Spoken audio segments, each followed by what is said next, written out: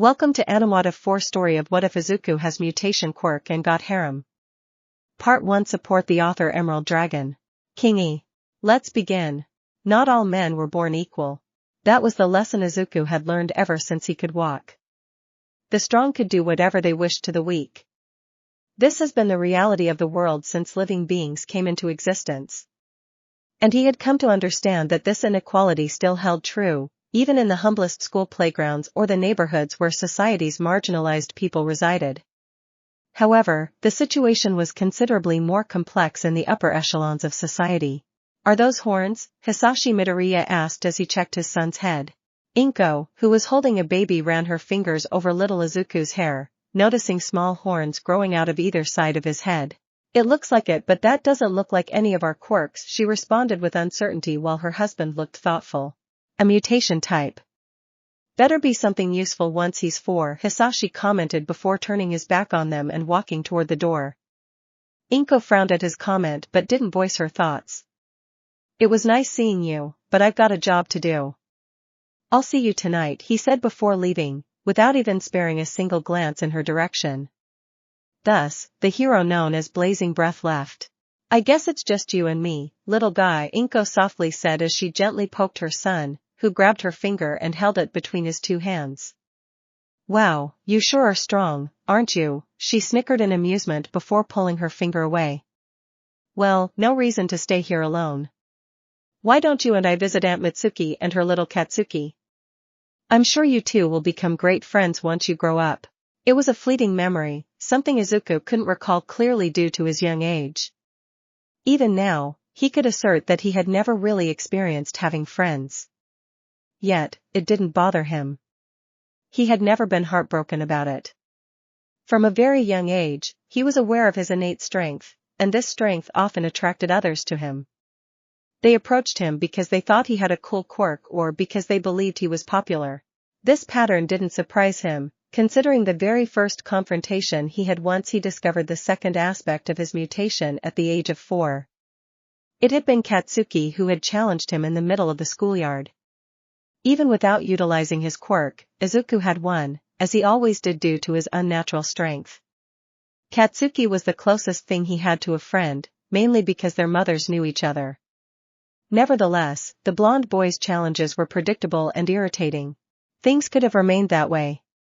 He could have just been an ordinary kid with a strong quirk and grown up using that power for his own benefit, living a comfortable and straightforward life.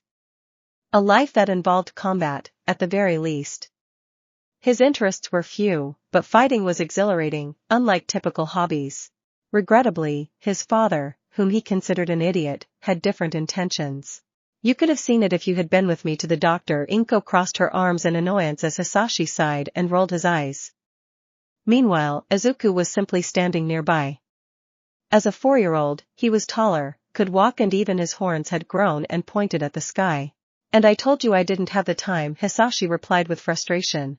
What were you busy doing? Do you think I don't watch the news? I know you haven't arrested anyone, so if it isn't hero work, what were you doing? Inko demanded an answer while tapping her foot. Something that'll get us rich someday. Now shut up. I want to see my son's quirk, Hisashi snapped, making Inko huff and look away. Go on, Izuku. Show your daddy what you can do. Alright, Izuku responded simply, without any desire to argue with either his father or mother. Displaying his quirk wasn't a complicated task. His body gradually transformed, with his nose and neck lengthening as his spine expanded. His hands and feet morphed into claws while his clothes vanished, leaving his skin adorned with green scales. He assumed the form of a serpentine eastern dragon, somewhat larger than his human form. Haha. A dragon. It really is a dragon.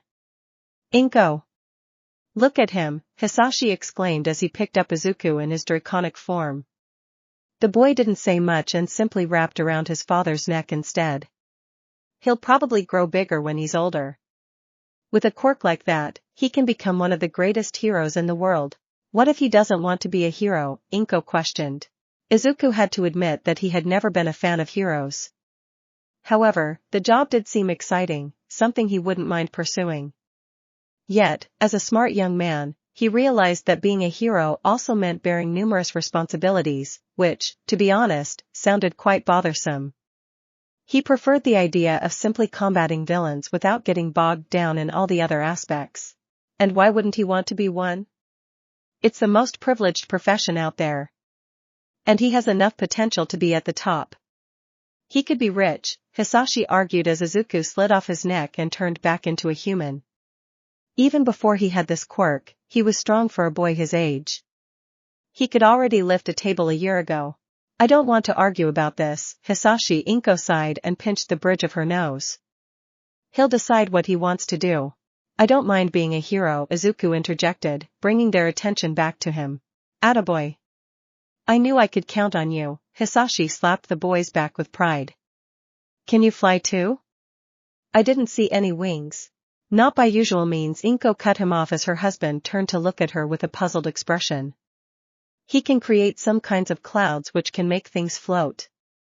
The doctor suggested he use them on himself to fly, and it worked, she explained as Hisashi nodded along. These could be useful, too, Hisashi remarked. Alright, it's decided. You're coming with me so you can see how a hero works. Could use some training, too, he grinned. Are you insane? Hisashi, he's a child, Inko stepped between the two of them. Izuku muttered impassively. He didn't mind seeing his father at work personally. Look, you will probably understand later, but training him now will be important for us, Hisashi grumbled, visibly fed up with the woman's words. Then, make me understand.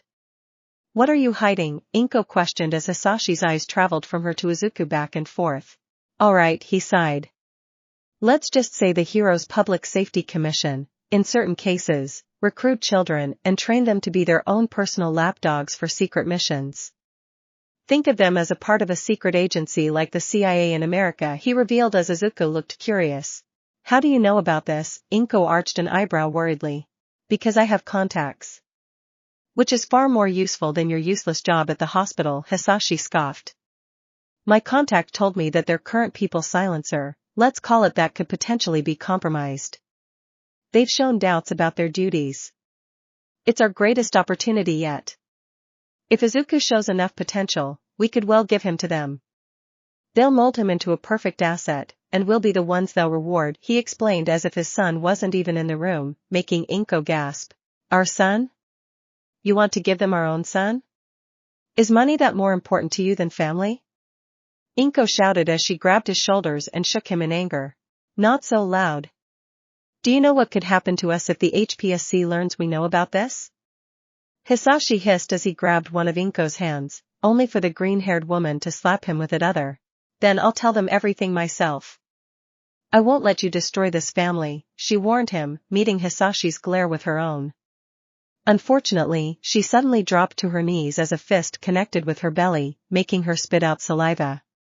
Izuku widened his eyes in surprise. Don't you slap me, dumb broad. I'm trying to give this family some prestige, he responded while his wife was holding her stomach in pain. He sighed, running his hand across his forehead. Come on, I didn't punch you that hard. Please just forget about whatever you heard, Hisashi Inko pleaded with tearful eyes. As if. I know my son, he's just like me, and I think he knows the opportunity this is, right, Izuku? Hisashi asked the green-haired boy with a grin. Izuku gazed at him without responding, leaving Hisashi to assume his silence as agreement. However, his son was merely processing his father's words. Did he want to trade him for money? Did he intend to sell him? To be exploited as a mere weapon? These notions were unfathomable for a child. He had always been taught that parents were meant to protect their own. Every praise from his father felt empty following that revelation. Each time he commended Izuku for his extraordinary strength during training, it served as a reminder that it was all to facilitate his sale to the HPSC, an organization he hadn't even known existed prior to his research on the internet. His father's explanations had raised many questions in his mind. Heroes were supposed to combat villains, weren't they? So, why were assassins employed by this agency? He didn't want to know. He didn't want to be a bargaining chip. True to his father's word, Izuku accompanied him whenever he wasn't at school to observe and learn the ways of heroes. He also received training. Initially, he held his father in high regard, believing that strength was a key requirement for being a hero. However, he soon discovered the harsh reality. Blazing breath, Hisashi shouted as he breathed a stream of fire out of his mouth and blasted a pair of villains away. Both of them dropped to the ground with scorch marks all over their bodies and burnt clothes.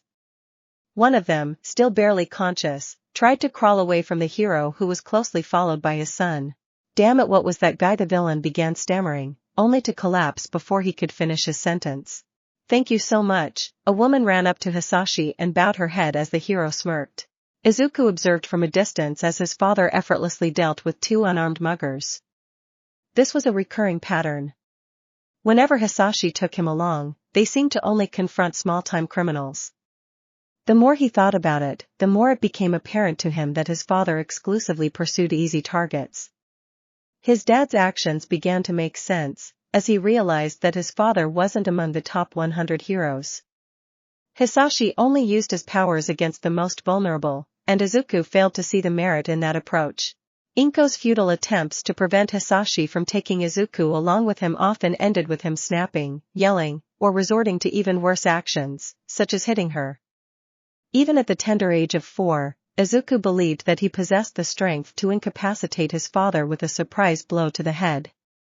However, his experiences outside had taught him a harsh lesson: the weak had no choice but to curse the strong as they were crushed beneath their overwhelming power. Even when he witnessed Katsuki bullying someone, he chose not to intervene, as he believed that helping the weak when he himself was strong enough to stay out of trouble was pointless. The real problem was that he, too, found himself beneath his father's control. And once Hisashi was done, the HPSC would be next in line if his father's plan succeeded. This was something he vehemently refused to accept.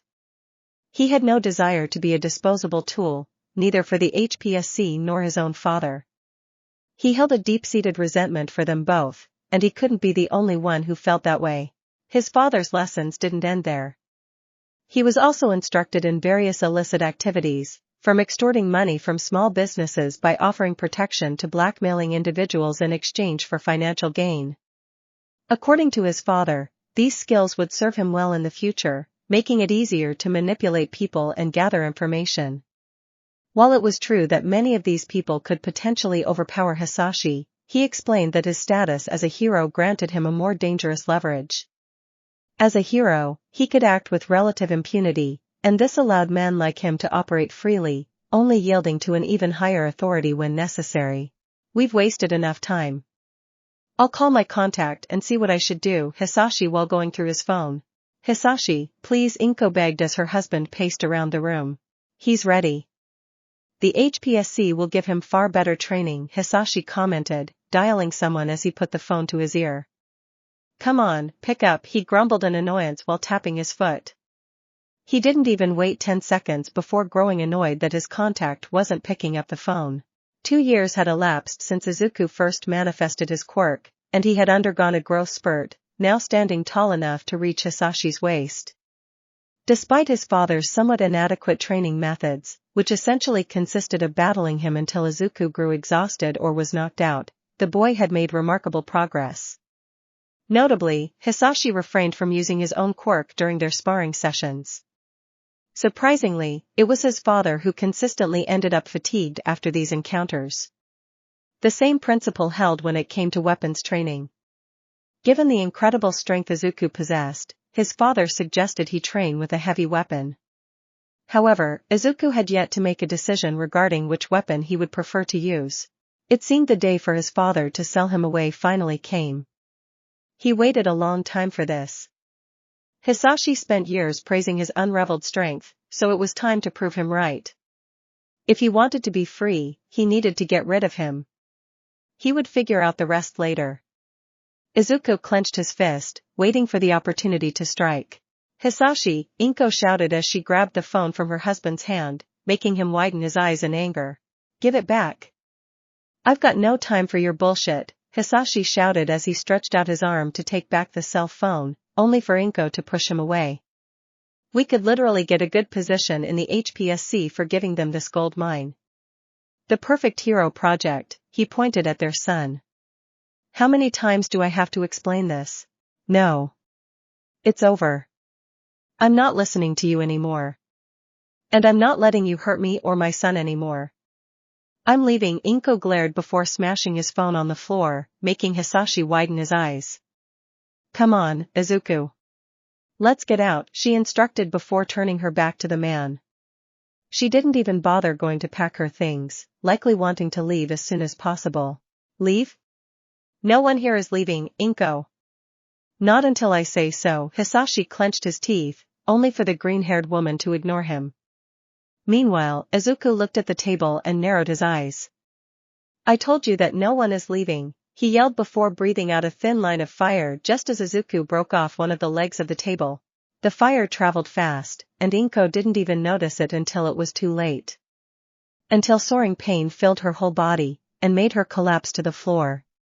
It was only when she saw her injury that she fully registered the pain.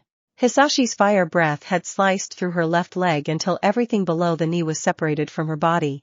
"Ah!" She screamed in pain as she grabbed her stump, tears rolling down her eyes. If the fire hadn't cauterized her injury, she would have been bleeding to death, right now. However, she couldn't really see the positive in her current situation. This wouldn't have happened if you had listened, Hisashi shouted with clenched fists before turning his gaze to her cut-off leg, lying a couple of meters away. Damn it! You think I wanted this? Look at what you made me do, he yelled as he walked toward her. Stop, someone ordered, making the older man pause and look at the origin of the voice. It was Izuku. And he was holding the leg of a table as if it were a bat. Your fight is with me, old man, he shouted. What the hell are you doing? Hisashi arched an eyebrow. Protecting your dumb mother? I thought you understood the opportunity I'm giving you, Izuku. She wants to keep it from you, he motioned at the other woman, who was still clutching her leg. No, Izuku replied. I just want to beat you until you can't move. You're getting annoying, old man, he grinned excitedly. Maybe instead of teaching you to fight, I should have taught you to respect your father first, Hisashi grumbled with clenched fists. I guess I'll start now, he added with some coming out of his nostrils. This simple act reminded Izuku of their time spent together, mostly watching fights or training.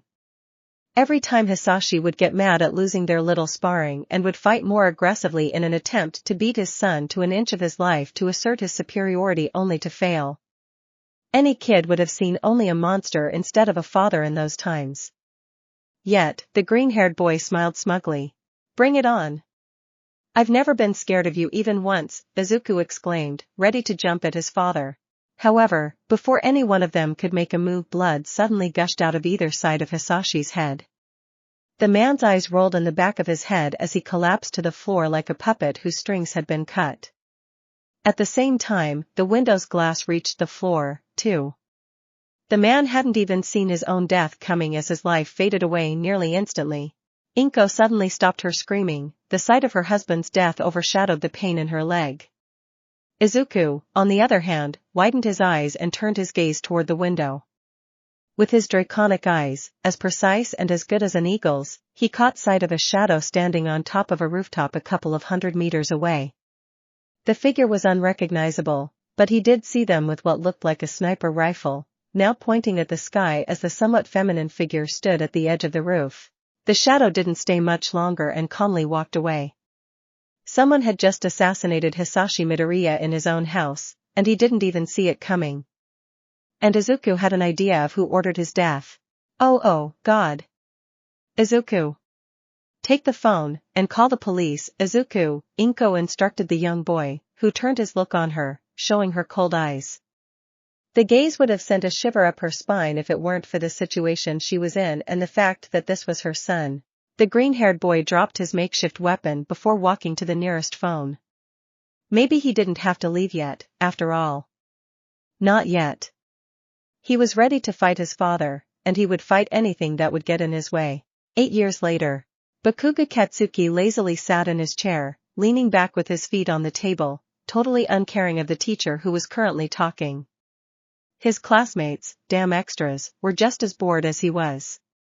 It was no secret no one liked school in general, and Aldera was even worse than normal school. It had no prestige at all. Which was why Katsuki was glad to be there. Because he would be the only one in this pathetic school to enter UA. Honestly, he was also probably the only one who would even become a hero here, since they were all extras who thought they were better than they actually were. Even his friends who were more lackeys had no value in his eyes. He didn't hate them or anything, he simply didn't think they would ever become heroes. Maybe they could become his sidekicks if they begged him for it. However, he was fully aware that his ambitions were unattainable. Not because he didn't think he would become a hero or pass UA's entrance exam. Because he was sure he wouldn't be the only one in the school to succeed. And that made his blood boil. At least, this wasn't an extra, but someone who could actually oppose him. Now for your orientations. Usually, I would hand out aptitude tests, but the teacher grinned as he showed a stack of paper in his hand, then threw it up in the air. You all want to go for the hero track, don't you? He laughed as all the students, except for Katsuki, showed off their quirks eagerly. Yes, you all have wonderful quirks. But there are many hero schools out there, and you must decide which one would suit you best. Now I have your wishes here, but he began as his eyes traveled around the classroom. Does anyone know where Midoriya is? He asked, only for a random student to raise his hand. Midoriya-san is late, but he should be here, soon, sensei, stated the student as most classmates looked nervous. Katsuki wasn't the only one who had lackeys in this classroom. Midoriya did, too. And if Fingers wasn't a childhood friend, he would have bailed on Katsuki a long time ago to kiss Midoriya's instead. Just as the teacher was about to say something, the classroom door was opened, pulling everyone's attention to it.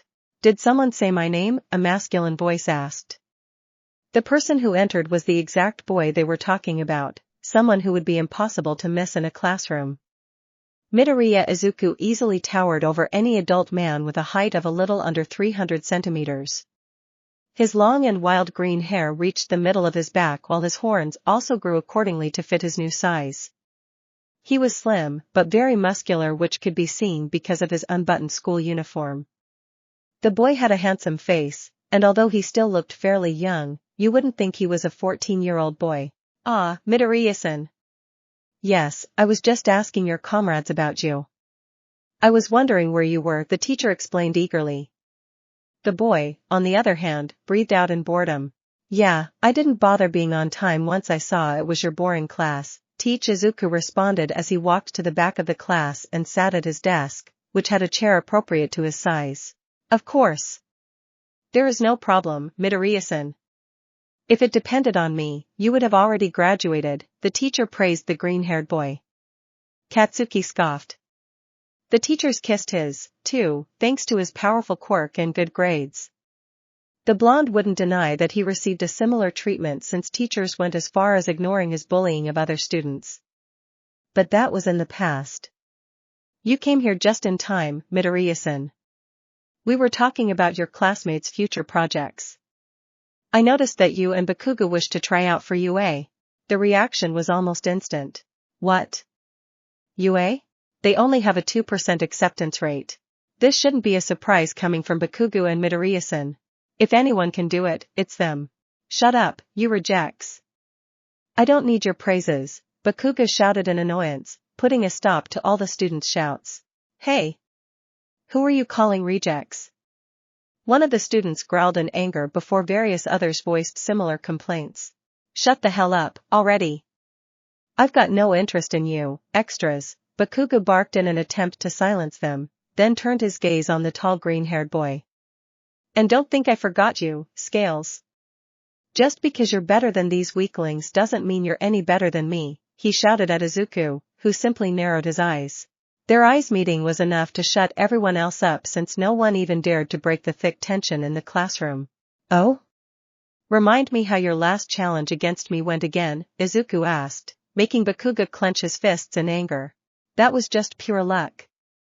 I couldn't even use my full strength, he retorted. True, he couldn't since they were on the school grounds, and quirk use was already heavily restricted, so you could imagine how much more it would be in school. However, and I didn't even need to use my quirk. I have no time to waste on you anymore, so don't get in my way, Izuku lazily replied while yawning, adding even more fuel to Bakugo's fire. Damn it, stop thinking you're above me. Don't come crying once I get first place in the UA entrance exam. As if that would happen, runt, Izuku glared before standing up, making everyone in the room flinch in fear. That was one other thing that ed Katsuki off. They weren't reacting like that when he got mad. They weren't even afraid of confronting him most of the time. Extras like them should respect him. Who are you calling a runt? Katsuki snapped back with sparks exploding in his palms. At least, he had this to argue against the green-haired boy, unlike these other weaklings. Now, boys, please. No fighting in class. The teacher tried to ease the tension while the two students continued their stare down. Pfft, what a joke, Izuku chuckled while shaking his head. You lost. Get over it. If you want to challenge me again, then I'll wait for you at the top. You think you'll be at the top before me? Katsuki growled, only for the green-haired boy to look at him with exasperation and pity. You idiot, I already am, Izuku scoffed. There was no teenager as strong as he was, and probably not many adults either. You could call it arrogance, but he knew better than anyone his own power. Katsuki started, only for Izuku to begin walking away to everyone's surprise. Today's class is even more boring than I thought, teach, so I'm leaving.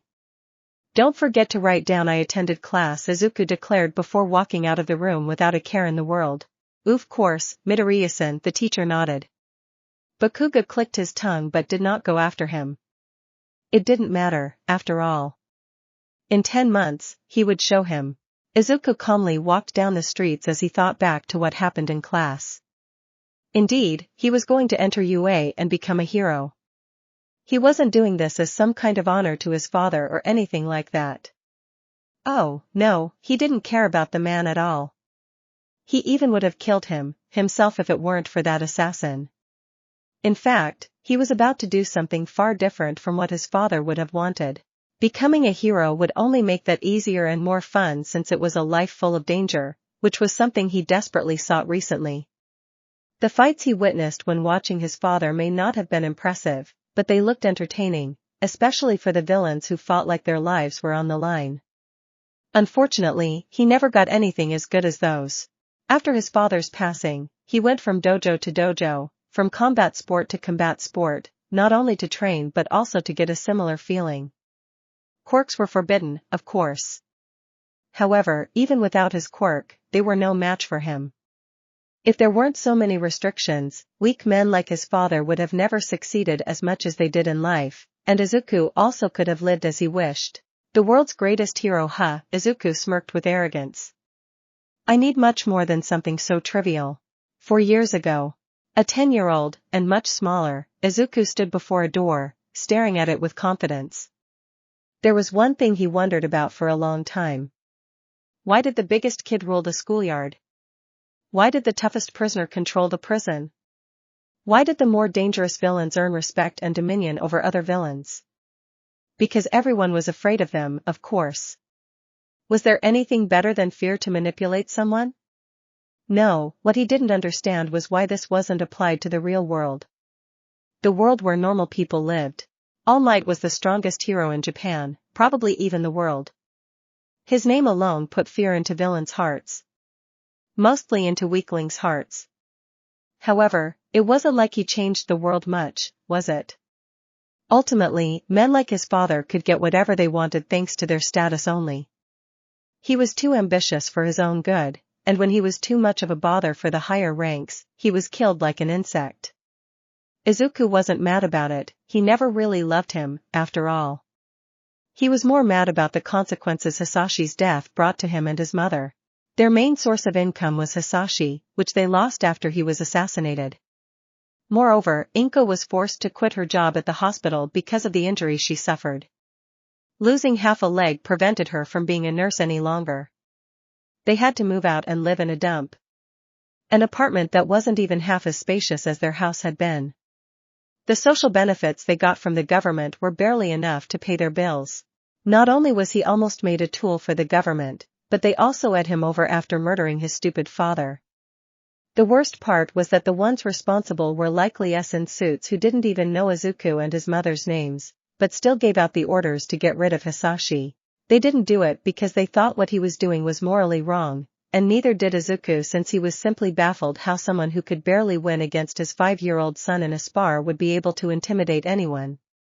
No, they removed him from the equation because he became a pain in there. Then they dared spout nonsense about fighting for the greater good and the people. What a load of bull.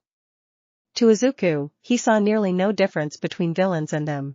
Nevertheless, his father had the right idea, somewhat. He needed to be stronger. If he wanted to make any change in the world, this would be necessary. The door he was staring at was the entrance of a dojo he found recently. He wanted to test his strength and the progress he made, here. It was a regular habit of this. His usual approach was to go in and challenge the best fighter directly. It helped that many of the facilities teaching combat didn't allow mutants. Clearly, their ego couldn't accept that some people would just be born stronger than them.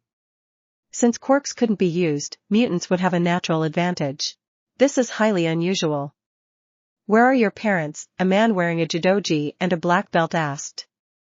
Meanwhile, several other people with similar attire but different belts threw glances at the boy and the judoka. My mom's home. I want to fight the best here, Izuku stated fearlessly.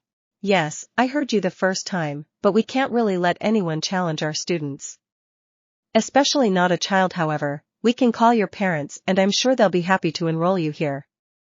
Then you'll get to challenge whoever you want, the judoka responded, only for Izuku to shake his head. No. I want a challenge now. And if I lose, then I'll enroll, okay? The boy confidently retorted. This must be a joke, the judoka grumbled under his breath while holding the bridge of his nose. Wait a second, it's not like the kid is doing anything wrong, let's give him what he wants and send him on his way, someone suddenly interrupted. Hirota. Are you sure? The adult Izuku was talking to turned around to address another man, another judoka with a black belt. He also seemed a bit bullier than the first one. Of course. I never back out of a challenge anyway, Hirota assured, much to everyone's surprise. You're the best here? Izuku asked with a raised eyebrow. Yup.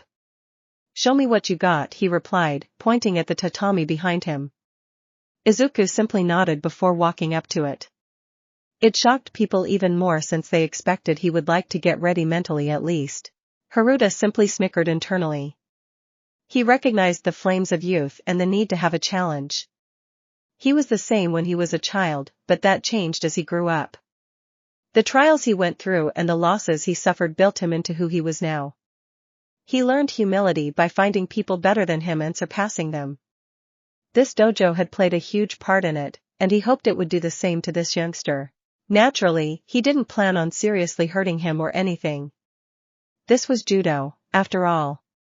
Sweeping him off his feet and lightly grappling him should be enough. He would just need to make sure those horns don't hurt him while doing so.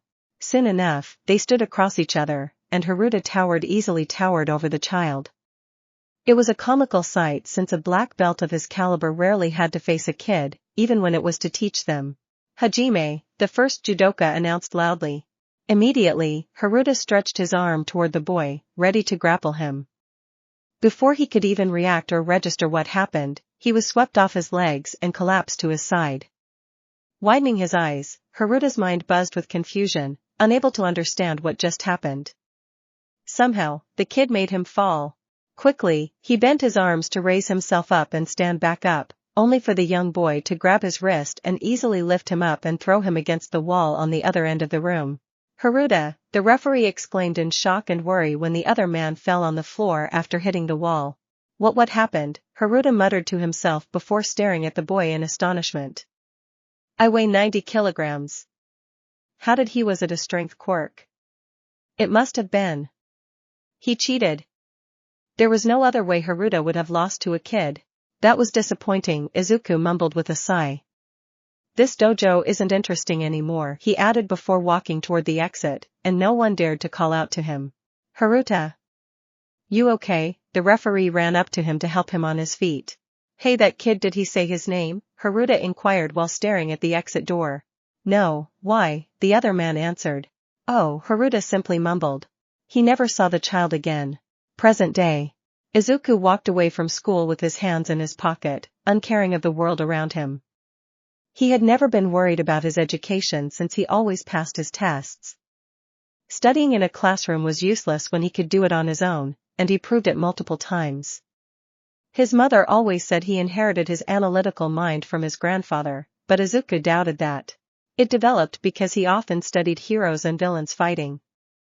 There was always a fight broadcasted on television, and sometimes, he was there on site. Learning to fight from watching other people, or even learning how their quirks worked, was more useful than anything. It would also prepare him for when he would enter UA. For now, he would do something a bit more useful than sitting in a classroom. Something interesting he discovered while walking around the more trashy territories of the city. While power alone could rule the underworld, money would always help. It would especially help when it came to his civilian life. After taking the train, Izuku found himself in the YYK district. There were only a few people outside, which was great for someone like him who wouldn't want to get the attention of unwanted onlookers. This neighborhood was especially great because nearly everything here looked suspicious, so nothing would ever seem out of place. Not even the coffee shop with closed curtains. Izuku knocked on the door with as little strength as he could muster. He was tired of breaking doors by accident. "We're closed," someone replied from behind the door, making Izuku roll his eyes. That meant he was supposed to say the password, and he would be let in, but he grew annoyed after some time. "For S sake. You know who I am." "There aren't many 3-meter-tall men here," he shouted. As expected, the person behind the door quickly opened it, grumbling under their breath along the way. Just get in," the doorman grumbled in annoyance. Izuku scoffed and lowered his head, so he could get inside. The inside looked nothing like a coffee shop. In fact, it was nothing but stairs going down. He was used to walking down this path, and it didn't make his blood pump as much as it did the first time, unfortunately.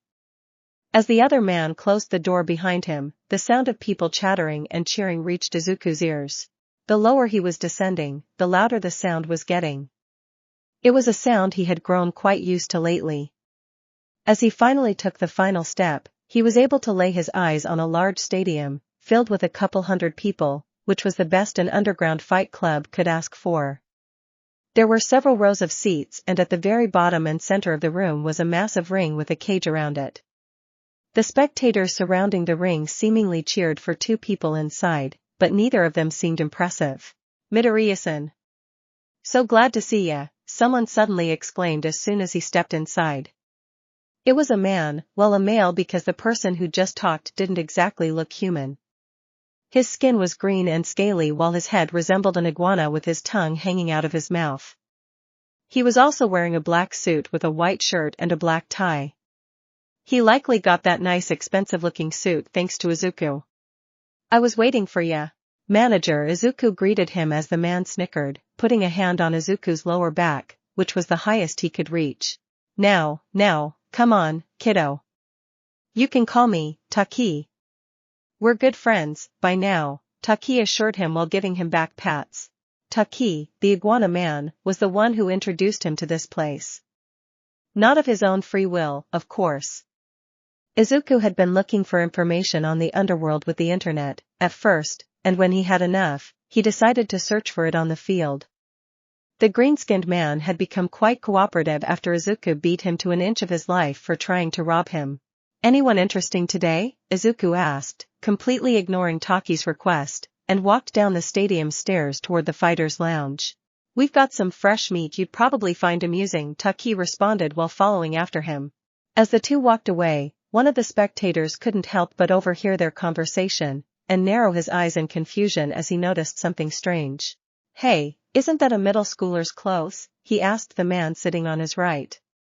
Indeed, even if they were huge, and the open jacket made Izuku look like a delinquent, it still resembled a middle schooler's outfit. "That's because it is, kid's apparently 14," the second man replied, grinning in amusement at his friend's shock. "What? He looks like a grown man. And not just because of his size. What's a kid doing here? He's a fighter in the ring. He's pretty good, too. I win every time I bet on him, but I've got no idea what his quirk is." "We call him Oni," he retorted, and it was easy to figure out where the name came from when looking at the boy's horns. The first man still doubted this was a place for a kid like him, though. Down in the fighter's locker room, Izuku sat on a bench, rubbing the bridge of his nose in annoyance. His manager, Taki, stood before him, his hands in his pockets. That's not the guy I wanted to fight. Did Pero refuse to let me fight the champion? Izuku questioned as Taki sighed. I didn't even ask him. Fighting Ryo is way too early for you, Izuku's manager responded irritatedly. What? I thought I told you I wanted to fight the champion? Izuku shouted before suddenly standing up and grabbing Taki by the collar, lifting him in the air while the iguana man gasped. Why, you must understand, Midoriya-san. This is the champion we're talking about. You're still a newbie. You only got a dozen fights under your belt. We should take it slow, this guy's too strong for you for now, Taki stammered fearfully, making the boy scoff. Too strong? That's exactly why I want to fight him, idiot. Talk to Ryo and tell him I want to fight the champion, and no one else. Going against weaklings is getting boring, Izuku ordered as he dropped the man on the floor. Alright, Taki retorted before springing to his feet and scurrying out of the room. That stupid kid will be the death of us. What does he plan on doing against Ryo? For S sake, he grumbled under his breath and fixed his tie. Izuku breathed out before sitting down again and leaning back. He already knew the Fight Club's manager would accept. After all, as Taki said, the middle schooler was a newbie. However, he was a promising one. It would be an entertaining matchup for the spectators, who would still most likely bet on the champion rather than the boy. The green-haired boy didn't care about the spectacle for the customers or about being the underdog. What he wished for was to be entertained, and he could only hope the champion would give him that. It seemed he got the first part of his wish, at least. Now, ladies and dirty crooks. Welcome to Pero's Fight Club for a thrilling and unexpected match. Today, I am delighted to announce that our dear champion Mad Ryo will fight against the new fresh meat. The middle schooler with 13 consecutive wins, Oni, the announcer declared excitedly and loudly through the room's speakers. Almost immediately after his announcement, the crowd burst into cheers and whistles, many of them shouting Ryo's name, and some of them screaming Izuku's pseudonym. Bet now and win big, you only have 10 minutes before the match starts. Unsurprisingly, most of the crowd jumped off their seats and rushed to the betting desk while Taki watched fearfully. There, you got what you wished for, he yelled while pointing at the ring. You can't back out anymore, he added, only for Izuku to huff in boredom. You're starting to annoy me, the younger man breathed out, glaring with only one eye at the lizard man, who stepped back with a shiver. Whatever. This is probably gonna be our last fight, so consider this the end of our deal. He shook his head before walking toward the ring. Of course, it is dumbass going to die, the scaly man groaned. Since this was an underground fight club, people died every day. Their bodies were disposed of in dumps, and their names were forgotten. Izuku had potential. The two of them could have made it big. But his stupidity would cost him his life. And here when that kid found him that day, he thought his lucky star was finally shining on him. Nevertheless, he still earned quite a lot thanks to him and his previous fights. Even if they lose, he would still earn something by betting against Izuku. It was good knowing him, but in the end, money mattered much more. With everything he got from these fights, maybe Taki could find another promising fighter and become their manager? That one could even be more obedient as well. Certainly not a pain in the like Oni. Make some noise for Oni. A boy, a massive one for sure, but a boy who remained undefeated in the ring. Could he be the one to dethrone the one and only champion? He asked the cheering spectators as Izuku entered the ring. And on the other side the champion who defended his title for over 100 matches. The one and only Mad Ryo. Will he finally find someone tough enough to take his punches? He declared when the crowd chanted Ryo's name while he entered the ring. This wasn't the first time Izuku had seen this. Every time the champion fought, people would chant his name. He was easily the most popular fighter, after all, and the one who survived the longest here. Ever since he had seen him fight, Izuku had wanted to test his strength against him. Ryo would usually just finish a match with a few punches, but he loved building up the tension, so he always prolonged the fights. When the one who was called a madman finally climbed on the ring, the green-haired boy was finally able to take a good look at him. He was far from being massive like Izuku was, but he was still pretty tall for an average non-mutant man since his height reached the middle schooler's belly. His well-built body and scars showed off his history of battles and training, and his short black hair certainly wasn't enough to hide his bloodlust eyes. Yes, that was likely why most opponents didn't survive against him. His thirst for blood was the reason fights didn't end until death. You look pretty strong for a kid. This might be fun, Ryo whistled as he looked at Izuku from down to up. But strength won't help you, he added arrogantly. We'll see, the middle schooler responded confidently. The fighters are in the ring. Lower the cage, the announcer ordered as a cage slowly descended from the ceiling to surround the ring. The second the cage touches the ring, the match will start, he declared, notifying the fighters to be ready. Ryo got into a fighting stance, raising his fists as he stared into Izuku's eyes. Seeing someone not get intimidated by his size was a rare sight for the green-haired boy, and it actually pumped him up a little. Izuku simply clenched his fists. Finally, the cage reached the ring. Ryo began excitedly, only for a fist to meet his face and interrupt him, throwing him against the cage, which he bounced off from. And Oni lands the first hit, the announcer declared with a shout as Izuku didn't give the champion any break and threw an array of punches all over Ryo's torso. He follows with multiple more punches, forcing the champion to back away. Damn it. He's actually gonna break my ribs, Ryo thought as Izuku's huge fist continued to relentlessly assault him, easily breaking his guard. However, that was fine. Even though the boy was stronger than he expected, this was still according to plan. This is starting to look like I'm fighting a punching bag, Izuku commented with boredom as he punched Ryo so hard in the abs that he threw him off the floor. The champion falls. For the first time, Mad Ryo's back falls to the ground, the announcer shouted while the champion punched the floor, slowly standing up again as he spat out blood. His face was swollen, and Izuku's fists even left red imprints all over his torso, but he could still stand. Suddenly, he flexed his muscles and slowly bulked up, making them grow larger with his fists and teeth clenched. There it is. The champion is using his quirk, the announcer stated as the crowd cheered. Meanwhile, Izuku simply stood a few meters away, staring at him with a stone-cold expression. Hee idiots, I've been using my quirk from the start, Ryo thought in amusement. His quirk, Absorb, granted him the ability to store any impacts he encountered during a fight within his body. His muscles would absorb the strength distributed by his adversaries, making each of his blows as potent as the combined power of the hits he endured. The sole drawback was that he had to endure those impacts initially, necessitating strengthening his body to withstand powerful hits. Nevertheless, this ability was entirely ineffective against ranged attacks, so any lowlife with a good ranged quirk would be an issue for him. However, in close combat situations like this Fight Club, it was an entirely different story. Here, he was unbeatable. His main strategy had always been to let his opponent hit him a few times, then counterattack after having enough power. Everyone else thought he was just making the fights longer for fun. This kid had so much power that it would be his shortest fight yet. Now, this is getting interesting, Izuku muttered as Ryo rushed him with an impressive speed for a man with such bulky muscles. Take this, Ryo grinned as he delivered a blow, which the boy didn't even defend against, right in his belly. Unsurprisingly, this was enough to push Izuku back and even make him spit out blood. Sorry, but not good enough, kid. This is how you kill someone, he shouted as he launched a flurry of punches against Izuku's chest and abs. The feeling of his punches seemingly sinking inside his enemy's flesh was enough to bring a large smile to the champion's face. 50 consecutive Demon Rush. The champion's ultimate move. Will Oni be able to stand up again?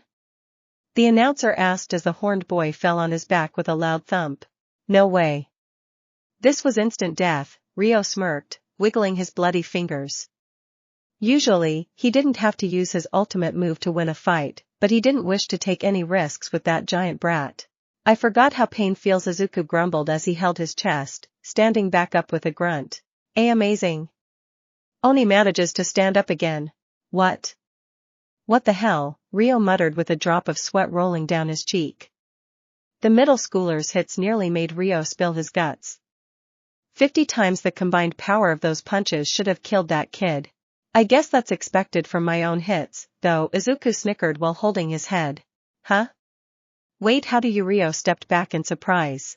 That's obvious for any idiots who watch you fight, the green-haired boy responded. It was true. He watched several of Rio's fights, and every time the champion bulked up, it was after taking multiple hits from his opponents. Izuku figured it was because he possessed some kind of power stockpiling quirk. Doesn't matter. I'll finish this, now. Rio gave him a toothy grin as he got ready to launch himself against the massive boy again. No need, you showed me all you had, already. This was a disappointment, Izuku replied after a sigh as his skin began shifting, growing scales and turning green. Huh, the champion blinked in puzzlement. He had no time to react before something slashed a large cut across his chest, causing a substantial amount of blood to gush out. His muscles quickly deflated as if they were a piercedune while Rio collapsed on his face, his eyes blank. Meanwhile, the scales over Izuku's arms slowly turned back into his regular skin. The champion has fallen. Against all odds, Oni has defeated him in the blink of an eye, the announcer declared. Many cheered at the outcome, but Izuku wasn't surprised to hear that most of the crowd wasn't happy to have lost their bet. The boy ignored their boos, though. He didn't get what he wished for in the end. What the hell was that quirk? KingE muttered as the cage rose and a few people entered the ring to carry out Rio. The lizard man gulped. No, it wasn't because he lost his bet, but because he was afraid of what the manager would say. They just beat the champion. It was Pero's golden goose. They would get killed for sure. No, he could still run, couldn't he? Yes. He'd talk to Midoriya and they would leave to make some money another way. They would get even richer. You, my boy, are going to be my golden goose, Pero, a bulky bald suit-wearing man, exclaimed with a cigar between his fingers. Huh? Really? KingE mumbled by Izuku's side. The two of them stood before the Fight Club's manager's desk, which was also guarded by two other men standing a meter away from Pero. The man had called them into his office, and KingE had wanted to straight up run away. However, Izuku decided otherwise and dragged him all the way here. At least, they gave them enough time so the horned boy would wrap his injuries in bandages. Of course. Here's your money, you too, Pero responded as he gestured for the two men behind him to come, which they did, and placed two briefcases on the desk. This is only the start, but as the new champion, you'll earn at least twice as much as you did before, kid, he guaranteed while KingE slowly approached one of the briefcases and opened it. There's so much, he shouted with his tongue hanging out excitedly out of his mouth. There's at least 75 million yen in there, he exclaimed to the open briefcase, which was filled with bundles of 10,000 yen bills. And you're telling me this is just the start? We'll get filthy rich, Midoriya-san, KingE shouted excitedly as Pero laughed. I think the three of us will have quite a profitable relationship, he stated before puffing out smoke.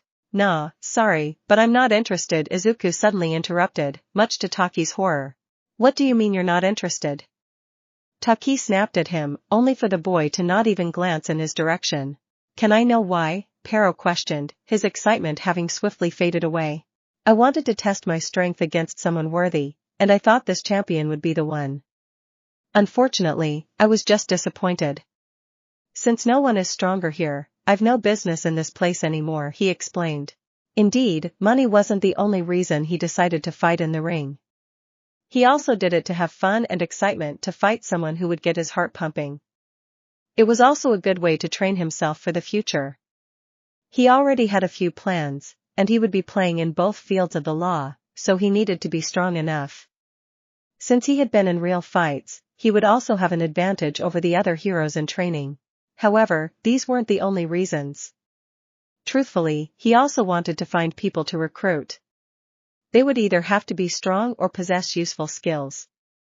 He needed allies he could either fully trust or be sure he could use for his own benefit. You're lucky Rio's alive, or else I wouldn't have any champion, right now. If that's what you want, I won't stop you, Pero responded before taking a puff of his cigar. But don't you want to earn money? I can find another way to do that.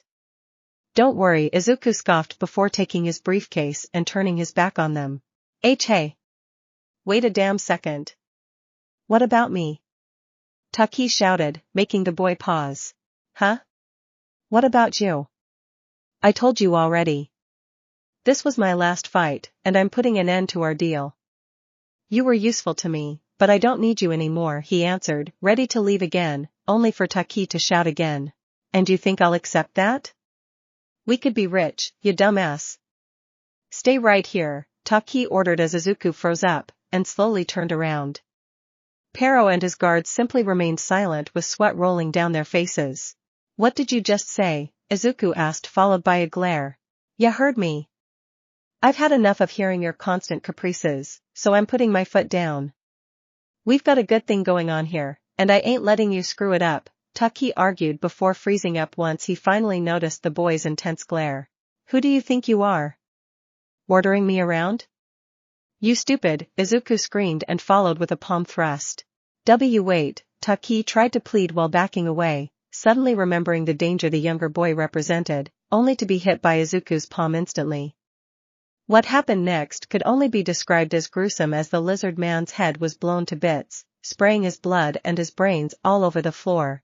Surprisingly, Pero remained impassive, not caring at all that someone had just been murdered in his office. The guards were a different matter as they grabbed their handguns and held them defensively, ready to shoot at the horned boy if he made any sudden moves toward them. Taki's death was nearly instant as even his still-twitching body hadn't processed it yet. The fact that Izuku did this so easily was enough to make shivers run down their spine. I'll take his share, Izuku simply said as he grabbed Taki's briefcase, too. Outstandingly enough, there was no trace of blood on his palm. It was as if the impact was such that it projected all of Taki's life juice directly out of his skull before it even made contact with the boy's hand. Wait, Pero called out to him. Take this, he said as he handed Izuku a piece of paper. What's this? The horned boy asked after grabbing it. It looked like. It's a phone number. An information broker whose name's Jiren. He could probably help you make some money or for some other things if you ever need to, Pero responded. I see. Thanks, Izuku simply retorted before walking out of the office and closing the door behind him.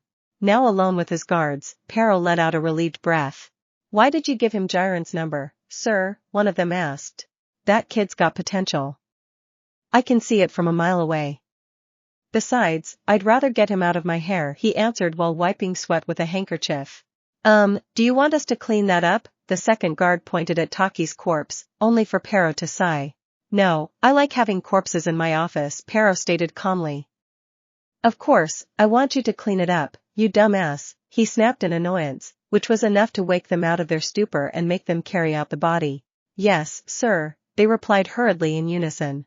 That kid's really got some crazy strength, Pero muttered while leaning back on his chair.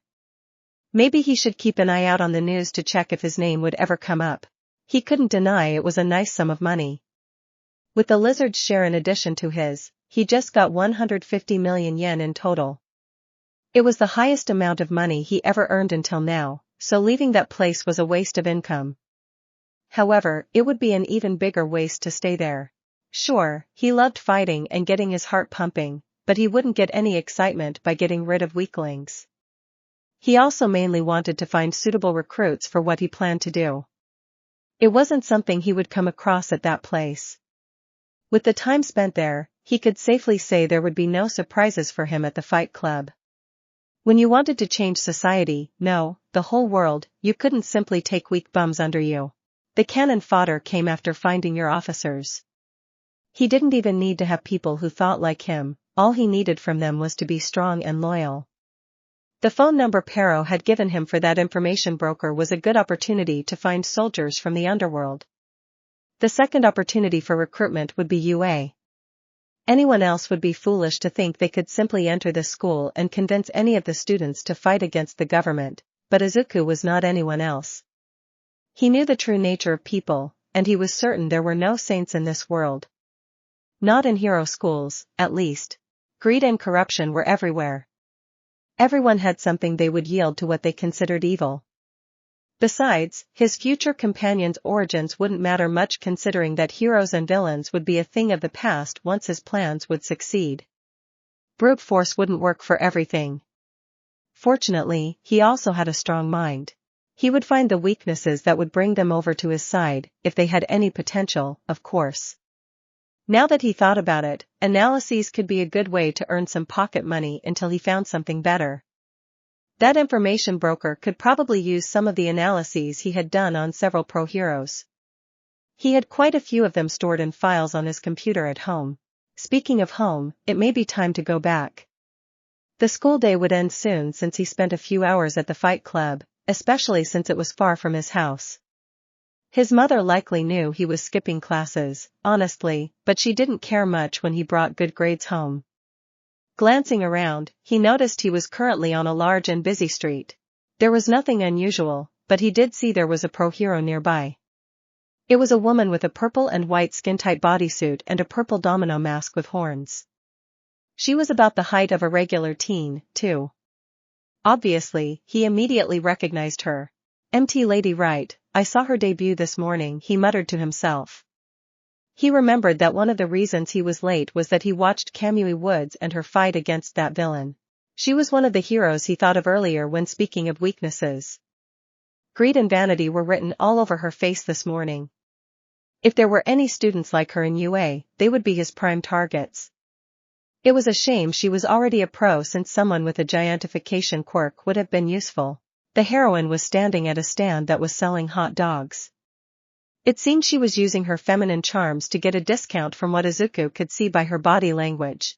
Izuku scoffed. Maybe once he possessed more assets and resources, he would come to her with an offer. He hoped for her that she would accept when that happened. However, for now, he still had somewhere else to be. As the horned boy stepped on a manhole cover and slowly walked away, green sludge hesitantly slipped out. A pair of eyes peeked around with panic. "There are a ton of people around. There's no way I can sneak away here." "Why did that have to chase me?" the sludge complained with mumbles while still looking around. "Maybe if I could find someone with a nice quirk," he grunted until his eyes finally settled on a large green-haired boy. "Oh. That guy's huge. He's gotta have a strong quirk. All Might doesn't stand a chance, he sniggered before quickly slipping out of the manhole and dashing toward the boy. As if he had sensed the upcoming attack, Izuku dropped one of the briefcases and turned around, throwing his punch toward the living sludge. "Sneak attacks don't work on Meihei," clicked his tongue in annoyance, only to see his arm penetrating the sludge without doing any damage.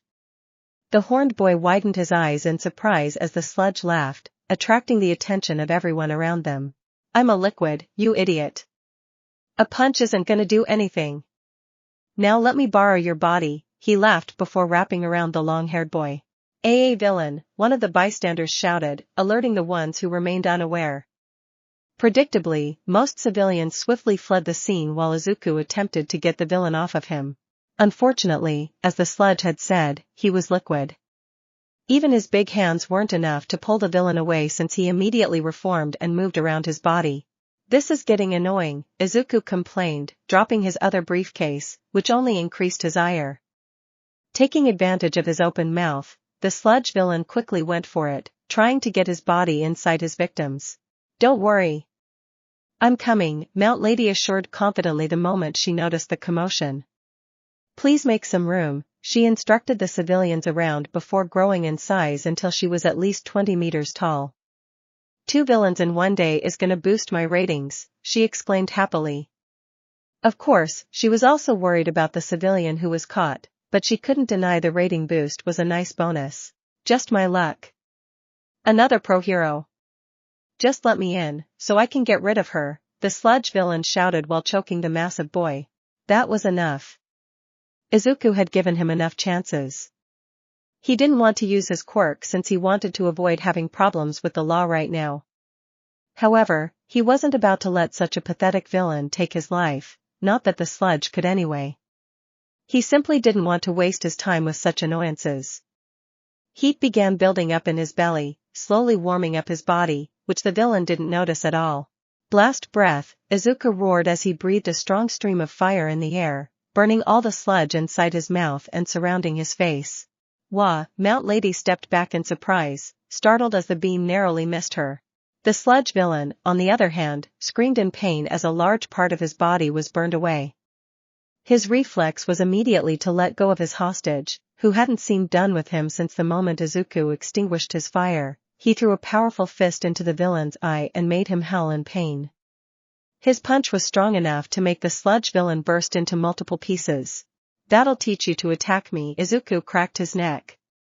Since the villain wasn't reforming, he was either dead or unconscious, but the green-haired boy doubted he killed him. "Hey!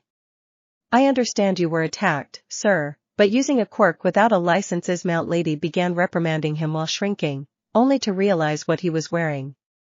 "You're a middle schooler?" she asked in shock while looking up. "Huh? Yeah, I am." "What's the issue?" he inquired as he bent over to pick up one of the briefcases, then noticed the second one was a bit further away. "You look like a 30-year-old man. And firstly, you should button your jacket," Mount Lady pointed out before walking over to the second briefcase to help him get his stuff. "Secondly, you shouldn't use your quirk without a license, that's vigilantism." "But I guess I can be a little lax considering the situation," she explained as she widened her eyes once faced with the case, which was slightly open because of the drop. She could clearly see there was quite an amount of money inside. "I was just defending myself," Izuku simply stated as he hurriedly grabbed the second briefcase before the pro-hero could take another look.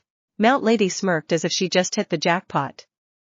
The way the horned boy didn't seem to care about the rules, as if he could get away with anything, added to the sum of money he carried, painted a clear picture in her mind.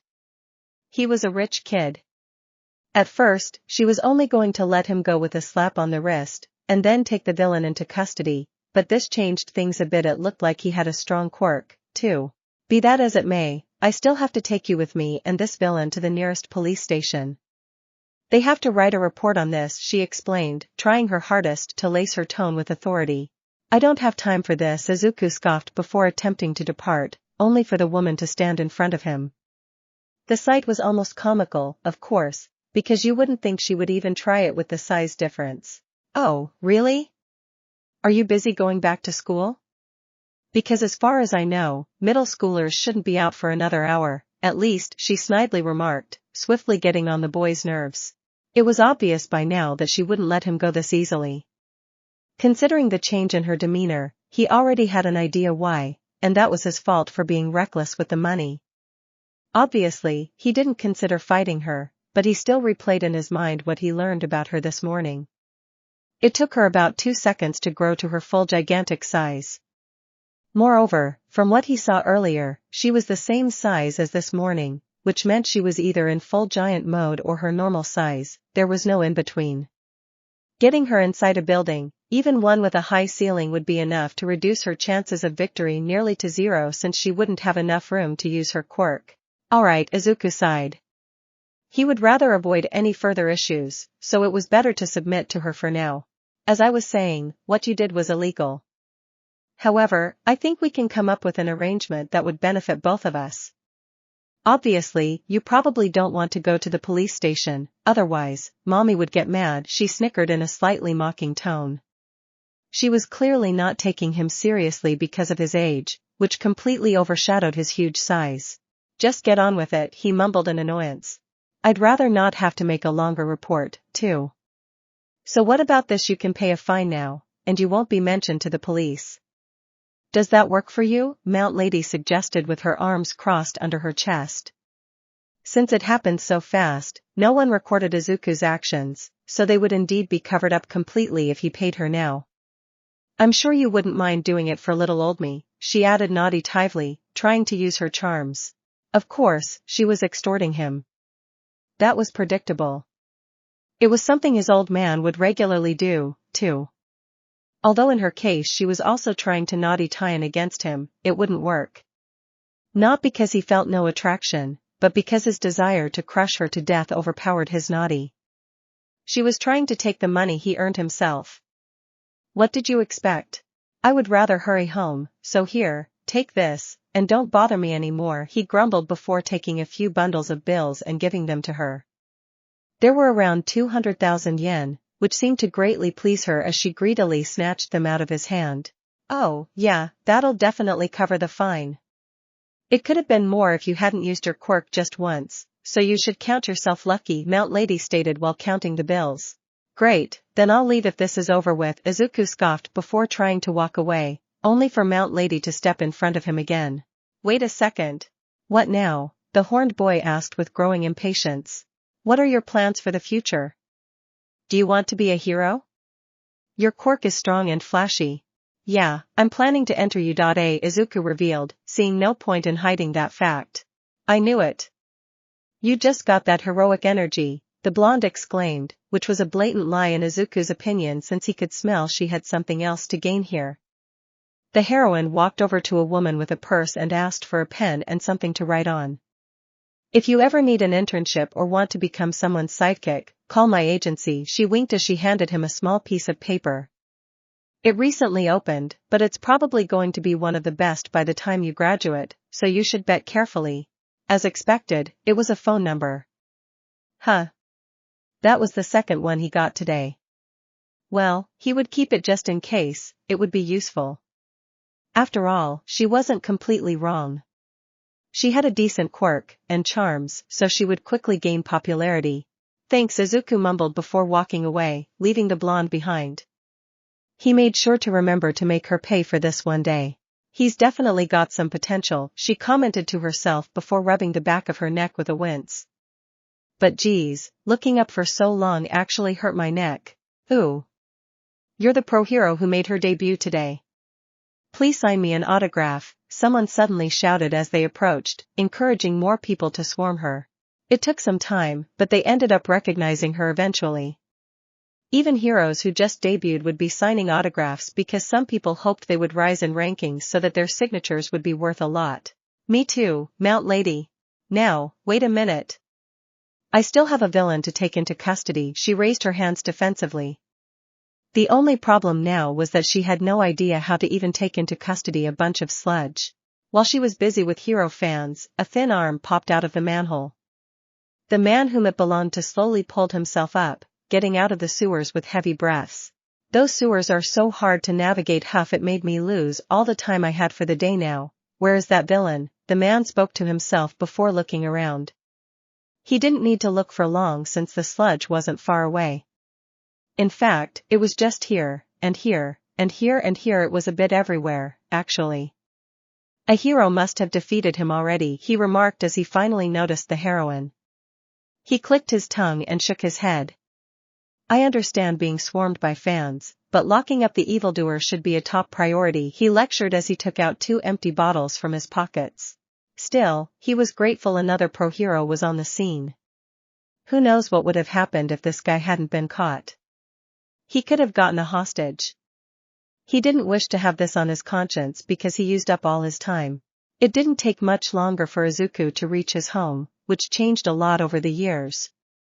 After Hisashi's death, they were forced to move into a small apartment, which quickly became too tiny for someone like Izuku who was only growing bigger and bigger. Thanks to his size, which was considered a handicap, they received several benefits, so they could have a larger home. Naturally, the horned boy also brought some money lately with his fights in the underground fight club. Thanks to these factors, they now had a modest house, with ceilings barely high enough for Izuku to stand inside. However, it was an acceptable abode for now. When he came in, his mother was in the kitchen, which was visible from the living room, cutting up vegetables with a kitchen knife. Is that you, Izuku? She called out to him without turning around. Yeah, he answered as he put his briefcases on the table, not even bothering to hide them. What are you doing? He asked as his mother put the cut vegetables in a bowl before coming to meet him. Preparing dinner for tonight, she responded, showing her face. The green-haired woman hadn't changed much during all these past years. She was tall and slim, looking like she regularly exercised to keep her shape. Her long hair was tied in a ponytail just as usual, and she wore a yellow cardigan with a green skirt. However, there were major differences. While her eyes held a joyful light when Izuku was born, now they seemed exhausted and on the brink of giving up. She was fired recently and had been overworking for years. The reason was the other major difference: her leg. The leg she lost below the knee had been replaced by a prosthetic that was a bit primitive, but they couldn't afford anything better. Most of it was just a metallic stick with a foot on the end. Inko had no choice but to limp most of the time. So, how was school? She asked, only for Izuku to wave in dismissal. The same as every day, he replied before taking one of the briefcases and leaving the second on the table. Here, take this. It's for you, he stated, then left before she could say another word. Oh, thank you, she thanked him as she opened the case, looking at the money with an impassive expression. She didn't ask him about it. She never asked questions about what he did outside of home or school.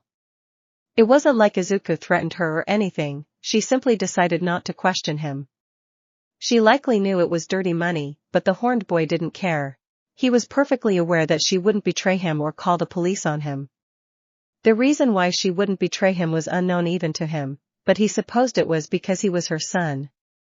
It was that simple. When he finally reached his room, he came in and locked the door behind him.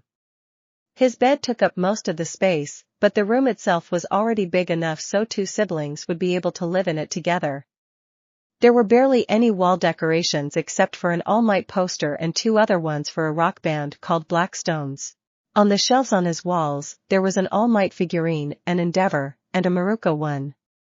Between all of them also stood a dragon. There was also a katana on a stand across his bed. Izuku threw the briefcase on the bed before sitting at his desk, where his computer was. He didn't want to relax just yet since he got an interesting phone number from Pero. He also left the piece of paper with Mount Lady's agency number nearby in case he ever needed it. He needed to look over his analyses before thinking of selling any of them. After all, if he gave them away, then they would become useless. The reason was simple really. He was aware whoever bought them would use them to kill the heroes the analyses are about, which would ultimately render them useless. Izuku wrote these so he would be able to fight anyone by developing his analytical skills. He looked at Jiren's contact information. He would also need a burner phone now that he thought about it, but this could wait. He tapped the number in, grumbling because of his big fingers and the size of the smartphone before raising it to his ear and holding it with 2 fingers. The phone was ringing, which was a good start, but the man wasn't picking up immediately. He was either busy or simply didn't trust an unknown number. However, after several seconds, someone picked up. Is this Jiren? Izuku asked before the man on the other hand had the opportunity to talk. Who's asking? A gruff voice replied in apprehension. He was careful, it seemed. Someone who wants to do business. I've got something interesting I could sell, Izuku responded while Jiren, he presumed, hummed. That, I expected. Who gave you my number? He questioned. Pero, Izuku simply answered. He could have given Pero's full name, but if Jiren was the real deal, then he should know the man's name. Oh. Did you fight in the ring or did you bet? Jiren asked, suddenly growing more trusting. I fought, but I don't anymore. That's why I need money, the horned boy explained. If Pero gave you my number, then you must have something worthwhile. Alright, I'll hear you out, but we shouldn't talk over the phone. Whatever you want to sell, bring it to me to the address I'll send you, Jiren stated as Izuku nodded along. Will you be alone? Yeah. I hope there will be no surprises, he replied. His tone was light, but the threat hidden behind his tone would be hard to miss. Don't worry. I'm a professional. I won't ruin a business relationship before it even started, the man on the other side of the line reassured him. Alright, I'll hold you to that, Izuku responded as Jiren hung up. Only a few seconds later, the boy received the address through a text. It didn't specify when he should be going to that place, but he sure wasn't going there now. He was still in his middle school uniform, and he wanted to have dinner, too. First, he changed into a better outfit, which was all black and consisted of an open leather jacket with spikes on the shoulders, leaving his chest bare, and tight leather pants with boots. He also wore spiked bracelets. All in all, he didn't really have the look of a future student in heroics. After that, he looked up Mount Lady's agency, trying to find the most information possible on it. Of course, all of it was public knowledge, so its usefulness would be limited. It reminded him that he needed an information collector who would work under him. Izuku couldn't exactly sneak around with his massive body. The best way to actually gain some information would be to have an internship there once he entered UA, but he wouldn't do that. Someone like him deserved a pro hero in the top 10, at least. Right before dinner, he looked through some of his files again and picked 2 of them before transferring them to a USB key. It contained everything he managed to analyze on the hero's air jet and master driller. This should be a good start, and Jiren would also see he was trustworthy. Inko didn't have any special reactions after he told her he had to go somewhere that evening. She didn't question him or anything, and he didn't expect her to. All she did was tell him to be careful as he exited the house. He was always careful, but he had to admit everything was going faster, now. It wasn't the first time he had done something illegal, but he was now ready to fully enter the underground world. Meeting Jiren was only the first step. Izuku glanced at his phone while looking around. He carefully followed Jiren's instructions to find where he was supposed to meet him, but he was still having difficulty finding the place. He expected it would be in a district similar to the one where the underground fight club was. Meaning, something poorly frequented, and with little to no heroes. However, this looked like any regular street you would find in the center of Muzutafu.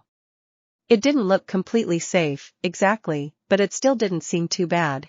He guessed hiding in plain sight wasn't a bad option. If Jiren was only an information broker and helped get two groups or people in contact, then he would not need to be overly sneaky as he did nothing too suspicious. Nonetheless, people smart enough to hide in the light rather than in the shadows were often the most efficient monsters. Maybe Izuku did make a good decision by getting in contact with him. Suddenly, he stopped in his tracks and turned left. There, standing in front of him was what seemed to be a cabaret. He was hesitant to go in since he wasn't sure this was the place. After all, Jiren didn't send him a full address, only the name of the street. He only added in his text that they would talk about their deal over a drink. This cabaret was the only place where you could order a drink on this street, so he supposed he should go in and check. Putting his phone back in his pocket, he went in, pushing the door open while slightly leaning down so his head wouldn't hit the top of the doorframe. He immediately ate an eyebrow in surprise once he was inside. Only a few people were sitting at the tables and with only light drinks. Sure, the cabaret's atmosphere was pleasant since it was peaceful, and the soft musical ambience did well to soothe someone's spirits. However, he expected the place would be louder and more vulgar considering it was likely often the meeting place of various villains. It was no wonder no hero found this spot. No one would think they would find many criminals here. He had no idea what Jiren looked like, nor did he want to question every person about him here since it wouldn't be discreet at all. Instead, he figured he should just buy a drink, and the man would likely figure out he was the one he communicated with on the phone. The bartender, who was cleaning a glass, slightly widened his eyes as he looked up to Izuku's tall form approaching the counter. "What can I get you, big fella?" the bartender inquired once Izuku sat at the counter, on a stool that could barely fit someone his size. "Give me a glass of sake," the horned boy ordered. He never had alcohol before, but he supposed there was a first time for everything. Since everyone always mistook him for an adult, he was aware he could buy a drink in any bar and no one would ever check his ID. It probably didn't matter in this place though, considering the activities happening there. He knew his mother often drank sake while he was at home or at school, so he always guessed it tasted good. Now was the perfect time to check. "Here you go," the bartender stated as he placed the glass of sake in front of the massive boy. "Thanks." "Keep the change," Izuku replied before giving him a bill, and immediately taking a sip of his drink after that. It slightly burnt his throat, but it did nothing beyond that. He liked the taste, but he felt like he would need much more alcohol to get affected by it. When he expected it the least, the smell of cigarettes invaded his nostrils, making him glance to his left. A man stood there, leaning on the counter. He looked middle-aged and had gray hair with round glasses. With the missing tooth, the goatee, and the cigarette in his mouth, he looked like one hell of a sleazy. "I'm guessing you're the one I had on the phone earlier?" the man, presumably Jiren, asked with a mischievous smile. "I am, and you must be Jiren." "How did you know it was me?" Izuku responded, making the man grin with confidence. "I've never seen you here before, and I'm also a pretty good judge of character. I can just tell by looking at your face that you aren't here to play around," he explained before walking away. "Let's get a more comfortable seat. Take your drink with you," he suggested before walking toward a nearby table. The booth was a bit too tight for Izuku's liking, but he didn't complain. He was used to having his size being a drawback for possibly anything he did. "So, are you new in the field?" "I don't think I've ever heard of you before." Jiren started the conversation as he took a puff of his cigarette. I've only been in underground fights, but apart from that, I haven't really done anything yet, Izuku replied, figuring he could tell him since it wasn't something that could be used against him. I figured since you knew Pero. Do you mind me asking how you got into this life and your goal? It could help me find you what you want. That depends. You want to work for me? Izuku questioned with a raised eyebrow. Of course, he wouldn't just spit out his plans and goals to anyone, especially if they weren't even working under him. Jiren slightly widened his eyes in surprise, then laughed out loud. You're a funny one. But I can tell you're not the type to tell many jokes. Jiren leaned back. You said you wanted to do business? I need a new source of income, and I've heard from Pero you were an information broker. Information is exactly what I have, Izuku explained, making the older man arch an eyebrow in interest. Oh? What type of info? Blackmail material? On a pro hero or another villain? Information on a big score could be good, too, he listed excitedly. How to kill a pro hero. Is that good enough for you? Izuku suggested as Jiren paused in surprise. Suddenly, the older man's eyes gained a malicious glint. Oh, you really aren't the joking type. You've come to the right place, Jiren muttered as he silently gestured around him. The horned boy didn't need to look around to feel the heavy aura of hate the customers around felt for pro heroes. That much murderous intent wouldn't have gone unnoticed by anyone. However, Izuku stayed impassive. He knew this intent wasn't directed at him. Even if it was, he had nothing to fear. He didn't fear anyone. I've got some analytical skills some of your partners could find interesting, Izuku stated before taking a flash drive out of his pocket and putting it on the table. It contains every information I could get on the quirks of 2 pro heroes. It has their strengths and weaknesses as well as the way to beat them, he explained. I see. I don't doubt I can easily find a buyer for this, Jiren stated as he lifted the flash drive and looked it over. How much can I expect for it? The green-haired boy asked while the older man hummed.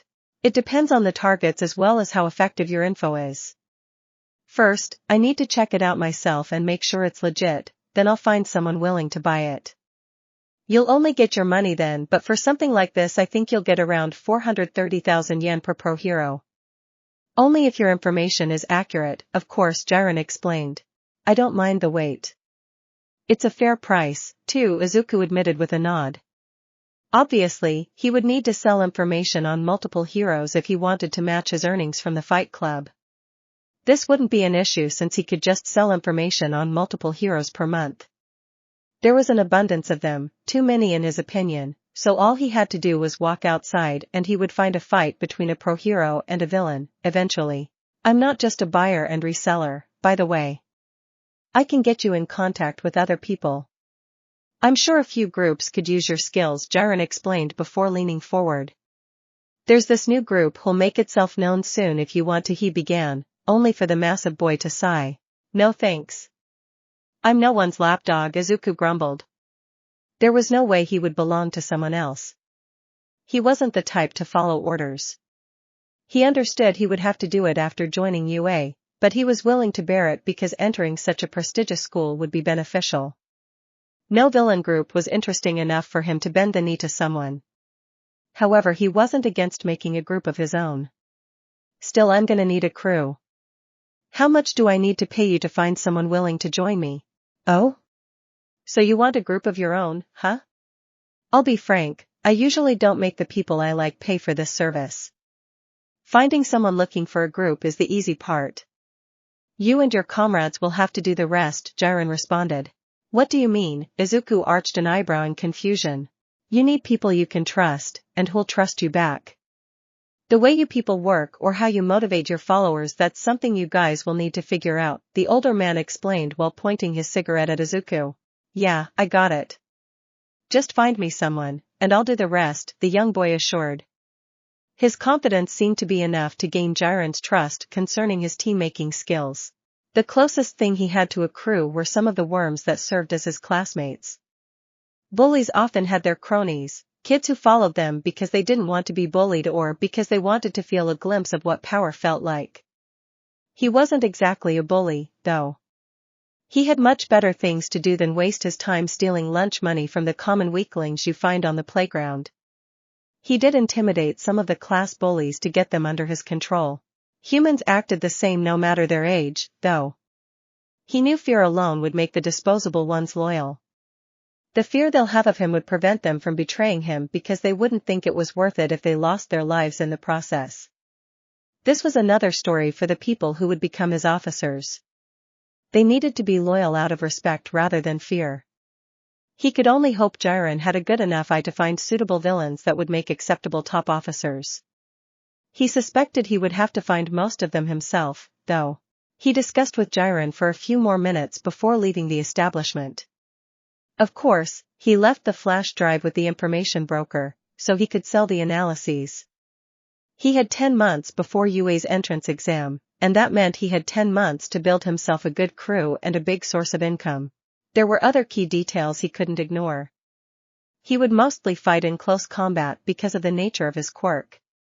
He couldn't turn into a full dragon just anywhere, especially if he wanted to hide his identity.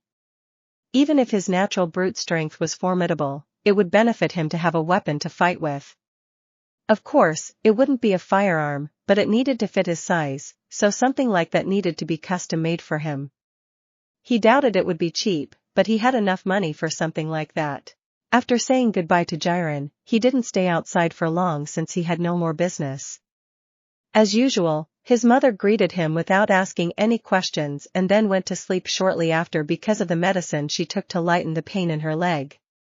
Since he gave her a portion of the money he earned, he wondered if she would use it to get a better prosthetic.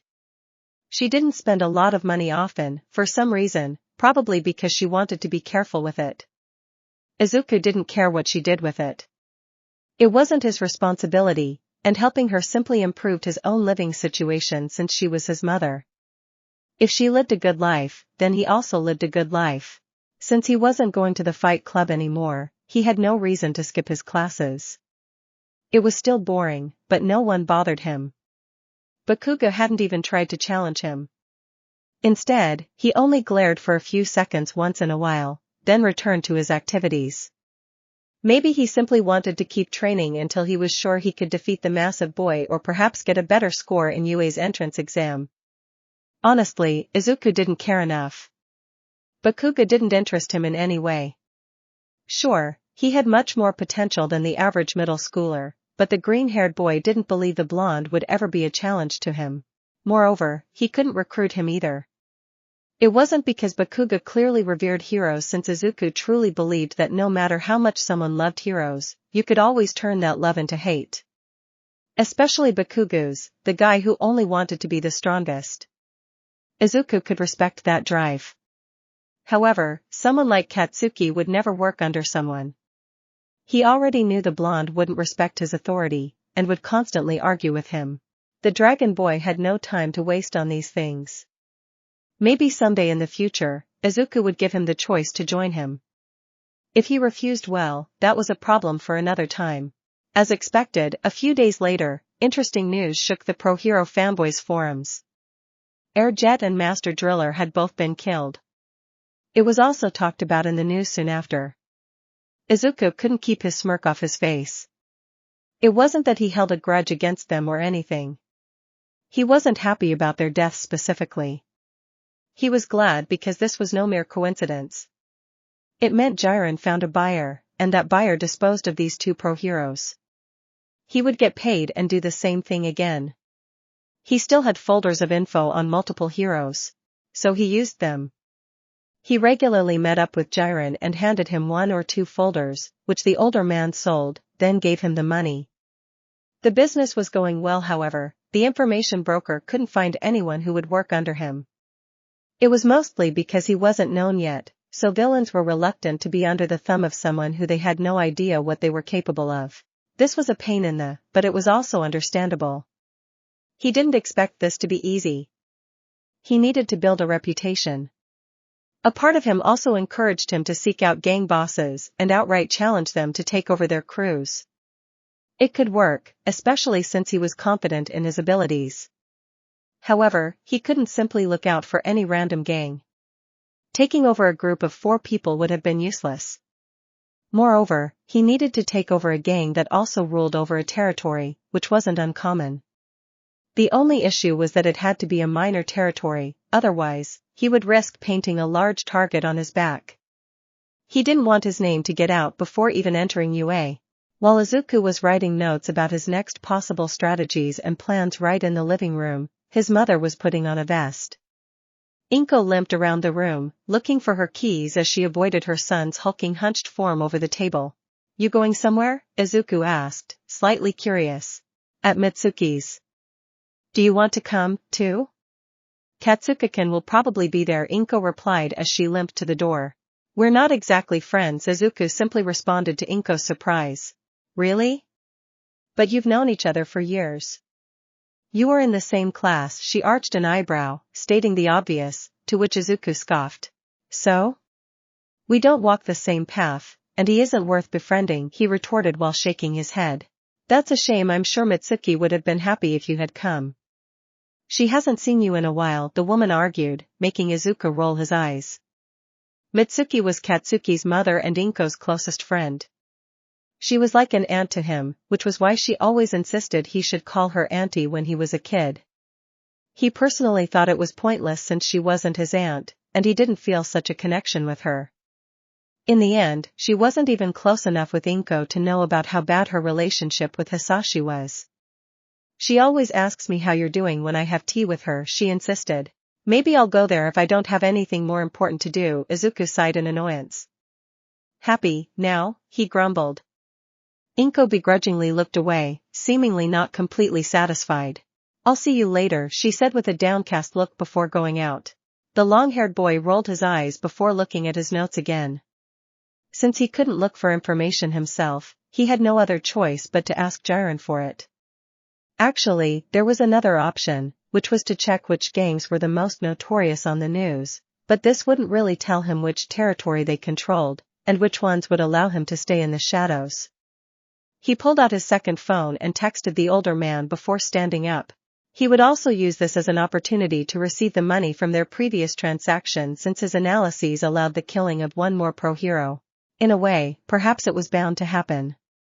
When you had a quirk like hers, nothing good would come in your life. Her parents were the first proof of that. The way they rejected her, she could never forget it. They reminded her every single day, after all. She was called crazy because of her quirk, something she couldn't control. She was called crazy because of her eyes, and her expression. Was she supposed to forcefully change herself? If only they accepted her, maybe she wouldn't have resorted to these drastic measures to be happy, but they didn't. No one did. Every person she looked at was happy, smiling widely as if there was nothing wrong in their lives, and the moment they were in danger anyway, a grand hero would come and save them. How was it fair that only they got to smile without a care in the world? How was it fair that only they got to be saved by heroes? At some point, she simply understood that those heroes only saved those who belonged in society. The rest, crazy people like her, were to be thrown out like trash. This was the cold reality she learned when she was just a child. Her life was dark, cold, gray. It wasn't worth living. The only people close to her only wanted to fix her. She wasn't broken. She didn't need any fixing. If she needed to change who she was to fix herself to be loved by her family, and have friends, then maybe those people didn't deserve to love her at all. The day that boy was hurt, and she drank his blood, put a definitive mark on her. This was how everyone in school would remember her. The crazy girl obsessed with blood. She couldn't count on her parents to help her, of course. In the end, the only thing that could help her was the sweet life juice every living creature had. She had quite a fascination with blood. In fact, she loved it. She felt like she could be herself every time someone's blood graced her lips. Her life gained colors and light. She was happy. So she figured she needed to chase after it to be happy for as long as she could. The first time she took someone's life had been special. It wasn't as bad as she thought it would be. She had no remorse. She craved more. So she became a sort of hunter. She hunted people who caught her eye and killed them. She wondered what her parents would say if they had seen her. Would they say how much they knew she wasn't normal? Would they attack her in fear? They probably forgot about her anyway. She had been missing for several months already. Ever since she drank the blood of that boy, near the end of her last year in middle school, she had been on the run. She couldn't stand everyone's hate, and she didn't want any more trouble. Instead, she lived as she pleased. However, it was hard when you lived alone on the streets. She had needed to throw away her middle school uniform. She replaced it with a sifuku with a beige cardigan, a blue skirt, and black knee socks. She hoped most people would pay more attention to her clothes rather than her face. At least, they would think she was just an innocent girl for some time. Today, she was thirsty for blood again. Like many other times before, she sneaked through the random passerby with her eyes wandering around, checking out if she could find anyone whose blood would taste good enough. Everything was based on a hunch, but she usually had a gift when it came to finding people who would taste delicious. The issue here was also the fact that she needed to find someone alone and isolated from any possible witnesses. As if the heavens answered her prayers, someone passed her by, nearly knocking her over if she hadn't moved away at the last second. Other people weren't as lucky since many of them were pushed out of the way. However, none of them spoke up or insulted the one who pushed them. The blonde girl immediately understood why once she looked up. The one who nearly pushed her down was a massive man with black leather clothes, horns, and long wild green hair. He easily towered over everyone else. The girl had seen a few people with mutation quirks that made them big, but the ones with that size certainly weren't common. Someone like him must have had gallons of blood to spare. The rarity must have made it taste even better, too. She grinned widely and sinisterly, showing off her teeth as she imagined a way to take the giant down. This was too soon to claim victory since he was still in a busy street with many witnesses, but if she followed him long enough, then it was possible he would end up alone at some point. That would be the time to strike. She wasn't afraid of his size since she was a bit experienced thanks to her time on the streets and the various murders she committed. She discovered a talent for silent assassinations. Actually, she was sure that even an assassin wouldn't discover her presence. It may have been a bit arrogant of her, but she was confident in her abilities.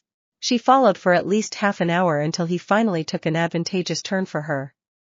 She wasn't sure what his destination was, but it didn't matter. The alley he went to should be empty. Before following, she waited for a few seconds until he was far enough, so there wouldn't be anyone close enough to see or hear what would be happening. It wouldn't be the first time there was a witness, but she would rather avoid it. Any other villain would have been found out already. After all, she was only a few meters away from him, silently following him in the narrow and filthy alley. However, as expected, she had erased her presence completely. Her steps were so light she didn't make a sound. Her breath was so soft it wouldn't be heard even if they were in a small and quiet room. She slowly pulled her knife out of her cardigan's pocket, making sure her clothes didn't even rustle. His size was a problem, but nothing she couldn't overcome. Once she was finally close enough, the girl suddenly dashed forward and bent her knees, putting all her strength into her legs before jumping up. She used as much speed as she could muster and managed to use her other hand to grab one of his horns and avoid falling back down, then wrapped her legs around his neck.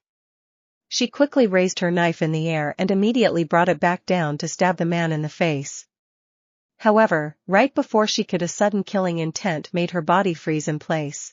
The blonde widened her eyes in fear as she glanced to her right and noticed a hand reaching for her head. Sensing danger, she jumped off the man's back and escaped his hand just in time. "Huh? How did you sneak up on me?" the man questioned, turning around to grab her again. With the agility of a cat, she jumped aside and used her silent technique again. This was even easier in this situation. Because of his size, the man had more blind spots than the average person. She disappeared, he muttered as he turned around, only for the girl to slide between his legs and get behind him again. Now, the blonde thought with a crazed grin, then thrust her knife into the back of his leg. She was going to make him collapse to his knees, then slit his throat. Unfortunately, her knife simply bounced off upon contact, much to her shock. "There you are," the horned man breathed out before turning around and outstretching his hand to catch her. The blonde girl jumped back, nearly falling to her but caught herself. "Just stop moving, please. I want to see you bleed so badly," she laughed before launching herself forward. She decided to throw caution out the window and use speed instead. If she drove her knife into his chest before he could react, she would win. "Got ya," she exclaimed with a loud giggle while he remained still as a statue. Finally, the tip of her blade reached his chest, only to sound like it hit a steel wall and bounced off like it did on his leg. The girl widened her eyes in shock as she fell on her back. After yelping in pain, she swiftly got back on her feet, her knife in hand. This wasn't going as expected, but no matter. It was more fun like this. It would make seeing his blood and drinking it even more worth it. She dashed toward him again, ready to dodge if he attacked her. Fortunately, he remained in place without moving an inch. Instead of jumping up this time, she stood on the ground and raised her arm high enough to reach his abs and slash across and left no marks. With a click of her tongue, she attempted multiple other slashes, which were all in vain, then thrust toward his belly. No matter what she did, her knife simply couldn't get through his skin. What was his quirk? "Are you done?" the horned man asked in boredom while she panted, trying to catch her breath after pathetically tiring herself out. Before the blonde could answer, he grabbed her arm and lifted her up to his level, making her yelp in pain and drop her knife as he squeezed her wrist. Trying to claw his fist open proved to be useless, unfortunately. "Now, tell me. How did you sneak up on me? What's your quirk?" "I'll tell you, but you let me stab you first." "Deal," she chuckled while struggling against his grip. "Oh? That's strange. I'm sure I remember letting you stab me a few times already." He tilted his head. "Your knife isn't going to pierce my skin anyway. No bladed weapon can." "You aren't the only one who tried," he explained as the girl finally met his eyes. She couldn't help but widen her own. This wasn't a civilian, that was for sure. Because when she stared into his viridian eyes, she saw death. Not her own, mind you. She saw eyes like her own. Eyes who had known death and welcomed it. She immediately knew this man had already stared into the eyes of people he killed before. This was a murderer like her. Nonetheless, it wasn't like the common villain who went on a rampage. She knew this because she wasn't like that. His killing must have been calculated. It must have been done for a reason. Then her eyes wandered all over his figure. He was massive, but it wasn't just his size. Everything about him screamed intimidation. This was why no one dared to call him out earlier. They were all scared of him because of his appearance. Was his childhood similar to hers? She wondered. He was an adult and looked several years older than her, so he must have suffered for this even longer than her. Maybe it was poetic justice that she would die to someone crazy. "It's a shame it can't," the blonde giggled. "Your eyes would have looked even cuter if they were covered in blood," she exclaimed, only for the man to arch an eyebrow. "Huh? What are you talking about?" he inquired, clearly baffled by her random statement. "I'm going to ask again. How did you sneak up on me?" he questioned, only for the blonde girl to shake her head stubbornly. "I could break your neck, right now." "Are you sure you want to keep quiet?" he asked as he grabbed her head with his other hand. "All right, kill me. But first, let me stab you. Let me drink your blood," she declared with a grin, uncaring of the danger she faced. The horned man stared at her in silence for several seconds before suddenly laughing. "You're about to die and that's all you have to say? You're a crazy one, aren't you?" He laughed, letting go of her head to hold the bridge of his nose.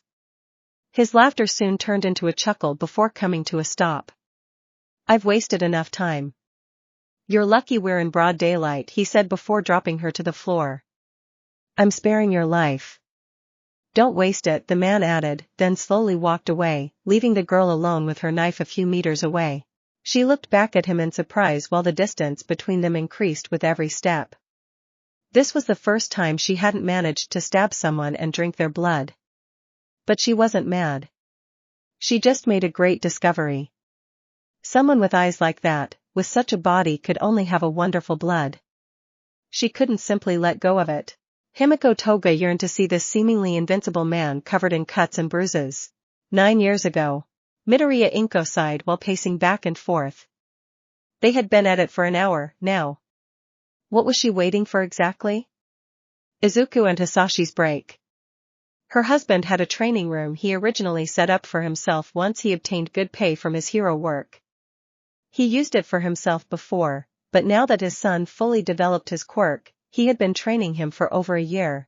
Her husband had changed ever since she gave birth to Izuku. He was more violent and easy to anger. He also had much higher expectations for their son. That was why she told him that they must have had regular breaks during their training session. During those breaks, Inko would inspect Izuku and check for any severe injuries. She simply didn't trust that man enough anymore to allow him to do as he pleased. Hisashi allowed it, but only on the condition that Inko would be prohibited from watching them train. His reasoning was that she was too sensitive to witness their training. Naturally, she personally believed he didn't want her to stop them from going too far, which he was bound to do eventually.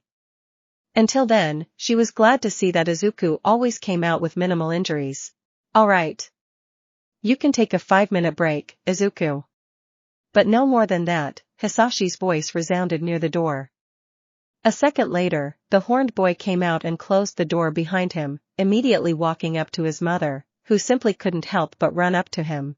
"Are you okay, Izuku?" she questioned him, putting her hands on his shoulders, and checking him over. "I'm fine," the boy simply nodded, not showing any sign of pain. Just because he didn't seem in pain didn't mean he didn't have any injuries. Inko knew her son, and she was aware that he tended to hide when he was wounded or feeling ill. Perhaps he wanted to act tough to impress his father. Personally, she liked to believe he was doing it because he didn't want her to worry. She thought it would be cute if that was the reason. "He didn't do anything too harsh, did he?" she asked as the boy looked up in thought, then shrugged. "I don't think so," he responded. It was no surprise. If everything Hisashi told her was true, then Izuku wouldn't have the same concept of harshness because of his natural strength. Still, he should have been able to answer, which only made Inko wonder if Hisashi ordered him not to say anything. "You know you can talk to me, Izuku," Inko said as she checked his face. It was a little bruised, but nothing serious. It was the same for his arms, although they seemed in poorer condition than his face. Narrowing her eyes, she lifted his shirt, which the horned boy didn't seem to mind, as if he had nothing to hide. She was glad to see that there wasn't anything out of the ordinary, but he was still red in some places. There was also a strange line across his chest as if a cat claw had scratched him. It wasn't anything too deep, but still strange. They were supposed to train in hand-to-hand combat. "Hey, Mom," Izuku's voice pulled her out of her thoughts. "Do you hate Dad?" he asked, bluntly. "It's complicated," Inko replied, looking away. Did she hate him? Perhaps. She wasn't sure. Not totally.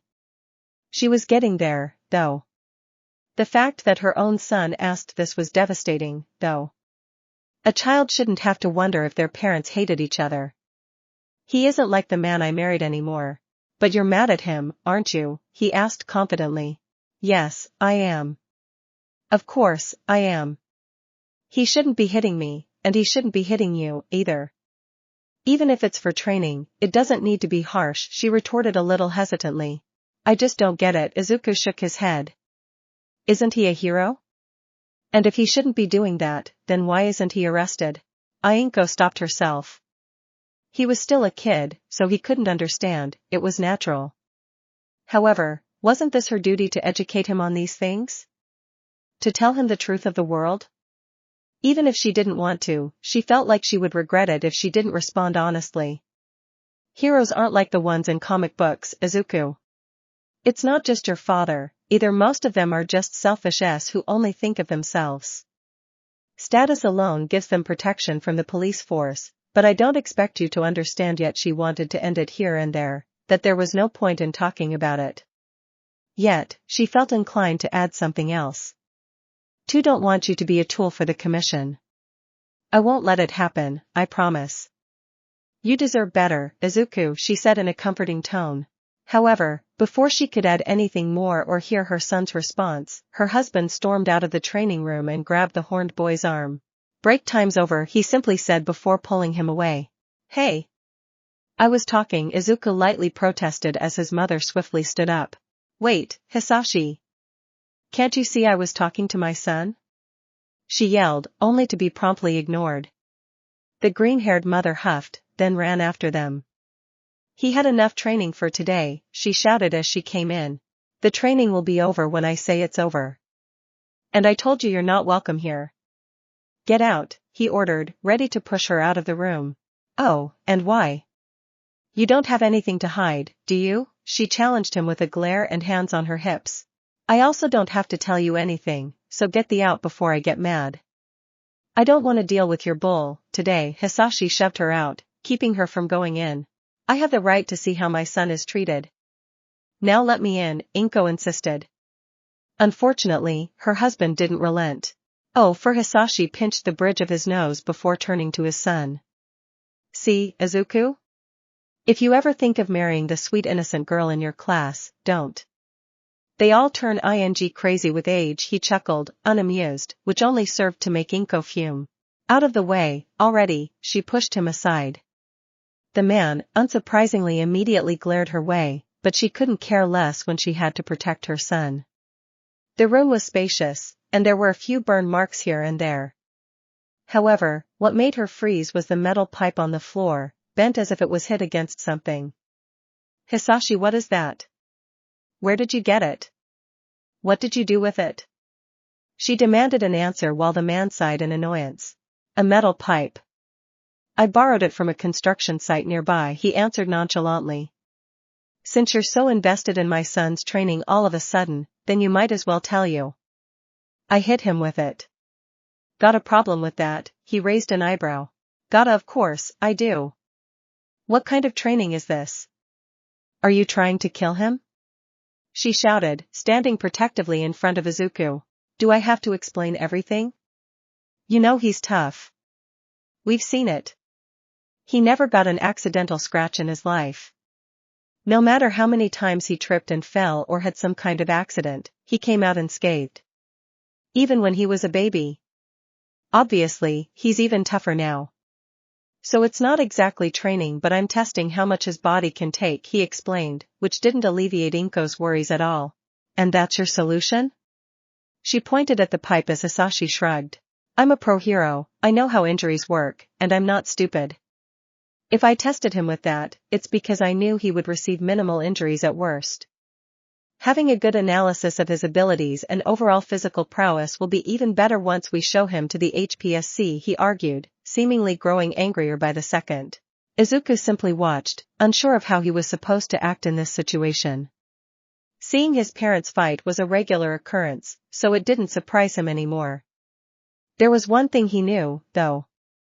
His father was the one to instigate the fights most of the time. He understood a little better what Inko had told him. Even if, in theory, she could beat him if he was caught off guard, and he would deserve it, she would suffer all the consequences simply because he was the pro hero. He held a different kind of power, one that made him freer to do as he pleased than a normal citizen. He didn't want to be the tool of one of them. He wanted to do as live as he wished. Well, I'm a nurse.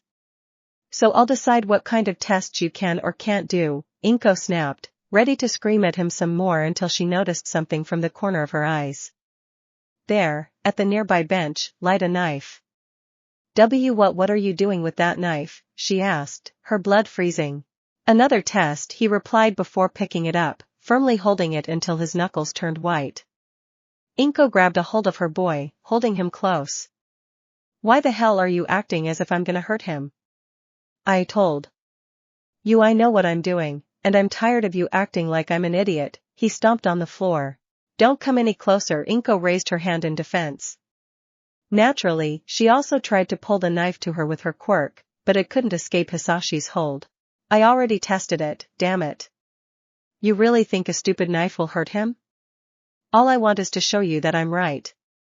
Then you can go back in the kitchen and do whatever the hell you want, knowing he's perfectly safe in my hands, he argued again. Inko shook her head, refusing to comply. It was getting more and more heated, and Izuku honestly began to think that they would actually start fighting. Unfortunately, his father had a clear advantage because of his superior quirk and physique as well as the weapon he was holding. Still, if it came down to it, he supposed he intervene and help his mother. Let go of the knife, Hisashi. Please, Inko ordered calmly in a shaky voice. This seemed to set the man off as he clenched his teeth. You. Talking to me like I'm stupid again, aren't you? He shouted before backhanding her, which was enough to throw her off their sun. Before she could do anything, he wildly thrust the blade toward Izuku's face, who could do nothing but widen his eyes at the approaching blade. I'll prove you wrong, watch. The last thing the boy heard as he lost consciousness was the sound of something metallic snapping in half. Present time. Izuku rubbed his forehead as he looked down, flabbergasted. This was a joke, right? It must have been a joke. Jiren had called him because he found him a potential new member. Of course, he couldn't come right away because he was in school, so he was forced to skip his last classes. This is the person you were talking about? He asked again, just to be sure. Yep. Found out about her only recently, but I can tell she's pretty good at what she does, so I'm sure she'll be a good asset, the older man replied, grinning as he gestured to the girl standing beside him. Hi, happy to see you again. The name's Himiko Toga. But you can call me Himiko, or Himikoken, or even Himiken, or better yet the blonde began introducing herself with a wide smile, showing her sharp canines, only for the tall boy to scoff. I thought I told you not to waste your life after I spared you. Are you going to try something stupid again so soon? He glared her way while the girl innocently fiddled with her fingers. No, not at all, she responded cheerfully. Did I miss something? You two already know each other? Jiren inquired, his eyes wandering back and forth from one to the other. She tried to kill me, Izuku simply answered. The information broker arched an eyebrow before looking at the young girl. Well, I don't want that anymore. I want to team up with you, she exclaimed confidently. I don't know what your plan is and I don't care, we're not teaming up. I need strong and valuable guys, not some stupid crazy brats, Jiren. Next time, be careful who you show me, Izuku huffed, then turned around and walked away without even waiting for a reply. Hey! Wait for me. You don't even know what I can do yet. Himiko Toga chased after him, leaving Jiren alone in the cabaret. I'm definitely not getting enough paid to deal with those ungrateful ass, he deadpanned, taking a puff of his cigarette. Izuku did his best to ignore the annoying girl following him around, hoping that she would just give up and quit. He could kill her, but he would rather avoid getting caught in the act since they were outside. Now that he thought about it, it would have been smarter to do it in the cabaret. Come on, please. Give me a chance, the girl pleaded as she walked to his side. I'm sure we'll have so much fun working together, she argued, putting her hands on her blushing cheeks. She was attractive, but he had a feeling she was absolutely not talking about the same thing he was currently thinking. It didn't matter either way. As I said, I don't waste time with petty serial killers. I need people I can count on, he denied her as the girl growled like a wild animal. But I'm telling you, you don't even know what I'm capable of, she shouted before planting herself in front of him, which really began to irritate him. Except for that little disappearing trick, you showed me nothing impressive when you tried to kill me. Now out of my way, he grunted before shoving her out of the way and walking ahead. The blonde yelped, nearly falling to the ground before regaining her balance. She glared at his back, almost willing to take her knife and stab him as hard as she could, only to remember it was futile. Instead, she just looked down and sighed. I should have figured. Even other villains want nothing to do with me, she muttered with a shaky voice. She wouldn't cry here. Absolutely not. It would be pathetic if she did, especially after everything she had done. She sat on the floor, her back on the wall and her knees against her chest as she hid her face between them. Hearing her words through his enhanced hearing, Izuku paused. The green-haired boy sighed, realizing what he was about to do as he walked back to her. Without saying anything, he sat beside her and remained silent for a few seconds before finally speaking. What's wrong? He asked.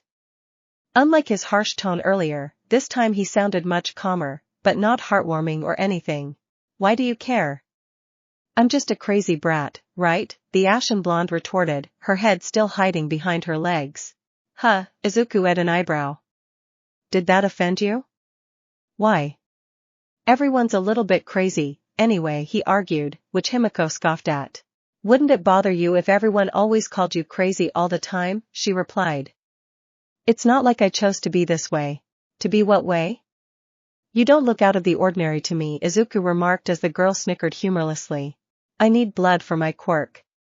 It makes me crave it, so you can guess how well regular life went for me, she responded, glaring at the wall. Yes, the memories of everyone around her, including her parents, looking at her like she was a monster. The fact that even her smile was considered creepy and deranged made her blood boil. When I saw your eyes, I knew you were a killer, she revealed, which didn't seem to surprise the taller boy. Because of your appearance, I thought you were discriminated against or something, so I thought we could be friends 'cause we're the same. Guess I was wrong. That's why you went to Jiren, Izuku questioned while the girl nodded in response. The fact I killed has nothing to do with that. Sure, a ton of people see me in the street and think I'm a villain, but why would I give a? These maggots aren't worth the trouble if they can't even say it to my face, he added as the girl's interest suddenly perked up. Besides, I saw how you fight. Even if you can't do anything to me, there's no doubt you're much stronger than the average guy. You shouldn't care about the opinion of someone you could easily kill. Himiko looked up in surprise at his words. You really think I'm strong? She inquired. She wasn't often complimented, after all. Actually, she mostly never was. I don't lie about these things. Your ability to erase your presence was impressive. Was that your quirk? He asked. The blonde froze, still surprised, for a few seconds before regaining her senses to answer. No. That's just something I learned. My quirk is to turn into other people when I drink their blood, she explained as Izuku hummed. The fact that erasing her presence wasn't a quirk was impressive. The boy had to admit that. She clearly killed several people already and knew how to fight. Her quirk was also immensely useful. It could be even more so if she worked for him. But those factors weren't enough to convince him to actually recruit her. That's a pretty good quirk. If the only drawback is a craving for blood, then the ones who rejected you for that are S, he commented, to Himiko's surprise. Thank you, she stuttered. Again, she was not used to the praise, and she certainly wasn't expecting it from him considering how he behaved until now. It made her so much happier than expected, as if she had waited for words like these for years. In a way she did. As long as she could remember, no one ever said anything positive about her quirk. My parents would say otherwise. They always hated it. The way she said made it clear that it wasn't just the quirk they hated. They sound like gaps, Izuku commented, making the girl giggle. Yeah, they are, she agreed while the boy glanced at her from the corner of his eye. I get why you started killin', but what's your end goal? He suddenly asked. The blonde arched an eyebrow in confusion. My end goal? She repeated. Yeah, what's the purpose? What do you want to accomplish? Or are you just planning on killing until a pro hero does the same to you? He elaborated as Himiko widened her eyes. They would do that? She exclaimed. She was aware some heroes killed, but it was accidental most of the time, wasn't it? They wouldn't actually kill her, would they? Why wouldn't they? Izuku scoffed while shaking his head. They don't sound like good heroes. Himiko scratched the top of her head. Welcome to reality. Most of them aren't, he grumbled. It seemed he was speaking from experience. You still didn't answer my question. I don't know, she looked down, uncertain. It was the first time someone even asked her something like this. I never thought about it before. All I want is to live the way I want to. I guess, she shrugged. The boy was silent. For a second she thought he was disappointed. That was until he began chuckling before exploding into full-blown laughter. The blonde flinched in surprise. Well, that's obvious. Every living creature wants to do whatever they want. To live any way they wish, he laughed as if she had told a joke. Himiko simply blushed in embarrassment. Was she being ridiculed? She couldn't tell. As if he had sensed her feelings, the boy continued. But it's something I can understand. Humans are the only animals who have established so many rules to follow. In nature, only might matters. It was frustrating to repress yourself because of those rules, wasn't it? He asked with a grin. Himiko simply stared at him, speechless. Yes. Yes, it was. That was all she wanted. Just one. Just one person to get it. One person who actually understood her. She was aware killing may have been wrong, but it didn't matter. She wanted to be happy and do as she pleased. She was tired of being hated for something she couldn't control. She was tired of seeing people's disgusted looks, her parents' disgusted looks every time they laid their eyes on her. Perhaps her first estimate wasn't wrong after all. Izuku may have lived a similar life? You're talking as if you aren't human. You're funny, you know, she giggled with her cardigan sleeves in front of her mouth. You're in luck, Izuku stated, ignoring her statement. I'm going to change things, he said, stopping Toga's giggle. The girl tilted her head in confusion. There will be no rules anymore. There won't be things such as heroes and villains either. The only thing that would matter would be the individual's capabilities. Like in nature, your freedom extends to the power you possess, he clarified. In a world like that, wouldn't everyone start out equal? Himiko knew one thing for sure, no one would discriminate against her anymore if she just killed everyone who was disgusted by her. The way you're talking sounds like you want to change all of Japan, Himiko snickered nervously. Izuku simply scoffed in amusement. Try the whole world, he retorted, making her widen her eyes in shock. What? Is that even possible? Changing the whole world, Toga began mumbling, barely able to conceive something like it. I'm the only one who can, he smirked confidently. The blonde widened her eyes, her heart nearly stopping as a breath was caught in her throat. Was he bragging or overconfident? No. She could see it in his eyes. He completely believed he could do it. That no matter what got in his way, he would accomplish his goal successfully. Her hands lightly shook, slowly expelling sweat from them. Something made her heart beat faster as she watched him. She also wondered what a world like that would look like. She already lived alone for a whole year in this world, so she was confident she would survive. What do you think? Izuku asked, pulling the girl out of her thoughts. Wanna help me with that? He offered. Wait, does that mean you're taking me on your team? She asked with a hope-filled voice. Yeah. You're not that bad. You'll have to prove your worth, though, he warned her, to which she cheerfully nodded, deeply blushing along the way. Of course. You won't regret it, she jumped up excitedly. What are our next plans? Huh? Who are we killing? What government institution are we blowing up? She questioned with a mischievous grin. It seemed she already had the idea in her head to become a terrorist. Now slow down a second. I appreciate the enthusiasm, but we have to take it slow. I already have a lot of plans in mind. The biggest part of the operation could really kick off in 9 months or something, he responded. Himiko gave him an inquisitive look, about to ask him what those plans were exactly and why to wait for 9 months. However, he talked without pausing. We'll have to work in the evening most of the time. If I skip too many classes, people will get suspicious, so I would rather avoid it, he explained. Classes? Are you in college? Himiko inquired in surprise. College? What the hell are you talking about? I'm in the last year of middle school, he answered as if it was obvious, leaving a pregnant pause during which the ashen blonde stared at him, bewildered. Wait, she shook her head in disbelief. You're in the middle school? Then that means I'm older than you? She yelled in shock, making the tall boy tilt his head, partly confused and partly annoyed. Why do you sound surprised? Wasn't it obvious? He asked with a frown. You look like you're in your 30s, she snapped at him, gesturing to him. Huh? No, I don't, he stubbornly replied, acting like he was actually offended by the assumption. You even called me a brat. Why would you do that? Of course, I'll think you're a middle-aged man, she crossed her arms with furrowed brows. The horned boy clicked his tongue, still looking offended. She liked that. He didn't look as scary. Nonetheless, she realized something else. That means I'm your elder, doesn't it? You could call me, Big Sis, she suggested, embracing one of his arms. Or Himiko-wan-chan. Wouldn't it be cute? I'm not calling you that, he impassively answered while she clung to his arm. Are you sure you don't want? Not even for me? She asked, fluttering her eyelashes at him with slightly red cheeks.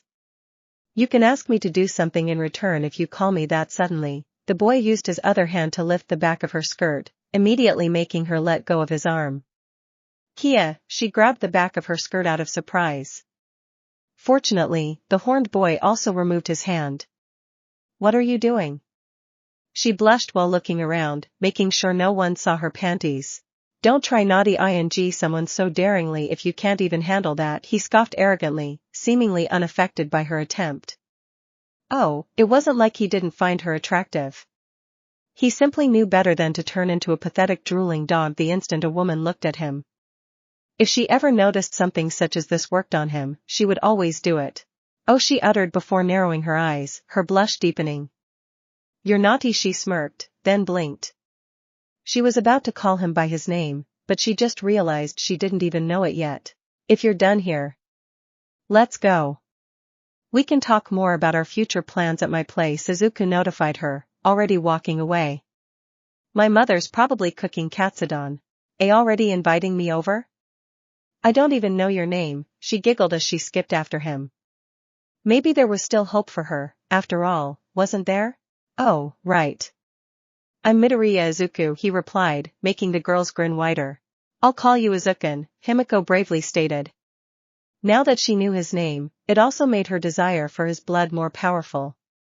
It was as if she could smell his bloodstream and hear his heartbeat from where she stood.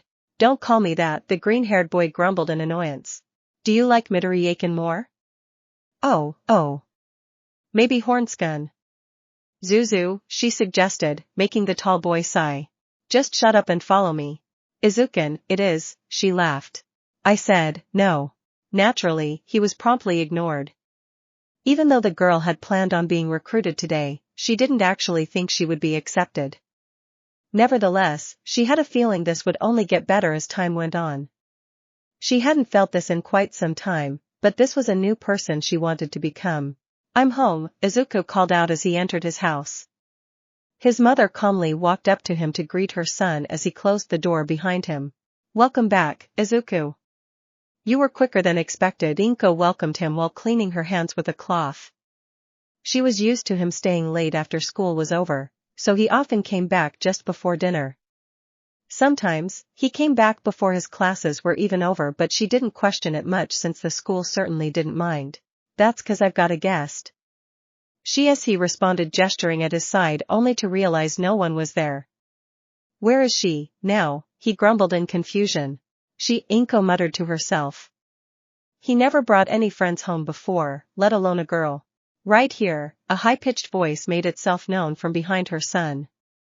Suddenly, a blonde girl poked her head above Izuku's shoulder. Your size is so useful, Izuku. I don't even have to walk, she stated with a wide smile, displaying her fangs. So that's why my hair felt heavier, he grumbled under his breath. Wait a second. Who told you could get up there? He shouted, although he seemed more annoyed than angry. Alright, I'm going down. It was comfy, though, the blonde snickered as she jumped down, landing at his side.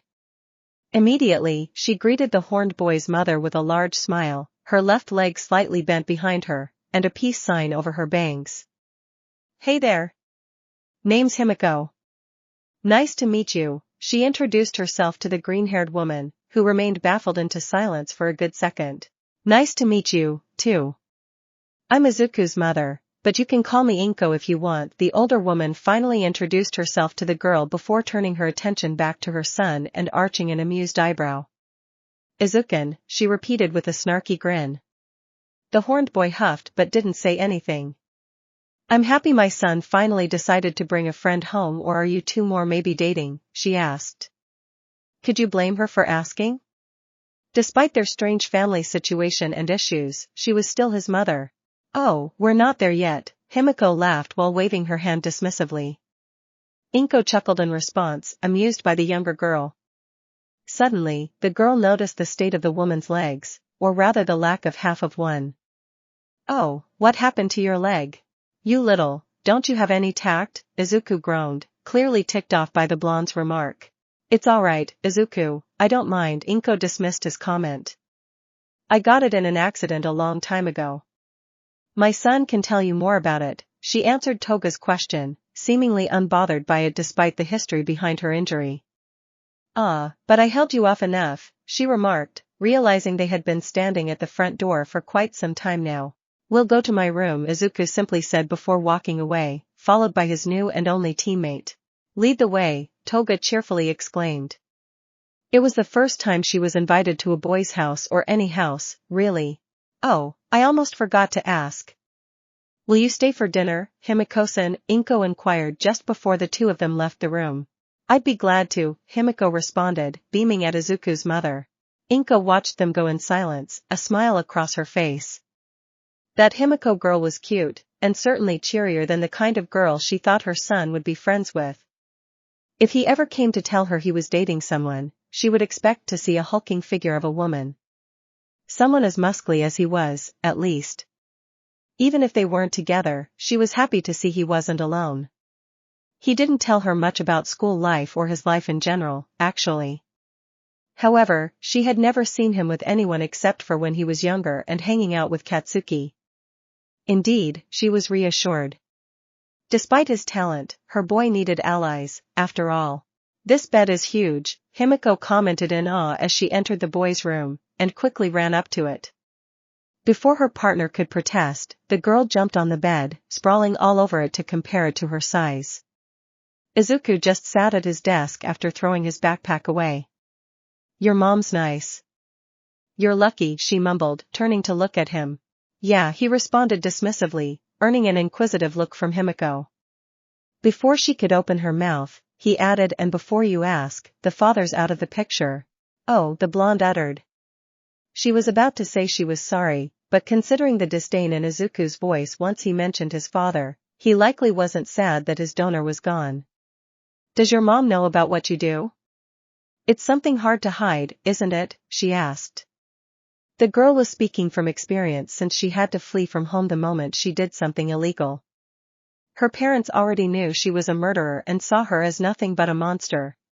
Maybe, Izuku shrugged, not worried about it at all. "She never asks me questions about my activities, and I know she's smart enough to know I'm not doing anything lawful. Especially when I bring her bags of money. She either doesn't care or doesn't want to know," he explained nonchalantly. Meanwhile, Himiko was simply baffled by his statement. She didn't know a lot about villains and such, but she was sure most of them would be disowned or ratted out by their families. The fact that his mother wasn't saying anything meant, at the very least, that she indirectly approved of what he was doing. Nevertheless, it was strange. Why would she behave like that? Even if they approved, people wouldn't just pretend that nothing was happening, would they? Ultimately, Toga had no knowledge of psychology, so she couldn't conclude anything. "She sounds great," she expressed. She was also curious about the woman's leg injury, but she figured that was something she could ask about at a later time. "Anyway, I'm still not going to talk about any of my plans in front of her, which is why I wanted us to get in my room first," Izuku explained as Himiko finally sat up, at the edge of his bed. "I was wondering about that." "Why does it start in 9 months?" she inquired, tilting her head inquisitively. "It's not that it starts in 9 months. It gets harder in 9 months, that's the difference." "But we're not there yet," Izuku replied. He didn't wish to talk about his plans out of order. "I've been doing some dirty work for some time, but you could say I'm seriously only starting now. Recruiting people is our top priority for now. Either people we can fully trust, the ones who will be in our inner circle, or expendable lackeys." "That's why you told Jiren to find some villains," Himiko deduced, to which the boy nodded. "Yeah. I needed his help to find guys who would serve as my officers." "For now, you're the only one," he responded in affirmation. "That also means I'm your first one." "I'm honored," Himiko celebrated with a toothy grin. "Don't be too presumptuous, though. You'll be useful for stealthy work, but I need people who'll be the big guns. Guys who can dish out a lot of pain." He cut her off, making the girl pout in denial. "I can dish out pain, too," she mumbled with her arms crossed. "I've been having a hard time finding them with Jiren's help, so I may have to do it myself. Anyways, as you probably guessed, we need a group. You won't accomplish anything as a villain if you don't have expendable guns under you or a good income." "I require both," the horned boy explained while the blonde nodded along. "You have an idea how to get these?" she asked, leaning her chin on her hands. Izuku smirked at the question. The easiest way is to take over an existing group. They'll already have a zone they settled in. And if we choose well, they could even already have a source of income we could improve upon, he explained confidently. But won't these guys betray you? I doubt they'll be happy if you replace their boss, Toga inquired with furrowed brows. You remember when I told you all humans wanted to be free, he questioned. The blonde simply nodded in response, confused. Society and its laws aren't the only things that repress their freedom. Fear does it, too. Don't worry about me. I'll make sure the fear they'll have of me will be engraved in their bodies. They won't betray me, he scoffed in amusement. Humans were still animals. At the end of the day, fear would keep them in line. It would control them. I'm not following you out of fear though, Himiko grinned proudly. I do it 'cause I like you. And I don't intend to use fear for my top officers. These ones would be people I need to trust fully. It would also be disappointing if there's no one capable of holding a conversation with me without teeing their pants, he retorted. Of course, it was much better if his strongest followers were working for him because they respected him, or liked him in Himiko's case. Since I need to be careful about my chosen group, I asked Jiren for help. I don't want to stupidly start a war over territories by accident, and attract unwanted attention. You rely a lot on Jiren.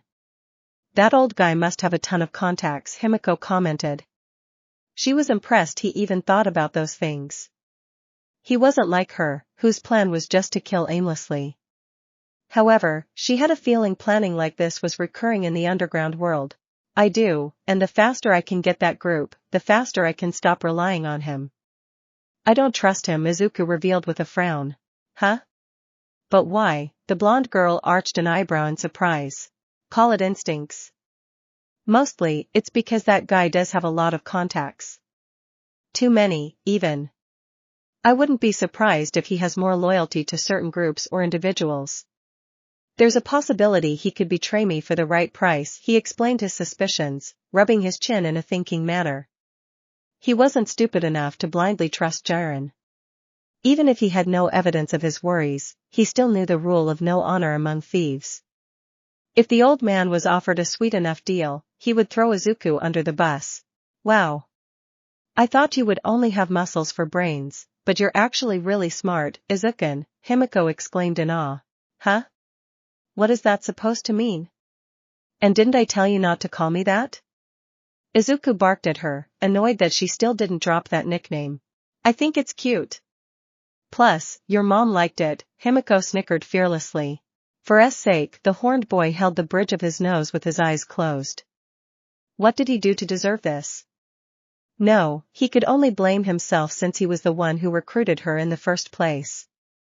He needed to remind himself that she possessed good qualities and had some potential.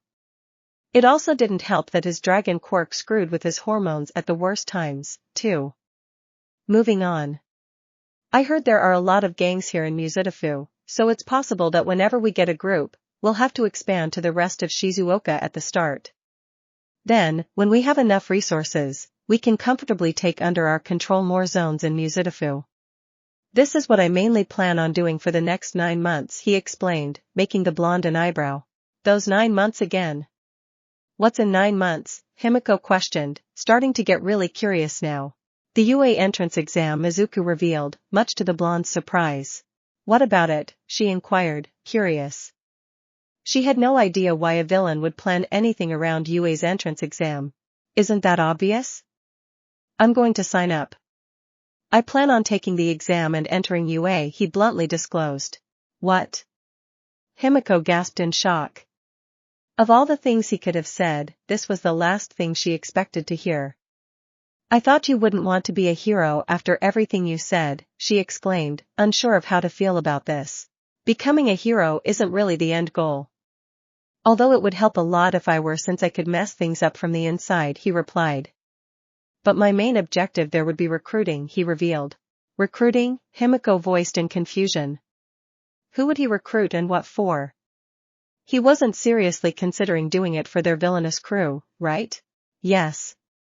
Recruit heroes in training for our cause, obviously. They're bound to be strong and good assets, he explained without a care in the world. He was aware of the difficulty of the task, but he was confident. He also understood human nature well thanks to his family. Moreover, that would mean there would be even more traitors in the heroes' ranks. I don't mean to sound pessimistic, Izuku, but how are you going to convince heroes in training to join villains? She also didn't want to sound like she didn't believe in him, but this plan didn't have promising odds. Convince them? The horned boy repeated. After a second, he burst out laughing. Toga flinched in surprise since this action was the least she expected at this point. Don't get too ahead of yourself, likely many of them will just be tools at best, he laughed. If there is anything valuable that my old man taught me, it's that there is a rotten heart inside everyone. Some people just have a different number of protective layers hiding that heart. Once I enter UA, I will help these heroes in training find the rotten core whose existence even they deny, or I will forcefully shatter these layers one by one until they're broken beyond repair and they have no spirit to fight back, he explained as his father's training sessions flashed before his eyes. Yes, some individuals hid their true nature while others denied they existed in the first place. You could either show them their true colors or hurt them to the point of breaking. However, there were special cases in this world now. If some of them still hold on to their values even after that, they'll remain our enemies. Himiko stayed silent for several seconds, taking in his words. She understood what he meant. At least, she thought she did. It wasn't complicated, rather, she was familiar with it.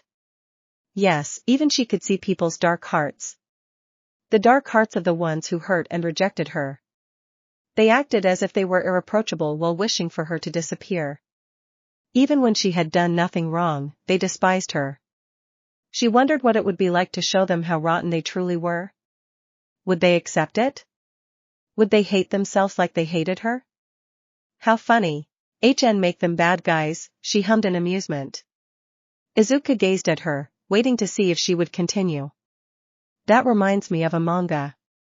There was this guy on the outside, he was totally normal, he was what society considered the norm, anyway.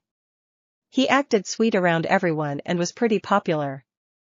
But then, in the second chapter, you learn he's all twisted and crazy. He likes toying with people, stealing, and killing all the he had fun with. Yep, his sweet demeanor is all an act, 'cause he knows he'll be in trouble if he shows his real face to normal people, she recounted while the horned boy listened in silence, nodding along from time to time. Then one day, he has enough. He's tired of having to act, but he doesn't want to be rejected either. He loves the attention and being liked by everyone. So he gets a great idea. He wants to corrupt everyone he knows. He wanna make them just like him. He wanna make them dark and depraved. It sounded like an awesome idea, she grinned. Did he succeed? The green-haired boy asked. For once, his curiosity was piqued. I don't know. I never read the ending. It was cancelled after 10 chapters, Himiko responded in disappointment. Izuku and I want to help. I want to do it. I want to make everyone else just as crazy and rotten as we are, she grinned wide, showing nearly all her teeth. Her blood rose to her cheeks as she imagined their perfect little world. In response, the boy lightly snickered, undeterred by her bloodlust eyes. In fact, instead of being disgusted or freaked out by them, he was amused. She was showing her true self, and he enjoyed it. It mostly made his heart beat with trepidation, it made his own bloodlust rise. Among other things, he wanted to fight. I feel like we'll have a good partnership, Izuku sniggered, giving the girl a determined look. This is going to be so much fun, the blonde exclaimed before jumping to her feet. She ran up to the massive boy and grabbed his shirt. Please, let me have your blood, Izuku. Huh? What the hell are you saying, now? He asked, taken back by her sudden request. I crave blood even more if it comes from the people I like, so please give some to me, she pleaded before taking out her knife. Izuku simply huffed in boredom and grabbed by the ankle. Ah, she yelped as she was lifted off the floor and held upside down. She quickly used her free hand to grab her skirt and hide her panties with it. Hey! I can't stab you like this, Izuku, she complained while trying to slash the boy. This is going to be troublesome, you know that, right? The horned boy asked, only to be ignored. Instead, the girl insisted on behaving like she was throwing a tantrum. He needed to decide on how to take care of this, so it wouldn't impede on any of their operations. His eyes scanned her body, traveling all over it until he finally came to a conclusion. Let's make a deal, then. Since you want my blood so bad, I'll let you stab or slash me once a day. If your knife can get through my skin and make me bleed, you can have my blood. Really? Himiko beamed. Yeah, you have my word. However, for every failed attempt, I get to do something to you in return, he responded, earning a curious glance from the blonde. What would that be? She asked, suspicious. Whatever it was, she wouldn't mind if she got his blood, anyway. You'll see once you try to take my blood, he shrugged dismissively. All right. I accept, she giggled before getting ready to try and stab his hand. Izuku. Can you come here for a second? I can't open this jar, Inko suddenly called her son from the living room, stopping Himiko mid-motion. We'll continue this later, he stated as he dropped her on the floor. The blonde yelped in pain and dropped her knife once her head met the floor. You could have been more gentle, you know, she said, still lying on the floor. With a grunt, she stood up and picked up her knife to hide it in the sifuku under her cardigan. She was satisfied with the deal he offered. Not only would she get to make everyone as crazy as she was, but she would also get to taste the boy's blood. She was already imagining how good it must have been. Probably exquisite coming from someone so rotten and strong. She thought about his plans again. Obviously, his end goal was to take over Japan, which was quite ambitious for any villain to accomplish. However, she could see it happening with a large army of villains and heroes alike. Especially if their enemy's camp was filled with traitors. They were going to have so much fun. She truly chose the right person to follow. If only her parents knew, they would surely regret treating her the way they did. She was going to be richer and stronger than they ever could have been. Nevertheless, she shouldn't get too ahead of herself either, since this was only the beginning. They didn't even have a group yet. Soon after their little discussion about their plans, Inko called them over for dinner. Himiko was aware that the older woman was preparing katsudon. What she didn't expect was the sheer size of it. Sure, she and Inko had a normal portion. Izuku on the other hand? His bowl had twice as much rice, at least, and a whole chicken. She didn't know what she expected given his massive size, but it still surprised her. This tastes great, Inko, Himiko commented, still glancing at Izuku from the corner of her eyes. The boy was even spitting out pieces of chicken bones occasionally after accidentally biting some. Thank you. I'm happy I get to cook for someone other than myself and Izuku for once, the green-haired woman chortled. I've been wondering for how long have you two known each other, she asked with curiosity. A few weeks, Izuku swiftly responded before Himiko could even open her mouth. Oh, really? And you're already bringing her to meet your mother, she chuckled in amusement, also earning a giggle from the girl who was more than happy to see someone tease him. I'm guessing you are from another school? I'm going to Naba Middle School, she replied quite confidently given it was a lie. Well, not exactly. It was the school she went to before running from home. And it was last year, so even if she continued going there, she would have been in high school by now. That's pretty far from Eldora, Inko commented. Yet, she didn't ask how they met. From what you said, it sounds like Izuku doesn't have a lot of friends, the blonde pointed out. Izuku grunted but remained quiet. Yes, he prefers staying on his own, which is a shame, Inko responded before turning to her son. You aren't even hanging out with Katsuki-kun anymore, even though he's your childhood friend, she told him with a hint of sadness in her tone. We just aren't meant to be buddies, that's all, the horned boy sighed in annoyance. Why are you even mentioning him now of all times? Did you go to Mitsuki's again? Well, of course, Inko replied with furrowed brows. Mitsuki was her only friend, so it wasn't really surprising that his mother regularly visited her. If you really want to see her so badly, can't you call her over instead? You shouldn't be walking around so much with that leg, he pointed at her prosthetic leg. Her house is just more welcoming than ours, Inko crossed her arms. Translation: there was a risk of Mitsuki stumbling on the unrealistic stash of money Izuku was hiding inside the house. They didn't have a lot of income, so having too much money would be suspicious. We were talking about you and Katsuki-kun, and how you were as children. She was really saddened that you two drifted apart, she explained while Toga listened intently. She was overjoyed to learn more about Izuku's childhood. Mitsuki doesn't look like it, but she really cares for her son, you know? She would do anything if it was for his well-being. Understandably, she would be worried Katsuki doesn't have many friends, she added. Believe me, he isn't bothered by it, Izuku scoffed dismissively. Inko sighed. Just remember what I said, she softly reminded him, then looked at Himiko again. Do you have any plans for the future? What school do you want to go to next, she asked, cheerier. I'm not sure yet, Himiko shrugged. She didn't even know what lie to come up with since she didn't feel like sticking with it later on. Izuku wants to become a pro hero. I'm sure he must have told you, but he wants to enter UA, the mother stated with a neutral expression. Yeah, he told me. He'll be an amazing hero, Toga exclaimed cheerfully while Inko's expression remained unchanged. I don't doubt he'll be quite unique, she simply said quietly. Meanwhile, Izuku continued chewing on his meal, largely ignoring their idle chatter. He only interjected once or twice, not fully engaging in the conversation. His mind was preoccupied with other matters, particularly his preparations for UA. Although he had 9 months ahead of him, he was determined not to squander any time.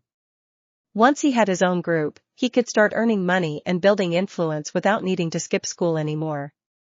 With a determined look, he took another bite of the chicken in his katsudon, only to wince as a bone piece was lodged between his teeth again. Why were bones so freaking brittle? After weeks had passed since he recruited Himiko among his ranks, Jiren finally gave him some juicy information. Something useful. If what they planned succeeded, then he could stop selling his analysis, and maybe even cut ties with the old man. After all, he had outgrown his usefulness by providing him what he had been looking for all this time. No, it wasn't a new member, unfortunately, but it was a gang he could subjugate. Izuku and Himiko were currently at the very edge of Muzudafu, roughly 20 minutes from his home by metro, and an hour by car. They were in a Chinatown. Obviously, Shizuoka's Chinatown wasn't as large and as frequented as Yokohama's, but it was still there. It was late in the evening, so there were quite a few people outside. He would have worn a mask, but it was useless given his size and his horns. It wasn't important, anyway. If everything went right, there would be no commotion at all outside. At least, nothing that would suspect him in any way. The gang he was interested in was called the Wild Dogs, and from what Jiren told him, they owned a strip club. Strip clubs weren't banned in Japan, but they had a lot of regulations that would hinder an establishment. Moreover, this gang also sold multiple drugs there. That was why it was kept a secret. According to Jiren, it was a normal-looking restaurant. People would come in and go without hearing or seeing anything suspicious. However, there was a back door that led to an underground club. With the right password, the waiter would lead them to that door. Jiren gave him their location because they didn't respect the end of one of their deals in the past. These guys weren't a huge gang, but they still made some profit. They were the perfect start for him.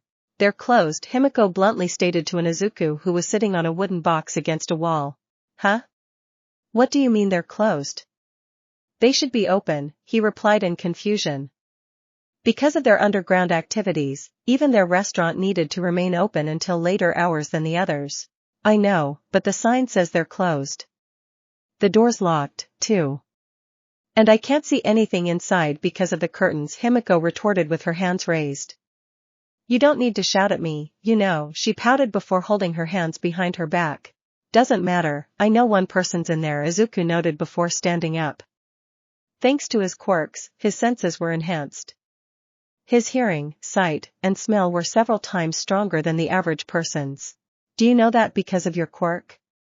When are you going to show it to me? The blonde asked impatiently. I'll show it when I need to use it against someone, he replied in dismissal.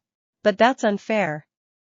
I'm teaching you my stealth technique, so you could at least show me your quirk, she complained as the boy suddenly picked her up by the back of her collar like a cat and transported her in front of the door.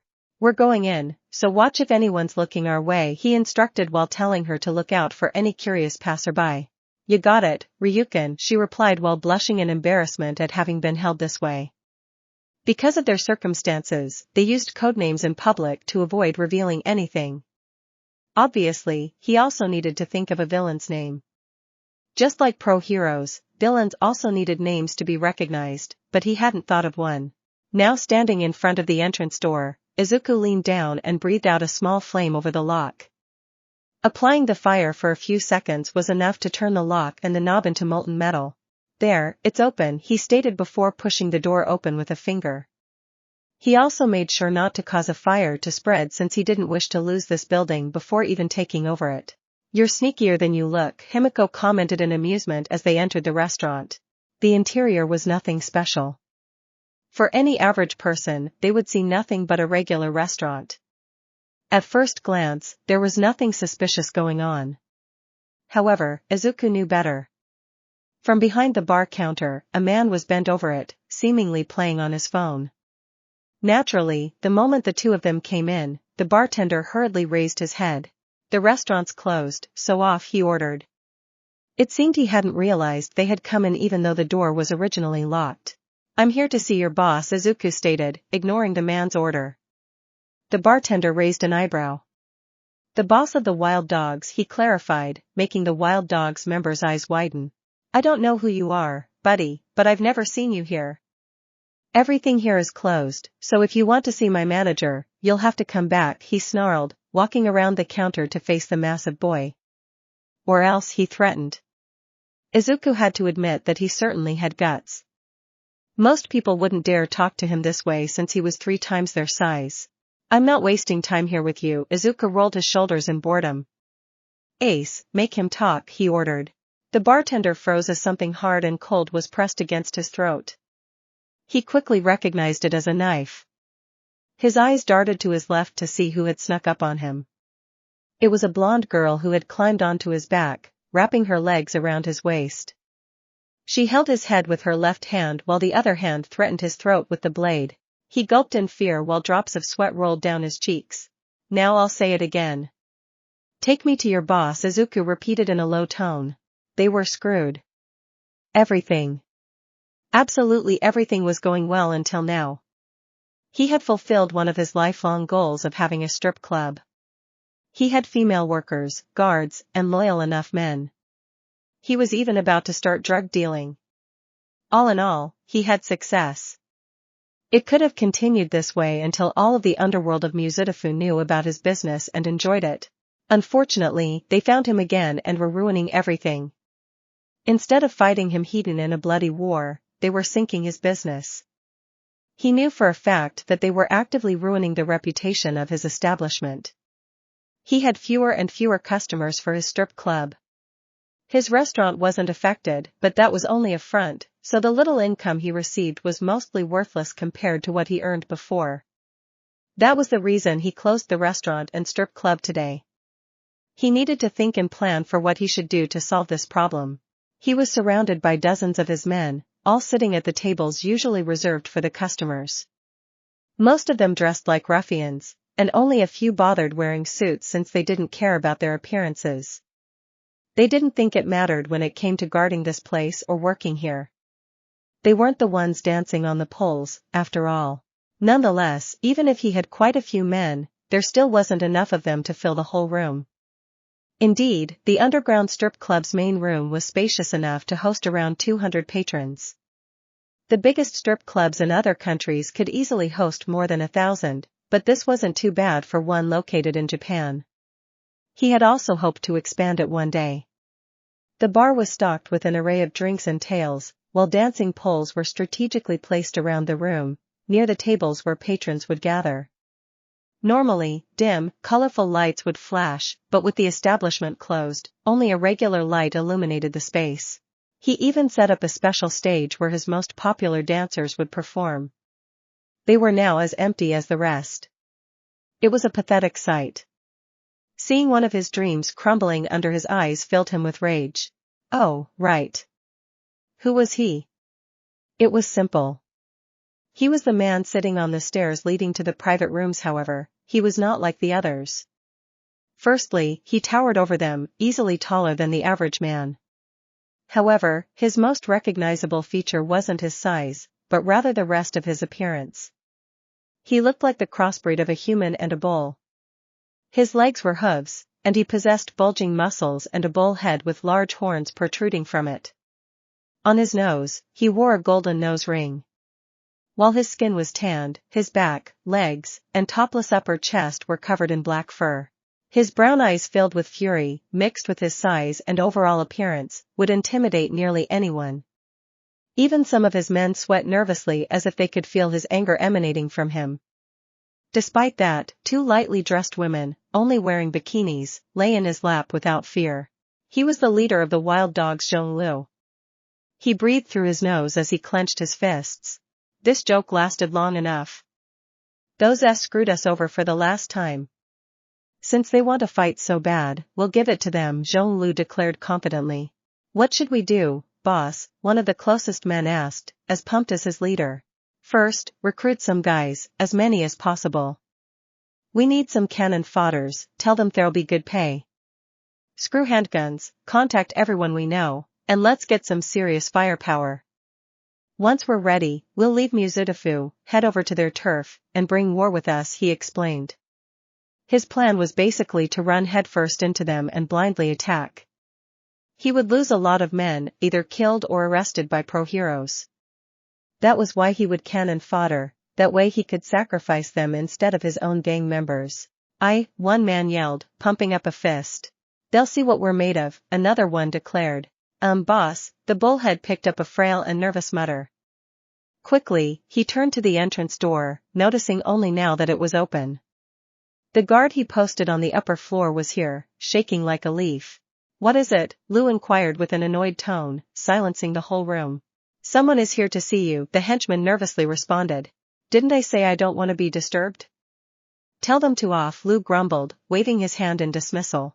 I didn't really have a choice, boss, the other man replied. Suddenly, he was propelled across the room as if he were hit by a car and crashed into one of the nearby tables. This is getting too long, the person who shoved him muttered before coming in, leaning down so their head wouldn't hit the top of the doorframe. The wild dog's leader narrowed his eyes as a giant of a man entered the room. Just like him, this one had horns, too. A mutant type, without a doubt. That's the first time I have to look up at someone, he mumbled under his breath. Even if he was sitting, he could tell the green-haired man was a good head taller than him. That guy is huge, a nearby gangster exclaimed while looking up. Of course, he was huge. He was Izuku Midoriya, and thanks to his quirk he hardly felt intimidated by anyone, even when meeting someone close to his size and height. Himiko Toga, or rather Ace, was hiding in his shadow, ready to pounce if needed. He kept her hidden in case he wanted her to go for a surprise attack. He must be 3 meters tall, another one added, taking a step back. More like 287, but who was counting anymore? Well, the horned boy had to since he often bumped his head on ceilings. You're Zhonglu, right? Izuku questioned, though he already knew the answer. You know me, but I've never seen your ugly mug. Who the hell are you? Lu glared at the intruder, who not only dared to attack his base but also disrespected him. You can call me Ryu, Izuku responded. I'm here for a specific reason, but I'd rather avoid dirtying and trashing this place, so let's do it the easy way. I want to take control of this business. I'll be your new boss from now on, he boldly announced, much to everyone's astonishment. The area was stunned into silence, not expecting this in the least. You could almost hear a pin drop. Finally, after a few seconds, a tiny snicker escaped Lu's mouth, which grew louder and louder until it turned into full-blown laughter. It didn't even take a second before his men joined it, mocking the horned new arrival. You're crazy, I'll give you that. What a joke, Lu belly laughed while holding his 2 dancers, who only giggled among themselves. That punk has no idea who we are. Teach him a lesson, guys, he ordered. Aye, they shouted in unison as they jumped off their chairs. Knew it wouldn't be that easy, Izuku muttered before pulling his right arm back. Out of my way, small fries, he shouted as he kept his arm outstretched and bent before swinging it forward like a scythe. Surprised at his quick moves, the men he targeted had no time to dodge as his arm closed it on them. Dragon Scythe. He shouted as he made contact with them. Due to his long and wide arms, at least 5 of the gangsters found themselves struck by his forearm. The moment his limb collided with these fodders, he put in even more strength and sent them flying, along with parts of the bar on his right. The wind produced from the blow alone was also enough to blow many of the bottles. As for the men that were hit, their bodies flew across the room, either slamming into a wall, tables, or even their teammates. None of them came out unscathed. One's jaw had been blown off his, and another had the left side of his head bashed in, which most likely got his brain smushed by the skull. Someone else's face had been flattened as if it had been ran over by a truck. Even if some of them survived the initial blow, they were doomed by their injuries. Those 3 were only the worst cases, as the rest were just as bloodied. If he had used all his power, they likely would have been torn apart. However, Izuku didn't want to show his whole hand yet. He needed to see if that was enough to make them understand he wasn't to be messed with.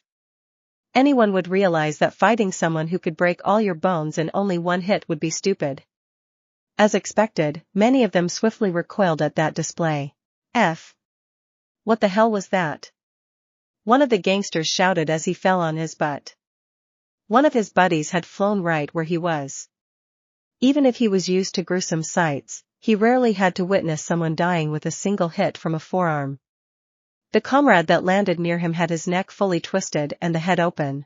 He might be as strong as the boss, another one added, flabbergasted. That one comment made Izuku perk up with interest. While what he did was pretty good, he knew that many other people in the world could do the same. Many had mutant or strength-based quirks, after all. However, he didn't expect he could potentially fight someone on his level. "You'll pay for that," a wild dog member screamed, running toward Izuku at full speed. The man joined his hands together as a sword came out of them, gripping the handle tightly. He jumped and delivered a vertical slash at the horned man's chest. Himiko, who remained near the door, smirked, already knowing the outcome. Schling! The gangster widened his eyes as his blade broke in half. What? He uttered while staring at his broken blade. Looking up, he froze once he noticed he left no scratch on the other man's body. "Are you going to fight yourself or not?" Izuku questioned Lu before grabbing the gangster who attacked him's head. He ignored the man attempting to claw his way out and casually crushed his skull in his palm like a grape before letting the body drop. "If you're as strong as I am, then it'll be interesting." Zhonglu's eyes wandered around, taking in his men's emotions. They were still ready to fight even if they were slightly shaken up. However, he knew that even if they managed to bring the intruder down at some point, they wouldn't do it without spilling gallons of blood. He wasn't willing to lose any more valuable men. Finally, he stood up. "Step back, guys. That man may be too much for you to handle. I'll take care of this," he instructed them while cracking his neck. "I do have a lot of strength, but don't lump me in the same basket as you." "Oh? Why?" Izuku arched an eyebrow. "I'm not just a stupid brute. I actually used my strength to help me master martial arts and deal deadly blows with ease," he revealed as he took a combat stance, slightly bending his knees and arms, and raising a hand above the other, pulling it back near his head. "A Chinese martial art that tears the flesh right off my enemies, the Hikisaku Ken," he explained pridefully. "Now this is getting interesting." Izuku grinned, feeling his heart pumping. "All right. Show me what you can do," he declared excitedly. "TSK, guess you won't understand how dangerous I am until I show you," Lu scoffed. Suddenly, he charged forward, making the floor shake with his powerful hooves. "Here, take this. Sora o War Ken," he announced as he raised his hand and quickly brought it down toward the horned boy. Izuku narrowed his eyes as he realized Lu was using a chop attack, which was the first time anyone tried to hit him in such a way. Not taking any risks, he didn't let himself get hit like he usually would when playing around with an opponent. Before Lu's hand could connect, the green-haired boy grabbed his wrist, stopping his attack midair. "Martial arts are worthless if you can't hit me," he smugly remarked, only for Lu to smirk. "You sure?" he asked, not bothered at all that his wrist had been caught. Suddenly, Izuku's jacket was torn off on his left shoulder as if it had been through a shredder. The boy widened his eyes and grunted, not in pain, but in surprise. Sure, he was still intact, but the fact that his jacket had been partially torn off even though his enemy didn't even make contact with it was not something he expected. "You're wide open," Lu shouted with glee, immediately taking advantage of his opponent's surprise. "Takino Boruken." The bullman's other hand shot upward vertically in a claw-like position as if trying to scratch Izuku's chest. Fortunately, the dragon boy still didn't let his guard down. With quick reflexes, he leaned back and dodged the man's hit, this time also making sure he was going far enough to avoid getting caught like last time. Of course, he also had to let go of the man's wrist to do that. "Not so fast. Niku o Hikasaku Sharon," he announced again as he raised his right leg and pivoted on the other, making a horizontal circular motion in Izuku's direction. The giant of a man stepped aside with incredible speed, dodging the kick. Yet, it was too close to his comfort as he had witnessed what his martial art could do. One unfortunate soul had been standing near Izuku, so once the horned man avoided the blow, they were the ones to take it instead. Blood poured out in the air like a bloody fountain while the curling screams of one of the wild dogs filled the entire room. The man lay on the floor, kicking underneath him as he held his arm in agony. Not only the sleeve where he was hit was gone, but his skin and flesh were too, exposing his bone. Help! Call for help," he begged while tears streamed down his cheeks. "Idiots! You know you shouldn't stand close while I'm fighting," Lu admonished the whole group as the two of his men grabbed the injured one and pulled him away from the fight. Still near the door, Himiko licked her lips at the display. Not only did she get to enjoy the nice show Izuku put on with his opening attack, but Zhonglu made a bloody mess, too. "Looks yummy," she mumbled to herself, her grin reaching her ears. She couldn't wait to see how the battle would play out. Meanwhile, Izuku stared at Lu's display with a certain admiration. He never knew such a martial art existed before. If it was something not bound by a quirk, then that meant anyone could learn it, didn't it? "Hey, how does that martial art work?" he boldly inquired. Even if he wasn't one to speak about how he fought and his quirk, he was well aware that this wasn't the case for everyone. "Oh, so you're taking me seriously, now? I do have to admit you're quick on your feet for someone your size," Lu snickered arrogantly as he entered his combat stance again. The Hikasaku Ken relies on both strength and speed, which combined with precise and calculated movements can create blows as ravaging as the torrents in a powerful tornado. Each blow acts like a wind that tears you to shreds. The meek average person could never unlock the full potential of that art as they would peel off someone's skin at most, but with my quirk and peak physique, I tear the flesh right off the bones, he proudly explained, smirking as he expected his opponent to be shaking. He focused his stare on Izuku, studying his position. The taller man was looking down, and just as Lu expected it, he was shaking. Yes, it was fear. "You understand what you got yourself into, don't you?" he chuckled. Izuku clenched his fist as he finally looked up. There was no fear in his eyes. There was joy, in fact. He had been shaking with excitement, looking at Zhonglu with a wide and eager smile. "How fascinating. I never knew someone could fight like that," he laughed. "Come and show me your moves." "I want to learn that style," he admitted. "Why?" Lu muttered before clenching his teeth so hard you could hear them grind. "You still mock me? As if you could learn it so easily," he shouted before charging toward the horned. "Of course not. I'm taking you seriously," Izuku replied excitedly as he readied himself to intercept the enemy. With a newfound speed, his fist shot forward, nearly getting invisible to the small fries watching their fight. Zhonglu widened his eyes in surprise before swiftly raising his arms in a guard. Miraculously, he blocked the fist right in time. Despite that, he was still pushed back. Considering his weight, it was a testament to Izuku's strength that Lu pushed away like this. Not only that, but the pain in his arms wasn't negligible. Thankfully, nothing was broken. Izuku didn't let him rest, and closed in on him, delivering multiple blows. Lu breathed out, not scared in the least of the approaching enemy. He blocked every single blow, either with a well-placed guard or by redirecting Izuku's strength with the help of his martial art, using the man's own strength against him. Nonetheless, the long-haired man was still gaining ground on him, forcing him to step back. He blocked a right, then a left, dodged another right and even blocked Izuku's leg with one of his hooves. Alright, Lu had to admit that this man was strong. If there was any praise he could give him, it would be his power and speed. Each hit would have broken an average man's bones. However, Lu had a much stronger build than the average man, so you would need more than that.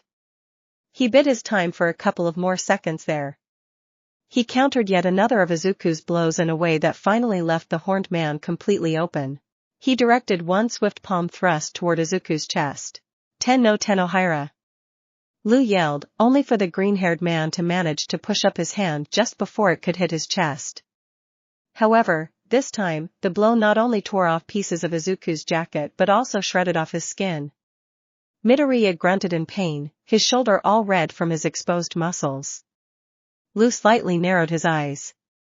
It was supposed to deal much more damage, yet it only peeled off the skin. His enemy's body really was unusually strong, yet it didn't matter. This hit was only a distraction. Shinzo Jokyo Ken. He thrust his right hand forward where Izuku's heart should have been located. Zhonglu smirked as his hand successfully penetrated the other man's chest, digging into his flesh. Izuku grunted in pain again before spitting out blood as he fell to a knee. With his hand still on the other man's chest, Lu could feel the warm crimson liquid pouring out all over his hand and onto the floor. Izuku. He's bleeding, Himiko shouted in shock, astonished as she witnessed the boy's pain. For the first time since she met him, she saw his blood flow out of his body. Izuku explicitly told her not to act or interfere in his fight if there were any, but this was clearly an emergency, wasn't it? If she stood there, he would probably die. She took out her knife, gritting her teeth with rage. No, even if he didn't want her to interfere, she couldn't let this guy get away with hurting her leader and friend. Right now, she was even ready to ignore Izuku's blood to save him. However, before she could jump into the fight, she stopped, noticing the boy's expression. TSK. Lu clicked his tongue. Unfortunately, his hand hadn't reached Izuku's heart. No matter, this was still enough to put him down. He paused as a small chuckle reached his ears. Huh? Who was laughing now of all times? With a certain apprehension, his eyes focused on the opponent. Ha ha ha ha ha ha. Got you, now. Izuku eagerly laughed, much to Lu's shock. What? He exclaimed, flabbergasted while the horned man suddenly stood up. Your blocking and dodging was getting annoying, Izuku stated as he grabbed Lu's left wrist, squeezing it until his bones cracked. The gangster released a pained grunt before attempting to pull his right hand out of the boy's chest. The instant the dragon boy felt his flesh moving at the attempt, he flexed his muscles, squashing Lu's hand inside. "Me hand stuck," he shouted, unable to pull it out. "You're telling me you let yourself get hit just to land a blow on me? Are you crazy?" he asked, baffled. "You finally get it," Izuku exclaimed, laughing as he swiftly stood back up. Thundering headbutt. The horned boy pulled his head back before slamming it as hard as he could into Lu's head, making his skull crack so hard that even the gangsters nearby heard it. Zhonglu dropped to his knees, feeling the impact and pain traveling throughout his whole body. He grunted in pain while something warm dropped down his face, even going into his eyes. He recognized the taste, scent, and most of all the color red. Blood was spilling out of his forehead like a tiny fountain. Dragon Scythe, Izuku announced his attack and slammed his forearm against the bull's throat, throwing him back as he released both of his hands. "B-boss," one of the wild dogs shouted as they witnessed their leader being flung back. Pain. That was pretty much all Zhonglu felt at the moment as he lay on the floor. Ringing in his ears was all he heard, and blood was all he breathed, forcing him to spit it out. With this excruciating pain in the throat, he would have thought his neck was broken, yet it wasn't. He may have slightly underestimated his enemy's strength. He hit like a truck. Maybe even worse. However, he couldn't let himself die here. He refused to lose. Gritting his teeth, Lu managed to stand back up, grunting all the way with shaky legs. "I'm fine," he grumbled to his men while breathing heavily. He needed to finish off that man quickly, or else he wouldn't last too many of his punches. Izuku pulled his arm back again before rushing the martial artist with the intent of pummeling him to the floor. Lu swiftly entered his original stance again before moving his hands in a circle. "Hikasaku ken no oji hyaku netsu no shinken." He went to counter Izuku's attack with his own. It was the Hikasaku Ken's ultimate technique, the one thing that was sure to always end his fights. Anytime he used this move, his enemies were torn apart. Even their bones were reduced to smithereens. Izuku held a shocked expression as he witnessed a flurry of fists closing in on him, showcasing a speed Liu hadn't used up until now. With clenched teeth, the horned boy brought his arms up to shield himself. Considering what Zhonglu managed to do to him with weaker hits, he didn't need to be a genius to figure out that his natural body wouldn't be enough to protect him. He needed to use his quirk. Instead of turning fully or into a hybrid form, he covered his arms and the front of his body in scales right before the bull's fists landed. Intense pain shot up across his body as bullets the size of fists riddled him, giving him no mercy while they tore off pieces of his scales and flesh. He rarely ever bled, as even his father had tried to make him and failed despite his many tries. However, this time, his vision was all red. For the first in his life, he was bleeding as if he was close to losing the entirety of his life juice. Nevertheless, he stubbornly prevailed, retaining consciousness as he was thrown back. Not only he didn't want to lose, but he also absolutely refused to lie down. His pride wouldn't allow it. He stopped himself before his back could fall to the floor, and used his elbows to throw himself to his knees. That should have killed him, Liu muttered, annoyed, but mostly impressed. Even if it didn't tear him apart, he should have lost chunks of flesh already, he yelled. Izuku, Himiko exclaimed, though everyone had been too focused on the fight to even notice her. She had never seen Izuku bleed so much in her life. There were red ES all over his body, which spurted out blood all over him. She was worried, but she couldn't deny the injuries made him a lot cuter. So that was how he looked, all bloody. She loved it. Even adored it, but it would be horrible if he died. Still, he was on his knees but could fight on. She trusted him. Izuku observed his palm. He had never been pushed around like that.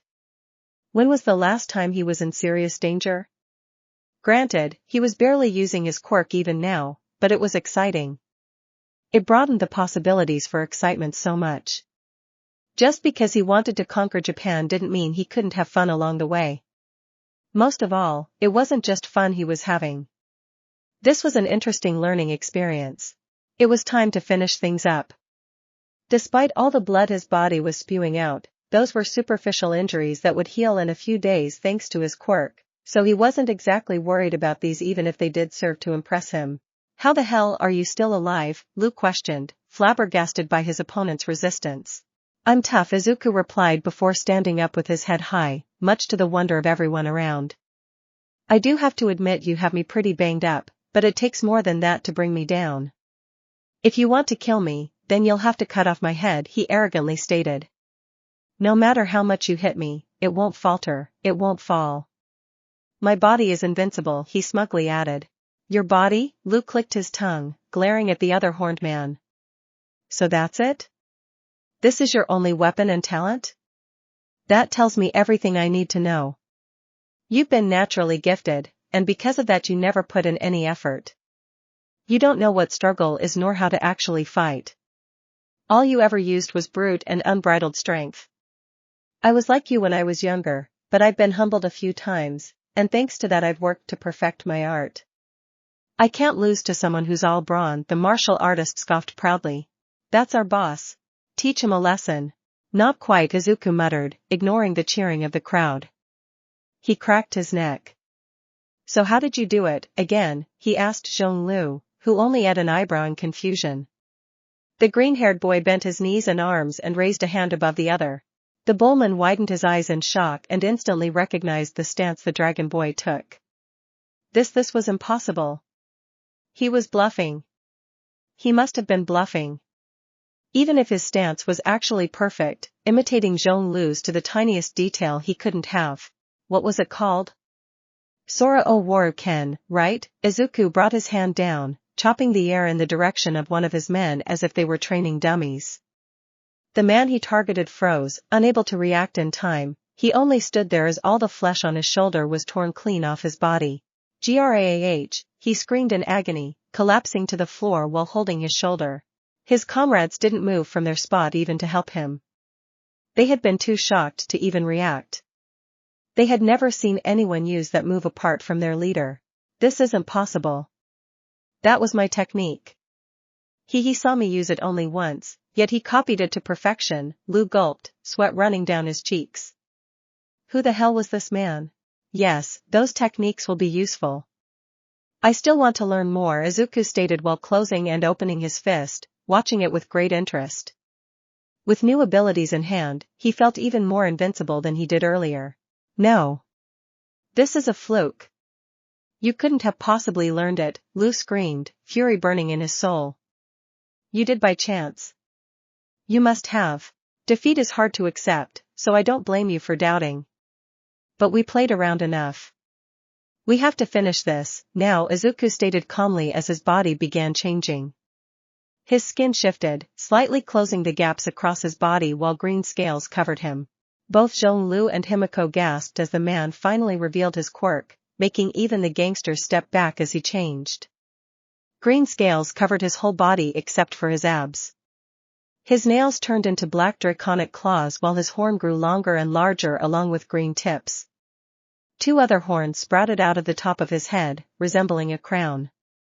His legs changed shape, too, making him reach a higher height. With claws on his toes too, and sharp fangs, he really seemed like a monster. Finally, a large tail with dark green fur at the tip came out of his lower back. Even if he was still bloody, some of his injuries had been covered by the scales, hiding them as if he hadn't been hurt in the first place. The blonde girl could only watch in awe at her friend's transformation. She finally got to see his quirk. It was unlike anything she had expected. It looked impressive, specifically thanks to his size. He also didn't let anything slip when it came to what it was, and his horns weren't enough to point her in the right direction. This won't be enough to beat me, Lu growled, clenching his fists. Oh, it will, Izuku chuckled as he took Lu's stance again, making the other man back. I won't let you use my moves anymore, he shouted before charging toward the dragon boy with his head down, aiming his horn at him. Nihano shikanetsu no shinken. Izuku replicated the same moves as Zhonglu did before throwing a series of fists at the charging man. Not only he used a similar technique, but it had been even stronger and deadlier as he landed twice as many hits as the bull did earlier. It was an even worse bloodbath than Izuku suffered through. Chunks of flesh were torn off Lu's body as the bull hybrid was thrown on his back, sliding across the floor and leaving a trail of red behind him. Miraculously, Lu survived. He lay down, panting and barely breathing while he gurgled blood. He wasn't even sure how he was still conscious yet. The women who lay on his lap earlier huddled together with the rest of the gang, too scared to even scream as they witnessed their leader's defeat. Monster, you're a monster, the man spat, wheezing with agony while Izuku turned back to normal. The boss was defeated, one of the gangsters stammered with sweat running down his forehead. Who the hell is this guy? I'm getting out of here, one of them shouted before fleeing toward the exit. Wait for me, another screamed before following after him. Soon enough, the others followed suit, running away in fear. Unfortunately for them all, a blonde girl intercepted them all, standing between them and the exit. Her wide smile sent shivers down all their spines, making them reconsider the idea of escaping. Sure, she looked like she was nothing but a young girl, but after seeing her partner's display, they began doubting they stood a chance. There was no way she wasn't secretly powerful, too. Where do you think you're going? Didn't I say you'll work under me? Izuku asked, tilting his head to the side.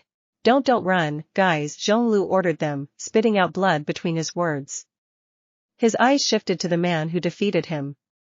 I give up, you win, we'll work for you. All of this is yours, he panted. He would gladly give up on his pride if it meant he would live. More than that, this man filled him with freezing and deathly fear. He never thought he would face such a monster in his lifetime. To think he didn't even fight at full strength until the end of their battle. Lu had been nothing but his plaything. But boss, one of the men tried to argue, only for Lu to grunt in pain as he tried to shout. No arguing. He is your new boss, now, he interjected in anger, shutting up any resistance from his henchmen. He won fair and square, he's too strong to resist him. At least, you are smart, Izuku stated to the fallen enemy before turning to the gangsters who were still frozen in fear. Treat him as quickly as possible. I want him to live, he ordered them casually. Of course, one of them gulped before running to his former boss. As soon as he did, others followed to help him pull Lu's body to one of the private rooms and treat his injuries. With so many men, at least one of them should have some kind of healing quirk. I'll want to have a talk with him once he's better, he said while watching them take Lu to safety. Good job securing the exit, Ace, he complimented Himiko as soon as she approached him. It was nothing, Ryukin, she blushed, smiling at the boy's kind words. Of course, she also stared at his bloodied body not so sneakily, wishing she could just have a taste of it. Now, we'll need to talk about what to do next, he told her before addressing a nearby gangster. Hey, did your former boss has an office or something? He questioned. Why wise, sir, the underling replied before pointing in the office's direction with a shaky finger. Izuku didn't bother saying anything else before walking toward the office, followed by Himiko Toga. His new underlings already had their orders, which were to take care of the injured survivors. On the other hand, he needed to debrief the current situation with his blonde partner and rest. He already had a pretty good idea of how to proceed next, too. HMPF, he grumbled as he sat on the couch. The office was pretty spacious, which wasn't surprising considering who was the previous owner. Unfortunately, there was a mess.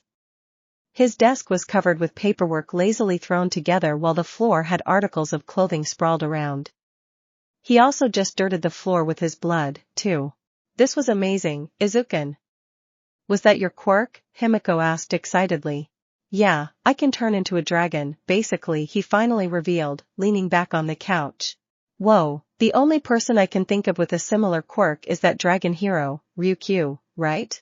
Yeah, but from what I've seen, she doesn't have a hybrid form like me. Besides, we're two different types of dragons, he responded before spitting out blood on the side. So you can turn into a full dragon? Why didn't you do it?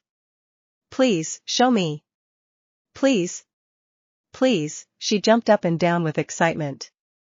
She was also wondering what dragon blood tasted like. Seriously, those were creatures from myths and legends, why didn't anyone take Ryukyu in a research lab yet or something? If I did, then it wouldn't be discreet. The whole place would probably collapse. I'm sure you'll see it one day, he retorted before placing a hand on his chest. I'll need to wrap some bandages, he grunted with annoyance. I'll grab some real quick, Himiko shouted, ready to run outside. Later Izuku interjected, stopping her in her tracks. For now, we have more important matters to attend to. My injuries can wait. We succeeded in taking over, so at least that's one step done. You were so cool, Izuku. But why did you let that guy live? I get he's strong and you probably want him as a lieutenant, but he'll be Ed after what you did. What if he stabs in the back? She inquired. She was mostly worried about Izuku since she cared little about her safety at this point.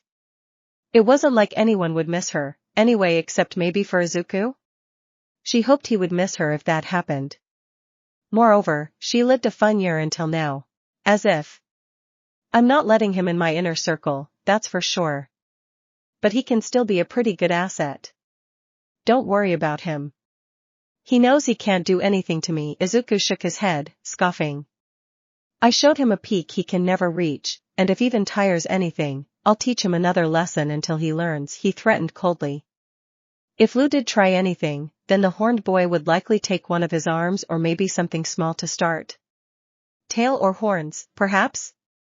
Besides, Jiren told us about him because he expected me to kill him, which meant this would benefit that old man. Is that a bad thing? Himiko arched an eyebrow. I think it is.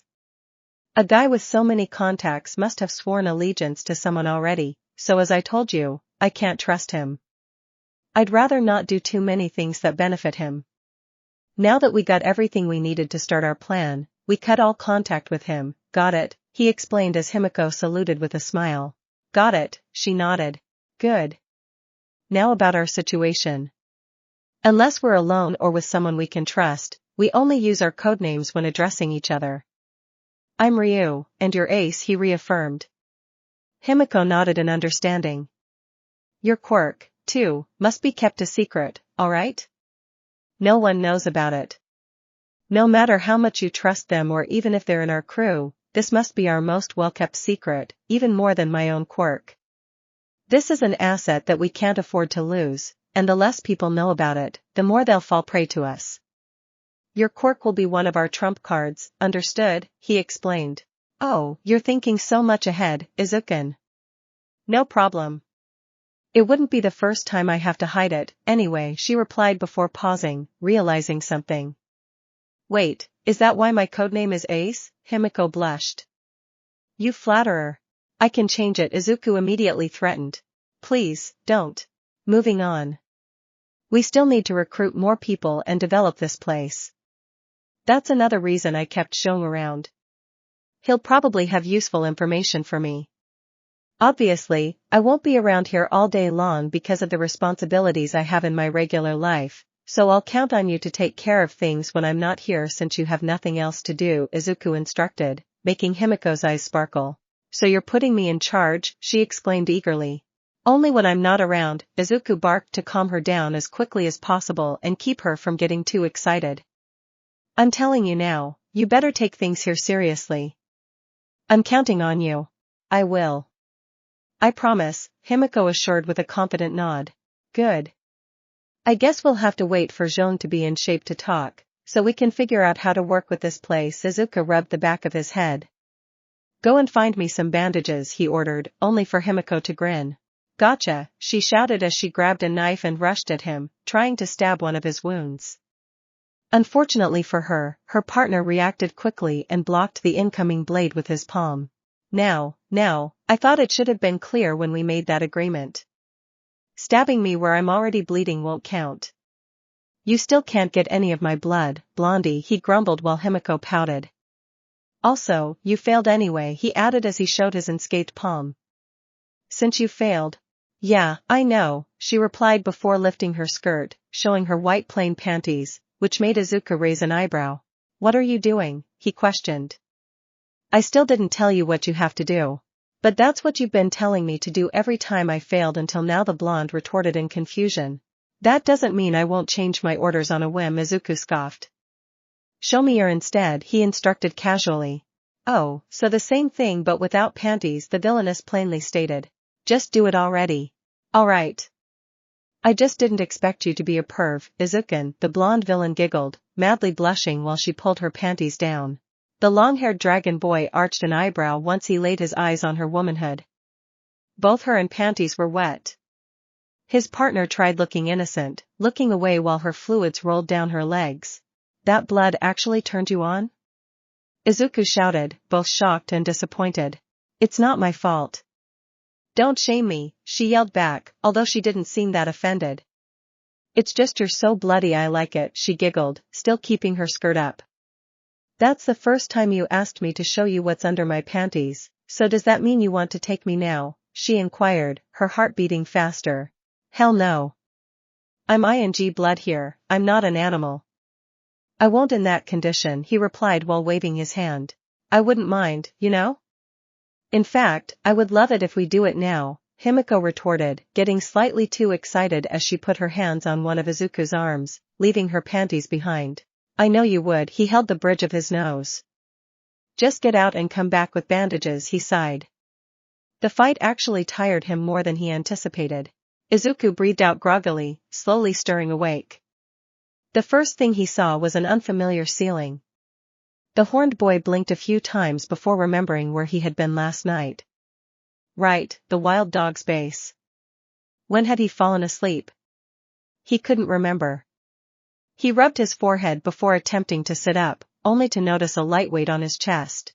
The long-haired boy looked down and raised his eyebrow as he found out why felt like something was lying on top of him. It was because there was. While he was still wearing pants, his jacket had been thrown on a nearby chair, leaving him topless. His wounds had been covered with bandages. That coupled with his accelerated healing should get him in top shape in less than a week. Nevertheless, the thing that grabbed his attention was a person he knew quite well. Himiko Toga, in her usual clothes, was sleeping on his chest. It seemed his breathing was enough to wake her up as well since her eyes slowly fluttered open. The blonde sat up, rubbing her eyes as she yawned. Hey, Izuku. Good morning, she waved happily before throwing her arms around his neck and hugging him. Did you sleep well? The girl inquired with a wide grin while the boy sat up. Why was I sleeping here in the first place? He grumbled a question. You were tired and needed rest, so I let you sleep, Himiko replied before quickly raising her hands in defense. Just so you know, I called your mom to tell her you'll be sleeping at my place, so don't get mad, she stated, making Izuku sigh. Well, at least you had enough sense to notify my mother, he breathed out in relief. Even if she wasn't that curious about his life, he still wanted to avoid having her wonder where he was and what he was doing as much as possible. So, I did well? The blonde's eyes sparkled with hope. Yeah, you did well, he confirmed, much to her joy. Yes, she beamed before throwing herself at him again, rubbing her cheek against his chest. The action prompted Izuku to raise an eyebrow. He was aware of how much she loved blood and that she had taken a liking to him, which also assured him her loyalty. However, he was still wondering why it happened in the first place. Even if she believed in the world he wanted to make, she already had an abnormal devotion. He had a feeling why that was, but he needed confirmation before making any judgment. You've been a loyal and good subordinate, but I just don't get why you're already all over me, Izuku remarked, making the blonde pause. Mind helping me find out? Come on, Izuku, I told you already. I want your blood, and you're also like me, she answered while blushing. Oh, he was aware she wanted his blood. It was hard not to be. However, he needed more of an explanation than that. I know that, and I also told you we have not faced the same hardships at all, Izuku shook his head. While my peers may have feared me, taken me as a villain because of my intimidating looks, or even had this to say it to my face, I didn't let it deter me. I showed them I wasn't to be messed with. Soon enough, no one dared speak against me again. Apart from that guy, Izuku muttered the last part, thinking about Katsuki and how brash the other boy was every time they confronted each other. We had the same problem, but we took it differently, Himiko reasoned with a confident gaze. You fought at Hedon, but I ran away. I was a coward, but it was probably the best solution at the time, she lowered her eyes in sadness. But in the end, you got lackeys, not friends. Am I wrong? All this time you've been alone, right? She asked softly, locking eyes with him. Just like me, the blonde added, gently putting a hand over his arm. Izuku looked down in silence, taking in her words. He did not know what to answer. He contemplated the past years. Was she right? He couldn't deny having no friends. He didn't trust anyone, not after everything his father taught him. Even now, he didn't trust her fully even if she was his closest ally. Was he mad about it, though? Perhaps saddened? He did not feel the urge to cry when thinking back to the times he was alone at school while everyone else played with their friends. Honestly, he didn't feel much about it. No one was interesting enough to befriend. No one he could relate to either. He had peace of mind, and after his father's passing, he was also free to do as he wished. However, maybe having someone to rely on at the time would have been nice. I'm not as relatable as you think, he mumbled dismissively. Don't get me wrong, I always fell in love easily, Himiko lightly grinned, playing with her knife, prickling her fingers with it. With heroes, villains, animals, boys, girls, she listed before looking up again. But I decided to choose you. You're the only one who understands 'cause your dream's my dream.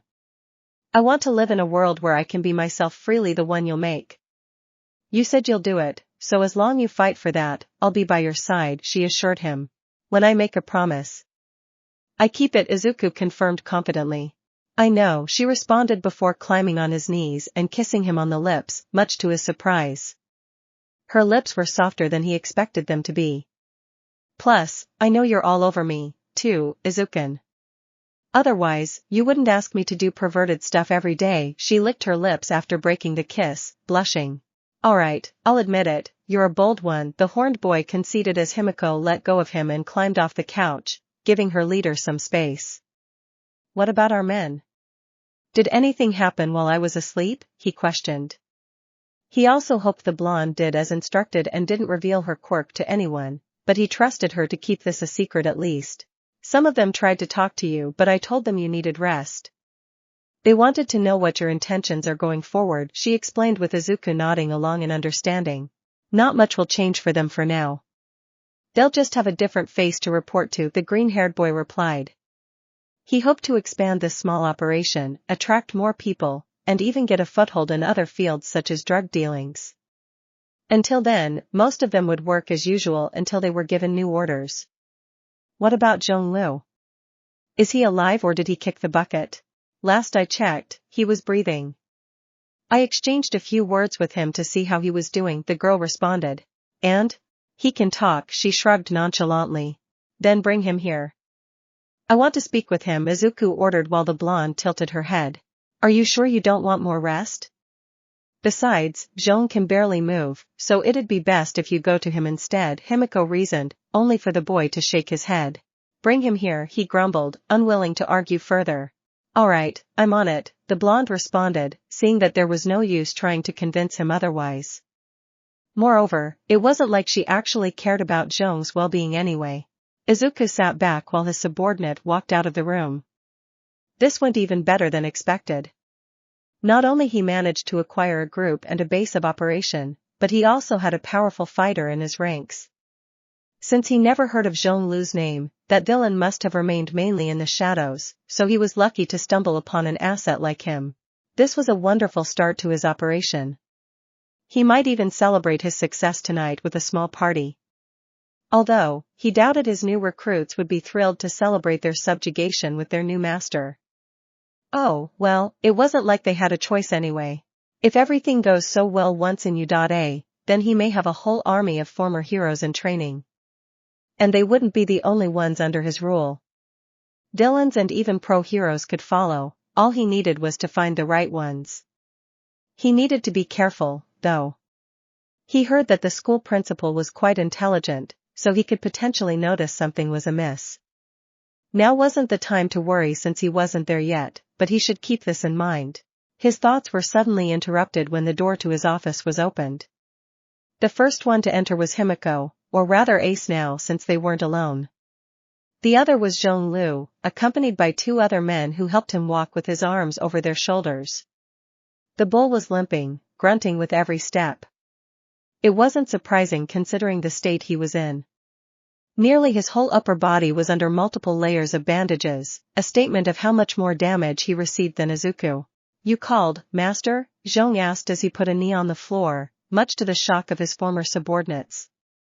He gritted his teeth through the pain and bowed his head. Oh, Izuku smirked, intrigued. Himiko grinned, also enjoying the man's groveling. Why the sudden devotion? He questioned. Not that he didn't believe it. No, he could see the sincerity in the man's body language. Do you already fear me that much? He mused. It is not fear that makes me bow, but rather respect. I was wrong about you. I misjudged you. I trained my whole life to master the Hikasaku Ken, yet it only took you a glance to mimic my moves. You possess a level, a peak, I could never reach, Zhong admitted. It would take nothing short of a combat genius to accomplish what the boy did, which was what Zhong considered himself before meeting him and realizing how foolish and arrogant he had been. I am not strong enough to oppose you, nor do I have the will. You spared me so I could serve you. As you hold my life in your hands I will serve, he declared before bowing again. I will also teach you the Hikasaku Ken as you have wished to yesterday, he confirmed. Well, that is even better than I thought, Izuku chuckled with his arms crossed. Since you respect me so, it is only right that I do the same. You will be a valuable asset to me, so don't disappoint me. What I've done here is only the start. Just know that soon, you will have more riches than you could imagine. You've chosen the right team, he explained, which only served to confuse Zhong and the two men accompanying him as they had no idea what the boy had in store for the future. Izuku then gestured to the blonde girl standing at his side. This is my lieutenant, Ace. You will answer directly to her when I am not around as she will be in charge in such a case. Himiko waved with a cheerful smile. What? This brat, one of the men immediately voiced his rejection. Shut up, you imbecile, Zhong snapped the moment the minion spoke. But the other man tried to argue, only to be interrupted when something cold reached his throat. He widened his eyes before glancing behind him. Somehow, the blonde had snuck behind him while he was talking to his former boss. Brat, you say? Himiko repeated snarkily to the shaking and sweaty man. When did she? I didn't even feel her presence. Zhong thought while watching the display. He was aware that she worked under him from what he had seen yesterday, but he had no idea what her abilities were. She must have some kind of presence erasing or stealth quirk to move around like that. I am sorry, the man stammered an apology with shaking legs. I think he learned his lesson. Ace, let him go, Izuku ordered, to which Toga quickly complied, snickering as she walked by her leader's side. The horned boy turned his attention to the man who spoke out of turn. As for you, if you ever talk smack about one of my subordinates like that, you'll be left in pieces. Even worse than your former boss, he threatened, gesturing to Zhong and making the man he spoke to gulp. Understood? Why yes, sir, the man swiftly responded fearfully. Meanwhile, Himiko glanced back at the boy, hiding a blush behind one of her sleeves. Good. I called you here, Zhong, because I wanted to discuss the establishments and this group's future, Izuku explained. He knew waiting for their injuries to heal would have been wiser. That way, both of them could have some rest and a clearer mind when speaking of this. However, his patience was thin, and he didn't want to waste more time when he only had less than 10 months before getting into Udata High. Before that, sorry for interrupting, but what made you choose to take over our group? How did you find us? Zhong inquired. It was a question that burned his mind ever since he woke up. Jiren told me about you. Said you didn't do any business with him, so you wouldn't be a loss of profit if you wiped out, Izuku replied bluntly. He had no reason to hide Jiren's name or keep his involvement a secret. The man had been useful, but he didn't earn Izuku's respect or trust. What? You must cut any ties with him this instant. Zhonglu nearly jumped to his hooves, only for his haunches to crack and force him to sit back down. Trying to give me orders, Izuku narrowed his eyes, making the humanoid bull back away. I already decided not to contact him anymore, anyway, but still I'm curious. Why did you get so worked up? The horned boy calmed down. Didn't you hear the rumors? Better than rumors, I know from a trusted source that Jiren may work for All for One, Zhong revealed fearfully while Izuku had an eyebrow. All for One? Who is that? He questioned with a tilt of his head. While Himiko was silent, she was just as curious as he was. Don't you know? The boogeyman. The one who steals quirks. Him? That's an internet conspiracy theory, Izuku scoffed dismissively. It holds no value nor power over me, he shook his head. It is more than a conspiracy, master. Please, you have to heed my words. Jiren works with him or for him, I don't know, but he is real. People have been disappearing, and some came back with no quirks. Because they're not fond of the law, they never see the police or the heroes, but that kind of information does reach my ears and potentially the ears of other organizations. That is why I cut all contact with Jiren. I was afraid my quirk would be stolen, too, Zhong explained desperately, which seemed to be enough to make Izuku consider the man's words. The boy hummed. All myths and legends have partial truths in them, and you could say the same for some conspiracy theories. Maybe the idea of someone stealing quirks wasn't that outlandish. Could Jiren really be in contact with someone like that? He had no way of knowing for sure unless he confronted him directly. However, he wasn't fond of the risk of losing his quirk either. If All for One existed, then he would be a danger to him. Very well. I will look into it, Izuku conceded, much to Lu's relief. Besides, as I already said, I cut ties with Jiren already. I don't need him anymore. First of all, the name Wild Dogs does not exist anymore. We're changing that since I'm in charge, he declared. It seemed one of the two men Zhong brought with him wanted to protest, however. A single from Ace was enough to shut him up as she simply put a finger to her lips in a shushing manner. From now on, we are the Beast Lord's Legion. As you wish, Master, Zhong bowed his head in acceptance. With a name like this, our numbers better increase if we want it to fit, Izuku grumbled, since from what he had seen yesterday, most of the wild dogs had been here, and he wasn't impressed. We will do our best to find new recruits, but if our establishment sinks, then it will be all the more difficult, Zhong reasoned. If we want it to succeed, then we have to change strategies. Whose idea was it to use a restaurant as a cover? Izuku asked. However, before Zhong could even respond, the boy continued. No matter, it's stupid. Taking care of a restaurant is unnecessary trouble, and hard as a brick. Moreover, it's not even the kind of clientele you would want to attract. It also makes it even harder for your real customers to access this strip club in secret. Kinda hard to be sneaky. Well, Zhong stuttered, unsure of how to respond. He chose a restaurant mainly because his parents owned one, but when he said it like that, he couldn't deny that there were likely better options. There is something much better to use as a cover. A nightclub. Izuku crossed his arms. All you have to worry about are the drinks and the music. It'll also be easier to sneak here because of the lighting and how many people there'll be.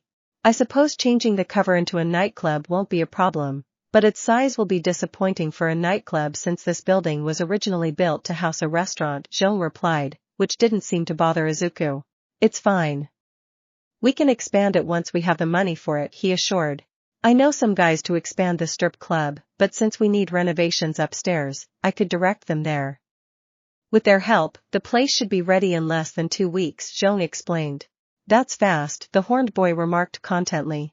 They're professionals. Their quirks are suited for work like this, and they'll keep quiet, too, Zhong affirmed proudly. He found these workers himself on the darknet.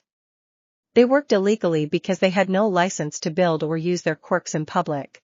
I'm assuming you have what you need to pay them. I want someone to give me a report later about all of your activities. I need to know what's bringing the money here, Izuku ordered. Of course, it's only natural, Zhong nodded. The strip club wasn't their only source of income, but it was their most profitable until recently. Now, there's one thing that's been bugging me since yesterday. Midoriya tapped on one of his knees with his finger. Why was the establishment closed? And how are your affairs going? He inquired. Zhong gulped. Damn it. So he noticed. Not good. Not good at all, he shook his head disappointedly. We have fewer and fewer customers. The most loyal are still coming, but even they are starting to waver. Do you have any idea why? The dragon boy doubted it was something natural. An establishment like theirs shouldn't lose customers for no reason so suddenly. Considering Zhong already made an enemy of Jiren, he wouldn't surprise that he had more. However, was it someone else's doing or Jiren's? Well, since you are in charge now, I suppose it is only right for you to know. Zhong looked down in shame. The truth is I'm at odds with the Chinese mafia, he revealed, making Izuku arch an eyebrow and Himiko widen her eyes. The Chinese mafia? Are you serious? Izuku questioned, narrowing his eyes. This may bring him trouble, but they operate in the Aichi prefecture, in the city of Nagoya, Zhong revealed. It was quite close to Shizuoka, and most importantly to Muzutafu. I've been one of their members for years. I even came to Japan with one of their guys, but after being accused of betrayal, I left their ranks. I kept telling them that I was framed, but no one listened. The humanoid bull spat with anger. Ever since that day, they've been sending assassins after my head. Since those idiots couldn't take me out, they decided to ruin my business. I have no proof, but I'm certain they've been throwing negative rumors about this place. I even discovered that some of my dancers were forced to quit after being threatened, he explained while the horned boy put a hand to his chin, thinking over all the information he gained. That's super bad, Ryukin, Ace exclaimed worriedly. These idiots just got us in trouble with the mafia. Understandably, she was panicking since this wasn't a part of their plan at all. No, wait. That may not be as bad as you think. Izuku raised a hand to stop her rambling, earning curious glances from everyone in the room. Wait. Really? Himiko inquired, baffled. This could be a great opportunity for partnership, the green-haired boy reasoned. While the blonde seemed to agree after thinking it over, Zhong was uncertain. That may be risky. Even if I'm not in charge anymore, they still want my head. The fact that I work for you now will also pull their ire to you. Moreover, they will request proof of your usefulness concerning this partnership, he explained, making Ace groan.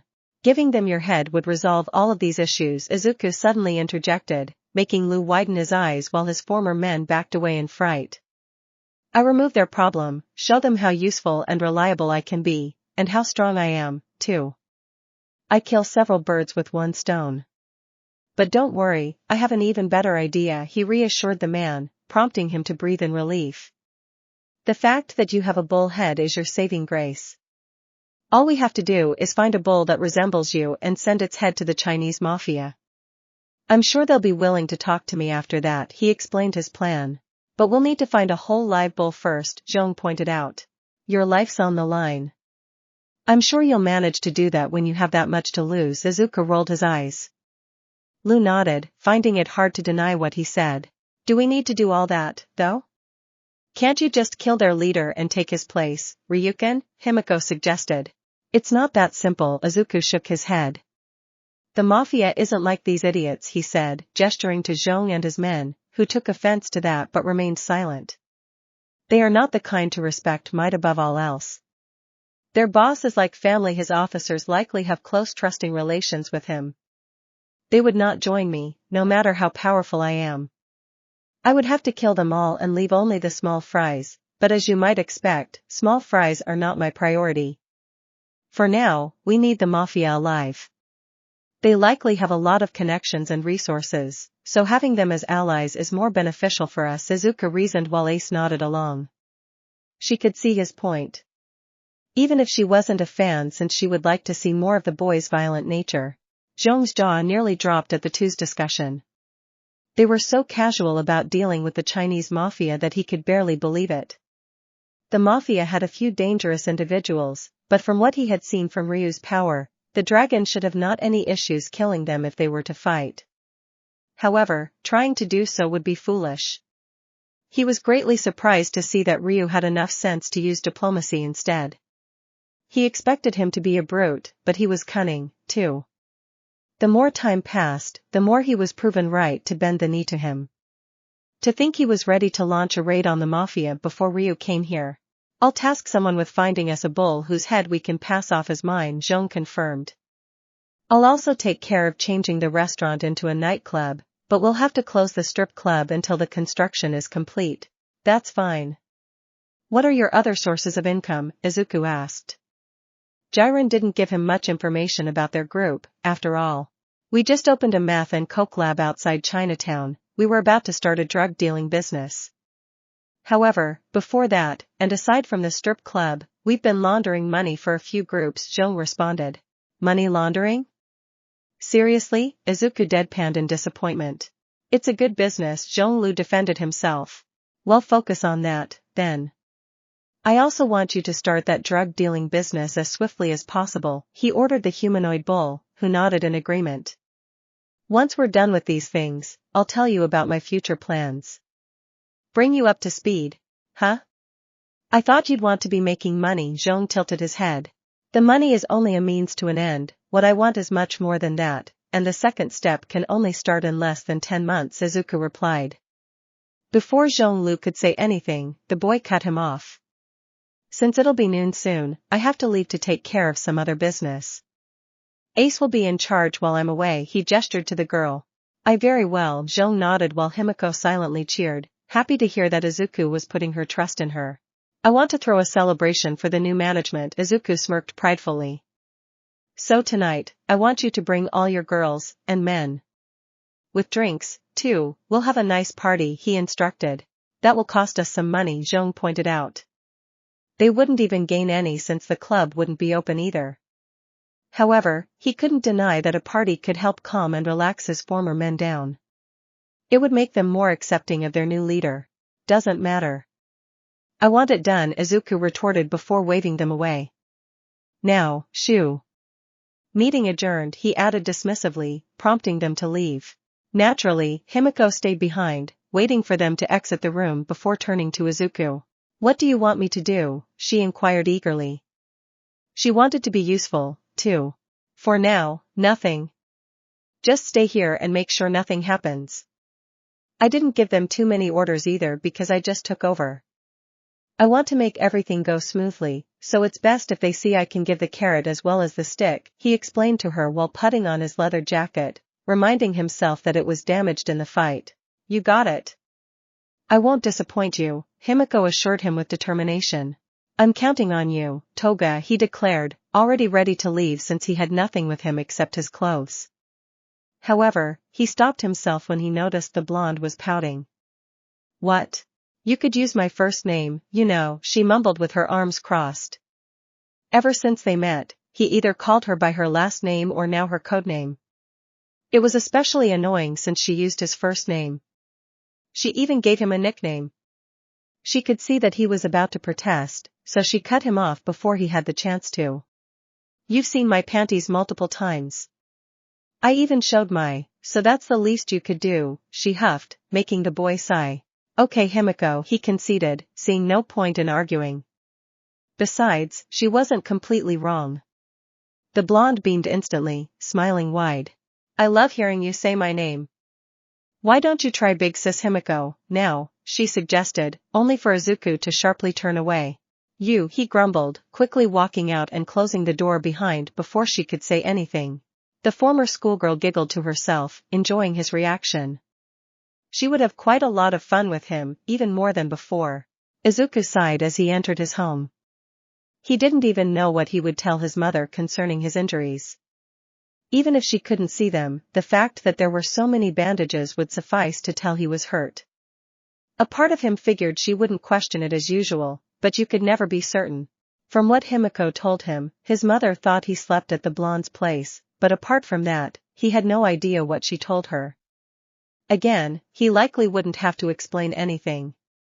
However, once he got home the house was eerily silent. She should have been making lunch at this time, usually. However, there was no sound coming from the kitchen. He decided to check there, first. As expected from his earlier deduction, there was no one here. Looking around, Izuku's eyes landed on a cardboard bag with the logo of a fast food brand. If that was here, then it could only mean one thing. He swiftly grabbed the bag to check its contents. Just as he thought, this was what he usually bought to eat in that particular fast food chain, which meant that Inko went out and bought it for him. He rubbed his forehead in annoyance. Since she already went to buy some groceries earlier this week, she didn't go out because of that. Because of the loss of her job and the severe lack of friends, his mother had no reason to go out. Thus, narrowing down the reasons she went out was easy. She went to see Mitsuki again and bought him some food on the way home. It wasn't that he disliked Mitsuki, he had nothing against the woman despite the little she called a son annoyed him on a daily basis. In fact, he would say she was quite pleasing to look at, and the thought alone made him chuckle. What annoyed him about her was the fact that his mother just wouldn't stop bothering him to go with her and see the Bakugas, specifically Mitsuki. He could understand since they were childhood friends.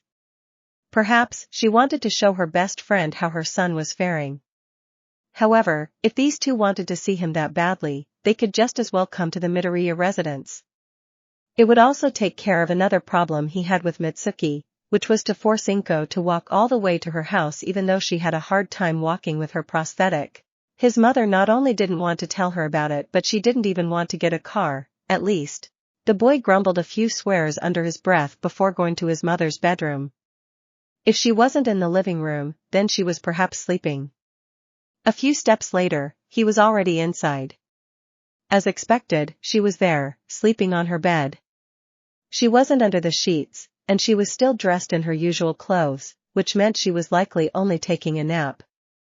Ever since his father died, she hadn't been eating well, so she was a bit thinner than normal and easier to tire out. Her prosthetic was off, sitting beside the bed. Perhaps he could buy her a new one soon? He was about to earn much more money than before, so might as well use it. He'd have to talk to her about it, though. Just as he was about to turn around and walk away, Izuku noticed something held in her hand, which was clutching protectively. Curious, he approached her bed before leaning down to take it. It was a photo. It wasn't framed, which he would have expected to be since she seemed to hold it so close to her. How strange, they didn't have many photos, so most of them were familiar to him, but this one didn't ring any bell. After a good look, he recognized everyone on it. It was his parents and the Bakugas. It was taken a long time ago since they were all in school uniforms. His mother and Mitsuki wore sailor uniforms with blue skirts while his father and Masaru wore an all-black uniform similar to the one he possessed. His mother was on the left, beaming with joy and a wide smile with an arm wrapped around Masaru's neck, pulling him toward her. Masaru stood between her and Mitsuki, struggling to stand straight since he was dragged down. Mitsuki had a hand on his shoulder as she was pulling Hisashi toward the group. While his father looked unwilling to take part in the photo since Mitsuki pulled him in, he was also smiling as wide as the others. Huh. Izuku didn't think his old man could even be this happy. Still, this was the first time he ever saw that photo. He was aware Inko and Mitsuki were childhood friends, but he didn't know they met Masaru and his old man in middle school. He had no idea why his mother didn't want to display it, but he didn't care enough to find out. The horned boy put the photo on the bedside table and then left the room. Izuku grabbed the bag she left in the kitchen, then sat down in silence in the living room. Now that he thought about it, with the new resources he had, he could get himself a weapon, couldn't he? Boom. Boom. Take this, Bakuga shouted as he ate his fist back, and punched forward, creating an explosion the moment his hand made contact with his target. The blonde teen stood in his backyard, using his personal training dummy. Because his parents were fairly well off, not only did they have a large house, but they also had a spacious backyard, which the blonde used quite a lot for his training. Public use of quirks is prohibited, but doing it on private property was another matter. So this was a perfect place to train for him. Moreover, his parents also used that money to buy him a training dummy since they always fully supported his dream of becoming a hero. The dummy he was using his quirk on was made to withstand explosions like his. It was made of hardened steel so that it wouldn't break or even melt unless attacked by exceptionally high temperatures. Of course, using his explosions on that thing wasn't enough to improve himself. He needed to be stronger physically, too. Sure, he worked out, but he wanted to withstand the pain and make his blows stronger. Thus, he regularly punched or kicked that pole, even risking breaking his knuckles or legs. The blonde looked down at his hands, which were shaking and covered in bruises. His knuckles were slightly bloody, but nothing too serious. He needed to be stronger, to be the best. He needed to train every day without fault, otherwise he wouldn't become number one. All of it was to surpass All Might and him. The one wall in his life. The one that stood in his way the most. The one obstacle that looked insurmountable. If it weren't for him, he would have lived the life of a king by now. Everyone around him would have realized the pebbles they were when faced with him. Well, everyone except his parents, because the old hag he called a mother didn't know her place. He let out a battle cry as he slammed his fist into the dummy again, pain shooting through his whole body as something cracked. This was nothing. If he couldn't handle some steel, then he couldn't handle him. He imagined that guy standing where the training dummy was, making him look up. There stood Midoriya Izuku, who he often called Snake Breath. They were somewhat childhood friends before that relationship abruptly ended. Bakuga clenched his teeth. He couldn't stand looking weak compared to him. He was the best. If he couldn't defeat him, then Katsuki wasn't the best, was he? You, how dare you think you're better than me? Katsuki shouted at the illusion of the other teen, who remained silent. The blonde would never forget the humiliation he suffered that day. 10 years ago. Are we going exploring again? Tsubasa asked while stretching out his wings.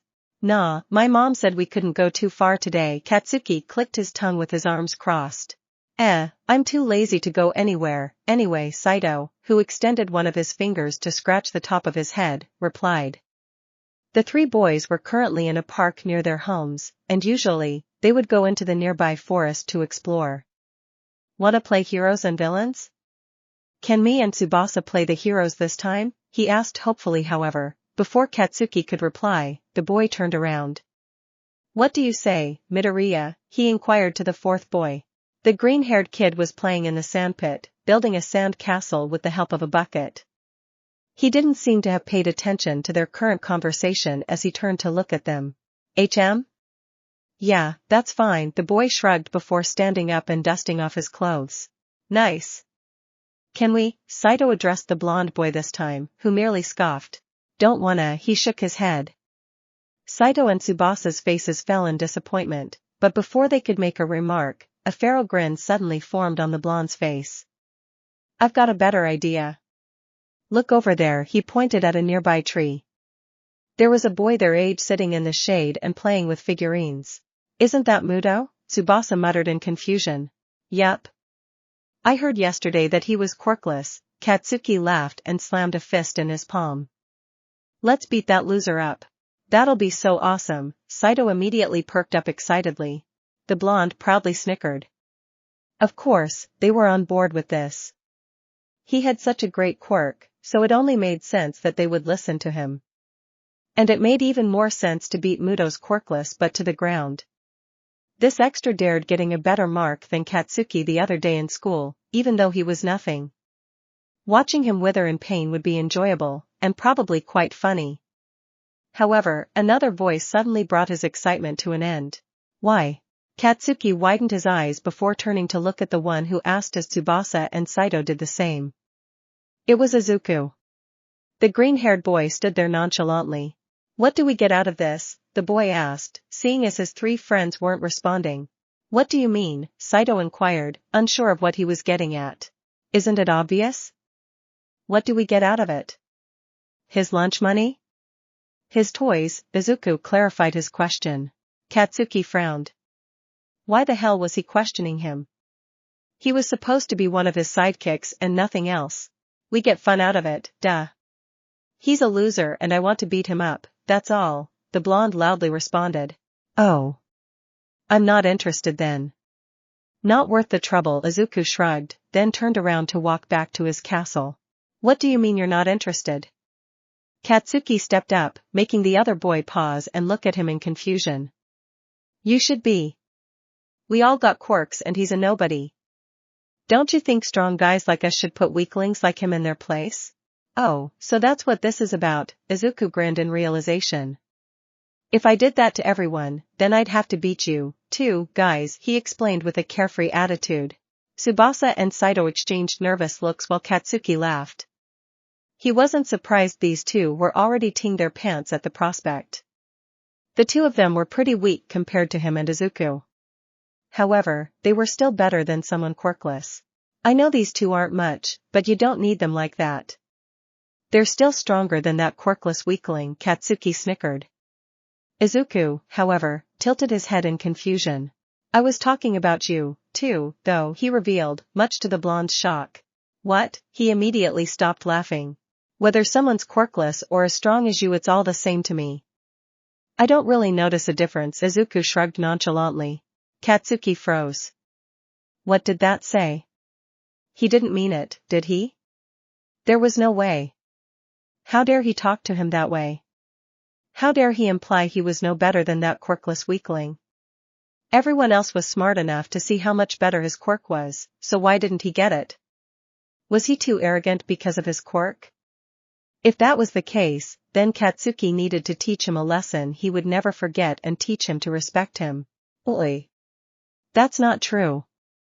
Take that back, Katsuki spat with anger. Huh? Why? Izuku asked in confusion. I'm just telling the truth, he shrugged. You, the blonde growled, his blood boiling. The other two extras were losing respect for him. He could feel it. He knew it. Then I'll make you take it back, he launched himself, sparks flying out of his palms. The next thing Katsuki perceived was the sky. The young boy lay on his back, bruised up and with a bleeding nose. He was unable to stand back and held his head in pain. The blonde did his best to hold down his tears, but the pain as well as the humiliation of that instant defeat made it quite difficult. Tsubasa and Saito stood at his side, asking him if he was alright and trying to help him to his feet. However, he remained down. Damn it, they were taking pity on him. Meanwhile, Izuku stood there, completely unscathed. It didn't look like he had been in a fight at all. Why did you attack me? Aren't you supposed to be my buddies? The green-haired boy asked with narrowed eyes. However, after receiving no response for several seconds, he sighed. Oh, well. I guess I was wrong. It was fun hanging out with you while it lasted. See ya, he waved before leaving. What these three didn't know was that he had already been used to people who were supposed to be on his side attacking him, and his father was the biggest proof of that. He supposed they were never friends in the first place, so he bid them goodbye. With shaking legs, Katsuki stood on his knees, watching the other boys back as he left. There was no way he couldn't even scratch him. Why couldn't he? Izuku couldn't be better than him, could he? He was supposed to be the best. How did he dare speak to him that way? Katsuki gritted his teeth. No matter what happened, he would make him pay. Present. Ever since that day, Bakugo had been training ceaselessly, growing stronger every day. He would challenge Izuku from time to time and lose every time. Unfortunately, it was like he made no progress, but he knew that wasn't the case. He was perfectly aware he was strong, now. However, since the horned teen hadn't accepted any challenge for the past few years, he couldn't tell if he was on his level. Bakugo had a feeling he wasn't. His opportunity to show how much he had improved and see if he surpassed Izuku would come soon, though. Once they would both enter UA, something he was also mad at because he wanted to be the only one in Eldora to get in, he'd show everyone. Katsuki, his mother suddenly called out to him from inside the house. The blonde teen clicked his tongue, gave one last look to his training dummy, and then went back to his house. He was aware that his mom would only annoy him more if he didn't listen. Come on, you trained enough. You'll blow the neighbors' eardrums if this goes on, Mitsuki said as her son went in. TCH. There's no reason I should give a, Katsuki replied dismissively. Well, you should. Because any problem you cause is my responsibility, you tie brat, Mitsuki shouted at him, showing clearly where he got that temper from. However, she immediately calmed down once she noticed his bloody hands. What the hell happened to your hands? Nothing, old hag, Katsuki yelled back at her before trying to go up the stairs. I need a shower, so don't bother me. How many times have we told you that this training dummy is for your quirk only? You're not supposed to bust your hands on it like a dumbass, Mitsuki shouted. However, the teen scoffed and ignored her. This was already a tie day, and he didn't want it to be worse by arguing with her. Thus he walked away without a care in the world. For S sake that kid doesn't listen to, she pinched the bridge of her nose. Sometimes, she didn't know what to do with him. She should ask Inko for tips because the other woman never complained about her son, so she must have been doing something right with Izuku. Katsuki glanced down at his bloody knuckles again and sighed. No matter what anyone said, this wasn't enough. Later, in the evening. Now that's what I call a party, Izuku laughed cheerfully as he made his way to the counter. Much better than the boring fest I stumbled on yesterday, he exclaimed. The gang strip club was far livelier than before. Following his instructions, Zhonglu opened it to as many clients as possible, even if most were their own members. Music blared throughout the room, while colorful lights flashed incessantly to which several strippers pole danced. Some wore bikinis, like the ones he saw at Zhong's feet yesterday. Others wore something more classic, bunny suits. Some simply had lingerie on. He could say there was some variety, but nothing crazy. The important part was that everyone seemed to have fun, especially since they still had a supply of drinks after the ones he broke when he came in the first time. He rarely had the opportunity to celebrate, so he also never organized parties. Some of his schoolmates invited him to their parties, of course, but it was nothing as entertaining as what he would see on the TV or the internet. The kind of parties they weren't allowed to organize because of their ages. Obviously, he wanted to grab the first girl he'd lay his eyes on and have her give him a private dance, especially because of his pumping blood. His draconic blood would make him wild and bloodthirsty, which could be fixed with a fight or more peaceful means. A strip club was a good way to do it. However, he needed to check on Zhong and Himiko first. After passing the counter, Izuku's eyes finally landed on the two. They were toward the back of the room, sitting on armchairs around a dancer currently performing on a pole. The horned boy grinned before rushing to join them. A guy his size was hard to miss, so most of his new henchmen fearfully bowed to him every time he crossed their path. Even if they had fun, they still hadn't accepted him fully, but if their fear of him overshadowed the temptation of betrayal, then it was good, too. Oh, Ryukin, Himiko exclaimed the moment she noticed him. Thankfully, it looked like she still didn't forget they used codenames in public. Master Zhong greeted him, getting off the chair and kneeling to him despite the injuries he was riddled with.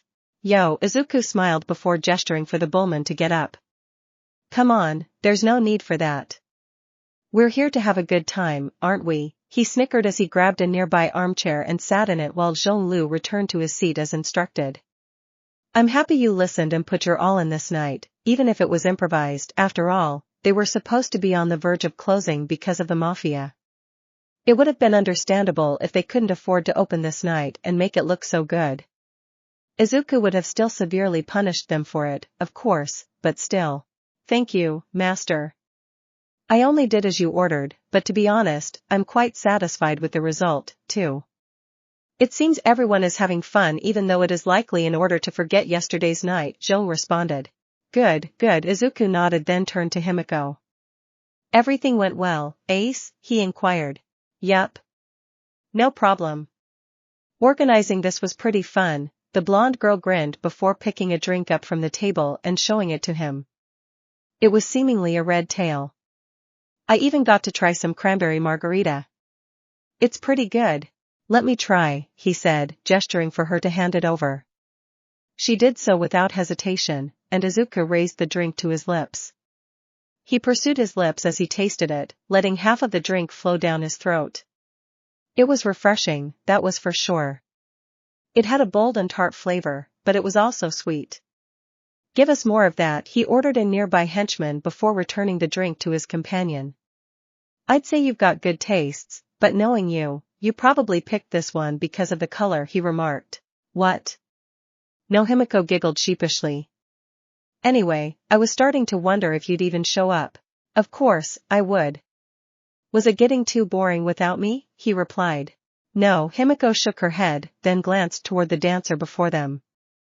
This place is pretty fun, and I also never thought I'd see so many IES in one place, the blonde commented, blushing while watching the woman's jiggle as she danced, her eyes following the stripper's chest everywhere. Never been to a place like this? Izuku questioned with a raised eyebrow. No? I never thought about it, Himiko shrugged. After all, she had too many problems to ever think of enjoying herself like this. Even alcohol had never been on her mind before since all she thought about was blood. However, discovering new experiences was pretty nice. Did you? She inquired. Not I haven't either, the horned boy replied, much to Zhong's surprise. Really? I thought someone your age and of your caliber would have, master, the bowman spoke. Huh? Someone my age? The hell's that supposed to mean? Izuku grunted in annoyance, ticked off by the other man's remark. However, before Zhonglu could ask what offended him, the green-haired man waved the remark off. Just, forget it. Let's have some fun, alright? This is a great day, Izuku exclaimed cheerfully. Who wouldn't be happy to have their plans go so smoothly, after all? I think the one who contributed so much deserves some form of reward, he grinned. Suddenly, Zhong stood up, a wide and grateful smile on his face. I'm honored, master, but all I did is prepare a party worthy of your. Sit down, you cow-brained moron, Izuku barked at him, prompting the man to sit back down in shame. I'm talking about Ace, obviously. He smiled at the girl, who looked more proud of herself than ever. Thank you, Ryukin. I was just doing what you told me to do, the blonde blushed, slightly hoping to fish for compliments. Nonsense, I know you've been keeping them in line while I was away, he said, grateful. Now, Zhonglu, he suddenly addressed the other man, making him perk up. Can we afford to lose a dancer? The sudden question made Zhong pause. I'd say yes, we can. We'll likely even have to fire one or two of them because of the profits we lost lately, Zhong explained in confusion. Why were they suddenly talking about business? He wondered. Great, then here's your reward, Ace. Izuku talked to Himiko again, who tilted her head. Pick a dancer. Anyone that catches your eye, and do whatever you want with her in one of the private rooms, he instructed, making the girl snicker, thinking it was a joke. However, from his tone alone, Zhong figured out this was no attempt at humor, and the blonde quickly realized it, too. Wait, really? She asked in shock, to which Izuku nodded in affirmation. I can do anything? Anything, he confirmed. You're awesome, Ryukin. Thank you. Himiko jumped high and wrapped her arms around his neck, tightly hugging him. The horned boy didn't protest, and she got off swiftly enough. I already saw a pretty cute one earlier, she exclaimed before running off to find whoever caught her eye. Huh, I didn't know she swung that way, Zhong commented silently. Let's just say, she swings all ways, Izuku interjected, to Zhong's utmost confusion. He had no idea what that meant. She'll need a mask, by the way. I don't want people finding out Ace's identity. I can take care of that, then Zhong nodded since it was an easy enough request. Will you need one, too? However, Izuku simply arched an eyebrow. The bullman's eyes wandered from up to down, looking over the boy's figure. Right, stupid question, a mask would likely never be enough, would it? For now, I want to have some fun. We can discuss business tomorrow, though. I hope you already sent someone to look for that bull we need, Izuku said, leaning back in a relaxed manner. I have. There's a slaughterhouse not too far from here, so I've contacted them to check if they have a bull they need to get rid of, Zhong replied. They also needed to give them quite a sum of money to get that bull and get them to keep quiet about this whole affair. Good. I want to improve our relations with the mafia as quickly as possible. Once it's done, this place will be much livelier. And bigger, Izuku exclaimed, greatly anticipating the income they would have. He grabbed a glass of cranberry margarita one of the men left a little earlier, and drank it all in one gulp before setting it down again. Come on. I want to see a nice show. He lightly slapped Zhong on the back and turned his attention to the dancer in front of him. The woman smiled when their eyes met, showing off more sensual moves. For some reason, a new idea struck him as he watched her. All the women here didn't bear any distinguishable features. No multiple arms, horns, or a tail. They looked completely human. The lack of heteromorphs slightly bothered him since he was pretty sure that the more variety they had, the more they would receive potential long-term clients. Moreover, he couldn't deny he had a small form of kinship with heteromorphs. He wasn't as different as they were, but he was still pretty big and bore horns on his head. However, before he could mention it to Zhonglu, the bullman spoke. If I may, master. There's something I prepared just for you. You could call it a gift for besting me and becoming our leader, he declared, piquing the horned boy's curiosity. Oh? Consider me intrigued, Izuku responded, which seemed to make Zhong quite satisfied. I'm happy to hear that. Come, girls, Zhong suddenly called out to someone behind him, gesturing for them to join. Izuku raised an eyebrow as he recognized them. These two were the women who were present the previous night. Just like that night, they only wore simple laced bikinis. The first woman's one was white, while the second one was yellow with flower prints. Now that they were both so close, he got a better look at the two. The first dancer was blonde with shoulder-length hair, and fair skin. She was slender but shorter than the other. The second one had long black wavy hair and dark skin. She was curvier than her partner and had a more visible hourglass figure. Both had quite ample bobas. Hey, boss, the blonde crooned, hands on her hips. This one is Mio, Zhong gestured to the blonde, who smiled and waved. And she's Isami, he pointed at the dark-skinned one. Glad to meet you under better circumstances, Isami greeted him. Nice to meet you, too. Izuku's eyes wandered all over their bodies. I'm guessing you're introducing them for a reason. I am. They're my best and most loyal workers, and I thought someone like you deserved the very best introduction to your new business, Zhong explained with a smile. Are you trying to get in my good graces? The horned boy chuckled. Not at all, master. I simply want to make your takeover as enjoyable as possible. My meeting with you has humbled me tenfold. Zhonglu bowed his head. Defeat will do that to you, Izuku muttered before glancing at the two women. Oh, well. I'd be stupid to refuse. Though, just so you know, every single person working here belongs to me from now on, including you, he told the bullman, who nodded in respect. I am aware, but I still wish to give you this gift. Again, a reward for defeating me and learning my techniques so easily, Zhong retorted. As long as we're on the same page. Izuku finished another of his drinks, then stood up. The boss of this place must have room to relax, right? I still haven't gotten to see it, so show me the way, he ordered the Mio and Isami. Right this way, Mio winked and walked away. Isami grabbed the dragon boy's hand and led him after the blonde. The dragon boy followed them out of the main space until they reached what was supposed to be his private bedroom. To his relief, his smell didn't pick up anything once they got inside, meaning this room was certainly clean. It was appealing to the eyes, too, since the bedroom looked luxurious as visible even in the dim light. The walls and the carpet were lavender, and the large bed was red. There were 2 long nightstands with multiple drawers, a few cupboards, and a chest in front of the bed. "Looks cozy," Izuku commented while looking around. "The room reserved for the boss, after all. It belonged to Zhonglu, but it's only right it's yours, now," Isami explained before gesturing to the cupboards. "We have different outfits here if you'd like to see us wear anything in particular," she stated. "Nah, what you're wearing is fine," the horned boy waved his hand before sitting at the edge of the bed. "Besides, I'd like to get back to the party after we're done," he said confidently. "Are you in a hurry?" "We're not good enough for you?" Mio joked while looking through the drawers. After a few seconds, she pulled something out and fiddled with it, out of Izuku's view, who could only wonder what it was about. "It's ready. HM? What is this?" the dragon boy inquired when Mio finally turned around and revealed the object, a syringe filled with a strange blue liquid.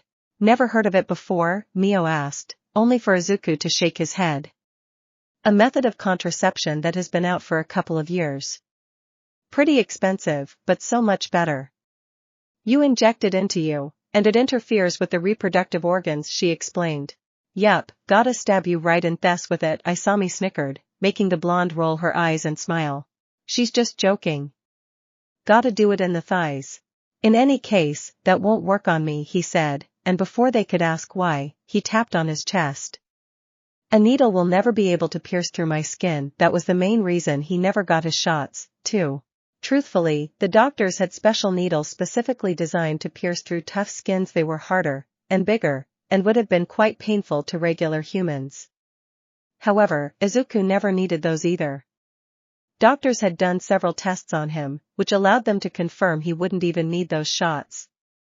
His body was tough down to its cellular level, and his antibodies were efficient enough to exterminate most viruses and negative bacteria that entered inside. He didn't speak out of arrogance when he said his body was invincible. His draconic blood simply made him superior to normal humans in every way. Mio clicked her tongue, seemingly annoyed, but ultimately shrugged in acceptance.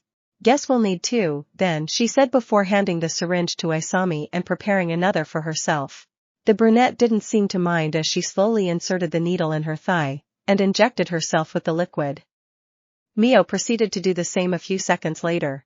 "Now that's done, let's get to the fun," Isami smirked after they put the syringes on the nightstand. "Smut start."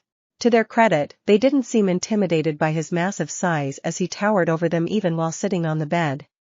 Obviously, they were used to big guys.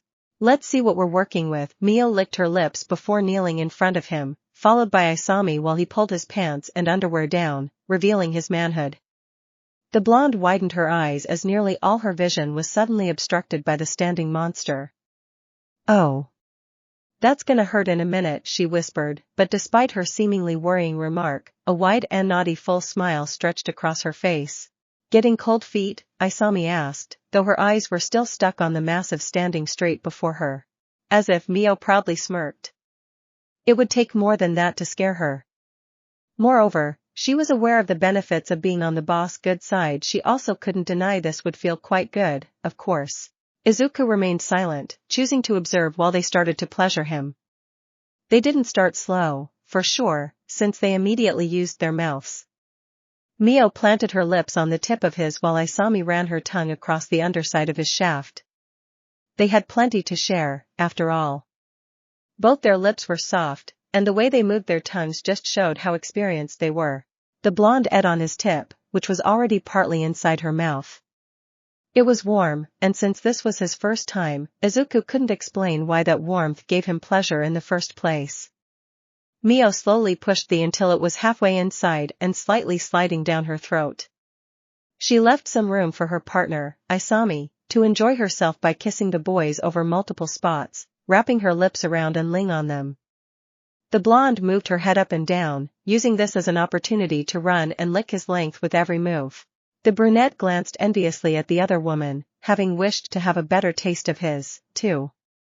By now, his pre already leaked down Mio's throat, filling her mouth with a sour taste, but most importantly, making her wet. Isami could only frown as the blonde suddenly pushed their boss deeper in, leaving nearly no room for the brunette to pleasure the horned boy. She would have gladly gone for this, but she would be overshadowed by the other woman, who was moving her head faster and faster as seconds passed, seemingly easier the more she was used to the man's length and girth.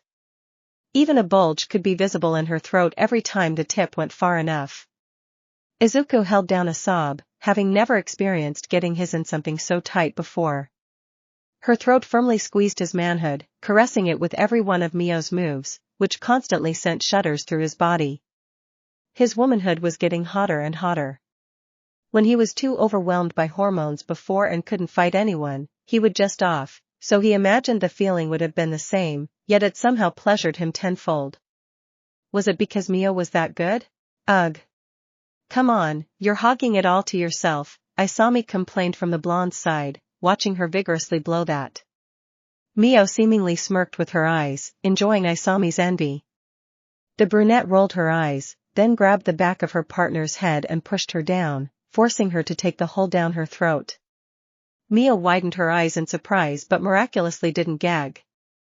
Alright, take it then, Isami grumbled, still pushing the blonde's head down to make her give the man a.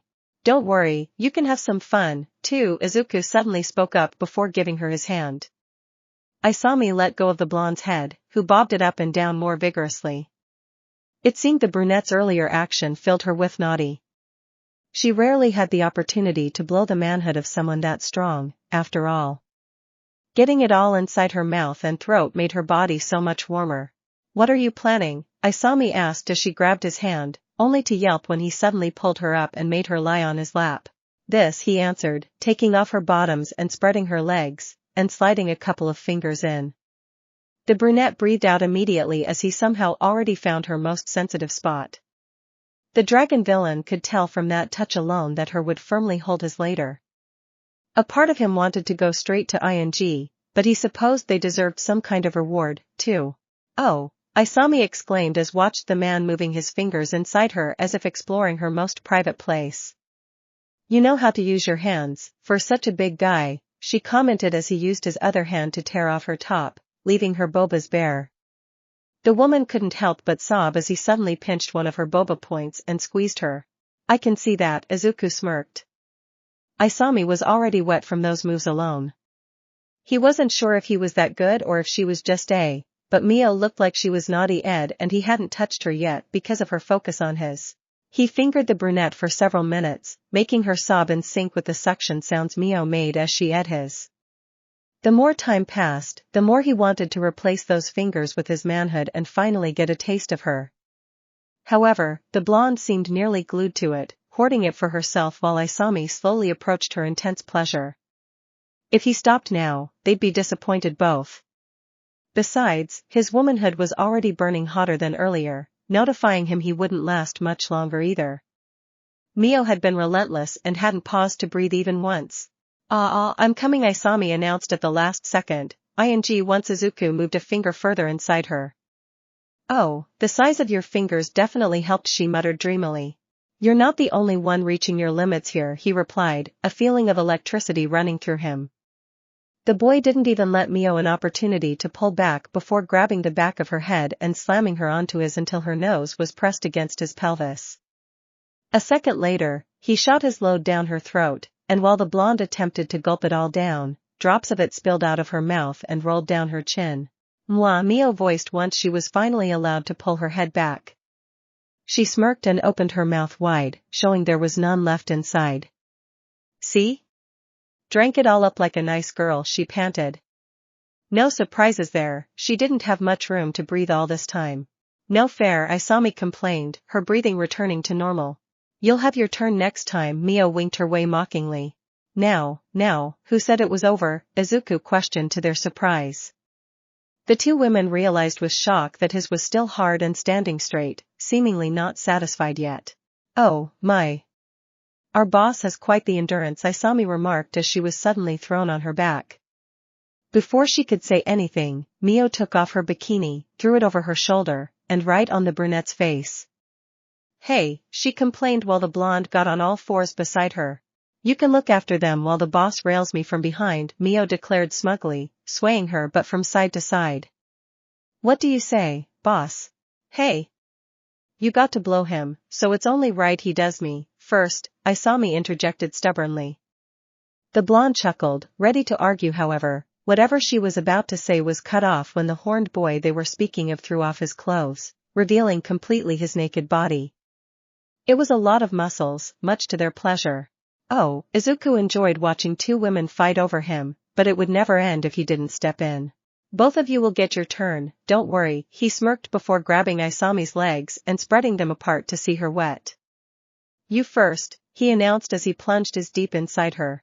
The woman sobbed as Izuku's man had hit the back of her womb, an electroshock going through her body. It was so big it stretched her to its limits, and the shape of it was visible through a bulge on her stomach. That thing will split me in half. Still me, stud, she pleaded, her desire having built up ever since they entered the room. As you wish, Izuku happily declared, rocking his hips back and forth. He couldn't do it too hard so as not to hurt her, but he still held little mercy with every move, slamming his meat against her flesh. Any pain he was inflicting upon her seemed to only make it more pleasurable for her. Even if her was tight, he could still tell she squeezed his with it, wanting to keep him inside her as long as possible. The warmth her flesh provided, coupled with the dripping love juice it expelled made it feel like his would melt. Oh. Oh. It's so good, Isami sobbed, curling her toes and grasping the bedsheets in ecstasy. The bed creaked with every thrust as the man plowed her. She wasn't sure if it was the size or something else, but it felt incredible. Her womanhood was already blazing hot as if about to burst. Is it the best you've had? The dragon boy smugly asked, holding her ankles in a tighter grip. It's going to be, Isami responded between two sobs. Where have you been before? It's that good? Now I'm really jealous, Mio grumbled as she watched her partner being railed by the massive. Boss. I can't, anymore, Isami shouted, overcome with pure pleasure. She released another sob, spraying out love juice all over his as she finally ate again. The brunette was left breathless, yet, was about to ask for more. Unfortunately, to her dismay, Izuku pulled his manhood out. Wait. You didn't come yet, she said, hoping for another round. Oh, I know, but as you can see, I have your friend to take care of. He gestured to the blonde, who was more than happy to shake her butt for him. Finally. Hurry up, boss, and me. And harder than you did with Isami. Until I can't walk anymore, Mio pleaded, much to the green-haired boy's amusement. If that's what you want, don't regret it. He grabbed her cheeks, sinking his fingers in her flesh before slamming his inside her with no mercy. The blonde ate her head back, letting out a pained cry as his pushed her womb all the way up and stretched her up. You're not playing around, are you? She shouted with a wide smile, clenching her fists. That's what you wanted, isn't it? Izuku retorted before rocking back and forth even harder than he did with Isami, making Mio's ripple with every thrust. Oh, God, yes, the blonde responded. It seemed she had completely forgotten why she was doing this in the first place, since all she felt now was insatiable naughty, just like Isami earlier. I love it, boss. Oh, sobbed as Izuku moved back and forth, slamming his meat against her flesh. So good, Mio screamed. Mio continued to scream the word good as he pounded her. She couldn't care less if it made her look like a desperate, what mattered now was how good she felt. She could understand why Isami didn't want to let go of that when it was rammed into her. Izuku's throbbed, realizing he would reach in again, soon. I'm coming, Mio sobbed, her juice rolling down her thighs. Feeling his throbbing manhood, she had hoped he would finish inside her, especially since she bothered injecting herself with that contraceptive. Unfortunately, he pulled his out and quickly grabbed Isami by her head. The brunette voiced in confusion before her mouth was filled with his manhood, making her gag at the sudden action. Since you wanted it earlier. Take it, the horned boy declared, shooting his load down her throat and forcing her to swallow as much as she could, which she gladly did. The brunette took it all down her gullet, some of it overflowing until he was done, and released her head, letting her fall back. Smut end. I wanted a good cream pie, Mio complained, trying to push herself up, only to fall back on the bed. Her legs hurt. Isami panted, desperately trying to catch her breath as she fell on her back. I wanted it, too, but that wasn't too bad. She licked her lips, wiping off some of the that was left on it.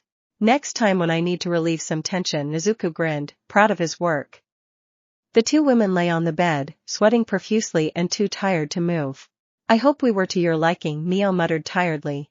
Oh, you definitely were. I'll have quite a lot of fun at this place, Izuku chuckled while putting on his clothes. I'll let you clean everything up, he instructed. Taking over this place was sweet already, but having girls like them to use as toys was a nice bonus, too. They likely wouldn't be the only ones either.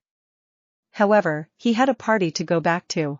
He left the room without another word and returned to the strip club's hub, which was as lively as he had left it. The fact that it didn't even seem close to closing was good. It told him that this place had a lot of potential if they worked hard enough. Zhonglu. Give me some drinks, he immediately shouted the second he returned. The bullman, who was still in the seat he left him in, was seemingly occupied with a stripper dressed in lingerie and dancing over his lap. However, the second Izuku's voice reached his ears, the man perked up. Whatever you have. Right away, master, Zhong exclaimed before gesturing for a nearby man to go and bring more drinks. You heard him. Go and get him something good, he ordered, refusing to stand up as he held the stripper before him with a hand on her. Was your prize to your liking, master? He inquired once Izuku was close enough. Sure was. They were good, the horned boy nodded, much to the bull's relief. I'm happy you were pleased. As the boss here, you can take any of our workers any time you want, Zhong stated. Is that what you did? Izuku asked curiously, though he already expected the answer. Indeed. Never really had to force them either. Most of them come to work here because they have little choice. Either they desperately need the money or they've always loved showing their bodies or selling them. The bullman chuckled as he ran his hand across the woman's hips, which she didn't seem to mind. Obviously, a job like that's dangerous, so they have to be careful. They want good protection, and the wild dogs, and I could offer it to them. They'd open their legs for me to gain my favor. Now, you showed you were even stronger than me. Beat my, he snorted, remembering that night. They'll flock around you soon enough. Think you can handle it? Easily. Though, they better not expect a ing every day. We'll have a lot of work to do, soon, Izuku responded, reminding Zhong of their current task. Indeed we do. Zhong looked down. Their first order of business was the Chinese mafia, and he was still concerned about the plan. He hoped it would work. He would rather avoid an all-out war with them. He'd want nothing more than to destroy them to the point they get as weak and forgotten as the Yakuza, but he was aware it would have been a difficult task for him alone.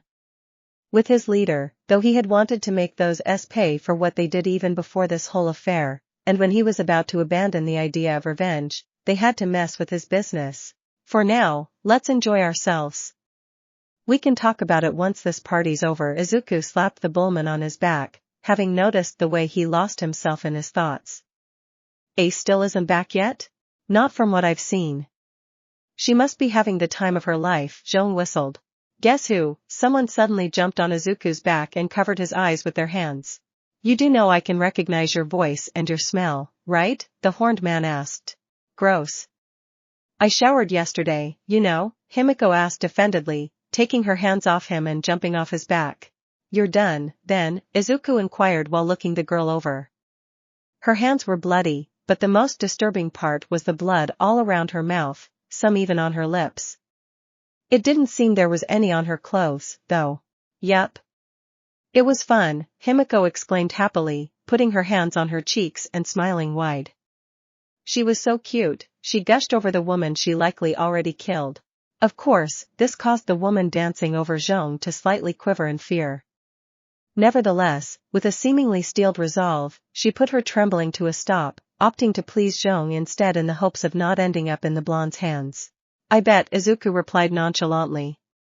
He was about to end this conversation to enjoy one of the whiskeys the waiter brought. However, he was stopped when a lightweight suddenly jumped on his lap. What are you doing? He asked Himiko Toga, who had her arms wrapped around him and rested her cheek against his chest. Hugging you, silly. Thank you for the gift, she muttered, hiding her face in his chest. Nevertheless, he had an idea of what her expression looked like thanks to the small tears rolling down her cheeks. Let's just have fun, Izuku simply spoke, knowing better than to bring it up. Fortunately, they had quite some fun. They drank, but not to the point of getting drunk, and even played pool. Since neither Himiko nor Izuku knew how to play, though, Zhonglu utterly destroyed them in every game. To call it a humiliation would have been an understatement. Still, while they played, something Izuku hadn't thought about yet was brought up. I can't believe I lost again, Himiko whined and slumped against the pool table. Gore, Izuku growled with clenched teeth. He was this close to breaking the pool cue in half out of anger. Heh. Too easy, Zhonglu grinned in pride. Rah. Just kick his, Ryukin, Himiko shouted, pumping up her fists. Oh, Izuku wanted to, but this would make him a sore loser. The bullman did perk up at the blonde's remark, though. That reminds me. Is Ryu your real name? Why do you want to know? Izuku answered with a question. If it's not, then I was wondering if it was your villain name, Zhong explained. Oh, right. I forgot all about that. Never thought of getting a villain name, Himiko commented. Izuku placed a hand on his chin. Now that he thought about it, he never even considered a villain name before. He was focused on other things. Do you have one, Zhong? I do, but I rarely use it since I never go out, he shrugged. I'm Minotaurus, he pointed at himself with his thumb, only to receive deadpan stares.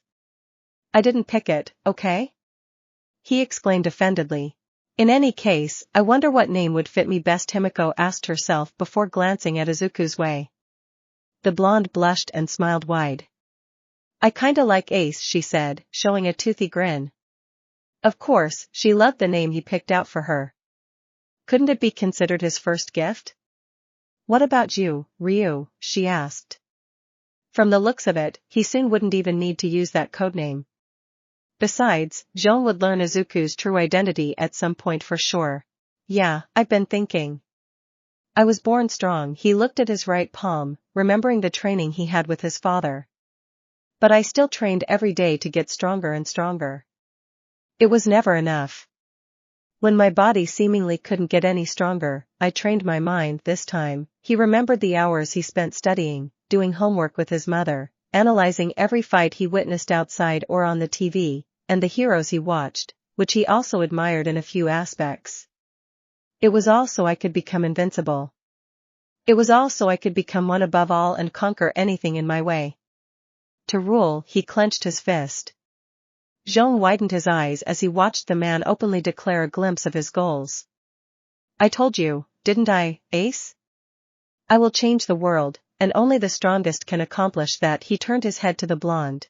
You did, and I believed you since the moment you said it. Himiko smiled warmly, her heart beating faster than ever.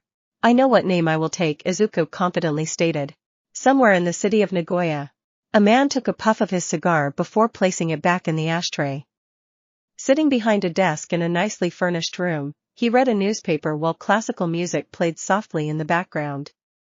He wore a suit and tie, which did not conceal the gills on his neck, and his slick gray hair added to his distinguished appearance. He was none other than Lei Shui, leader of the Chinese mafia. Just as he was about to turn the page, someone knocked on his door. Come in, he said in a gruff voice. We have received a package, father, someone said. Lei Shui raised his head to see one of his men coming in, and holding a large package. Seems you already know what it is, Lei Shui remarked, seeing the man's worried expression. We opened it. There was a letter with it, he replied before putting the package on the father's desk and opening it. Lei Shui widened his eyes in surprise. This was a bull's head. Its eyes were wide open and its tongue hung out of its mouth. Wait, he saw that head somewhere, didn't he? Zhonglu, Lei Shui voiced in shock. His man nodded before holding the letter that came with it. Some killed him and took over his group. Changed the gang's name to Beast Lord's Legion. Apparently, this is a peace offering. They want to meet you, his man explained. Interesting, I didn't think someone would ever take out Zhonglu, Lei commented. Suddenly, he chuckled and stubbed out his cigar on the bull's forehead. Serves that right. What's the name of the one who did this? He calls himself How, Supreme Ruler. How? How arrogant, Lei Shui remarked before leaning back in his chair. Alright, send a reply back. I'd love to meet this How, the man grinned. Never thought the father would want a meeting so quickly, Zhong remarked as he read the letter over again. Guess they really wanted your head, huh? Himiko commented with her usual wide smile.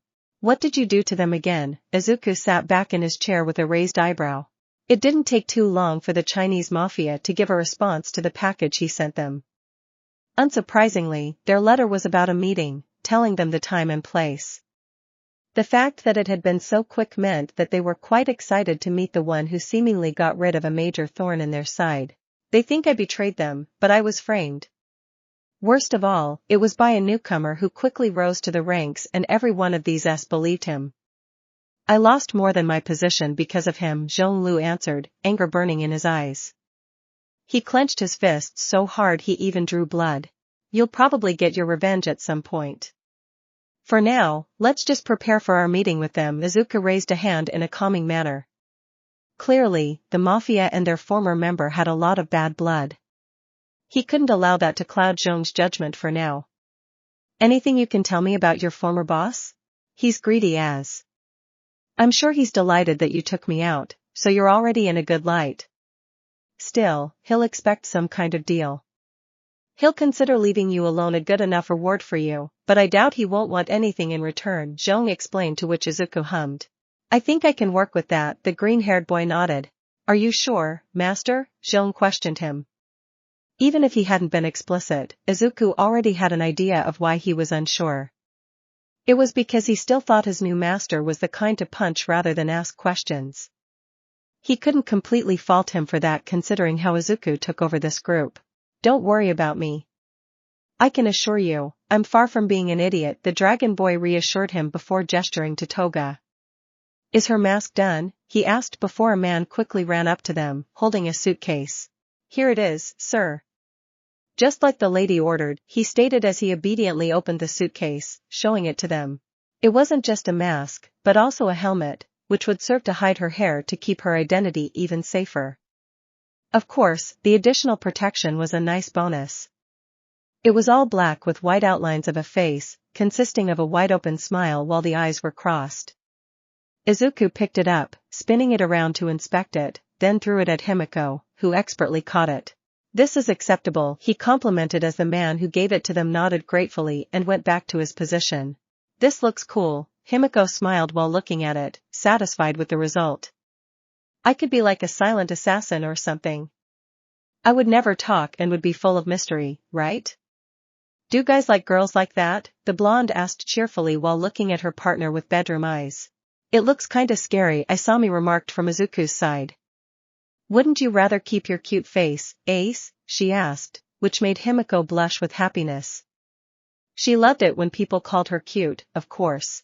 I need to keep her identity a secret. No one outside of our group should know her face, Izuku explained. Am I going to meet the mafia guy with you? Himiko gasped excitedly. Naturally. I'll also probably take one or two of some of our guys, he declared to Zhong Lu, who nodded in agreement. The fact that we'll have to go all the way to Nagoya is annoying, though, he grumbled. He'd have to skip school because of that. Well, it wouldn't be the first time, but he still didn't want to try his luck too much even if he had the school wrapped around his finger. The meeting's tomorrow, will you need to prepare anything else, master? Zhong asked. No. I don't think there'll be a fight, and if there is, I won't be in trouble. I need to take a look at these guys before I come up with anything, Izuku replied calmly. Oh, so you'll do something about them at some point? Zhong arched an eyebrow in surprise. He was happy about it, of course. He wanted revenge on them, after all. But it still came off as a surprise since he thought his boss would wait before striking the Chinese mafia in any way. They could be good allies thanks to their resources. Yeah. I can't allow them to know too much about me, and I'm unwilling to give them any kind of protection money for too long either. When I know we don't need them anymore, we'll get rid of them. Besides, I could always find good recruits among them if I'm lucky, the horned boy explained, much to Zhong's glee. As you wish, master. Know that I will have your back no matter what, he declared confidently and proudly, clenching a fist to his chest. I'm his right hand, though. Don't forget that, Himiko playfully pouted before kicking the man in the shin, though he barely felt it. Power-wise, Zhong was certain he could take her in a fight. Easily at that.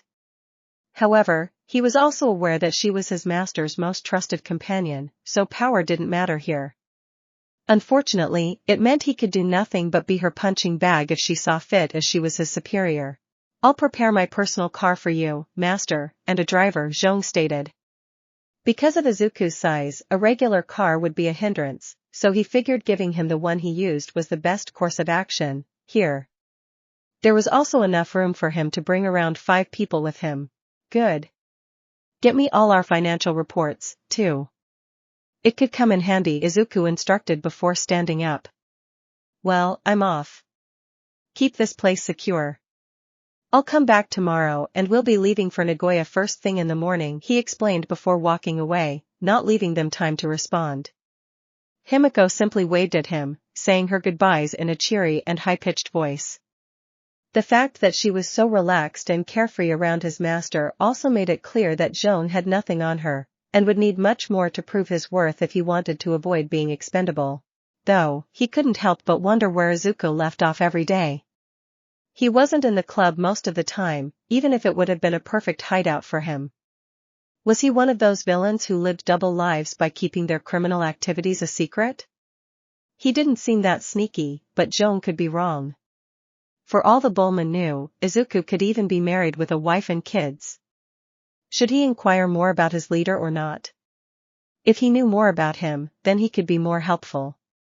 Obviously, he couldn't investigate his boss or spy on him. He needed Ryu to tell him himself when he trusted him enough. I can't wait to be tomorrow. I never left the city before, Himiko exclaimed excitedly. Her family hadn't been the traveling kind, after all. Sights were something else Izuku would help her discover. The horned boy glanced at her one last time, thinking of tomorrow. He remembered their discussions well thanks to his good memory. Tomorrow wouldn't simply be a profitable business opportunity, but also another way to check how truly devoted Himiko was and how truthful. Naturally, he trusted her the most currently, but he still couldn't say it was at 100%. Tomorrow would either be her greatest challenge or greatest prize. Oh, well, that would be for the next day for him to ponder. The next day. He wasn't impressed. The trip went well and without issues, especially since they arrived in Nagoya quicker than expected. The instructions for where to find the location for the meeting had been clear and concise and led them to a safe house. Soon enough, he was sitting across from the mafia boss, Lei Shui. The old man didn't look powerful, but looks could be deceiving. He was surrounded by several men, all looking certainly more professional than the ones who worked under Zhong's name when Izuku took over. The horned boy, on the other hand, only had Ace standing by his side with her mask on, as well as 2 men a couple of feet behind. I can see how you defeated Zhong Lu, Lei Shui hummed softly, looking the horned man up and down, before snapping his fingers. A nearby henchman swiftly pulled out a cigar, placed it in the father's mouth and lit it. He was an annoying thorn in our side, but I doubt you did this knowing that. No, I didn't. I was looking for a gang to take over and he was the perfect target, Izuku confirmed.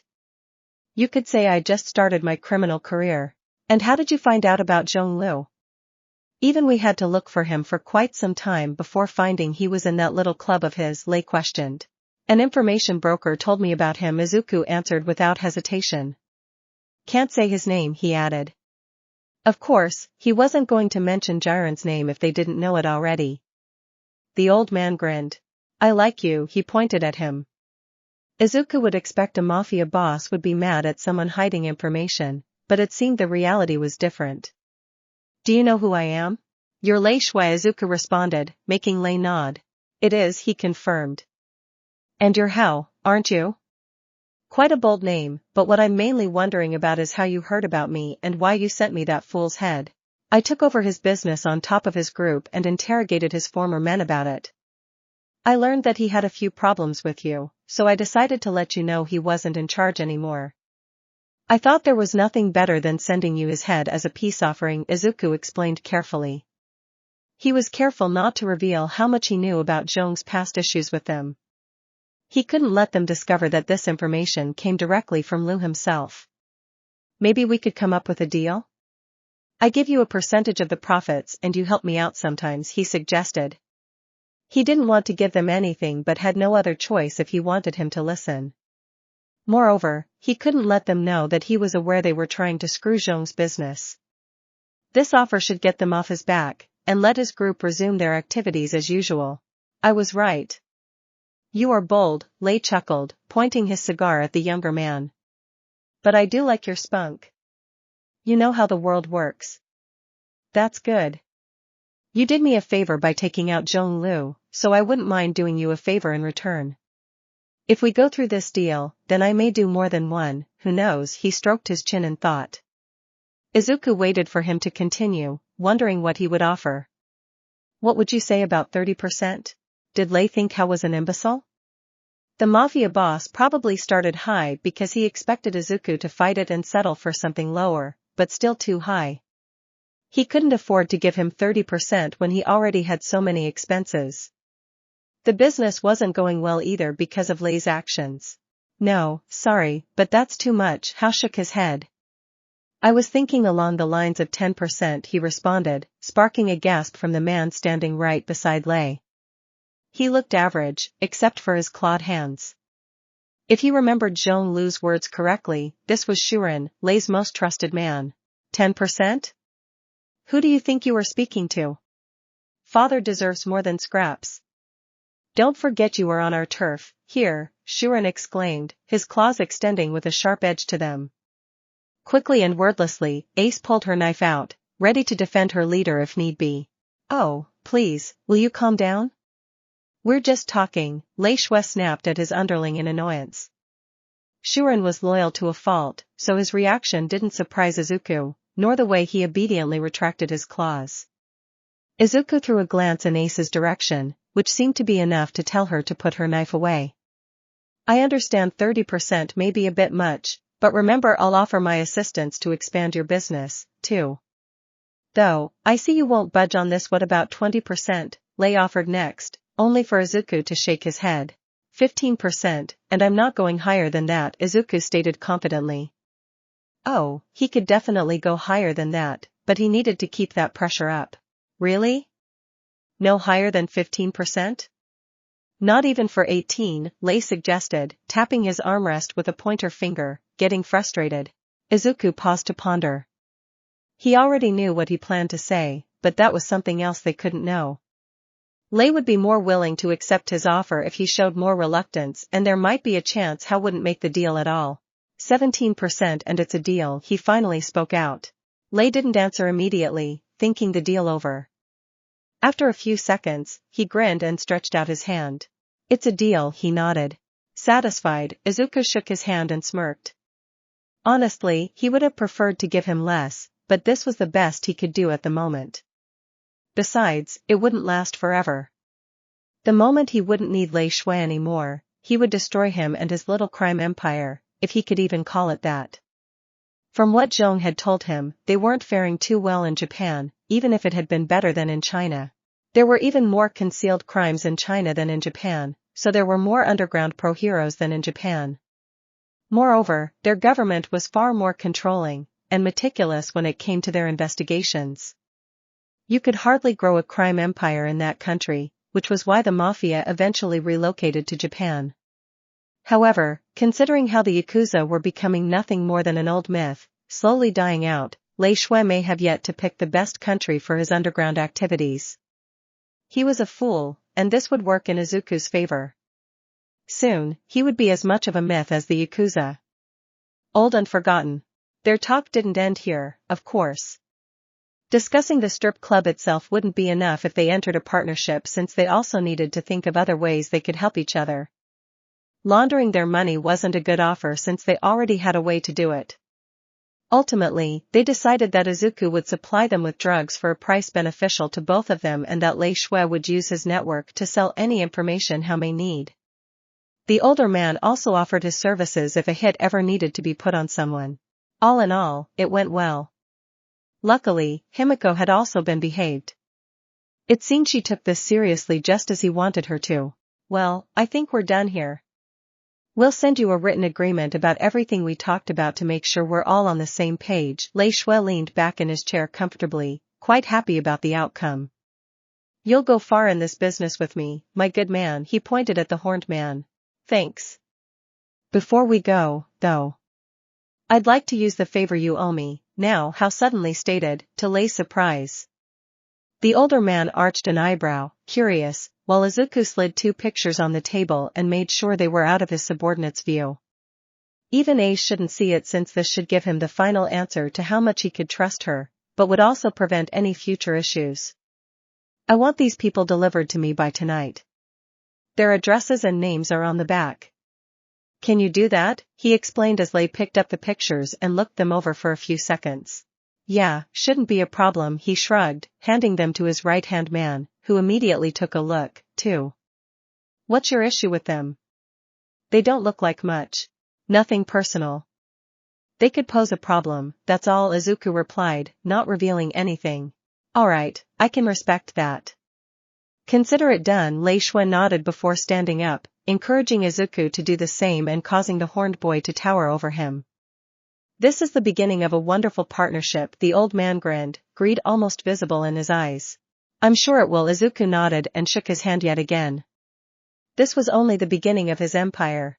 He still had much to do before Yue's entrance exam. He spent the rest of the day at home, telling his mother that school ended early. As usual, she didn't question it much. He trusted Himiko and Zhong to handle the strip club on their own, which was currently closed, as they would soon start the renovations to change the restaurant into a nightclub. When he returned to the club, the first one to welcome him hadn't been Zhong or Himiko, but a random underling, seeming nervous. Boss? There was a packet for you, the man announced. From his tone, Izuku could already tell what it was. Yeah, it's something I ordered from the Lei Shui. I understand it must have been tough to sneak in, though. Where did you put them? The horned boy inquired. We don't really have anywhere to hold prisoners, so we put them in one of the private rooms. Good. I'll go there. Tell Ace, and no one else, I'll be waiting for her, he ordered and left, acknowledging the man's salute as he ran to notify his blonde partner. It only took a few seconds for Izuku to reach the room where his personal prisoners were held. Unsurprisingly, Himiko joined him even faster. She rarely left his side every time he came here. Hakuin. You're finally here, Himiko greeted him cheerfully and jumped on his back the moment she reached him. He was happy to hear she used his villain name even if they were currently alone. After all, they were still in the strip club, so there were risks of eavesdropping. Yeah, I'm happy to see you, Izuku replied dismissively. He was more excited about what was behind this door. I've got a surprise for you, he said, making her perk up. Oh? What is it? She clapped her hands excitedly. Why don't you go in? He simply smirked and opened the door, letting her go in first. I love the secrecy, Zuzu, she grinned, showing a toothy smile as she went in. The first thing she heard was sobbing, which already made it clear what kind of gift it was. However, what happened next shocked her to the core. Please, let us go. We'll pay you anything you want. Himiko froze, instantly recognizing those voices. It only took her a few steps to see who spoke those words and confirm her suspicions. They were her parents. Both were on their knees with their hands tied behind their backs, crying and sobbing uncontrollably as if they were on their way to slaughter. Their heads were nearly touching the floor while they begged desperately for mercy. Mom? Dad, she voiced out loud. The blonde held no pity in her voice nor resentment, she was simply surprised. It seemed her voice was enough to get them back to their senses, making them hurriedly perk up in shock. Why you? It's you. I should have known. You devil child, her mother cried with anger. You brought us here? Her father screamed, his teeth clenched. What? No, Himiko shook her head. What are you doing here? I'm the one who brought them, Izuku interjected before her parents could scream something else, pulling everyone's attention to him. You did? Himiko exclaimed. You told me you hate them, that they hated you in return, and that they could never accept you. You told me that you rejected them. I thought there would be no better prize than claiming their lives. Something even I didn't get the chance to do with my old man, Izuku explained, gesturing at them. Of course, killing them was also necessary so that there would be even fewer people who would know about Himiko. She needed to be his trump card, his chameleon whose identity would be a mystery to anyone but him. It would also serve to show how dedicated she was to him.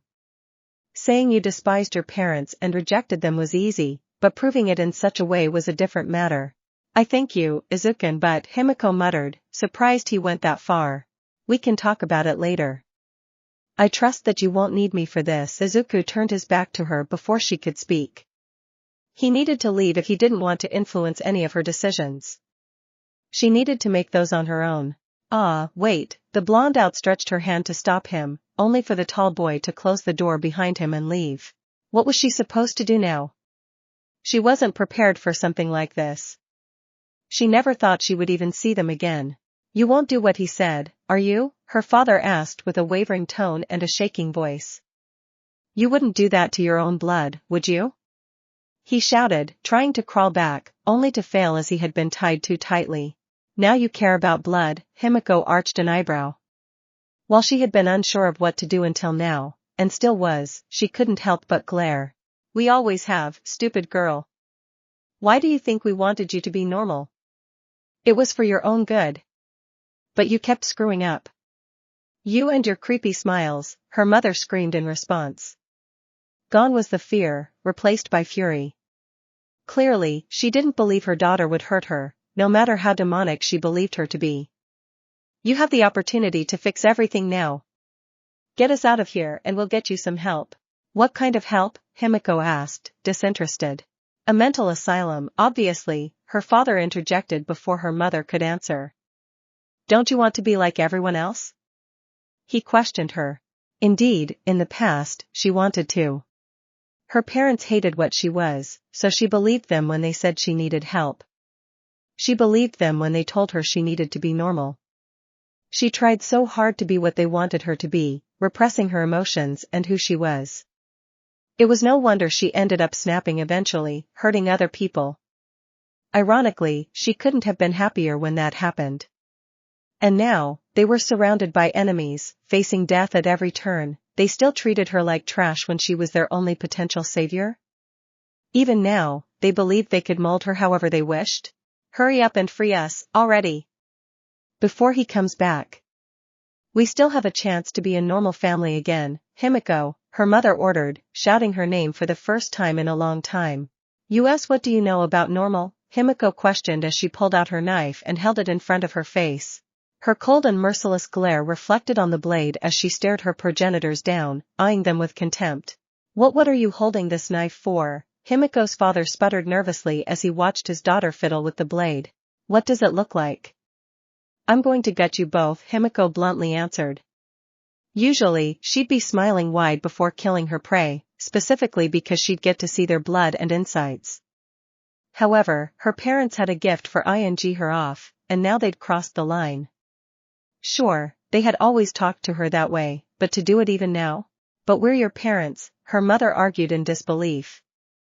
They always considered her a crazy monster, so Himiko couldn't help wondering why they still believed she wouldn't kill them simply because they were her parents.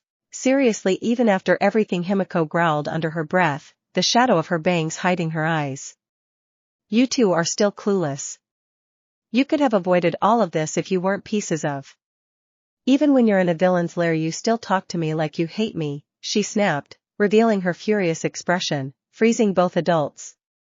They had never seen such anger reflected in her eyes before. "Don't get me wrong, I would have still killed you, but maybe a single kind word would have made me feel some remorse, at least," she explained, her gaze softening before slowly turning into one of bliss. "But it's all right. It's better this way for me. I'll feel just as happy as if you were any of my other victims," she giggled, cupping her cheeks with a blush. "You," her father mumbled, his entire body trembling with fright, or was it anger?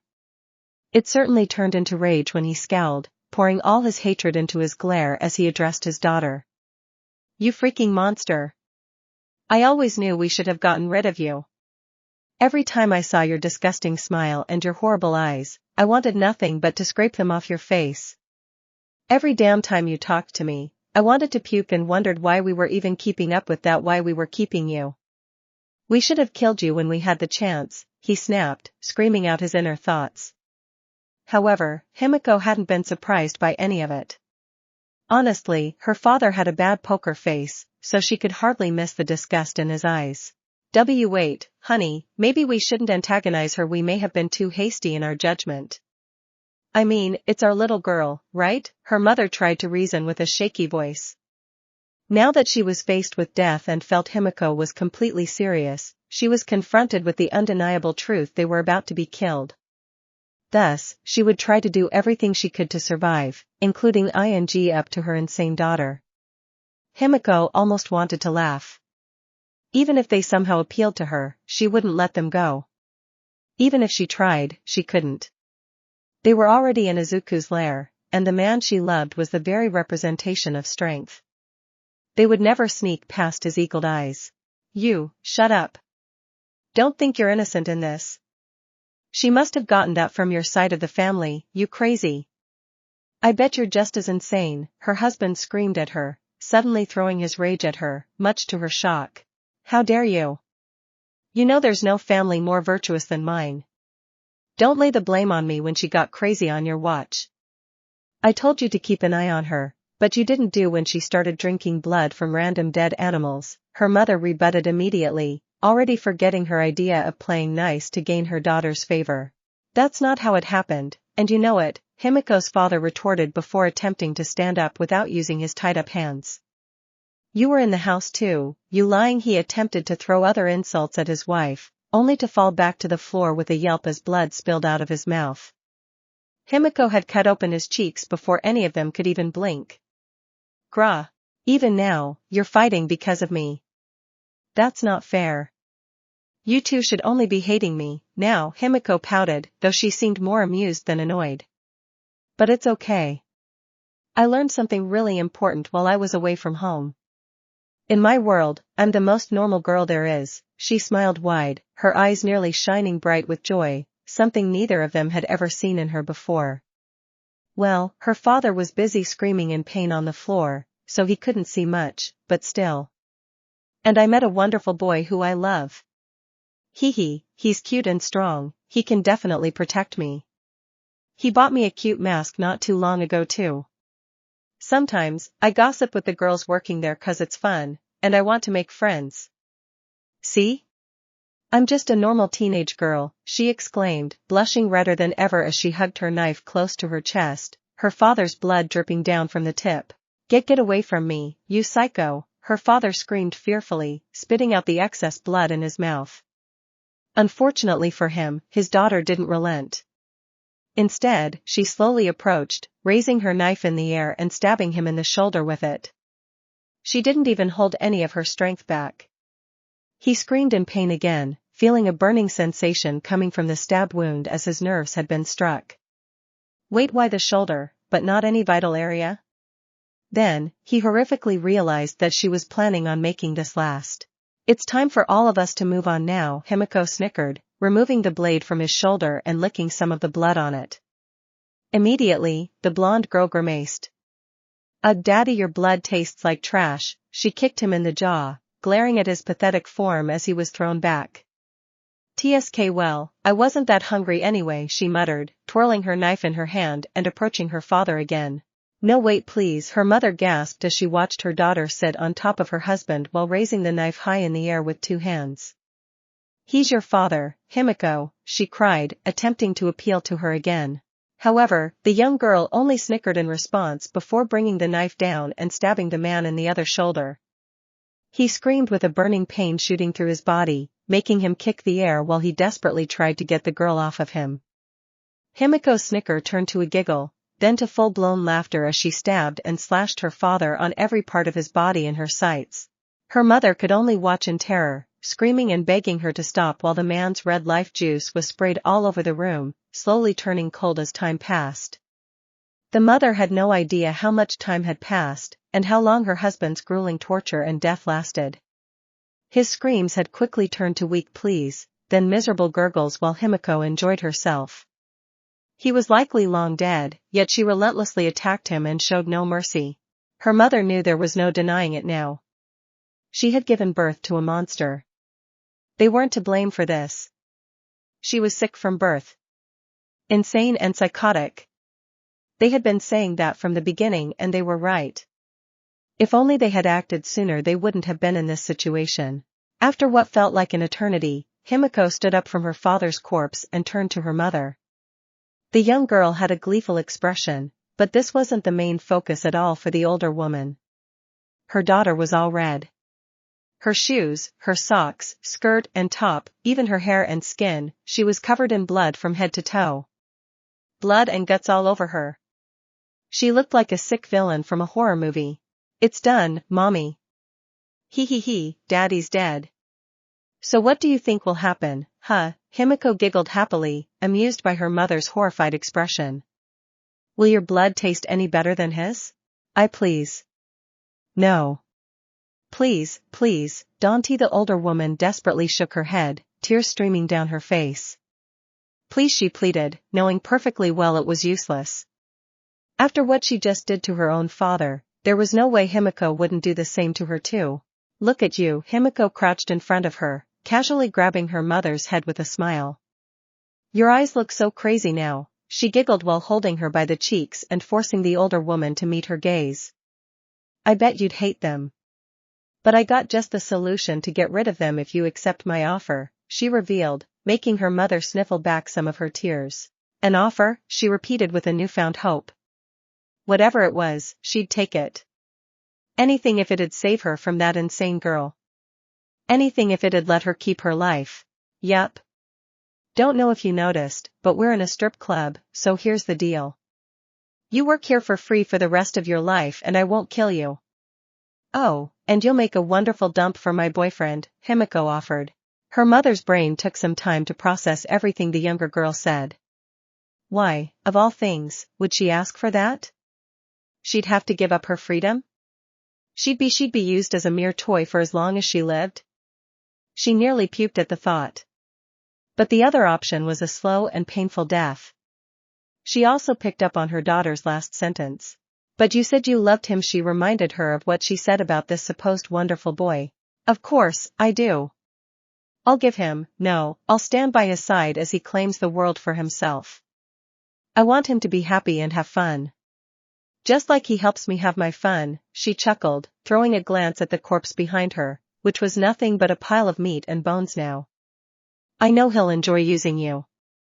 Also, I'd love to watch him put some girls in their place. She licked her lips in anticipation. Why the offer? Why not kill me? The mother asked before she could stop herself. Maybe this would only encourage Himiko to kill her, but she couldn't help her curiosity. Well, apart from the reasons I mentioned, you can be useful for the business at least. Free labor is always welcome, Himiko replied, shrugging nonchalantly. The smaller blonde patted her mother's head, caressing it like it belonged to a pet. What do you say, Mommy? She asked softly, only for her mother to whimper under her breath. After a few seconds, she mumbled something, making Himiko smile wide. Great choice. All right then, now we can take care of those, she exclaimed joyfully before raising her knife and slashing without warning. There are more customers than usual, Master Zhonglu remarked in relief while he and the horned boy watched the crowded room from their VIP booth. Their workers had more money in their panties and bras than ever. It must have been the work of Lei Shui. He must be reversing the damage he did to the business as a show of good faith. We should be careful not to owe him a favor, though, he deduced while his leader remained unresponsive. Haha, Izuku voiced in dismissal, not paying attention to what the man said. Instead, he was focused on wrapping something up in a thin paper until it looked similar to a cigarette. Wordlessly, he breathed a small ember on the tip, lighting it, before putting the other end in his mouth and taking a puff of it. Nope, not feeling anything, he mumbled, taking an even longer puff before blowing it out. Well, he wasn't expecting much in the first place. This was just weed, after all. However, he still hoped it'd have some sort of effect. We don't deal in weed since this is too light.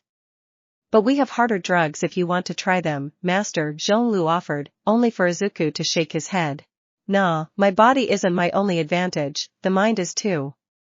I don't want to up my brain with this, the horned boy responded as he threw his joint over to a nearby henchman, who quickly proceeded to throw it in the trash. Zhong almost commented about his leader's growing habit of drinking even during the daytime but refrained.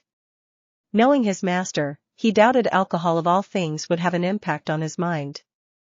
By the way, Zhong, I'll need some of your time for the next few days. Anything for you, master, the bullman nodded immediately. Your martial art is interesting. I want you to teach me more techniques than the only few I've learned by watching you, Izuku explained, casually chugging a glass of whiskey down. Teaching a fighting genius such as you would be an honor, master. Zhong bowed his head proudly. He had never met anyone who could copy his techniques with only a glance, which only went to show his master's unique disposition. It was no wonder Lu would follow him despite swearing he'd never follow anyone again. I'm strong, I know that much. But I have to be so powerful that no one in the world could ever hope to compete with me, he declared. Will that really be necessary? Zhong wondered. Of course. The challenges we'll face in the upcoming months are nothing compared to what I planned. This is only a prelude, preparations that aren't even done yet to begin to compete for the world and conquer it, he declared with a determined gaze. Yes, a goal I wasn't expecting we'd strive for. This is huge, but I can't deny that I've seen your limitless potential. If anyone could do it, it'd be you, Zhong assured confidently. If anyone else had told him that, he would have laughed in their faces, but seeing his master's prowess with his own eyes, he could only admit that he had what it took. Still, I can't help but wonder what kind of world you plan to make. I didn't tell you, Izuku arched an eyebrow. It'll be a world where might makes right. The strong will impose their rule, and the weak will have to obey. I'll probably get rid of most laws since they won't have much use. Fighting for what you want with no restraints, now that's what I call equality, he laughed in amusement. Death was fair to all, and everyone in the new world would bet the same thing, their one and only life. Those with actual power wouldn't bend their knee to those with status only, and every day would be a day of fun, one where combat reigned. He would find entertainment in accepting challenges from those who'd try to usurp his future throne. But don't worry, Zhong. Those loyal to me will live a luxurious life. After all, I'll need to delegate if I am to rule the whole world. Do you understand what that means? Do not disappoint me, the horned boy warned him, eliciting a nervous gulp from the older man. Of course, I won't, master. I swear my complete allegiance to you. He quickly got to a knee and bowed his head. Whether it was genuine or he was just ing up to him, it was hard to tell. However, Izuku seemed to believe his word. Good, I may need it if I ever meet someone who's bigger than me, the boy said, though he doubted it. He had never seen anyone whose size rivaled that of his full dragon form before, but then again, those people could be hiding. As you know, we'll take care of Lei Shui and the Mafia when we have no use for them anymore, but do you know of any gangs or groups we can take over? I assume some of them rule over certain territories. I'd be interested in taking them for myself, he explained, making Zhong rise to his hooves again and put a hand to his chin. I do know some gangs. Since our territories border each other, we had a lot of disputes. We found common ground by organizing meetings from time to time when heroes or the police would get their noses too deep in our operations. It took some time, but we could make it work, even if we weren't allies at all. However, I haven't been to any of those for some time now since Lei Shui organized a few to employ some of their services. Obviously, I wouldn't be welcome. I also didn't want to take any risks, Zhong explained after pondering it. So the Mafia could help with those, would Lei care if we disrupt any of it? Izuku inquired, to which Zhong immediately shook his head. Not at all. I'm sure he had some business deals with them, but at the end of the day, they're still rival groups. The only reason he doesn't go after them is because his territory isn't in Muzutafu. Though, he'll probably be worried if we expand our territory. If we do take the other group's turfs, then we'll have a large reach. We would be far from taking over the Muzutafu's entire underground, but it'd be a start, nonetheless, Zhong responded. In that case, Lei Shui might see them as potential enemies. Of course, Zhong didn't mind that since his blood pumped to see that dead and his whole group slaughtered, but he needed to warn his master to prevent him from getting into unwanted trouble. We'll deal with him if he has a problem with it, don't worry, Izuku reassured him with a wave of his hand. What I want to know is, do you believe we can take over those territories? That's hard to answer. If we start a turf war, then our resources will be spread thin, especially if we attack multiple of them. Our group was already on the brink of collapse before you came along, Master, and it is only now getting better. If you participate, then I have no doubt you'd massacre their soldiers, but I assume you want to keep yourself in the shadows, Zhong answered. Izuku simply nodded in confirmation, making the bullman hum. Then it will be more difficult. I could go in the front lines, but I risk revealing that I am still alive. We'll also have pro-heroes and the police on RES. Succeeding would bring a great payoff, but it involves many risks. All great points, Zhonglu. Now, what if I told you we organize one of those meetings and I make them swear allegiance to me? Izuku suggested, making the older man slightly widen his eyes. That could work with a few of them. Some of them are cowards, so they would quickly bend the knee if they believed they had no chance of defeating you. I thought of doing something similar, but never could since all of us brought a couple of trusted bodyguards with us. It would essentially end in me and a couple of men fighting against multiple gang leaders and their strongest bodyguards. However, if it's you, Master, I believe in your strength, Zhong affirmed with a confident and proud gaze, clenching his fist in support of his leader. Of course, I am invincible.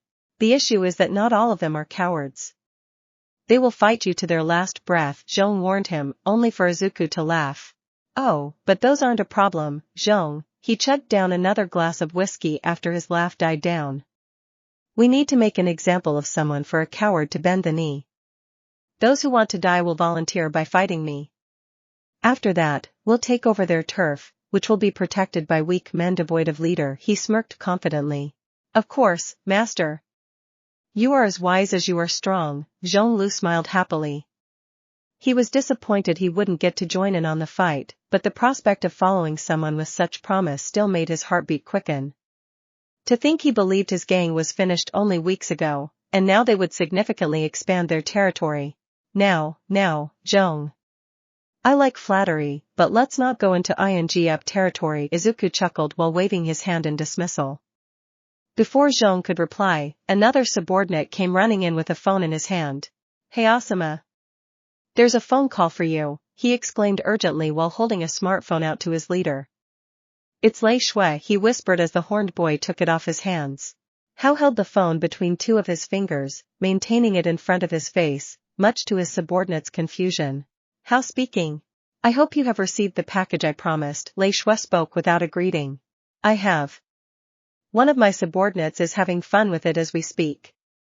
You work even better than expected, Izuku complimented him, though he hardly meant any of it. Ah. I couldn't be happier that you enjoyed our service. Am I right to assume that you'd like to request more of our services in the future? Actually, I'd need a service right now. Just name your price, Hao admitted. He also made sure to mention he'd pay for it in case Lei attempted to do it for free in exchange for favors later down the road. Already? Well, who am I to refuse business when I see it? The price will depend on the service requested. I want a meeting with the gang leaders around my territory. All of them. Would that be possible? Izuku asked bluntly. Lei remained silent for a few seconds on the other end of the line. Hao could only wonder what face he was making. You are quite bold, Lei simply stated. I can do that, but I will not be held accountable for anything that happens during that meeting, he warned the younger man. That's fine. No trouble will come your way, Izuku affirmed. The two spoke for a few minutes longer, discussing the details of the payment and the way the money would be delivered. Izuku also used this opportunity to ask some questions about the gangs he would be meeting as well as all the troubles they were faced with recently in case there was anything he could use. When will the meeting occur? Zhong inquired once Izuku hung up. He said he could probably have it scheduled for next week. I'll take Ace as my bodyguard, so you'll be in charge while I'm gone, Izuku answered. Frankly, he didn't need a bodyguard, but he had to show his rivals that he also had manpower. Of course, the most important part would still be their quick defeat at his hands. Hey Asuma, another subordinate entered the room as Izuku threw the phone in the hands of the one who brought it. Ace-san told me to tell you that she is coming with a surprise. HM? Is she done enjoying her gift already? Oh, well, all of you leave, he ordered the men around him, including Zhonglu. They all nodded before scampering off to avoid getting him mad. Soon after they left, his nose picked up Himiko's scent approaching the door. I'm alone, so feel free to enter, he said, his nose picking up the smell of someone else. That's great, Izuku. I want you to be the first to enjoy the surprise I brought, Himiko announced, slamming the door open and walking in. It seemed she changed into her spare clothes and even took a bath, which was no surprise considering she was probably covered in blood not too long ago. However, this wasn't what piqued Izuku's attention the most. Himiko was holding a leash, but instead of leading a dog as most would expect with it, it was a blonde, mature woman, walking on all fours. It was the girl's own mother. She wore a dog collar, and a white blindfold covered her eyes. Most importantly, she was nude. He was intrigued more than Naughty Ed, even though it did affect him. Because of her lack of clothes, Hal could see the older woman's figure more clearly now. Her bobas and butt were bigger than her daughter's, but not by much. But more surprising was that she was slim, maybe a little too much for her age if he had to tell. Nevertheless, she had a good body, one she likely kept on a strict diet. I thought she'd be dead already, Izuku noted, making the older woman visibly shiver with a quivering lip. I killed Dad, but I thought we could have a better use for her. She accepted to work here for free as long as I didn't kill her. Did I do good, Izuku? Now, we get a free stripper, Himiko declared excitedly. Free labor is always better, and I'm sure she'll have success with some of our clients, Izuku confirmed, making the blonde squeal in joy. Why is she blindfolded, though? He inquired in confusion. Oh. That's because she always hated my eyes, so I did her a favor and removed them, she giggled while the tall boy's sweat dropped, noticing the young girl's eyes were perfectly fine. I think you got those mixed up, he mumbled, but that kind of injury would reduce the woman's worth, undoubtedly. Oh, well, it wasn't like he'd have to pay her anyway. I brought her to you first since it's better if she gets familiar with the owner of this place. Himiko grinned wickedly before pulling her mother closer to him. This is your master now, Mom. I know you can't see him, but it's okay, you'll feel him soon, she snickered in amusement. Hello, nice to meet you, she stammered fearfully, lightly bowing her head. Since you're here, might as well get to work and show me what you can do. I need to let off some steam, the horned boy ordered casually. Boredom might just be my worst enemy, he clarified before pulling his pants down along with his underwear, revealing his, which slowly rose as it hardened. It wasn't surprising since he just witnessed the older woman being dragged in here naked, and leashed. Come here, he ordered as the blonde crawled toward the sound of his voice. Himiko blushed, seeing the man standing member. She bet her mother would have made a pretty funny face if she had seen the size of it, but she would get to touch it soon. Her mother stopped when she bumped her head into Izuku's knee, making her wave her hands around to find his manhood. First, she placed them on his legs before making her way up until she finally reached it. Hesitantly, the older woman made contact with his shaft, poking it with her fingers before gulping nervously. As if she was in disbelief, she grabbed it with both of her hands, running them across his length and inspecting the girth. What? What is that? She asked in a shaky voice. Huh? The hell is that question? It's of course, he shouted offendedly while Himiko snickered. No way. That has to be the size of my forearm, Himiko's mother exclaimed in shock, her hands wrapped around his manhood. Oh, don't be a drama queen, Mom. It just feels bigger 'cause you can't see anything probably, the younger blonde laughed while her mother still knelt there, uncertain how to proceed. So?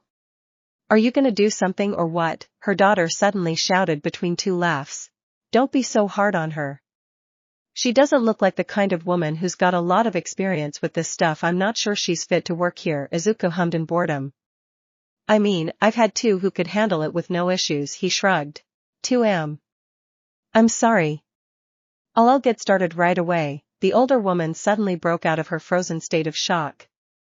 She mumbled something under her breath but did as she said, wrapping her hands around Izuku's again. She nervously stroked his manhood, slowly moving her hands up and down, starting from the base all the way to the tip. Naturally, she wasn't quite enthusiastic about it, not putting much effort into her movements. Izuku had to say he was disappointed, for now, feeling no pleasure. All she did was slightly move his skin up and down. However, before he could tell her, Himiko beat him to it. Come on, Mom. Start taking this seriously. Does he look like he likes it? Himiko scolded her with her arms crossed. How could I tell when I can't see, you little, her mother suddenly snapped, only to freeze once Izuku cleared his throat, which served as a warning well enough. I'm sorry, it's just that's how I've been doing with my husband, she apologized. Well, I'm not your husband, am I? You can forget all about him. You'll have a lot more to serve soon, better start with the best one, he replied, making Himiko giggle in the background. Since you can't use your hands try it with your mouth, Izuku ordered, to which the older woman nodded. Still, she took her time, getting her face closer to it and giving it a hesitant sniff. The only man she had relations with was her now late husband. Even seeing another man's for real was something she couldn't recall. Admittedly, there wasn't a lot of seeing in this case, but her hands did feel it up. Well, she didn't know they could get this big, but it would make sense if the man was a mutant. She recognized his voice. Wait, he was the one who brought Himiko to that room with them. That giant of a man. That was her boyfriend? He looked twice her age. Though, now the size of his thing made sense. She gulped, realizing she'd be putting this in her mouth. She shouldn't be impressed.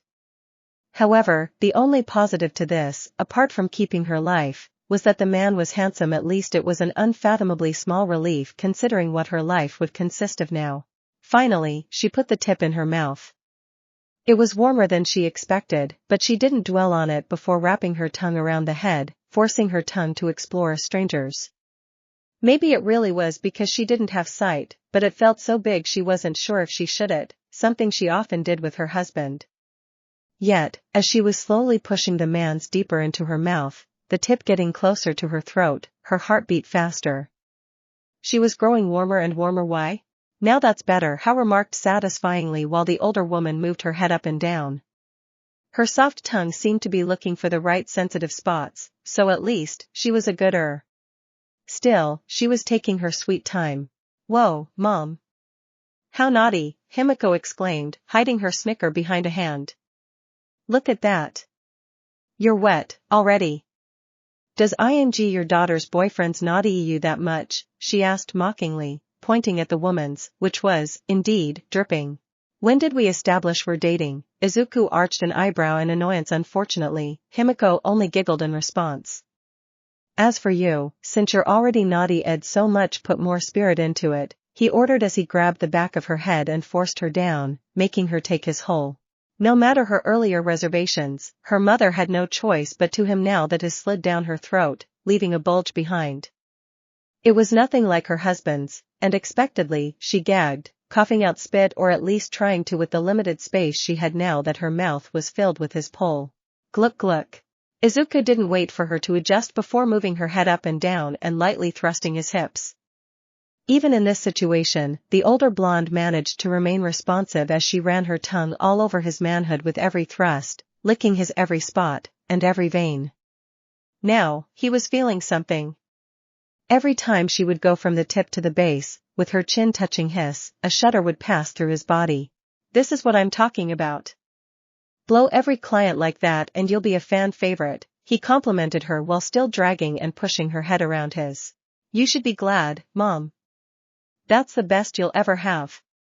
After that, you'll be servicing tire villains every day. Himiko laughed while standing right beside the older woman, watching as she choked on her leaders.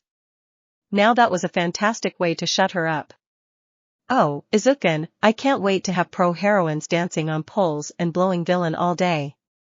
Just imagining it is so hot, she blushed at the thought alone. Don't get ahead of yourself, we aren't there yet, Izuku warned her. He still spoke casually, even though he was her mother's throat. Though something tells me you'd find it hotter if they serviced you, he scoffed. How did you know? Himiko grinned sheepishly. 'Cause I know, it's that simple, he grumbled as Himiko's mother suddenly began tapping his leg with her palm. If they had to guess, she was probably running out of air. Much to her horror, they ignored her. She could handle it for a few more seconds. See? You know everything I like. We're made for each other, Himiko beamed in delight, squealing with happiness only a second later.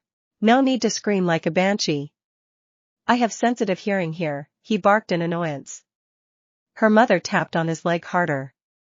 Look, you brought me your mother, so I guess the least I could do is bring you a hero chick just for you. Personal use. The others wouldn't be allowed to touch. Happy? He offered. Well, he was planning to do that anyway, but since she surprised him with this. Of course, I am. I can't wait. But we both know it wouldn't really be personal, you'll use her a lot too, right? 'Cause I know you're a perv, Izuku, she snickered with red cheeks. Duck, I told you already, it's my dragon quirk. Makes me all bloodthirsty. Chicks are the only other way to calm me down apart from fights, he grimaced, his eyes wandering away. The older woman was now hitting his leg with the bottom of her fist. Now that he thought about it, the dog collar probably didn't help. His had a harder time moving down her throat every time it reached its level, even the bulge he made only pressed her throat harder on the collar. Excuses, Himiko shook her head mockingly, clicking her tongue. Shut up. Wait, here it comes, he suddenly warned the older woman, gripping her head tighter and keeping her down to the base of his.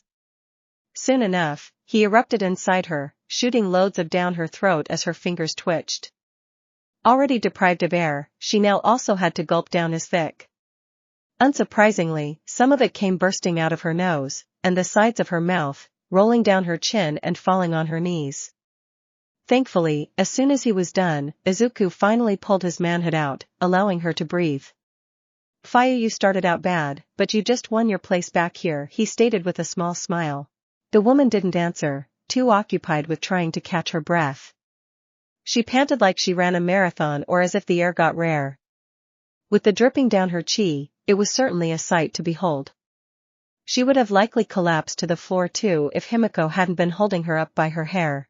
So? How was it, Mom?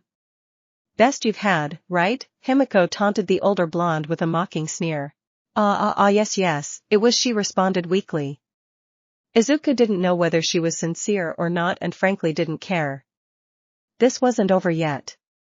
With his still standing tall and hard, he still needed to her. What's her name, by the way, Himiko? He asked. He should know at least that much before ing her and having her work here. HM? Oh, right. Since she's nothing but a pet now, I decided she didn't need her old name anymore. Now she's called Bichi. Right, Mom, Himiko replied, a wide grin spread across her face. Yes, Bichi weakly answered. Alright then. Time to her, Izuku brushed the interaction off. Her name probably wasn't that important anyway. She was kissing her old life goodbye now. Yes, Sir, Bichi replied, ready to crawl over to him, only for her daughter to suddenly slap her away, much to Izuku's surprise. As if. I'm going first. Letting me Mom get to you first, Izuku? Out of question, Himiko glared at the woman lying on the floor. You already made me upset by giving your virginity to those two, she pouted with her arms crossed. Hey, you were also busy playing with one of the dancers, don't forget that, he reminded her. Yeah, I guess you're right.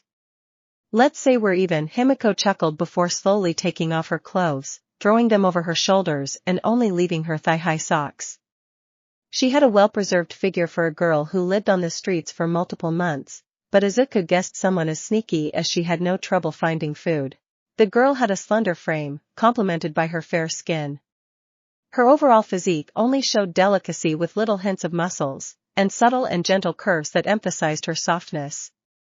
Her frame was still athletic, though, mostly because that body was perfect for her style of fighting. She was agile, quick on her feet, and graceful, he knew that much. Her relatively small bobas made it even easier for her to move and fight as she pleased. Oh, finally, I've wanted to do this ever since I fell for you, Izuku, the blonde said before climbing on the dragon man's lap with his resting on her belly. Somehow, I'm not surprised, he replied while the older girl stood on top of him and grabbed his manhood, aiming it at her. She rubbed his tip against her slit, though she seemed hesitant to put it in. Having second thoughts, Izuku raised a mocking eyebrow. Suddenly, the girl poked his shoulder, making him raise an eyebrow. Look, I tried to stab you and failed. So what do you want me to do? Himiko smirked. What do you think? Bounce on my, he said without hesitation, remembering the deal they made seemingly so long ago. As you wish. This is probably gonna hurt, she commented along with a small snicker. However, she didn't waste any more time. With a boost of confidence, she slowly squatted down, bringing nearly half of it inside her before it hit the back of her. She couldn't stop nor tried the sob that came next out of her mouth, feeling her whole body shudder in pleasure. He already reached the deepest part of her, and wasn't even halfway in yet. His girth also stretched out her more than she even thought it could. Despite that, those two dancers could apparently handle all his length? No way. She couldn't let them win. Those S were probably used to mutant S, and it was their only advantage. Nevertheless, no frustration appeared on her face. While she sought to compete with them inside, she looked in ecstasy on the outside. She sobbed. It's still not all the way in. Want some help? Izuku inquired as the blonde placed her hands on his torso. I can take it, she affirmed confidently, a wide smile gracing her lips. The green-haired boy smirked. Then, here I go, he warned her before grabbing her thighs. It was the only second Himiko had to brace herself as he pulled her down, sliding his entire schlong inside her in one go. The girl released a pained scream as he slapped her womb, pushing the furthest it could, and stretching her to its limits. Electricity seemingly traveled through her body, filling her with newfound bliss, even stronger than when she drank blood. Yet, she didn't come. She couldn't let this end so quickly, so she held it back, her legs trembling. You alright? Izuku asked, seemingly not worried at all. Yummy, Izuku. Me until I'm all yours, Himiko grinned crazily, breathing heavily. Heh. Don't come crying if you can't walk anymore, the man chuckled. The blonde had no time to answer before he thrust his hips up, slamming his on her womb again, the shape of his slightly visible as a bulge while he pounded her mercilessly. He still held some of his strength back, knowing it was still too soon for him to use it on her, but it didn't stop him from using her body as an ona-hole. Sobs rapidly escaped the blonde's lips, gracing Izuku's ears with the sweet music of her pleasure. Ah. Oh. Oh. Izu Himiko sobbed relentlessly, clenching her fists against his abs while she tried to contain her excitement and naughty.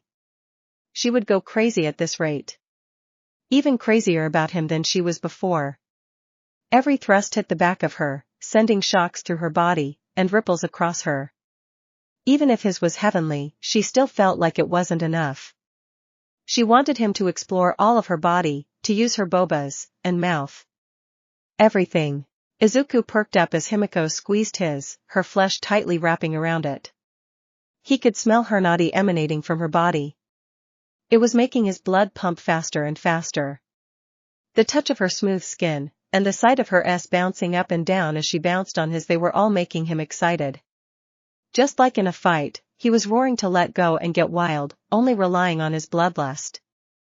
He rarely ever felt such elation, but it always drove him to certain places. He wanted nothing more than to stop holding her back and plow her to the floor for hours no end, without worrying about breaking her. Yet, his willpower was strong enough to keep his naughty down. How do you like that? He asked, gripping her thighs harder and thrusting faster. Doubt you'll bug me again before the week's end, huh? Couldn't even stand after this, he shouted, her butt cheeks clapping with every thrust. He wouldn't be surprised if her belly ended up bruised with the way his tip pounded her insides. Despite that, the girl's expression reflected insanity mixed with glee. You belong to me. Body and soul.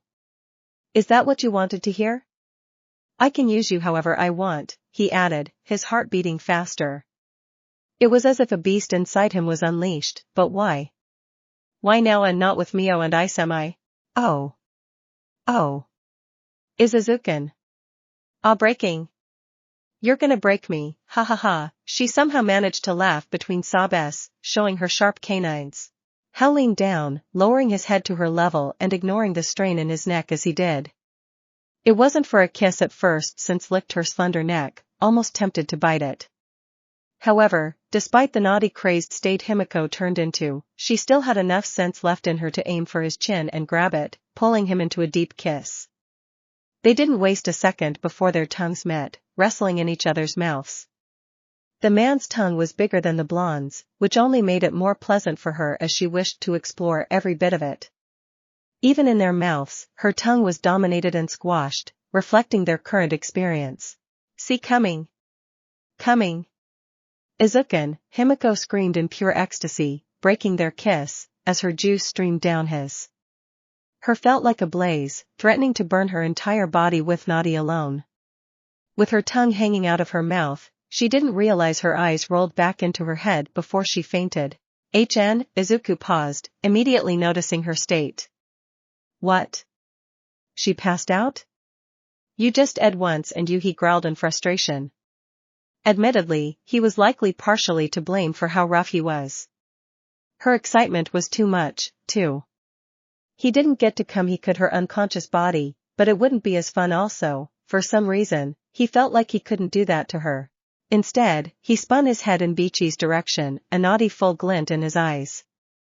Of course, the older woman couldn't see that considering her current condition, but she seemed quite disgusted after listening to her daughter losing her virginity.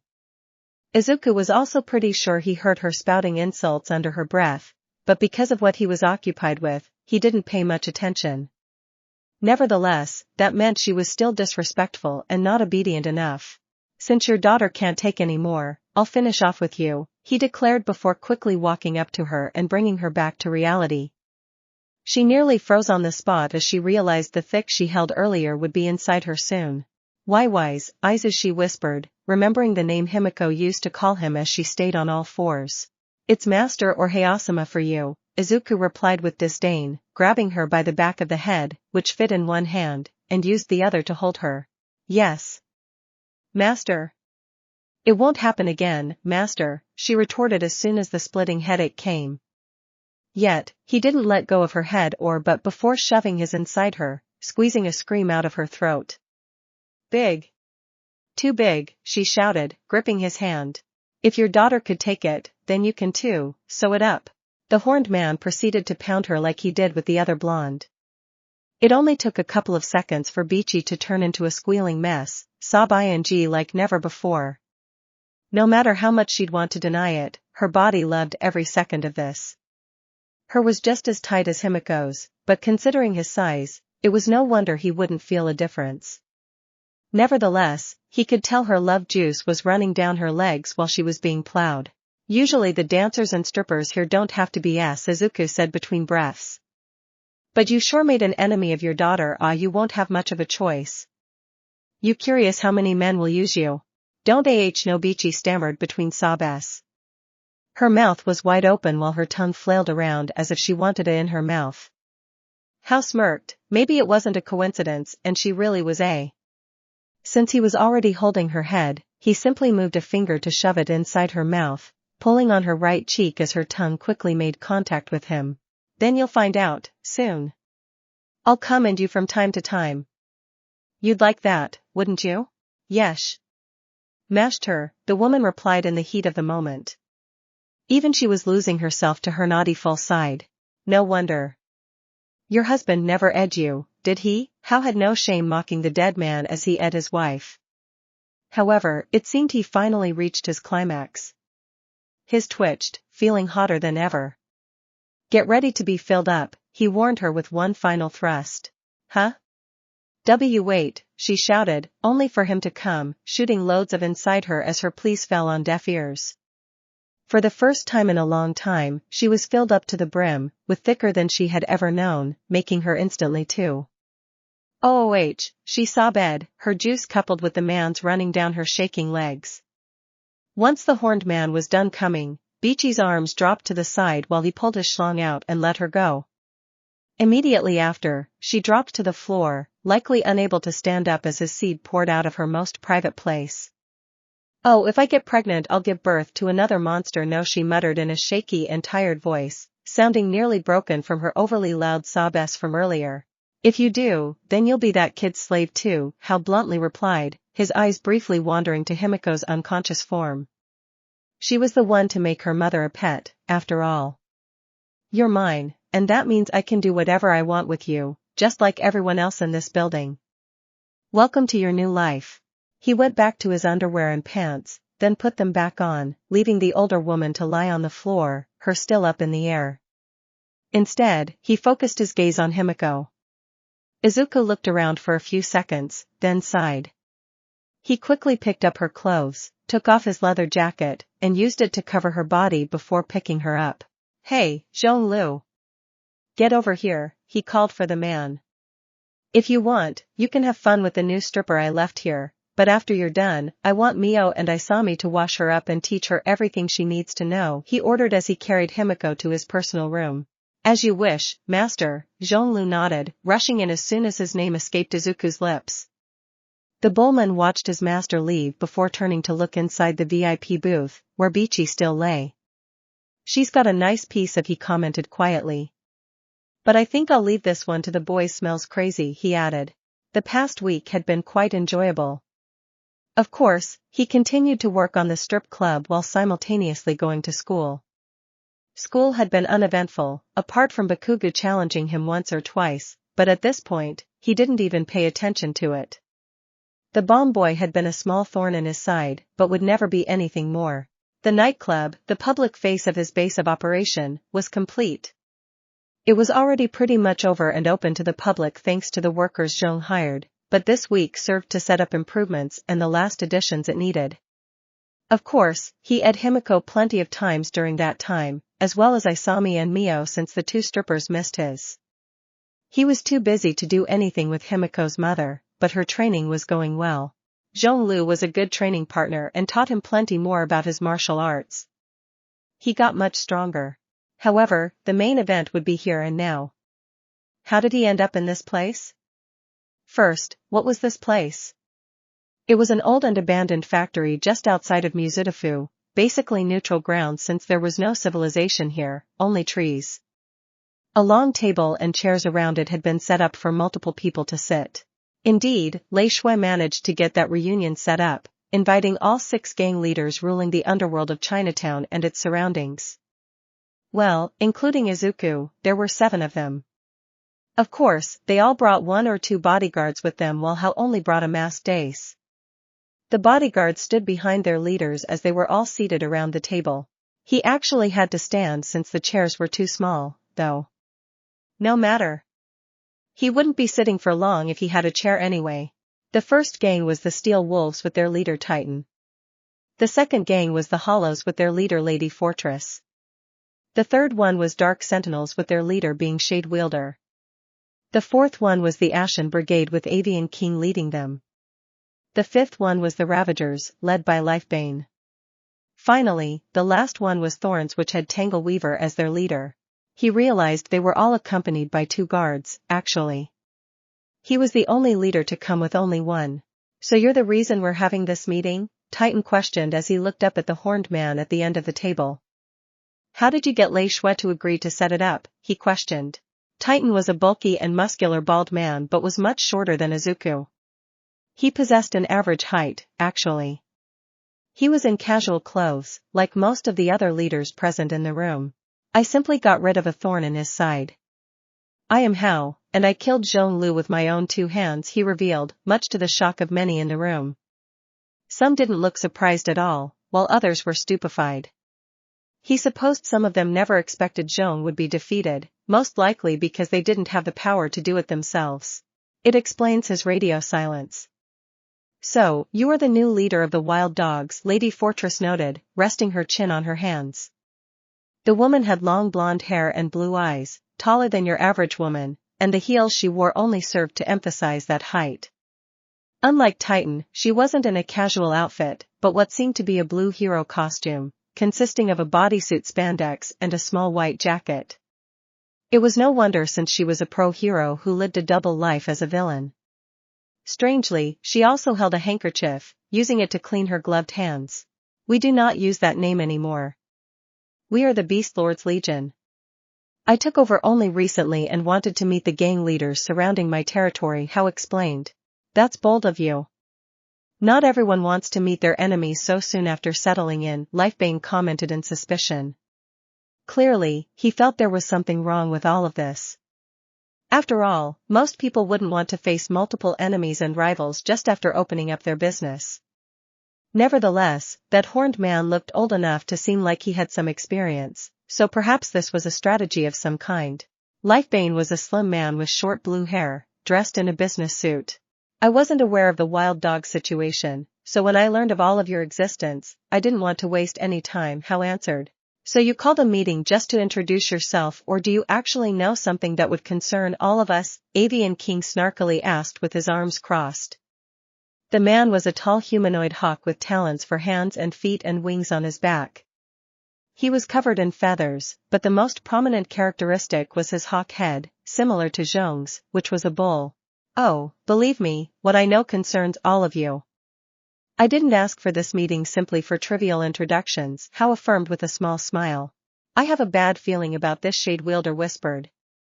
The man was dressed in all black, which complemented his black hair and silver eyes. Consider this proof of my strategical abilities, Tangle Weaver. Hao suddenly addressed another gang leader, the only one who hadn't spoken until now, and threw a folder in the man's direction. The leader of Thorns was a dark-skinned man with a rugged face and green hair.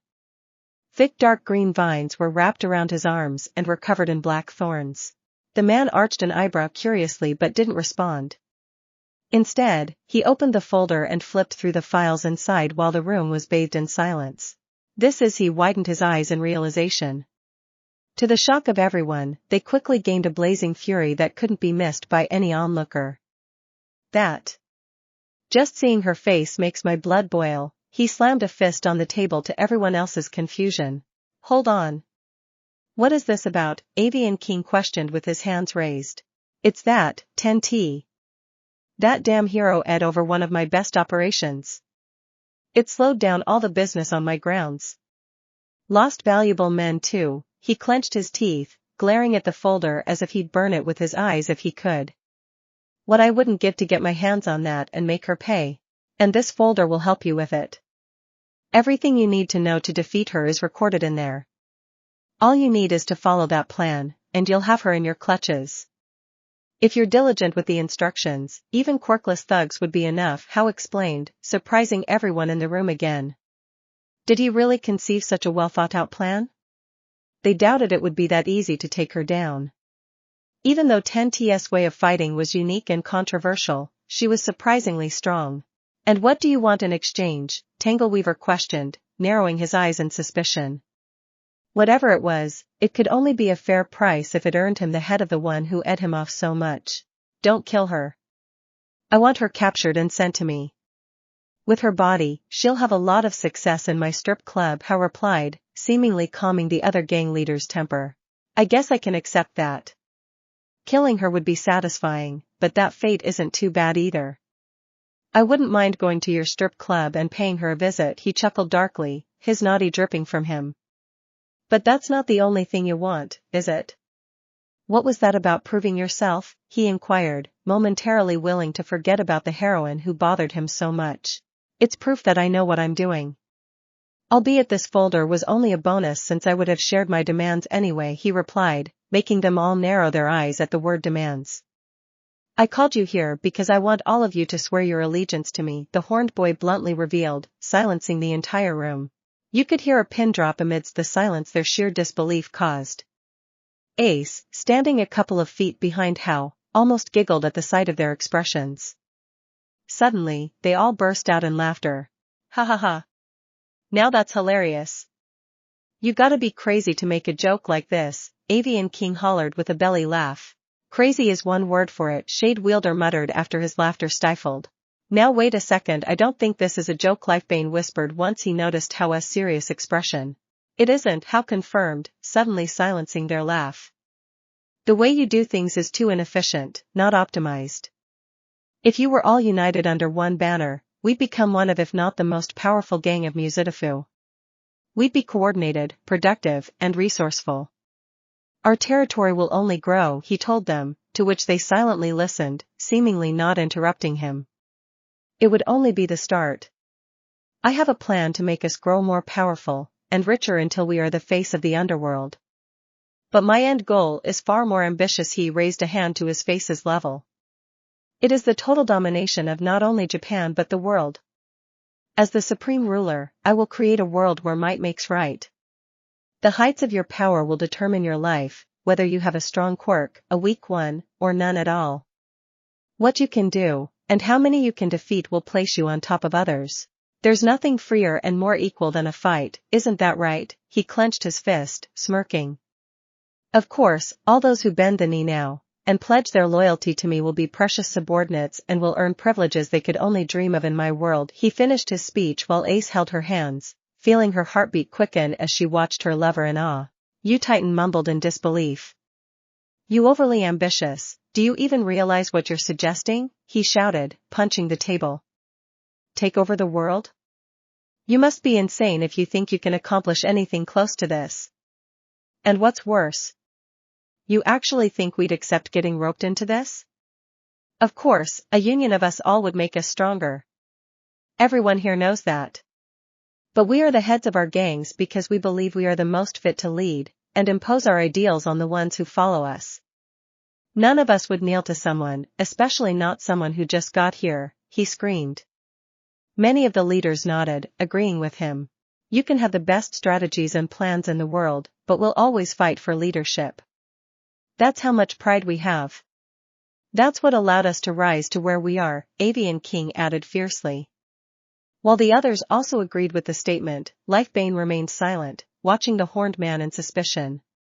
You can shove your plans and speeches up your 'cause I'm telling you, if try that again, we'd actually slaughter you where you stand, he warned the taller man. While they were enemies, and rivals, and would only rarely work together. This wasn't like most meetings, where they knew a single attack would cause a chain reaction leading to some battle royale. After Haue's declaration, all of them would agree to kill him. Pride? No, that's not pride. It's hubris. Hao shook his head and sighed. He figured they wouldn't agree so easily. All of you used your power or wits to get where you are, stomping the small fry and proving them you are capable of leading. Ultimately, you follow the same philosophy as I do, but now you're stuck in a stalemate with your rivals. You know you can't take them out, and you don't want to lose either, so you bide your time and hide. Yet, you still think you won't submit? Still think yourself better? You call that pride? Hao glared at the humanoid hawk before his eyes wandered to every leader in the room. I'm here to change this. I'm the insurmountable wall. You can't win, and you can't hide. You either kneel, or you die, he declared. This time, none of them laughed, despite believing how ridiculous his statement was. You think you could take all of us? Tangleweaver snorted, gesturing to the people in the room. 6 leaders with 2 bodyguards each. No one would be crazy enough to take such a challenge expecting to come out alive. Of course, the green-haired boy nodded without hesitation. Lei Shui sold me everything I need to know about your quirks. None of you can match up to me. Even so, Hao does not know defeat, he declared confidently. Alright, I've heard enough of this joke. I'm sure no one will object to me disposing of the trash. Lady Fortress sighed before glancing at her bodyguards. You too. Get him out of my sight. This filth repulses me, she ordered coldly. Yes, my lady, they both replied, jumping into action without hesitation. Himiko took out her knife, ready to jump in front of her leader until his voice stopped her. No need to interfere, Ace, he instructed.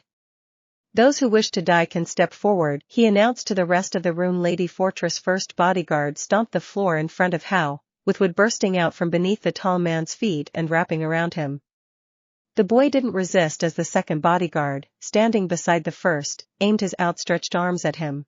Heat blast, the guard shouted, his hands burning red. A second later, a sudden and strong blaze burst around the wood, lighting it on fire and threatening to consume Hao's entire body. Yet, the man still did not move, even as the flames covered his entire body. Pfft! He was all talk, the first bodyguard mocked while the gang leaders remained cautious. Pathetic, Hao suddenly spoke casually, much to the guard's shock.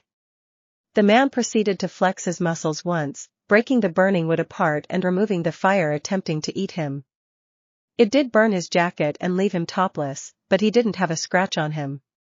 He spread out his arms, and before any of them could react, he dashed forward so fast that their eyes couldn't follow or realize he moved at all. Dragon guillotine. He declared as passed between them and appeared behind. Blood burst out of their necks as their heads were flung into the air. How had decapitated them with a single hit? Blast breath. He turned to Lady Fortress and breathed a stream of fire in her direction. The woman widened her eyes as the others quickly jumped out of the way to avoid getting caught in the blast. The table was blown to smithereens, with various of its pieces burning while a cloud of smoke formed around the point of impact. Ing cough hell, Tangleweaver coughed as he held an arm to his nose. He turned to look at where Hao had shot his fiery attack, expecting the female gang leader to be reduced to burned shreds. However, much to his surprise, the woman was still standing, seemingly unaffected by the blast other than having some dust on her clothes. He quickly understood why. In front of the woman floated a yellow translucent barrier. Air wall. A barrier that protects me from any attack, Lady Fortress stated with scorn. How dare you look at how dirty you made me, she scowled, glaring at the horned boy as she gestured to her dirty clothes. Air wall lets the user create circular shields made of compressed air anywhere around them in order to shield themselves. Now that gap did it. Think he can just show up and do whatever he wants? Titan growled, punching the floor. All of you can step back. I can take care of this alone, he ordered the other leaders as he flexed his muscles. Instantly, his skin turned dark gray with engraving lines on various spots of his body. Ironhide the user can turn their skin into an extremely durable metallic substance that greatly enhances their physical durability. Combined with increased strength, they can charge into battle, shrugging off most physical damage while dealing heavy blows. Does he think he can order us around? Shade Wielder mumbled in annoyance before slowly sinking into his own shadow. Thank God he isn't asking me to fight Titan's first bodyguard whispered. He was a man of average height with brown hair, not standing out at all. Meanwhile, the second one, who had white hair, seemed ready to jump in at any time to help his leader. Titan roared as he charged at the draconic man at a surprising speed. Hao narrowed his eyes, but instead of getting ready to attack, he flexed his muscles and tanked Titan's first blow with his abs, only releasing a small grunt. Titan slightly narrowed his eyes in shock but quickly followed up with more punches, striking as fast as he could and just as in many places. You hit hard, Hao remarked as another blow connected with his abs. But not hard enough, he added before countering with a hit of his own, right into Titan's belly. The enemy leader gasped out loud as he attempted to hold his stomach in pain, only for Hao to hit 3 more times. A punch in the face, another on his sides, and the last on his chest, flinging him several feet away. Titan could hardly believe it. Not only his hits were powerful, but they were also even faster than anticipated. He should have known when he saw that giant of a man move so quickly earlier. Boss, both his bodyguards shouted before turning their attention to Hao. As they were about to attack, Shade Wielder suddenly jumped out of the horned man's shadow, wielding a katana. Eclipse the user can generate dark, eclipse-like shadows that can obscure visibility and engulf opponents. These shadows can solidify into defensive barriers or offensive tendrils, allowing for versatile combat tactics in both attack and defense. Silent death, the man said before going for Hao's neck. Schooling. He widened his eyes as only long locks of hair fell to the floor followed by his broken blade. What? As if that crap would work, Hao remarked, quickly grabbing Shade Wielder while he was in the air, slamming him to the ground, and throwing him to the side without even bothering to kill him. No. Your hair, Ace exclaimed as if she just witnessed a murder. She loved his long and wild hair since she always used it to climb on his back or shoulders, but maybe now wasn't the time. Hao didn't comment on her remark as he focused on the current battle. Dodging various lighting chains that were hurled at him from a distance from one of Lifebane's bodyguards. He likely didn't even need to avoid them, but he didn't wish to sustain too much damage either since he was fighting against around 20 people. Before he could close the gap with him, he shielded his eyes as he was riddled with more bullets than he could count, all bouncing off of him. They bounced off his body but were still an annoyance. For some reason, Lifebane's bodyguard stopped his attacks. Hao quickly understood why when another man suddenly grabbed onto his leg, holding it tight. He had sensed him arriving the moment the first guard attacked but waited to see what his strategy was. You're wide open, he shouted as the spot around his hands turned incredibly cold, a second before freezing. The freezing quickly crept up Hao's leg, threatening to turn him into an ice statue while the first guard paused his attack. Seriously? The horned man scoffed, unimpressed. He kneed the man in the stomach with the frozen leg, breaking the ice in the process, and picked him up by the neck before holding him up as a human shield. The white-haired man widened his eyes as an air wall was hurled at him, silencing any scream he may have let escape as it crushed him into a bloody paste. So you can use them as projectiles, Hao remarked with a small smile as he dropped the corpse. The woman clicked her tongue. Damn you, Fortress. You team-killing tard. This was one of mine, Titan yelled, finally getting up from the blows he received. While the impact hurt him, he didn't even have a bruise or scratch on him. It wasn't a huge loss, Lady Fortress retorted before firing even more air walls at Hao's hulking figure. Unfortunately for her, the man was agile and quick on his feet, dodging every one of them, either by jumping or sidestepping them. Why hide behind those barriers? Isn't fighting with your life on the line much more fun? Hao laughed while jumping around. As if. It's filthy and only fits brutes like Lady Fortress replied, only to realize he suddenly disappeared. The woman widened her eyes in surprise as she spun on her heels, seeking him out. The horned man suddenly appeared in her field of vision, a punch pulled back. Erwashi began to shout as she attempted to will a barrier into existence. However, Hao had been too fast. The blonde could only watch in horror as his fist went straight through her body, bursting out of her back, along with her blood and bones. The other leaders gasped in shock as they gazed upon Hao's protruding thick arm impaling her. She clawed at his arm, a terrified expression etched on her face as she vomited blood. Hao was indifferent to it. The man didn't bat an eyelash as he went to pull his fist out. Wait. No, my guts are gonna spill, Lady Fortress begged desperately. I warned you, Hao simply replied before pulling his bloodied fist out and dropping her body to the floor with a resounding thud. Shade Wielder, who had covered his arm in black tendrils, froze. He had gotten back up and was ready to launch another attack on the man, yet the way he disposed of Lady Fortress had made him hesitate. The woman wasn't the strongest here, but her barriers weren't something they could easily bypass. Even with his shadow transportation, he wouldn't be fast enough to get to her. When she used them as projectiles, they could crush every bone in a man's body. Nevertheless, she was killed like nothing. They still had the numerical advantage, and there were the heads of their gangs, but those titles suddenly seemed insignificant when faced with that seemingly impenetrable wall. The horned man hadn't received any injuries yet. So Hades remarked under her breath, watching the pool of blood forming around Lady Fortress' gargling corpse. Multiple electrical chains hit Hao Hedon, making him grunt in annoyance. You're starting to irritate me, the horned boy grumbled, glaring at the nearby attacker. One of Lifebane's guards. Ten no Ohira. He thrust his palm forward in the guard's direction. That technique, Lifebane gasped before turning to his man. Dodge. Quick, he shouted. The bodyguard could only widen his eyes and move his head to the side, but it was futile. Hao wasn't even close enough to make contact, yet the air alone from his thrust had hit the guard and removed the left side half of his head, exposing his bones, flesh, and brain. Damn it, he knows Zhonglu's moves? What the hell? Lifebane gritted his teeth in disbelief. Who was that guy? Shade Wielder's legs shook as he watched Hao proceed to exchange more blows with Titan and flinging him away again. The metallic man didn't receive any injuries, but it didn't matter as long as he couldn't hurt this opponent either. He turned to his bodyguards, maybe a retreat was better than waiting to be killed here.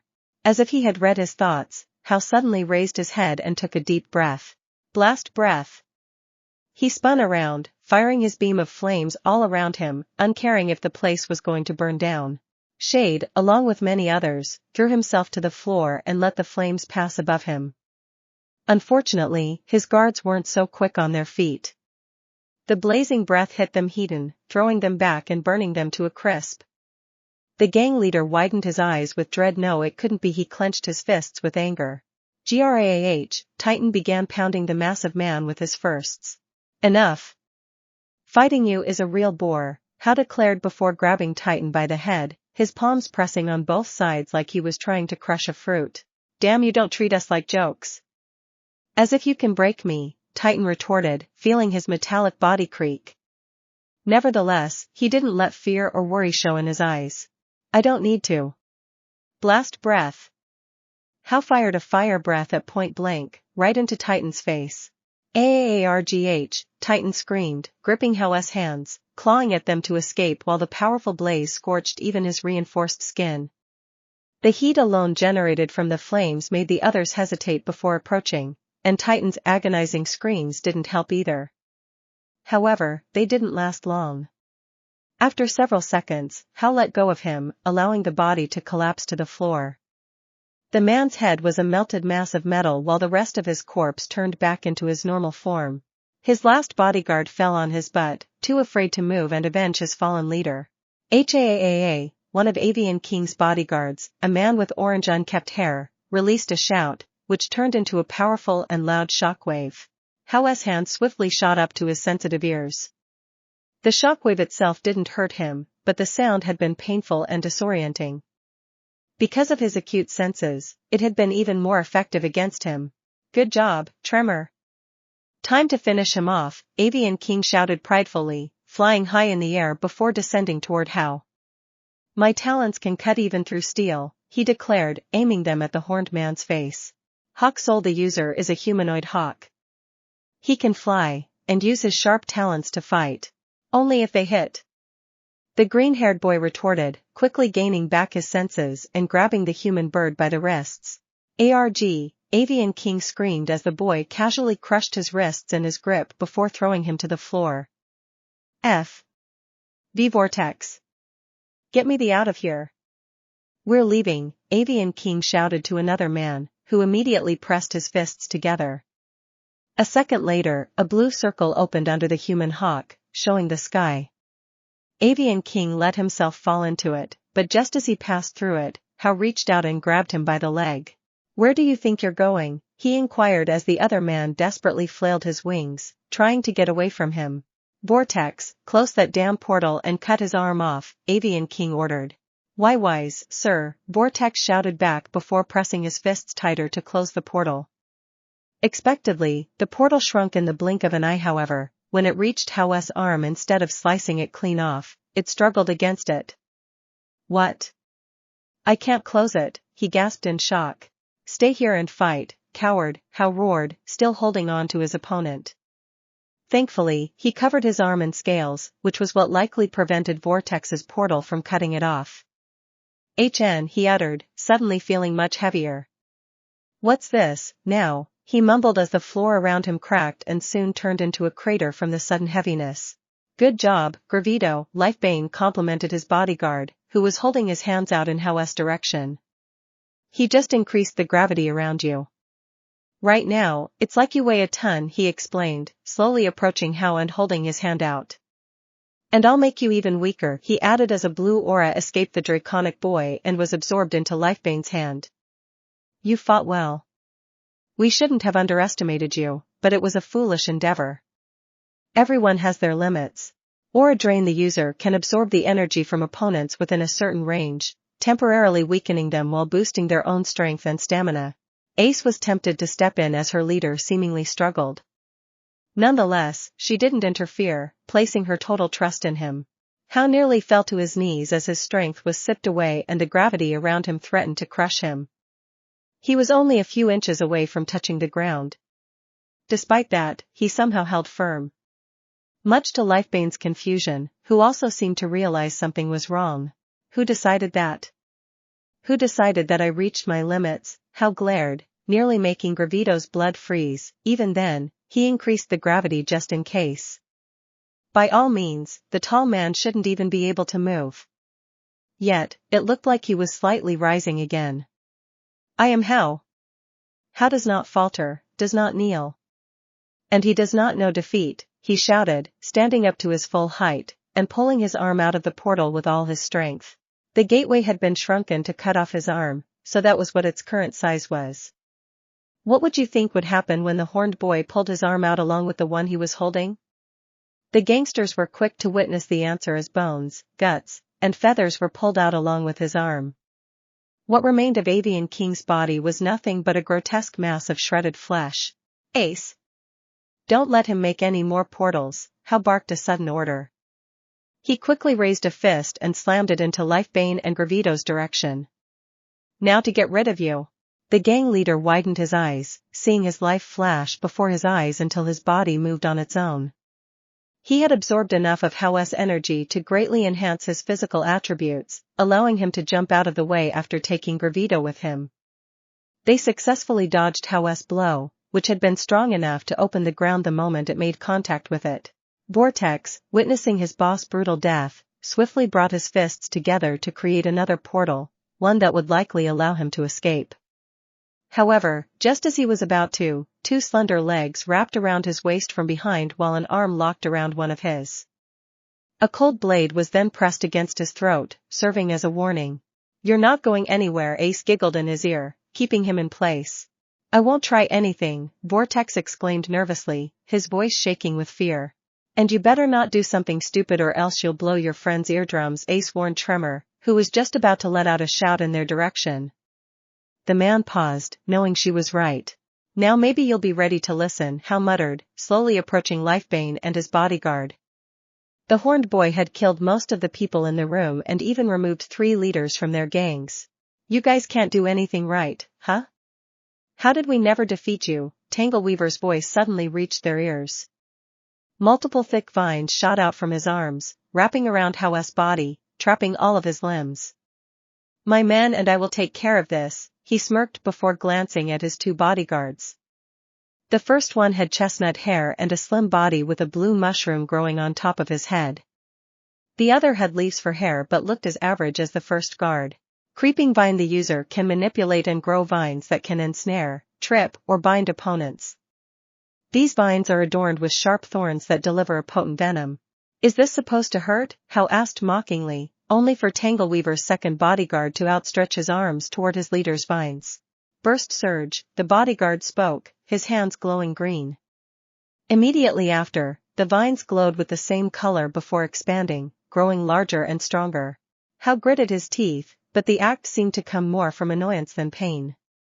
Tangleweaver's thorns couldn't go through his skin, and he'd break out of these vines easily despite their growth.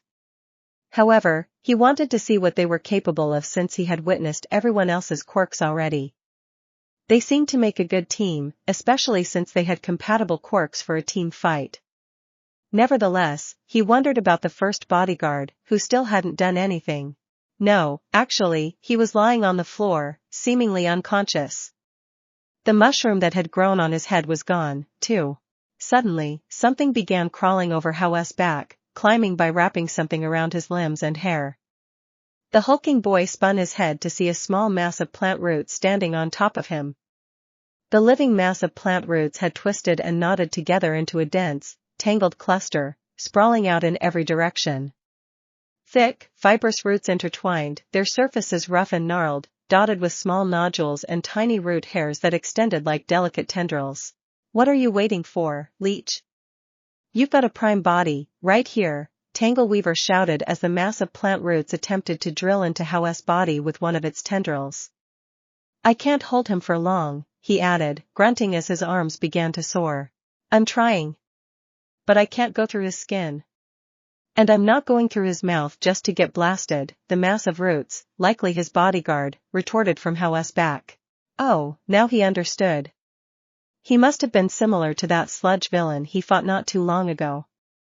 He tried to take over his body by going inside him, and Leech probably had the same type of quirk, except he was solid, and not liquid. Well, he was done experimenting. He had seen everything he needed to see. "Let's just end this." "I'm done playing around," Hau stated coldly. His body began pulsating, much to everyone's confusion. Suddenly, the vines wrapped around him blew apart, also sending Leech away. Green scales spread all over Hau's body as it grew bigger and longer, covering his skin in a shimmering, jade-like sheen. His limbs extended, growing leaner and more sinewy, with his fingers elongating into claw-tipped talons that gleamed like polished steel. His body lengthened and coiled, becoming serpentine and powerful.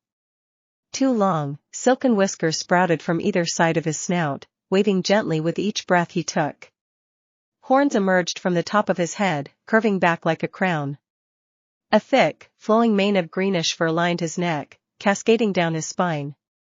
Dark green fur grew out of the end of his tail. This is Ace muttered as how became too big for the building. She fell to the floor as Vortex threw himself to it along with everyone else here when the gigantic dragon broke the building apart to allow himself more space. They stayed on the ground for several more seconds, hoping no debris would fall on them. Ace, on the other hand, quickly recovered and looked up at the sky to witness How's dragon form for the first time. So beautiful, she whispered. They were in the wilderness, far from civilization, so naturally, he could let loose here. You didn't have me on the ropes even once, How declared as the remaining gang leaders and their men stood back on their feet. I declared 6 wars and ended 3 of them in less than an hour. Without their leaders, their gangs will be like headless chickens and lose a turf war against me, How explained, his eyes wandering from one boss to the next, ignoring the bodyguards remaining. Earlier, I gave you all a choice. Join me or die. The ones who refused are dead and forgotten. Now, I give you another choice. Swear fealty to me and obtain the chance to fulfill every one of your dreams, or fight me, and lose, then you will become my slaves. I have no use for additional corpses, he declared, gesturing at the dead bodies with his eyes. No matter where you try to flee, I will track you, and no matter how much you struggle, you will fail.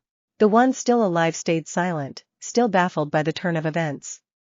Ace quietly giggled while watching their speechless expressions.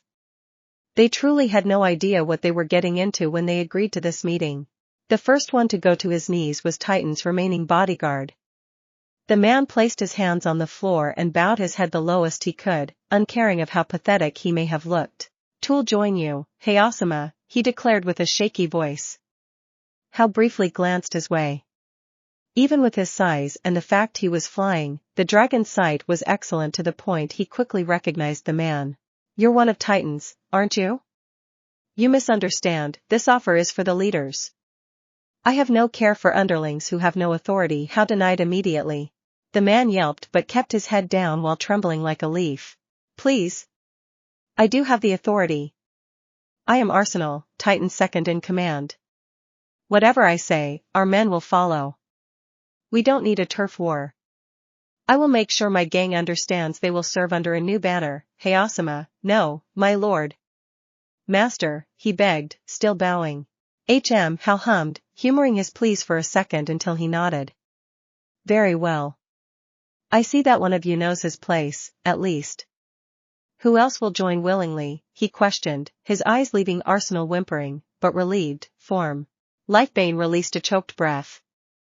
All of this had been too much. Damn it. How could he have predicted the meeting would go like this? He threw a look at Gravito. His other man died in an instant, unable to do anything. He clenched his fists but supposed there was no other way. They were now faced with a wall they couldn't overcome. I pledge allegiance to you, Hayasama, he finally decided, lowering himself to a knee and bowing his head. Boss, Gravito yelped in surprise, but a single glance from his leader made him quiet down. Seeing he had no other choice, the underling joined in. You have made the right decision, Lifebane. Those who prove their worth to me can live like kings, How assured, nodding in satisfaction. The gigantic dragon turned to look at Vortex and Tremor, Avian King's bodyguards. Both of them tensed up, and since Ace was still there, the former couldn't even open a portal without the risk of getting his throat cut open. I would have killed you, and slaughtered your whole gang in the turf war that is to come, but your quirks interest me. I'll keep you. I'm sure you have nothing against that, How mused, to which the two of them quickly shook their heads. Of course not. WWE will follow you, Vortex affirmed as he got to his knees. Tangleweaver clicked his tongue at the display. He knew when he was outmatched, and even with his 2 bodyguards still alive, he was aware he had no chance. Especially considering they lost even when they were much more numerous earlier. Ultimately, he needed his life if he wanted to ever achieve his dreams. Perhaps, How was the fastest way to attain them. Men, I guess you know what you have to do, he told them. Leech had returned to the earlier body he had inhabited after the factory had collapsed, and his expression was enough to tell everyone he wouldn't protest Tangleweaver's orders. We pledge ourselves to you also, the leader confirmed as he got on his knees, followed by his subordinates. Wise decision, How nodded, then looked at the last man standing. What about you? Shade Wielder was alone, both his men gone. Everything he had fought for so long just crumbled under his eyes as he witnessed true despair. All it took was a random event that he couldn't have predicted, the arrival of an impossibly powerful foe. Wordlessly, Shade Wielder fell to his knees and bowed his head. He had no other choice. Then it's decided. All of you belong to me, now, How declared in a low and cold tone, looking at what was only the beginning of his future army. Several months had passed since his takeover of the other gangs. The turf war to take Lady Fortress territory ended only in a couple of days as her men were no match for his forces. Indeed, he already had a small army, but that was it was small. He needed much more than that to take over all of Japan. Nevertheless, he still expanded his territory and also left a few men in the ones he took over, so they could rule in his name. After all, he couldn't be everywhere at once, especially since he was unavailable during the day. While the numerical advantage he gained from these takeovers was interesting and useful, the individuals who joined him were even better. Some of them had quite useful quirks. First, from the Steel Wolves, the former second-in-command, Arsenal also called Tanaka Haruto. He had chosen to remain in Izuku's main base after bringing the rest of the gang under the Dragon Boy's rule. He was still in charge of any operation happening in the territory of their former gang, but he needed Izuku's approval for everything now. His quirk was called Weapon Forge, allows the user to transform any part of their body into various weapons at will. They can switch between different types of weapons, such as swords, shields, guns, and more, adapting to different combat scenarios as needed. The man was committed to pleasing Izuku's whims, making him the perfect bootlicker. Of course, cheap flattery wasn't enough to assure Izuku of his usefulness, but he was doing a good job for now. Then, there was Shade Wielder. Real name Suzuki Yuto. His quirk was useful for infiltration, and he could also use it to fight. While it had been useless against Izuku, the young man was aware that he was a special case, and that Shade Wielder wouldn't lose so easily against other opponents. Since he was the former leader of Dark Sentinels, Izuku allowed him to remain in his former base to keep taking care of his operations from there. Of course, he also needed to be sure Shade wouldn't try anything stupid. Thus, he needed to send regular reports once a week, which he'd have to deliver himself in Izuku's hands. The Horned Boy also sent one of his subordinates on surprise visits to see how everything was going. Most of the time, Arsenal volunteered for that job. For now, he was faced with no issues concerning him. Tremor, whose real name was Saito Takumi, was one of the bodyguards of the late Avian King. His quirk, Concussive Blast, allowed the user to release powerful, concussive sound waves from their voice. A loud enough shout could destabilize or knock down enemies, shatter objects, and even disorient those with enhanced senses. It was good enough, he supposed, and he was in a similar situation as Shade Wielder, except with less surveillance. He was only a pawn before, so he could hardly scheme against Izuku when he knew the Horned Man was his best bet at a successful criminal life. Moreover, he actually spent more time in the Legion's main base than his former gangs. His colleague was much more interesting, though. Vortex, whose real name was Inoue Daiki, was in the main base at all times because of his quirk. Dimensional drift allows the user to create a unique symbol that they can imprint on any surface, object, or even living being. Once the symbol is marked, the user can open a portal to that specific location at will, enabling instantaneous travel between points. That symbol was a circle with a large plus sign over it. You could also draw the symbol yourself, and as long as Vortex knew of its existence, then he could open a portal to it. Of course, the symbol needed to be perfect, otherwise, the portal would be unstable. Moreover, the ones he created from his quirk couldn't be wiped off unless he wished them to be unlike one that would be drawn. Nonetheless, despite these limitations, a teleportation quirk was rare, and one of the most useful abilities you could obtain in this world. If he'd prove himself, Izuku would be tempted to make Vortex one of his lieutenants. Avian King actually had a symbol on his back, which made for a quick escape since Vortex would just make a portal behind him in an instant.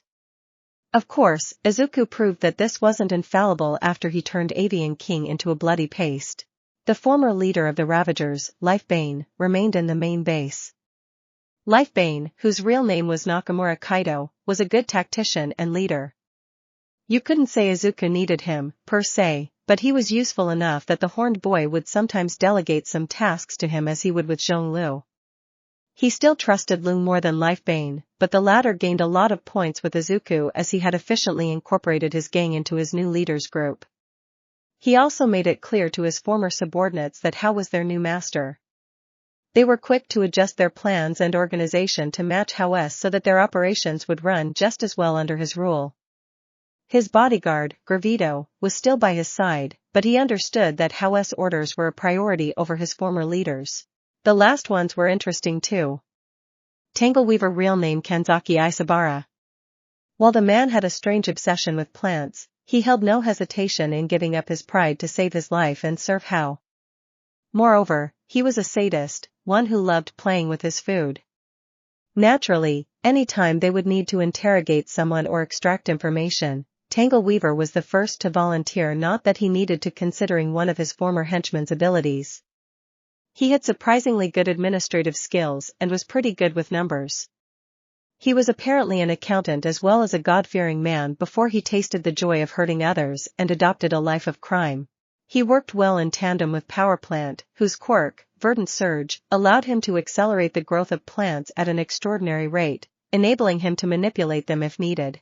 The last one's quirk was perhaps nearly as strong and useful as Vortex's. Leech, also known as Kuragaya Koga, had a quirk called Fungi Dominion. Fungi Dominion turns the user's body into root-like tendrils that can infiltrate another person's body. Once inside, the user can travel to the host's brain and exert influence over their thoughts and actions like a parasite. When the user takes full control, a distinctive mushroom grows on the host's head, marking their complete domination. Leech had no proper body to speak of. From what he said, when he was 1 or 2, his body permanently turned into a mass of root-like tendrils. Because he lost his parents early, he didn't even know if he was a man or a woman, though he always chose to inhabit a man's body. Even out of their bodies, he would speak with the vocal cords he stole from them. He could either enter someone's body through their skin by piercing a gap in them or go through a gap already there. All he'd have to do next would be to reach the brain and plant his roots inside it. From there, he could communicate with the person with some kind of telepathy as if he were their own thoughts. He could influence their actions and opinions, but that was only if he wished to remain hidden. If he wanted to take full control of the body, then he'd need to grow further until a mushroom grew out of the victim's head. It wasn't sneaky. Not that Leech cared about that, since he would usually lobotomize the victim's body to make sure they could never take back control, and he sustained himself by absorbing the victim's nutrients directly. Truly, like a parasite. Of course, he could use the victim's quirk as well, and since he had access to their thoughts, learning to use it efficiently was as easy as pie.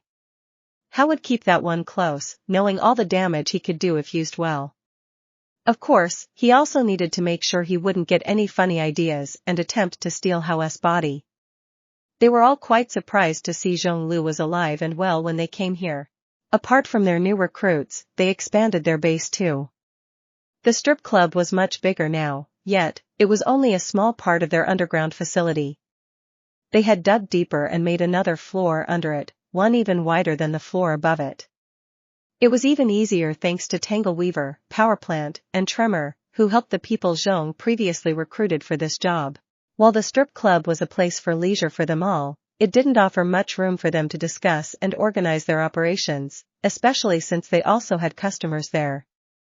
Now they had living quarters for the subordinates without homes, a training room for anyone who might need it, and even a dining area and a kitchen.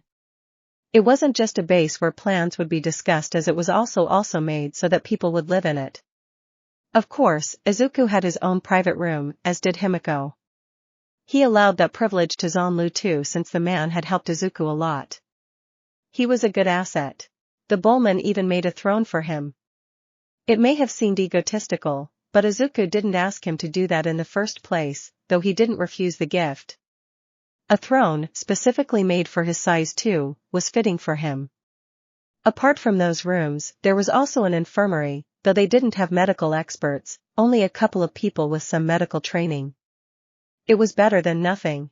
They established an armory to store various weapons and a vault to secure their money and other stolen valuables.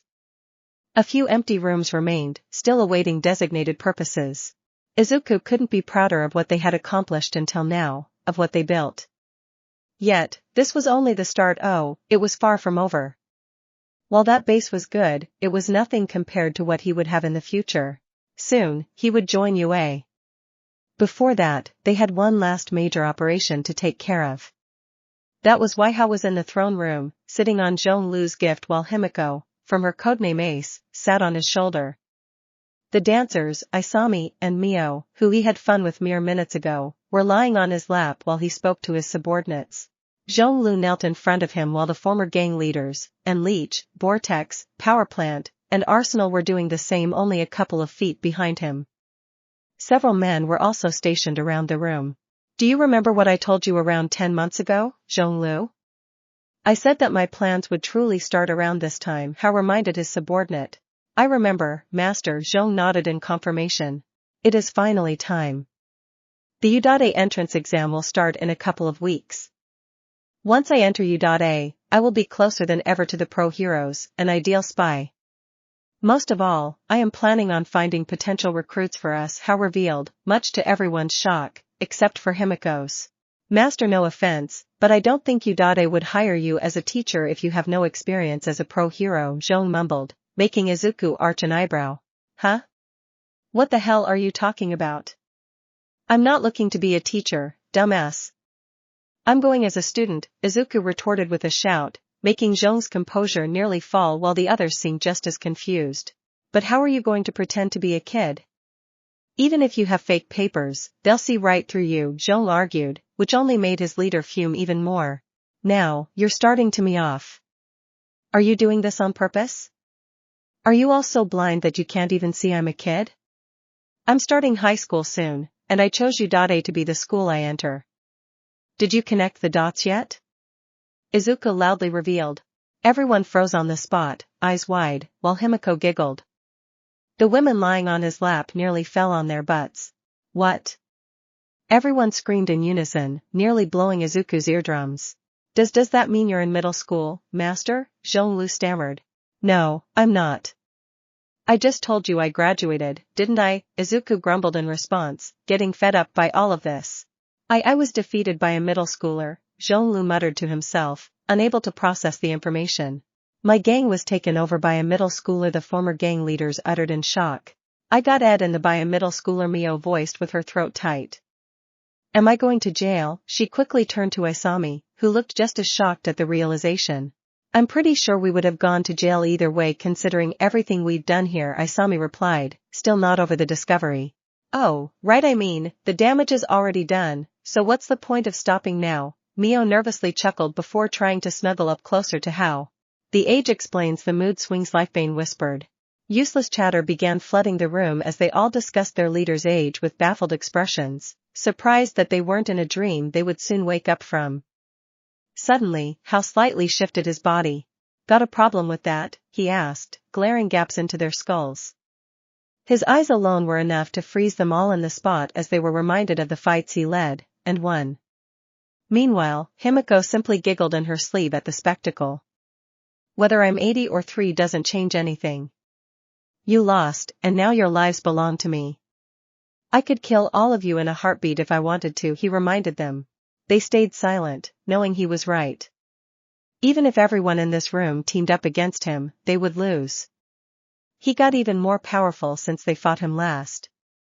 Of course, they had some improvements as well, but it was nothing that could put them on his level. Of course, glorious master. You are perfectly right. Pardon our rude comments, we were just surprised by your age, that's all, Arsenal apologized, lowering his head until his forehead touched the floor. Shut it. I don't need your kissing, Hao retorted in annoyance, making Arsenal yelp in fear. Zhonglu suddenly slammed his fists into the floor and lowered his head in the same manner. Master, I'm sorry. My pride got the best of me again. I felt my ego wounded because I lost to a child, but if anything, it should have humbled me even further. For you to reach such a level at that young age is awe-inspiring. In the world of villainy, there is no speaking of age, he shouted. I will still serve you to the best of my abilities, he assured his leader. The others stared in silence, waiting for Hao's next words. Good. I expected nothing less, Zhonglu. See? That's why I like you, Izuku grinned as Zhong nodded. That is why I want you to lead our final operation before I enter you. I am ready for anything, master. It's time for you to get your revenge. Lei Shui and the Chinese mafia had their uses, but they'll be troublesome when our legion grows even stronger. We don't need them anymore, which is why their end has come, Izuku revealed, shocking quite a few people. Nevertheless, some seem to have been expecting such a decision. Shade Wielder, Lifebane, and Himiko obviously knew about it. We have the locations of every one of their hideouts, including the main one. Lifebane will tell you about the plan in more detail, but we'll attack all of them at the same time, swiftly and efficiently, before they can share any information about the attack. The Mafia will cease to exist in a single day, he partly explained the plan before turning to look at Arsenal. Arsenal will accompany you to their main base, the others will split up between different hideouts. You can count on me, Hayasama, Arsenal grinned as he turned his hands into guns. Master, I thank you for this opportunity, Zhonglu bowed his head. It's alright. I can see it in your eyes, the deep hatred you have for them. You've been waiting to get back at them for so long, didn't you? Izuku softly asked. Yes. Ever since the day I was kicked out. There hasn't been a day where I didn't wish to kill them with my own two hands, Zhong confirmed with a hate-filled glare. It was a story that happened years ago, one that would always remain in his heart as long as he lived. 12 years ago. Zhonglu exhaled a puff of smoke as he removed the cigar from his mouth. He was dressed in a formal black tuxedo suit that looked quite strange in his hulking figure, leaning on a lamppost as he watched the quiet night of Nagoya. Even after living in Japan for 2 years, he wasn't quite used to it. It had beauty, for sure, but it didn't feel like home like China would. At least, he didn't have his old master annoying him with the daily lessons of the Hikasaku Ken. He knew 1 or 2 things, and that should have been enough. His body was already strong enough, after all. Suddenly, his phone rang. Zhong remained still and relaxed, exhaling another puff of smoke before calmly pulling the phone out of his pocket. Boss, he greeted the man on the other side. How is the hunt going, Zhong? Are you close? Lei Shui's voice asked from the other end. Yeah, I am. Don't worry, boss. I'm close to cornering the little mouse. Just saw the informant pass by, Zhong responded calmly. You better not let him escape. That traitor, whoever he is, could bring the end of our family. You better not disappoint me. Once you find him, bring him to me alive, Lei ordered with rage. I know. He won't escape me, I can assure you. I'll make that rat pay, Zhong affirmed to his boss. You better or else, Lei Shui replied before hanging up. Zhong had worked for him for around 10 years now, and yet, his boss had never warmed up to him. It was alright, he could accept that. He was a nobody when Lei found and recruited him, so he had to painfully and slowly rise up the ranks. It was harsh, but worth it in the end. You guys stay here, I can take care of it myself, Zhong said to 2 men. They were twins, Psycho and Reiko, born with the same quirk, which allowed them to turn their right arm into a blade capable of cutting even steel. He had known them even before joining the Chinese mafia, and even if having friends in the world of villainy was something some would consider dangerous, he couldn't deny the bond they formed. Not too far from them were other subordinates of his, a little over a dozen of them. He dropped his cigar on the ground and stepped on it before walking toward his target. He had been on the trail of a traitor, someone who was feeding other groups information on the mafia's operations and secret storage houses. It took him some time, but he eventually got a lead on an informant who may have been buying the information from that traitor. He followed him for a few days, hoping he would meet the traitor at some point, which seemed to be tonight as the informant slipped into an alleyway. Zhong moved slowly, and as sneakily as he could, which wasn't his forte because of his size. Despite that, he still managed to sneak up on the current meeting. He hid behind a wall to listen into the conversation first. Yes, he doesn't suspect anything. Still, this is getting riskier and riskier for me. It's my life that's on the line. I do hope the payment I will receive at the end of this will be doubled, the informant said worriedly. Zhonglu approached closer. Yeah, we'll pay you triple if you want to. As long as you keep your end of the deal, we can all come out as winners, the trader's feminine voice replied. Zhonglu froze. That voice, no, it was impossible. He immediately stepped out of the shadows, unable to stay hidden any longer than that. May, Zhong yelled, making the informant yelp as he turned around in surprise. However, Zhong's eyes weren't on him, but rather on the woman he was talking to, who seemed just as shocked. Lin Mei. She was a woman with long black hair and orange eyes with an hourglass figure. Of course, he knew her. She was just like him. An orphan street rat who grew up in the slums of Hong Kong. They grew up together and survived together, then they met the twins and became a little stronger. Surviving was made easier until they were all recruited by the Chinese mafia. They owed the mafia so much, and yet, she would betray them? She would betray him? After she told him that she loved him? I can't believe this. You're the traitor, he snapped at her, clenching his fists while tears threatened to spill from his eyes. And no. I promise this isn't what it looks like. Lu Mei rushed to grab his hand, and he was almost tempted to backhand her then and there. However, he couldn't. Even after a betrayal, he couldn't. You'll try to tell me you're not selling information to the enemy? Zhong screamed. To the girl's credit, she didn't even flinch. I'm not. Seriously, Lu, do you think I would ever betray you? Mei snapped, making the tall man flinch as she rarely ever raised her voice at him. After everything we've been through, everything we've suffered through, do you think I'd stab you in the back like that? You know I love you. She blushed and looked away, lowering her voice. She always had a hard time admitting her real feelings, after all. No, but you can't deny this looks compromising, Zhong replied. Look, Mei sighed as she glanced over at the trembling informant. There's a reason for all this. I've been working to lure the traitor into a trap by paying off his informant, she revealed, much to Zhonglu's surprise. But the boss only gave that mission to me, he retorted. I know. And it's not like I wanted to do this. I started planning that literally a few days ago. I didn't even tell anyone in case I got the traitor wrong. So Mei suddenly froze mid-explanation, a look of terror etched on her face. Lu, how did you know about the informant? She asked in a shaky voice. Huh? What do you mean, how did I know? I told you, I've been looking for the traitor, and my leads got me to this guy. Zhong gestured at the informant, who was still there and shaking against the wall. I'm pretty sure he's the one in contact with our little traitor, he explained, only for Mei to shake her head. No, Lu, that's not possible. The only reason I even learned about this informant is because I happened to overhear the traitor by mistake once when he was in the base. So, how did you know, Lu? Tell me. How did you know about the informant? She screamed, clutching his arm fearfully. I found some burner phones back home, hidden under the living quarters floorboards. There were some names and locations on them. I just squeezed some information out of some people, brutally, until they spilled this guy's name. He gestured to the nearby informant.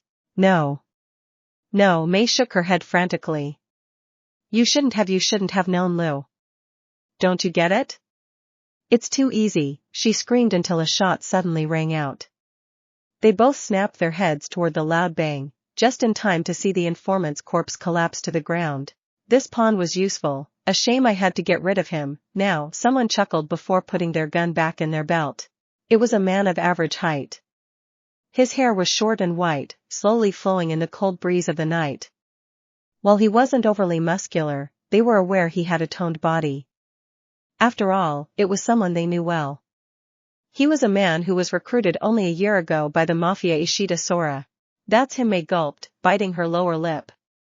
I knew it was a trap all along, and we fell for it. He's the traitor, Zhonglu muttered in incomprehension. He didn't talk much with him, so he wasn't too familiar with the guy. He didn't even know if he had it in him to betray the family. What the hell are you doing, you?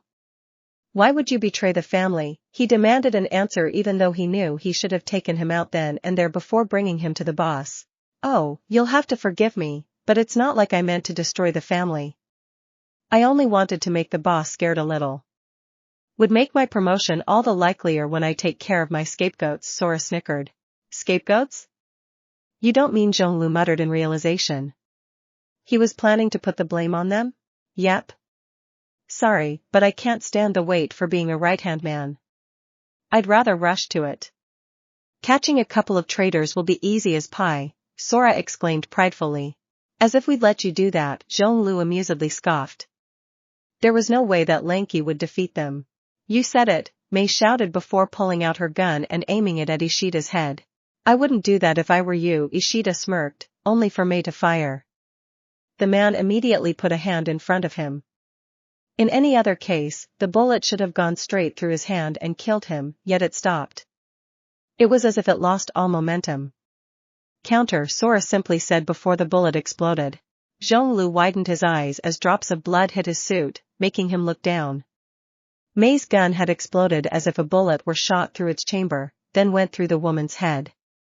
Her right eye along with the upper part of her head had been blown apart, spewing her brains out in the air before she collapsed to the concrete floor. Her death had been instant. Mei? Lu whispered in disbelief. He slowly fell to his knees before reaching out for her. Her remaining eye was wide open and frozen, lifeless. May this can't be happening, he muttered, his breathing quickening to the point his lungs were being emptied, turning his breathing ragged and painful. No, this must have been a nightmare. It couldn't be real. Mei had always been there for as long as he could remember. To be gone was inconceivable. TSSK, I warned her, Sora clicked his tongue while shaking his head. Immediately, Zhonglu turned to him with hate-filled eyes. Uuing. Die, he roared and charged forward, not caring about Lei Shui's orders to bring him alive. No, he would crush him like a bug. And he wouldn't do it quickly either.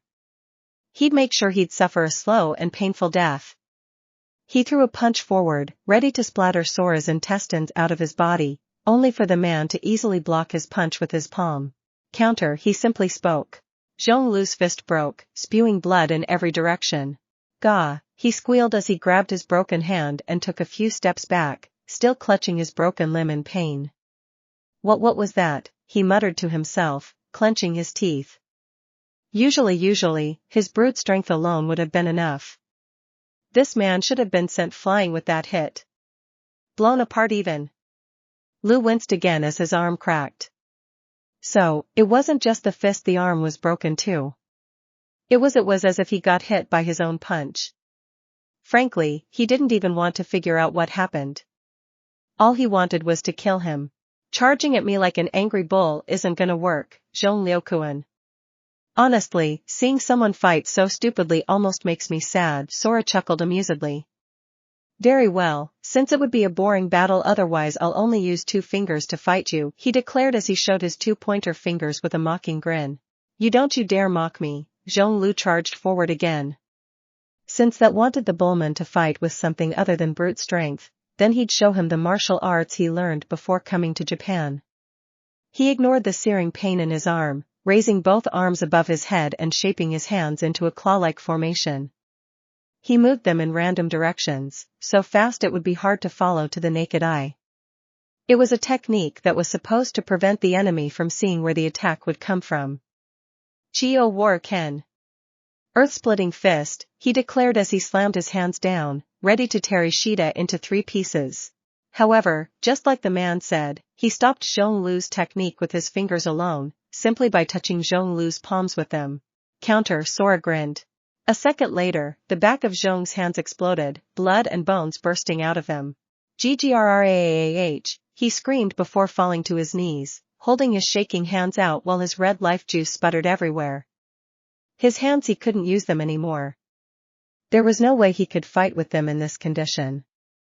Zhong clenched his teeth, trying to hold down the immeasurable pain, to avoid showing weakness to the enemy. How could he not, though? He was reduced to such a pathetic sight. He had been sloppy and knew this attempt was halved anyway. He hadn't trained once since coming here because he thought that his quirk would be enough. Such a rookie mistake. Did you try to use martial arts? This was awful, you must be quite rusty, Zhongliukuan, Sora chuckled mockingly. Oh, well, even if you weren't, it wouldn't have amounted to much. I know a bit of martial arts myself. I needed to, after all. Only now, I can use the full extent of my quirk, he spoke as he moved his hands with graceful precision, tracing a circle in the air. Though his movements were slow, they left behind an ethereal trace, as if his hands had multiplied. But no, that wasn't it, he was simply moving them with incredible speed. If only all quirks were physical, I would be the strongest man in the world. Zhonglu didn't care for his blabbering. As long as he was still alive, he wouldn't know peace. So what if he couldn't use his hands? He still had his left arm. So he roared again, and swung his arm at the man, ready to take his head clean of his shoulders. My God, you're stupid. Sora shook his head before blocking the arm with his finger again. Counter. Zhonglu's arm bent the other way, breaking one of his bones and forcing it to poke out of his flesh. The bullman released another pained scream as he remained on his knees, panting and bleeding, barely conscious. Don't you get it, yet? Physical attacks don't work on me. I can repel all of them and inflict you with the injury instead. I'm invincible, he bragged, pointing at himself. No one who fights in close quarters can defeat me. Not even All Might, Ishida declared arrogantly. But I guess it's finally time to end your pain, he snorted. Suddenly, he narrowed his eyes and held out his hands to his sides, stopping two blades from skewering him. Psycho and Reiko had come, and both of their arm blades were stopped by Sora's palms, which weren't even pierced. Lu, run, Psycho shouted as several other subordinates came running and grabbed their leader, helping him to his feet. Counter, Sora spoke boredly. The twins' blades split in half, as did their shoulders and thus their arms. Gra, they cried in unison before falling to their knees. Jigai Zhonglu muttered in pain while he was carried away. Since he was still too heavy, he also needed to walk so that his men wouldn't have to hold all his weight. Despite that, he didn't wish to leave the twins to their fate. Go, boss. We'll hold him back, one of his subordinates yelled as the others surrounded the traitor. Zhong didn't reply. He couldn't. He knew why. It was because he was a coward. If he stayed and fought by their side, he would die, unable to avenge Mei. He would die in vain. He would give up on his pride, fleeing in such a way. So, he simply watched the battle unfold as he was carried further and further away. He watched as Ishida finished off Psycho by breaking his neck with a kick. He watched as he decapitated Reiko with that quirk of his. He watched as Sora repelled the bullets his men shot, blowing their brains out like he did with Mei. Zhonglu watched, as he was thrown into a car, Ishida killing the last man standing. Zhonglu could only watch from the backseat as Ishida Sora became a dot on the road. You would think that he could heal his injuries and call Lei Shui for help, tell him who the traitor was so that they could avenge Mei and the brothers he lost. That was one of the most foolish mistakes he had made, trusting the boss of the mafia. Trusting the debt they owed him when he took them in that day. You damn traitor. I should have known it was you, Lei Shui screamed on the other end of the phone. No, you have to believe me. I would never betray the family, Zhonglu defended himself between sobs of pain as both his arms were in casts. Don't try to bull your way out of this. Ishida already gave me all the proof I need. You have been conspiring behind my back all these years. Even after I took you in, you ungrateful? The mafia leader retorted. It's a setup. I've been set up, boss. You have to believe me. He killed Mei. Of course, he did. You and that betrayed the family. You think I'm going to forgive that? Please, father please, Shui Zhonglu pleaded, on the verge of tears. Don't you dare use my first name, traitor. Just know that you've signed your death warrant. No matter how long it takes me, I'll have you killed, Lei Shui shouted before hanging up, not allowing Lu to explain himself any further. The bullman quivered as he dropped his phone to the floor. So that was it? It had been that easy? Ishida had ruined his life that easily? Zhonglu growled and stomped the phone with his hoof. They were going to pay for this. All of them. No matter how long it took, he'd become strong enough to kill them all. Present day. Lei Shui sighed as he rubbed his forehead, checking over some papers. Are you sure those numbers are right? The father asked worriedly. Unfortunately, they are. We've had 30% less profit than last month, and it was already lower than usual the previous month, too, Shuren answered with a nervous expression. This can't be right, we're losing our usual customers, and nobody can tell me why. Lei punched the table in anger, making all of his men flinch. Could it be the Beast Lord's Legion? How this little band has grown exponentially since your first meeting with him. Uniting those gangs is an impressive feat. He's a good business partner, but I can't help thinking he may have a hand in all of this, Shuren suggested. He's in a whole other city, how and why would they affect our business here? Lei Shui questioned. Nevertheless, he knew there was no simple answer, and he shouldn't reject that idea. All other groups were rivals to them, after all. I suggest sending a Shidaisen. He's our best asset. Sneaking his way in should be easy for him, Shuren said as Lei leaned back in his chair. Maybe you're right. It's better if we take them out first before they have the chance to attack. I wanted to avoid a turf war, especially with another city, but they leave me no choice, Lei Shui finally decided, then turned to look at the rest of his subordinates. A small group of you should accompany Ishida to that place, and provide additional protection if need be, he instructed when Shuren's phone suddenly rang. Oh, I'm sorry, father, the man apologized as he quickly pulled out his phone, only for it to stop ringing. That was strange, he whispered. Who was it? Lei inquired. Kusagi, but he only ever calls in case of emergencies, Shuren replied before his phone rang again. Just as he was about to pick up, it stopped. Now, this was someone else. Nanami, he's from our lab, he muttered worriedly.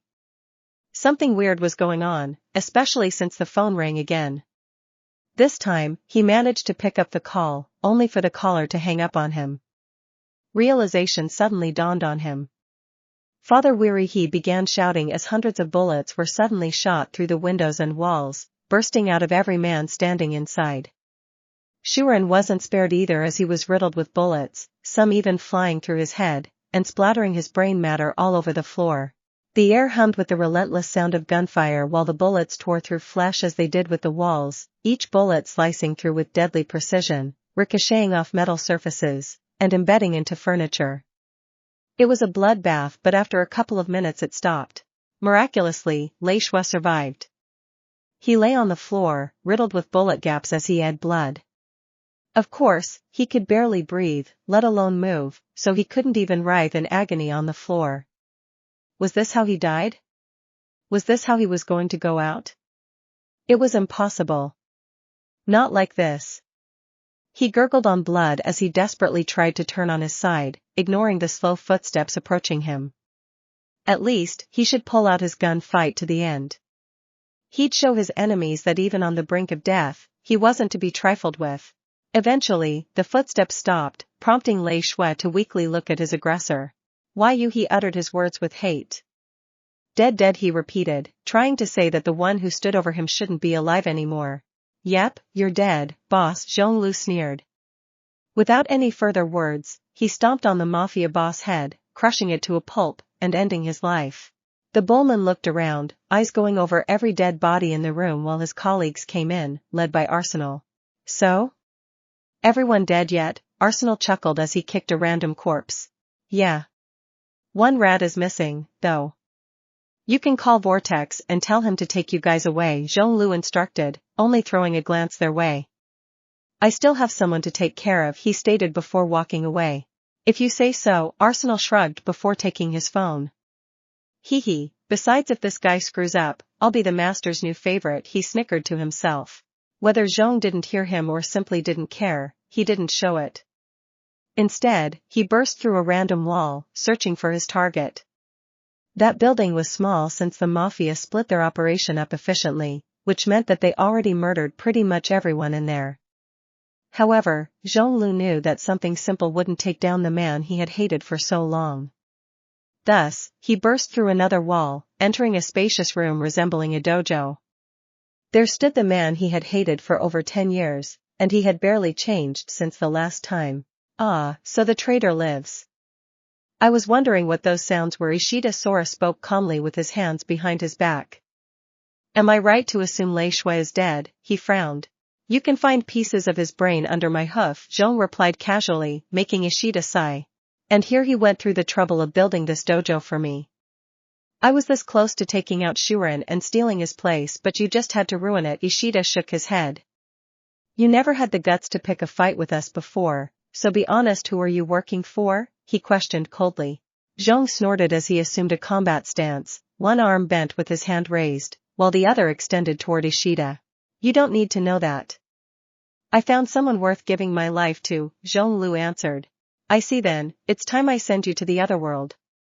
After I do that, I'm sure your new owner will be glad to have me as his right-hand man, Sora chuckled, letting his arms fall to his sides. He didn't even bother taking a fighting pose. You're the only one who'll be going to the other side, Ishida. Zhonglu charged forward as Sora's stance remained the same. You fight as stupidly as ever, the other man chuckled as he caught both of Lu's oncoming fists effortlessly. Counter, he calmly stated as the bullman winced in pain. To Ishida's surprise, the man's arms didn't break. Wait, before Sora could fully realize Zhong's strategy, he was headbutt and sent flying back. He skidded across the floor before coming to a stop to hold his bleeding forehead. You miserable dumb brute, he raged as he looked at the blood in his hand. That was for Psycho and Reiko. The next one will be the killing blow. For Mei, Zhonglu said with determined eyes. Don't think this bull will work again, Ishida barked as he stood up. I already told you, didn't I? No one who fights in close quarters can defeat me, he declared arrogantly. HMPF, Zhong smirked. A worm like you could never defeat my master, he proudly stated. I have improved my martial arts since the last time we fought. As if that matters, Ishida huffed while Zhong charged at him again, his hands moving for a technique. I can see your every move, Zhonglu, he shouted. The bullman shot a palm forward, then followed with a fist before delivering a roundhouse kick. Of course, he didn't stop there. The martial arts master followed up every blow with another, a palm strike with a punch, a roundhouse kick with an uppercut, an arm swing with a kick. Sure no Odori. Dance of death, Zhong shouted while executing his technique. Nevertheless, Ishida fluttered like paper, dodging every single hit like it was nothing. No, he wasn't simply dodging, his hands met every blow perfectly until the bullman's technique stopped. I can read you like a book, Ishida crossed his arms as he ended up behind Zhonglu. Unlimited counter, he said as blood suddenly burst out from all over the other man's body, staining the floor with red as even his skin was peeled off across various spots. However, he did not fall to his knees. Instead, Zhong clenched his teeth and pushed the pain down, refusing to let it consume him. Those injuries were nothing. He had endured much worse. So, he turned around and pressed his wrists against one another, placing his hands in a claw-like gesture as he turned around and shot forward. Retsuga Ken. Tearing Fong fist. So easy, Sora stopped the hit with a finger. Counter. Zhong's chest nearly burst open as he felt his own technique reflected on him. Even if it didn't kill him, blood still spilled out of his mouth, and where the injury suddenly appeared. Takino Bori Ken. Waterfall rising fist, Zhong didn't let the wounds deter him as he used one of his hands like a claw again, this time in a rising vertical attack. HMPF, Sora snorted as he stepped aside and slapped the bullman's hand in the process. Counter. The result was expected, yet the pain still came as a surprise as the wound that should have been on Sora's chest appeared on Zhong's, peeling his skin right off his body. This time, the man collapsed to the floor, panting in exhaustion and pain. Damn it, he spat out blood, ashamed that he would fail his master. Fail Mei. Poor Zhonglu. No matter what you do, you just can't win, can you? Ishida laughed. How pathetic. You struggle in vain. Why can't you see that? Are you hoping to overwhelm my counter? It's useless. I could repel a meteor if I wanted to, he mocked the downed man. Absolute counter allows the user to perfectly reflect any physical attack back to its source, but only if they block it with their hands. Upon contact, the exact force and damage of the attack are instantly transferred to the attacker, regardless of its strength. Shut up, Zhonglu yelled back at him, slowly getting back to his feet while Ishida didn't even bother to stop him. You're right. No point in talking anymore, is there? Can you hear her, Zhonglu? Your girlfriend, Lin, is calling for you. I'll send you to the same hell I sent her to. Zhonglu panted as Sora launched his attack, thrusting his hands forward. He couldn't fall here, not now. He couldn't fail Mei after a decade of making her wait to be avenged. He couldn't fail his master. Hikasaku Ken no Oji Hyaku Netsu no Shinken. Tearing Fist Secret Move 100 Burning Divine Fist, Zhonglu delivered a flurry of fists as if his hands multiplied the moment he got back to his feet. Useless, Zhonglu. Sora's hands followed the bullman's example, meeting every single one of his fists. This time I'm done playing around. I'll send you back double the damage. Unlimited over-counter, he loudly declared. After 10 seconds of continuous punching, they stepped away from each other. GGAH, Zhong squealed as his muscles twitched. A second later, he was covered in his own blood as it burst out from every spot on his body. It's over, Sora mused mockingly, crossing his arms only to widen his eyes as Zhonglu simply collapsed to his knees, but didn't die. Why are you still alive? You received double the damage. You should have been blown to bits. Because those hits were off fake outs, ha ha ha, so much for seeing my every move, Zhonglu chuckled between pained breaths. You missed the main one, he smirked, just as Ishida's stomach exploded open, spilling his insides to the floor as he gasped for breath.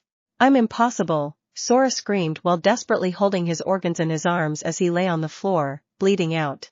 I already faced death against my master once. I saw a wall that I can't surmount. I got much stronger than the last time we fought. You are nothing, Zhong groaned, painfully standing up.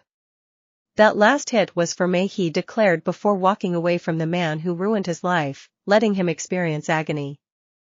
Oh, he wouldn't end his pain so easily. He would die slowly and alone. Zong Liu, Sora screamed as loud as he could while blood streamed down his chin, trying to reach out to the bullman. I'll see you in hell, Zhonglu simply replied as he took out his phone and sent Vortex a text.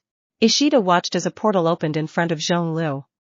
He watched as the bullman stepped through. He watched as his killer disappeared and left him alone. Ishida gurgled on his own blood while darkness slowly crept up to him, surrounding him. Cold. It was getting cold. In the Beast Lord's Legion's base. A few hours later. What a grand success, Tangleweaver raised his glass of room victoriously. A bit too easy, which got me worried at the start, Lifebane said as he sipped on his glass of wine. The former gang leaders and some other subordinates, along with Izuku and Himiko, were all in a private room, drinking to their heart's content as they celebrated their victory over the Chinese mafia. They were scattered across the room on various seats, with several of them enjoying a dance from strippers. They danced in lingerie with notes in the straps of their panties as tips. While some kept a certain distance from the men, others had no issues sitting on their laps, twerking on their womanhoods while they looked into their eyes with naughty full gazes. Izuku sat in an armchair that fit his size while Himiko was on his back, her arms wrapped around his neck as she sipped on a drink of her own. Mio and Isami were on his lap, leaning on his sides and enjoying the comfort of his tough body. Finally, as proof he didn't have an ounce of shame, Himiko's mother, now named Bichi, was ing on his in front of everyone. Now that her injuries had closed, she didn't need a blindfold anymore, revealing thick scars instead of eyes.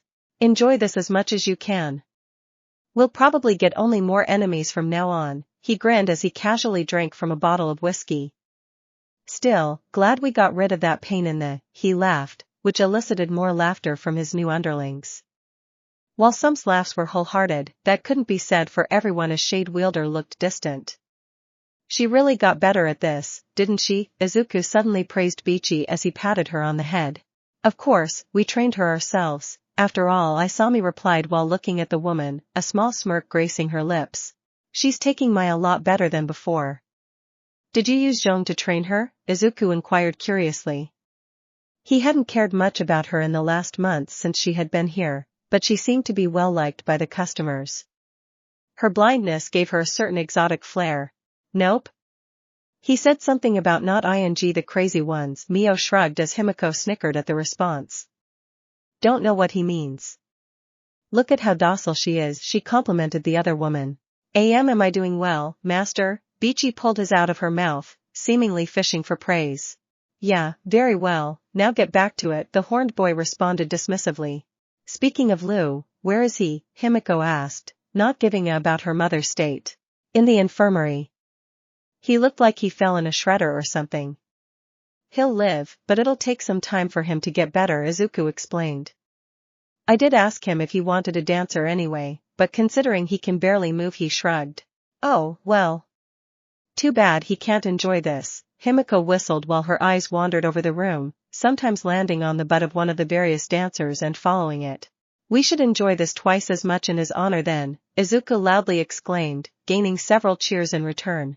Yeah, Tangleweaver yelled as he interfered the dancer closest to him without a care in the world. Never thought I'd take out Lei Shui and his whole group. I was right to follow you, Hayasama. Hail how, Arsenal suddenly shouted, springing up from his seat, hoping the others would follow. Unfortunately, he was only met with ambient music as the others stared at him.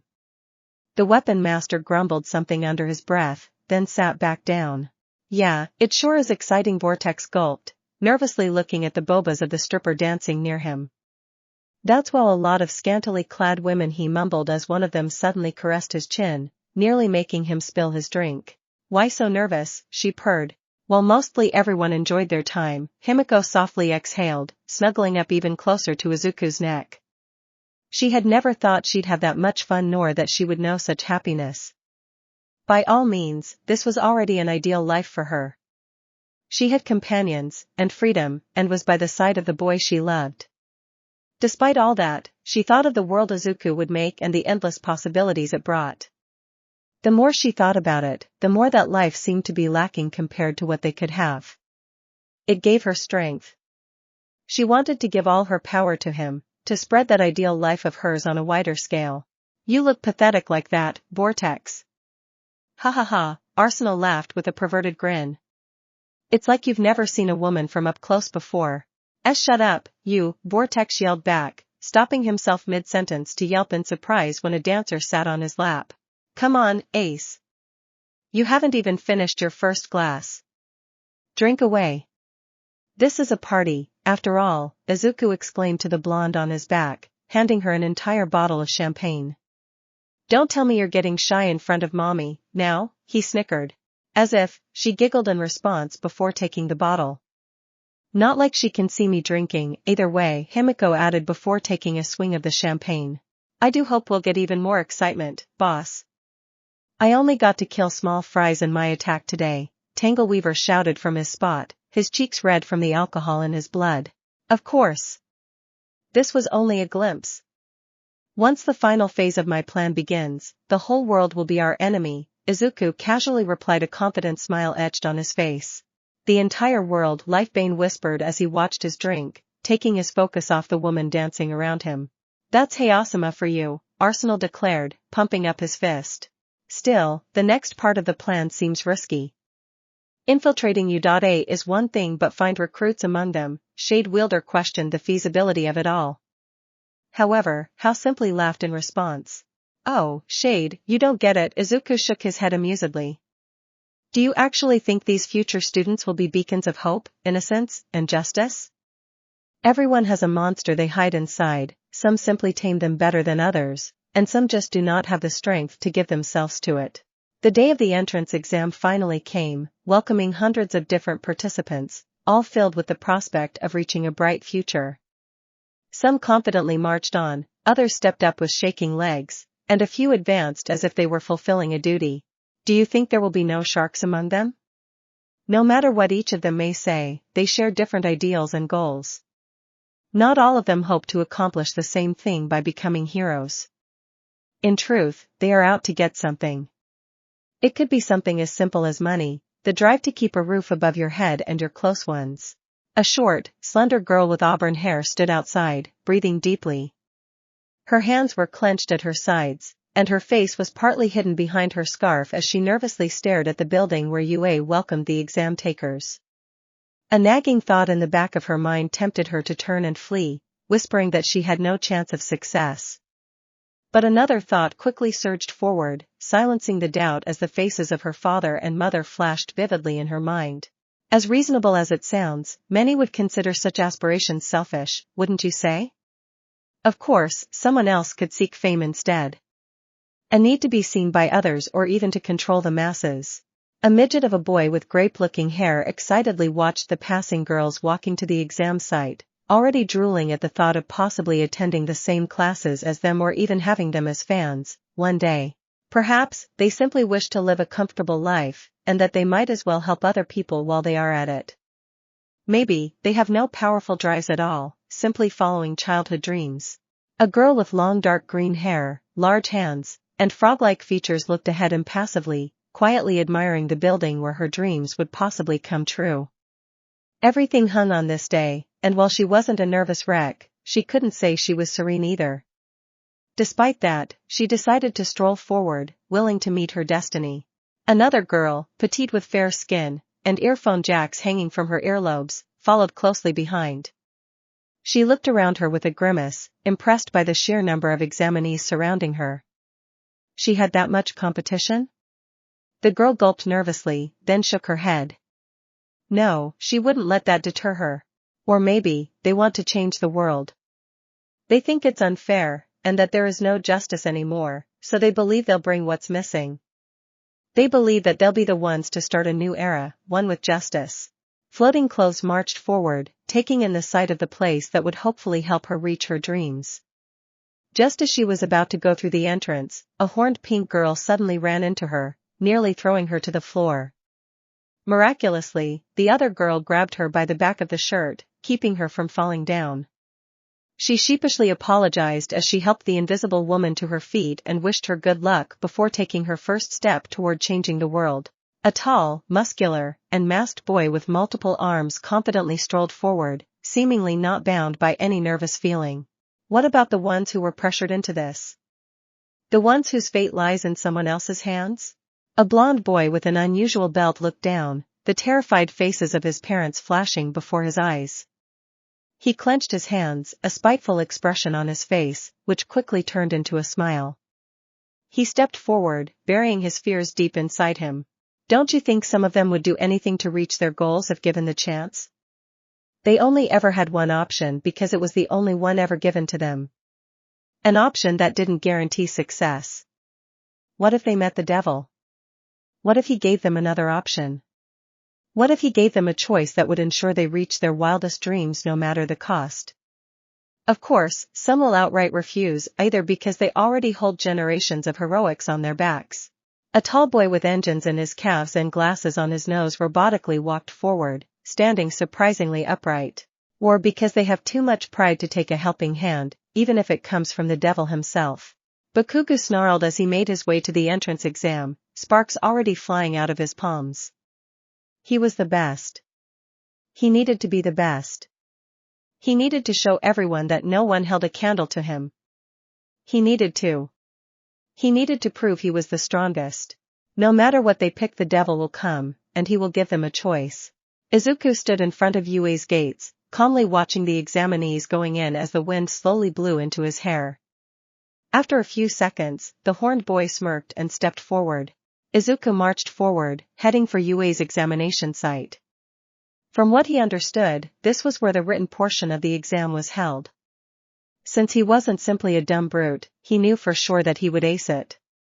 So, instead of worrying about it, he scanned the area to see his competitors as well as potential classmates. Some of them looked promising, but they still all seemed weak compared to him. This was disappointing. Of course, he didn't miss the ladies going in. Most of them were pretty, but some caught his eye more than the others. He certainly wouldn't mind having some of them in his class and attempting to recruit them. His gaze followed the behind of a brunette as he approached the exam building, only for someone to step in front of him, blocking his path. Izuku arched an eyebrow, noting it was a pro-hero he recognized, specifically, one of Yue's teacher's ectoplasm. What did he want with Izuku? Excuse me, sir, but I'll have to ask you to leave, Ectoplasm said calmly, making the horned man blink in confusion. Huh, Izuku looked behind him to see who he was talking to.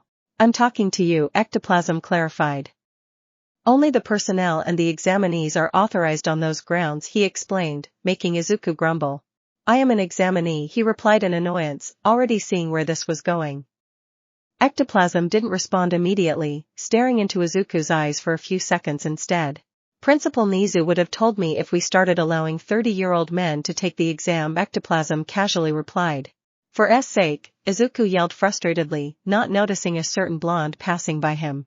Looks like Scaly's getting rejected before he can even start, Bakugo chuckled mockingly as he went in. Shut up, the green-haired boy snapped at his former classmate, gritting his teeth angrily. And now he was getting humiliated too. Izuku sighed as he finally found the desk with his name on it, and sat down. Thankfully, it seemed the chair was adjusted for his size. He couldn't believe he had to show his ID just to prove he was actually 15. Seriously, he didn't even have a full-grown beard yet, so how did everyone around him always mistake him for an older guy? He was too young to be called an old man. He grumbled under his breath, then looked up, noting most examinees were at their seats. That room was so full, and it wasn't even everyone else. They were separated into different groups to make the placements easier.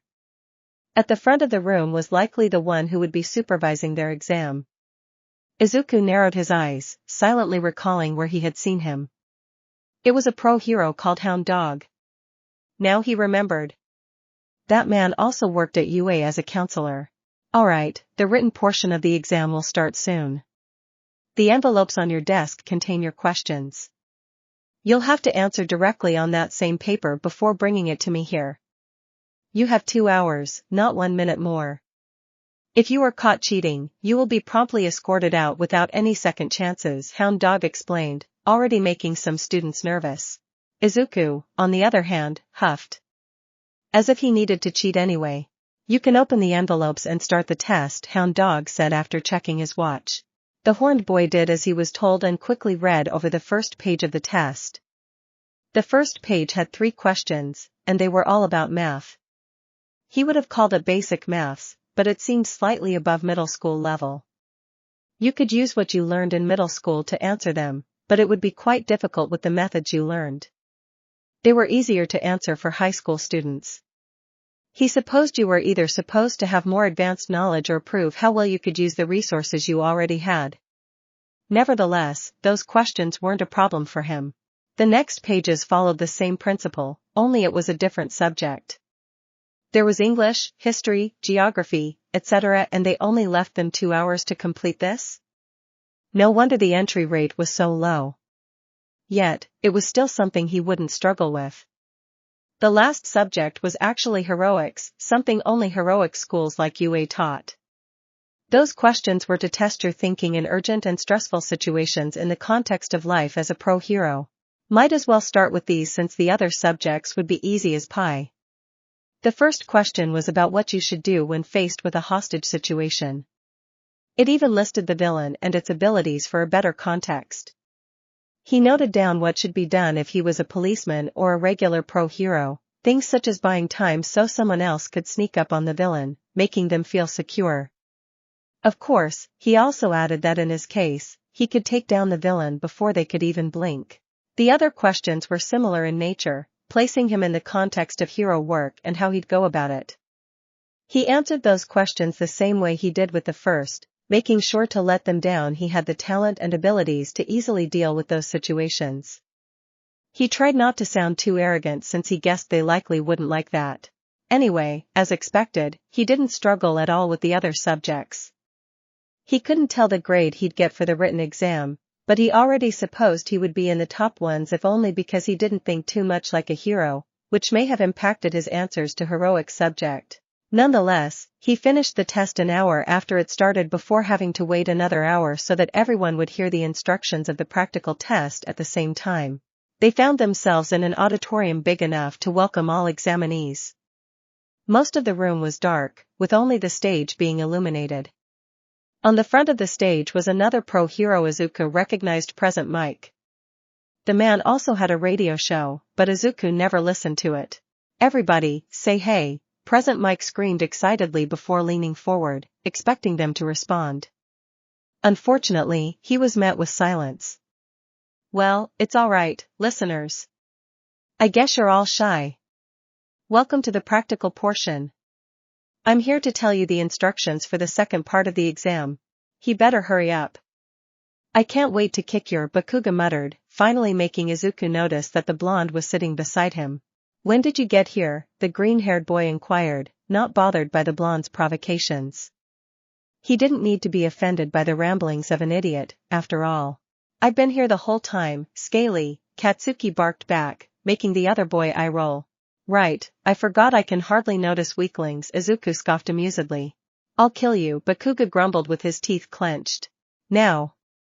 This is how the test will go. It will last 10 minutes in a mock city specially designed for putting your skills into practice. You can bring whatever you want to help you before heading to your assigned locations, Present Mike explained as Izuku looked down at the card he held. He was on Grounds A. He stole a glance at Bakuga's card, noting he was on Grounds B. Was that a coincidence, or did they purposefully separate the examinees coming from the same school to avoid them helping each other? Well, not that it mattered. He wouldn't any help. Pfft, hope you're in the same location. Scaly perfect opportunity to crush you, the blonde spat, unable to see Izuku's card unless he stood up. Katsuki may have sounded confident, and talked as if he was sure he'd win. He was anything but. Truthfully, he didn't know how strong he currently was compared to his old former friend. He got much stronger, but he had no doubt Izuku did too. The tall had always been a monster, even as a kid. He was like a wall no one could go over, so it was hard to get that image out of his head even after all these years. Nevertheless, the blonde was going to surpass him no matter what. Only then would he become the #1 hero. He doubted he would have any other competition, anyway. Each side is filled with 3 types of foe villains. You'll get a number of points for defeating them according to their level. Use your quirks or anything else you can to disable those foe villains and earn points. That's your main goal. Of course, I don't need to say that attacking other examinees is strictly prohibited. Present Mike continued his explanation as the giant screen behind him showed a few pictures to illustrate what he was saying, using video game characters. Excuse me. May I ask a question? A tall boy with glasses suddenly stood up with his hand raised. The handout you have given us says there are 4 types of foe villains. This is a blatant error, unbecoming for UA, Japan's top school. Aren't we here to become model heroes? This is shameful, the boy shouted, pointing at the handout in his hand. He was about to say something else, just as angrily as his first complaint, only for Present Mike to cut him off. Alright, examinee 7111. This isn't a mistake. There is a 4th type of foe villain. I'm sure you all played Super Mario Bros., right? Think of these villains as a thwomp. You gotta avoid them, and they bring no points. There's only one on each side, and it will rampage in close quarters, the pro hero answered, prompting the other boy to nod satisfyingly. I see. Thank you for your answer, sir, and I apologize for the interruption. The tall boy bowed before sitting down. Izuku looked at him from where he sat. Clearly, this one had a huge stick up his. Even if they became classmates, the horned boy wasn't sure he'd be able to recruit him. Nevertheless, he supposed he would still try to look for any weaknesses that could sway this other boy to the darker and freer side.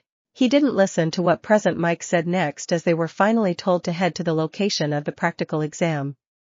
Ectoplasm led them to the A grounds, each step making many of them more nervous. He was personally getting excited. From what he understood, this would be like being on a battlefield, robots surrounding them. The mock city was also massive, which made him wonder what UA's budget was, but that also meant there would be plenty of robots to fight. The examinees scattered around, waiting for the exam to start. Many of them talked with each other, speaking of things Izuku didn't care about, while others remained alone with their thoughts to focus. He scanned his surroundings again to see if anyone would catch his eye. There were some strong-looking guys, well stronger than average. He doubted any of them could make him excited. Still, he was willing to seek potential. It looked like the one who spoke up during Mick's presentation was here too. He could take this opportunity to check his skills. His skills as well as another person's. There was a cute brunette who passed him by earlier when they arrived here. When he'd find her, he'd keep an eye on her too. What are you waiting for? The exam started already. Did you think there'd be a countdown? That's not how real battles work, Present Mike suddenly shouted from the loudspeakers. Go. Go. Go. Izuku rushed forward as soon as Mick's words reached him while the other examinees were frozen in surprise. It may have taken them only a second to come out of their stupor and run, but it was still a 1-second advantage for the horned boy. He entered the city before anyone else could and quickly faced the first robots he could lay his eyes on. It was a 1- and 2-pointer. Both rolled towards him, readying their mechanical arms to smack him back. Hero detected. Die, the two-pointer said as Izuku spread his arms to his sides and rushed forward at blinding speed. Dragon guillotine. He called out, tearing the robots in half with his bare arms. Their gears and mechanical insides crumbled to the ground with clings and clangs as he immediately turned around and grabbed the head of another one-pointer before it could strike him. Clenching his fist once, he crushed the robot's head before throwing its body high in the air. HMPF, too easy, Izuku scoffed as a three-pointer suddenly slammed into his body. Of course, Izuku didn't bother dodging. He liked tanking attacks just to see if someone or something could actually seriously injure him, and also because he knew they couldn't wound him. It was a shame though since he craved excitement. The dragon boy casually drove his fist through it, ignoring in a bored manner the two-pointer that also hit him from behind. These robots weren't even bigger than him. How disappointing was that? Nevertheless, he shouldn't waste much time. He destroyed the two-pointer using the body of the three-pointer to slam it against it. Izuku spun his head to see multiple other robots rushing in his direction. Still, despite their weakness, they made him smirk. He jumped toward them, moving like lightning and destroying them all in the blink of an eye. Indeed, they were easy to defeat, but they were numerous. Besides, destroying stuff was fun. He rampaged throughout the city, reducing any robots he laid his eyes on to pieces. Thundering headbutt. He shouted before slamming his head on a three-pointer, slamming it to the ground so hard its insides broke. Draconic claws. He sank his fingers in the back of a two-pointer as if it were butter before tearing its insides out of its back. The horned boy tore through robot after robot, without even counting his points as he attacked everyone he laid his eyes on. Of course, he didn't forget to steal a few glances at other examinees. A lot of them looked back at him with awe, overwhelmed by the ease with which he disposed of the foe villains. Naturally, those ones didn't interest him at all.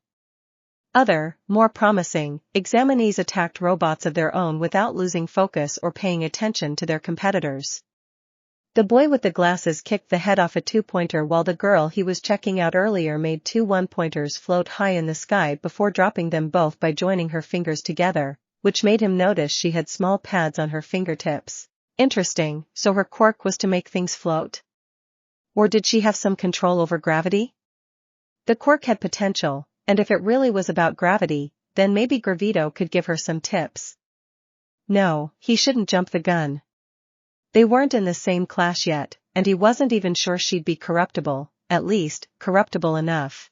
The guy had engines for legs. He was certain he heard of a similar quirk somewhere. Well, no matter, he still had an exam to pass. The horned boy suddenly hopped before landing on a three-pointer and crushing it with a hand right as another examinee was about to fight it. Somewhere in a dark room with various monitors displaying the different exam locations and examinees. One of the screens showed Bakugo, blowing up robots on a pile of them with a ferocious grin. Another screen showed a boy with multiple limbs, seeking hidden foe villains, while yet another screen showed floating clothes hitting the off switches on the back of the robots, defeating them with precise moves. We have promising kids this year, Sniper marked, a pro hero dressed similarly to a cowboy.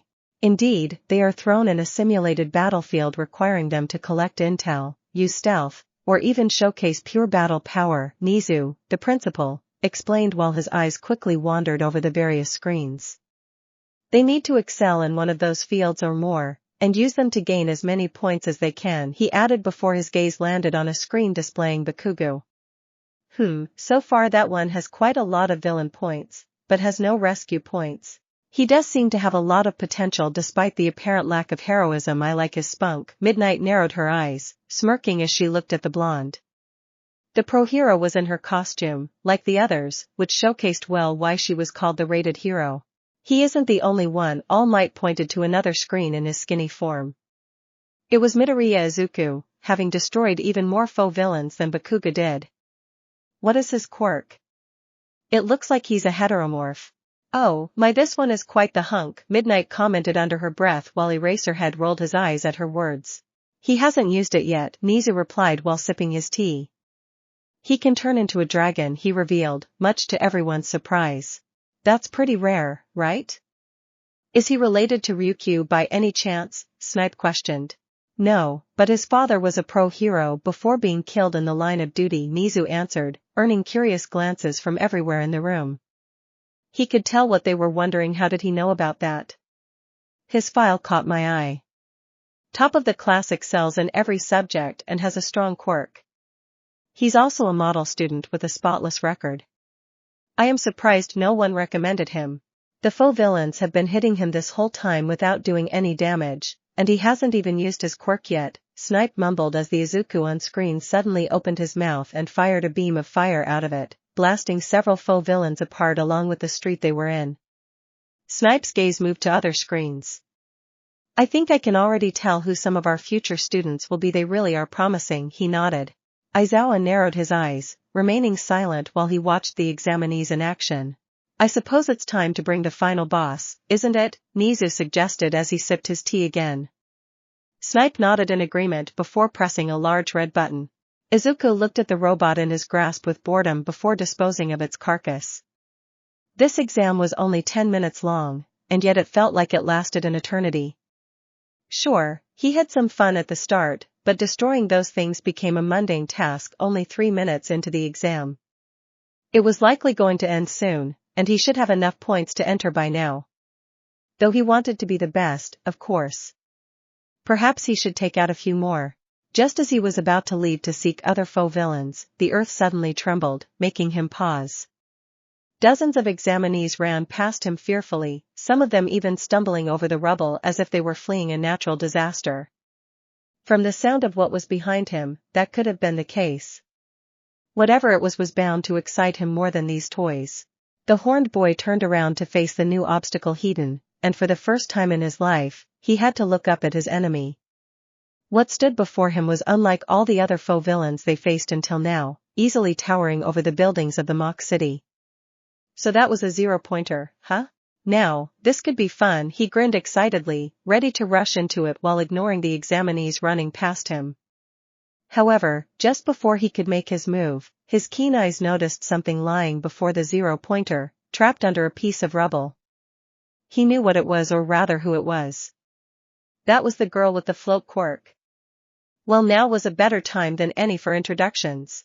On the zero-pointer's side, the brunette grunted in pain as she attempted to lift herself off the ground.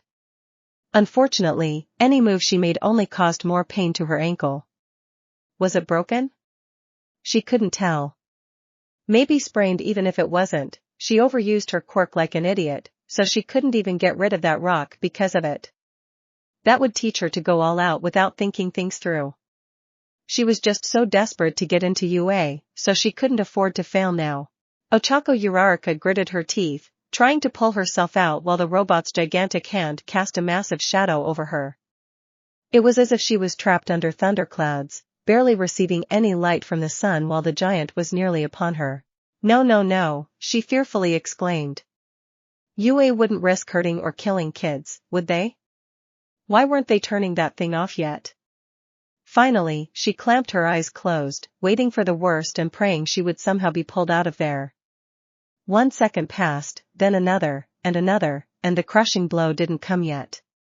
Hesitantly, she opened her eyes, noting the shadow over here was still there, and she wasn't splattered on the ground. You need to become stronger than that, you know, a gruff voice called her out of her stupor. Ochako quickly looked up to see a giant of a man, holding the zero-pointer's hand with only an arm. Who was that? How could he hold that thing so easily? Wait, he saved her. And no, I'm not a teacher, I'm here to pass the exam, he added, already figuring out where her mind would go. Thank you, Ochako thanked him with a stammer as he pulled the rock off her leg with his other hand. No need for thanks, Izuku replied. Oh, she wouldn't need to thank him at all if they ended up in the same class. Sooner or later, she would be serving him, he was sure of it. Stay right here. I'll be back in a second, he grinned before finally lowering his arm, allowing the zero-pointer to try to crush them again. The horned boy ate his arm back before throwing his fist in the robot's palm, punching it so hard it was blasted back and torn off the faux villain's body into pieces. Ochako gasped in shock just as the other examinees stopped to look at where the sound of the explosion came from, all wondering what kind of quirk this horned man had to blow that thing's arm apart. Time to end this, Izuku mumbled while his body shifted, his skin turning into green scales. Before the girl's eyes, the boy slowly turned into a gigantic Asian dragon, so long that he could wrap himself around the zero-pointer if he wanted to. No, he towered even over the robot itself. What the hell? What kind of quirk is that? One of the examinees shouted as he fell on his butt. He's enormous, another one remarked as Izuku's body cast a shadow over nearly everyone at Side A. So Ochako muttered as Izuku snorted, smoke blowing out of his nostrils. That's the kid's quirk? Snipe exclaimed in shock as they were forced to zoom out, so they could see Izuku's full body. I know you said he can turn into a dragon, but that's even bigger than Ryukyu, he shouted, nearly falling out of his chair. I admit I wasn't quite expecting that size either. His file made no mention of the specifics of his quirk, Nizu stated as casually as usual. He didn't seem fazed at all. No wonder he didn't use it earlier then, Aizawa suddenly interjected. It may be powerful, but it has many flaws. He can't use it indoors, which is where most organized crimes happen, and even if he uses it outside, he's bound to leave collateral damage anywhere he goes. He also has more blind spots, and leaves himself open for a surprise attack or for the villain to escape if he loses sight of him. This is a reckless quirk, but I suppose he makes up for it with his fighting prowess. He's better not using his quirk at all, he concluded with his arms crossed. If anything, the teacher guessed Izuku simply wanted to show off his quirk, which made him look even more reckless in his eyes. Nevertheless, he supposed it was something that could be corrected since he wouldn't be the first kid to have their quirk go to their head. He still disliked empty showboating, though. Ah, you're always so harsh, Aizawa, Vlad muttered with his eyes closed.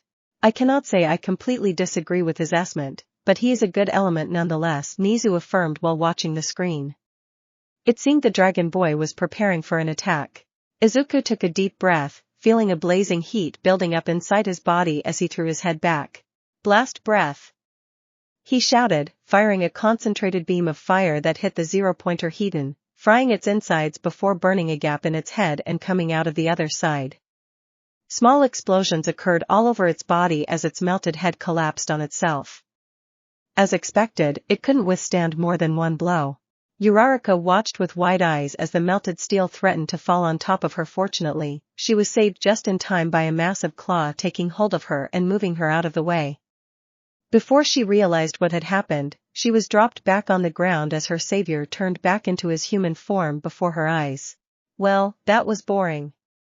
Still, I supposed I needed to stretch up a bit, Izuku muttered while looking at the destruction left behind. Maybe they should have sent a few thousand of those to make this exam more exciting because he didn't even break a sweat. Again, thank you for saving me, Ochako uttered hesitantly while standing up, wincing as she had to put her weight on her other foot. Time's up.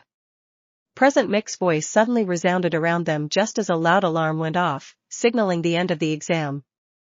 It also broke some of the examinees out of their stupor. Several broke down, lamenting over the fact they didn't have enough points, while others breathed in relief, figuring they had beaten enough faux villains to pass the practical part. No worries, Izuku shrugged off Ochako's thanks.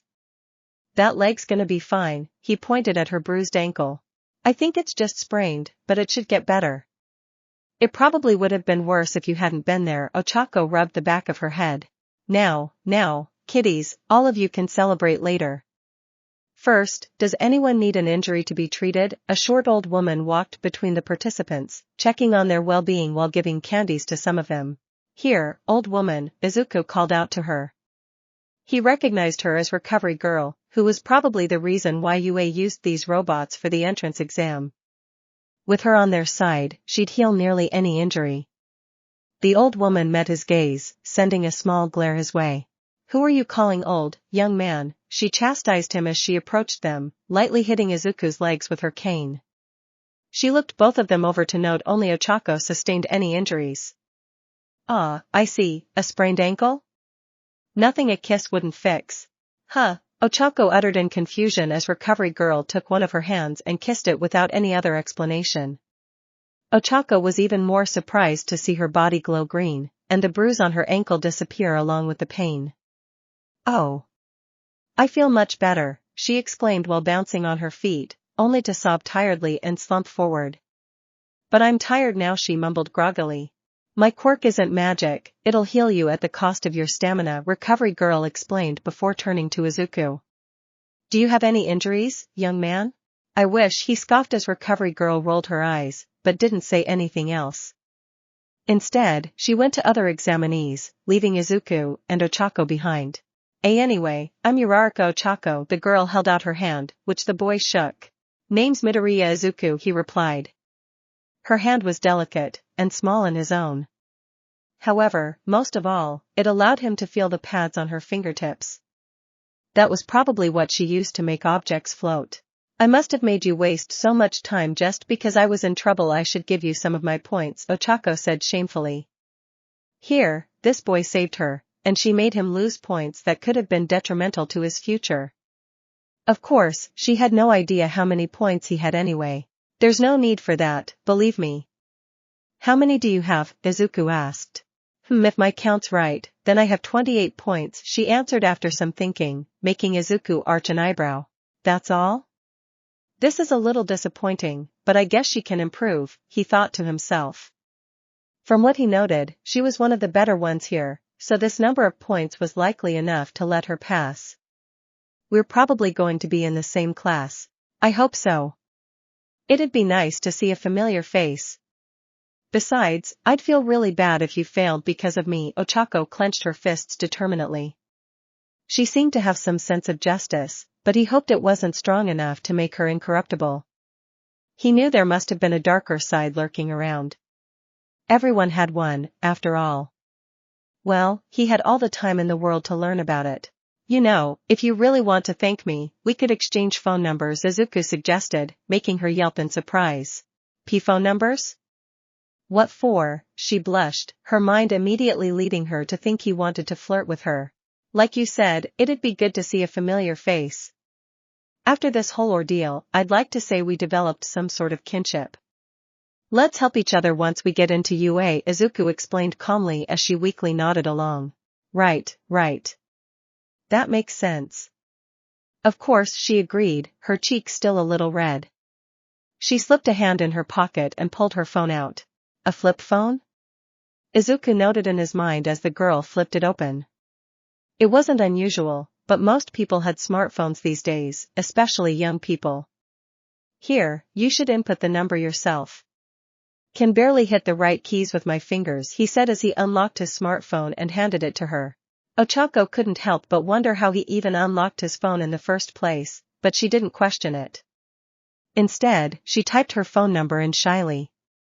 She never gave her phone number to a boy she barely knew before, but she supposed there was a start for everything. Moreover, she was hoping he could be a good future friend when she'd be at UA. If he could destroy that robot so easily, then she had no doubt he'd be accepted into UA. Here you go, the brunette handed him back the phone, which he slipped into his pocket again. Let's hope we both get in, she exclaimed cheerfully. Yeah, Izuku nodded, turning to look at the giant robot he just took down. Having the money for those things was one thing, but where and how were they built? Did UA engineer them themselves? Now, move along, kids. The exam is over, Recovery Girl ordered as she passed them by. All right. Ochako nodded before following the other examinees to the exit. See you in UA, Midoriya, she waved at him. Well, all he needed to do now was wait. They should get the results in a couple of weeks or something. It was a shame he didn't pay too much attention to his other potential classmates, though. He would eventually find their weaknesses once the school year began. Now he could either go home, or straight to his HQ again. HMPF, I'll just tell Mom I'm out to celebrate, he shrugged before following the other examinees. He'd have to tell Himiko to send the text though because he was tired of struggling to write a single text. As expected of our master. I knew you'd ace that meager exam, Arsenal complimented Izuku, who just finished telling them how he did on the exam, with a fist clenched. I have no doubt you've blown all of your competitors out of the water. You're right, but you don't need to constantly kiss my Arsenal. Izuku rolled his eyes while Himiko giggled behind one of her sleeves. Should we celebrate, Hakuin? Himiko inquired curiously. With only one command, she was ready to go and call a few strippers here as well as liters of alcohol. Let's save that for when I get my acceptance letter.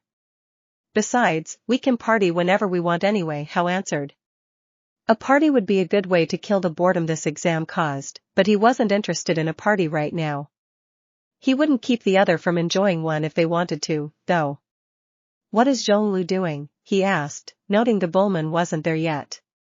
Himiko opened her mouth to answer, only for Arsenal to beat her to it. Oh, he and Vortex are working on the assignment you have given them, Master, he explained, making Ace roll her eyes. Assignment? I didn't ask them to hack the network of a government building. All they have to do is a simple Google search. Hao rubbed his brows in annoyance. Blame Zhonglu, Hayasama. It's like he has never used a computer in his life. Vortex suddenly walked in, closely followed by Zhonglu. The big man carried a thin stack of paper, grumbling something under his breath. When have I ever needed to use a computer anyway? Those things are unnecessary, Zhonglu defended himself. We could have obtained the same result, maybe an even better one if we hired a private investigator or two. Better yet, a whole group who'd have found out everything about their life. Izuku and Himiko exchanged looks as the portal man and the humanoid bull argued with each other like children. Hey, you two! Can't you see you're testing our master's patience? Arsenal suddenly scolded them, making them pause. Right. Sorry, master. Zhong bowed his head in apology. Just tell me what you found. Izuku waved his hand in dismissal. Well, several results came up with the last name you gave us, but after a bit of research along with the first name of the girl you met, we believe her parents own the construction company Uraraka Industries, Vortex stated while Zhonglu handed him over the papers they printed. I see, so does that mean she's loaded? Izuku questioned, making Vortex snort. Not at all. At least, it's quite unlikely. Their business is failing, and they've had a loss of 47,263,000 yen last year, the portal man responded while checking the numbers on their documents. Apart from that, they're your regular run-of-the-mill Japanese family.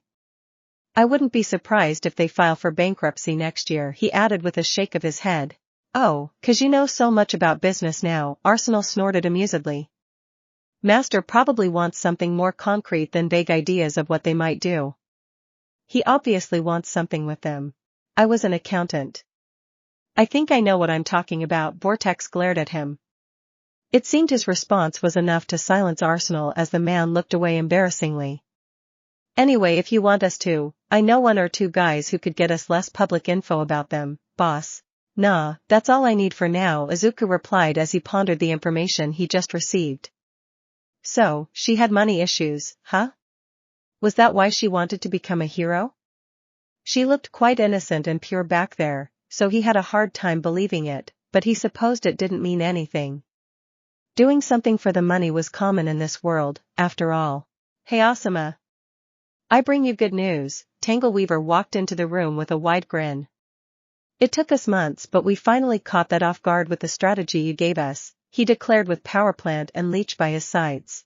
Who are you talking about? Vortex arched an eyebrow, seemingly dissatisfied his meeting with his boss was interrupted. I think I know what it's about, and it's about time you brought her down. She'll become a favorite. How smirked as Tangleweaver nodded in agreement. Oh, I do not doubt that. Once you're done with her and she's ready to start, I'll be the first to welcome her, the plant villain stated excitedly as two henchmen came in from behind, seemingly dragging something along. Isn't that Arsenal muttered in surprise as the henchman dropped the heroine to the floor. The one they captured was none other than the heroine, Ten-T. The woman had short black hair, wide hips, and a body that seemed to fit overall as seen by the slight shape of her abs through her costume.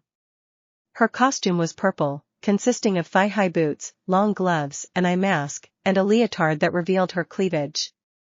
Now, the most glaring characteristic was impossible to miss: she had massive. No, it wasn't big like a cup. They were abnormally huge, each easily bigger than her head.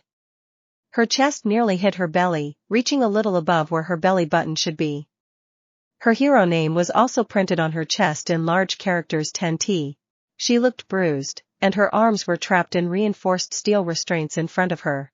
Whoa! Look at that, Hakuin. I've never seen so huge, Himiko loudly exclaimed while looking at the heroine's bobas hungrily. Yeah, she doesn't often appear on TV, Izuku replied. Unsurprisingly, Ten-T, aka Kuinhori, was a controversial heroine. She wasn't entirely to blame since this was her quirk, after all. I don't know if that's my bull side is surging out, but why do I want her to bear my offspring? Zhonglu whispered to Vortex while staring at the heroine's chest. Dude, Vortex muttered in response. 10T's quirk was simple. It made her humongous, for one. Mainly, she could control their weight, so they could be as light as a feather or as heavy as a 10-ton truck. Naturally, this would be a worthless quirk if her body wasn't adapted to it. It also gave her super strength to carry those bobas, as well as enhanced durability. She hit villains with fists, kicks so it was obvious she would have a controversial reputation. Nevertheless, a lot of the villains she defeated were quite happy she was the one to bring them down, especially in a fight for obvious reasons. So you're the one Tangleweaver pledged allegiance to? 10T grunted, glaring up at Izuku. I should have known something was wrong. His gang's moves have been too different from usual. And yet, you haven't been wise enough to bring backup. You're a fool, Izuku snorted, resting his head on his fist. Why do you think you're here? Well, let's see, you'll tell me your big bad evil plan in a long monologue, then you'll say you'll kill me.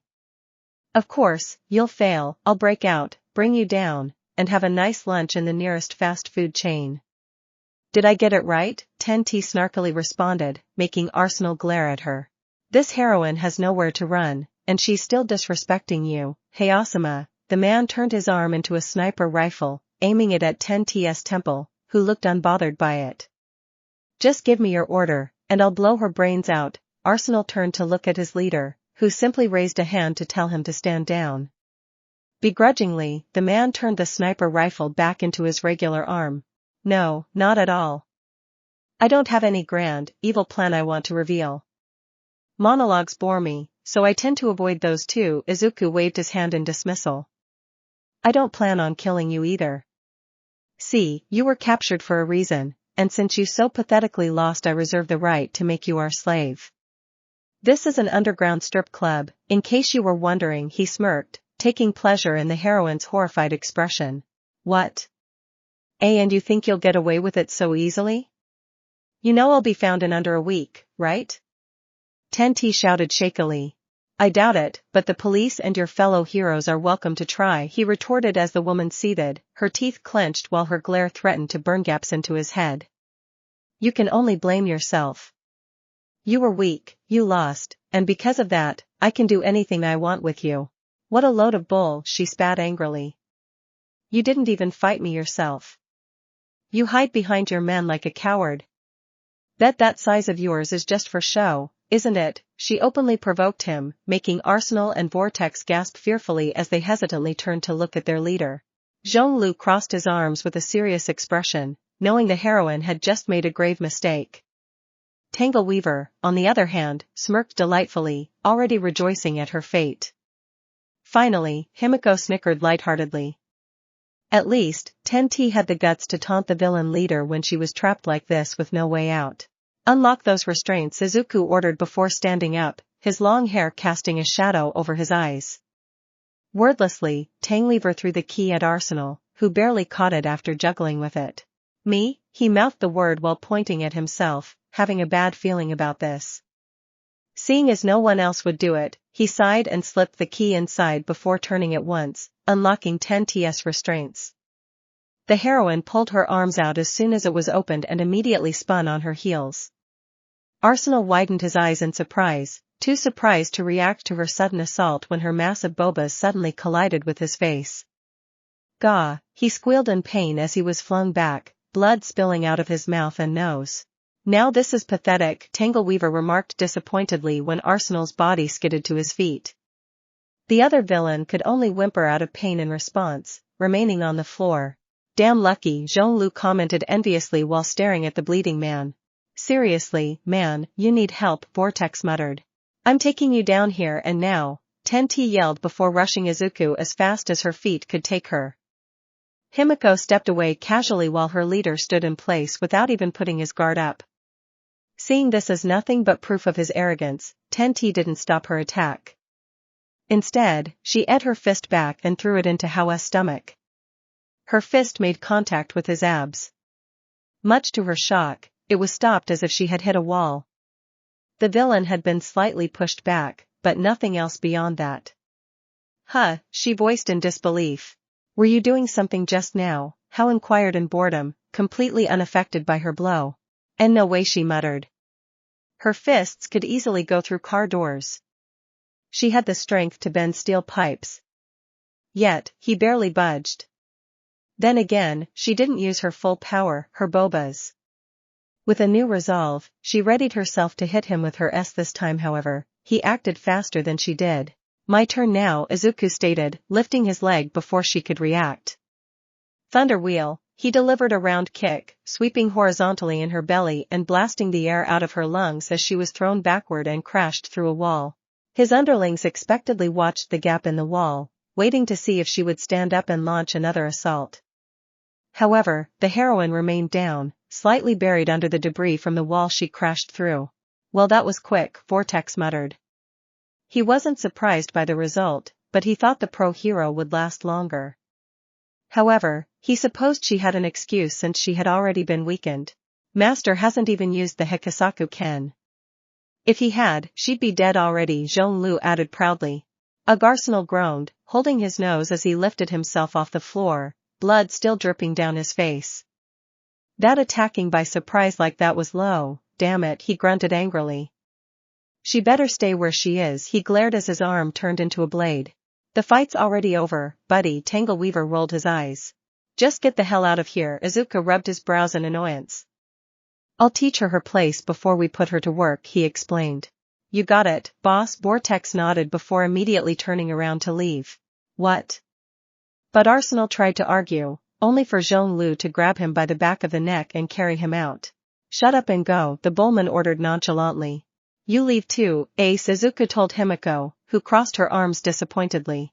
But I wanted to have fun with her too, she pouted. I'll find you a better one anyway. I'm sure there'll be quite the targets at UA, he retorted. The blonde placed a finger on her chin, humming cheerfully as she pondered his words. You're right. But she'd better be cuter than this one, the blonde girl giggled crazily before skipping to the exit. Now that he was alone, Izuku turned to look at the gap 10ts body made. Time to take care of her, damn it, why did he have to break the wall? This place was brand new. Well, at least, the heroine would pay him back with her body soon enough. A few minutes later, 10T weakly stirred awake. That blow had hurt her more than she expected. She wondered if she was concussed considering the pain going through her skull. At least, she wasn't dead. Damn it, she mumbled, feeling her arms were in restraints again. Finally, she managed to open her eyes, and immediately widened them as she realized she was on her knees with her leotard torn open and leaving her bare. She glared forward, already knowing the man who did this was still there. Did you expect anything else? Izuku asked with a smirk, still sitting on his throne.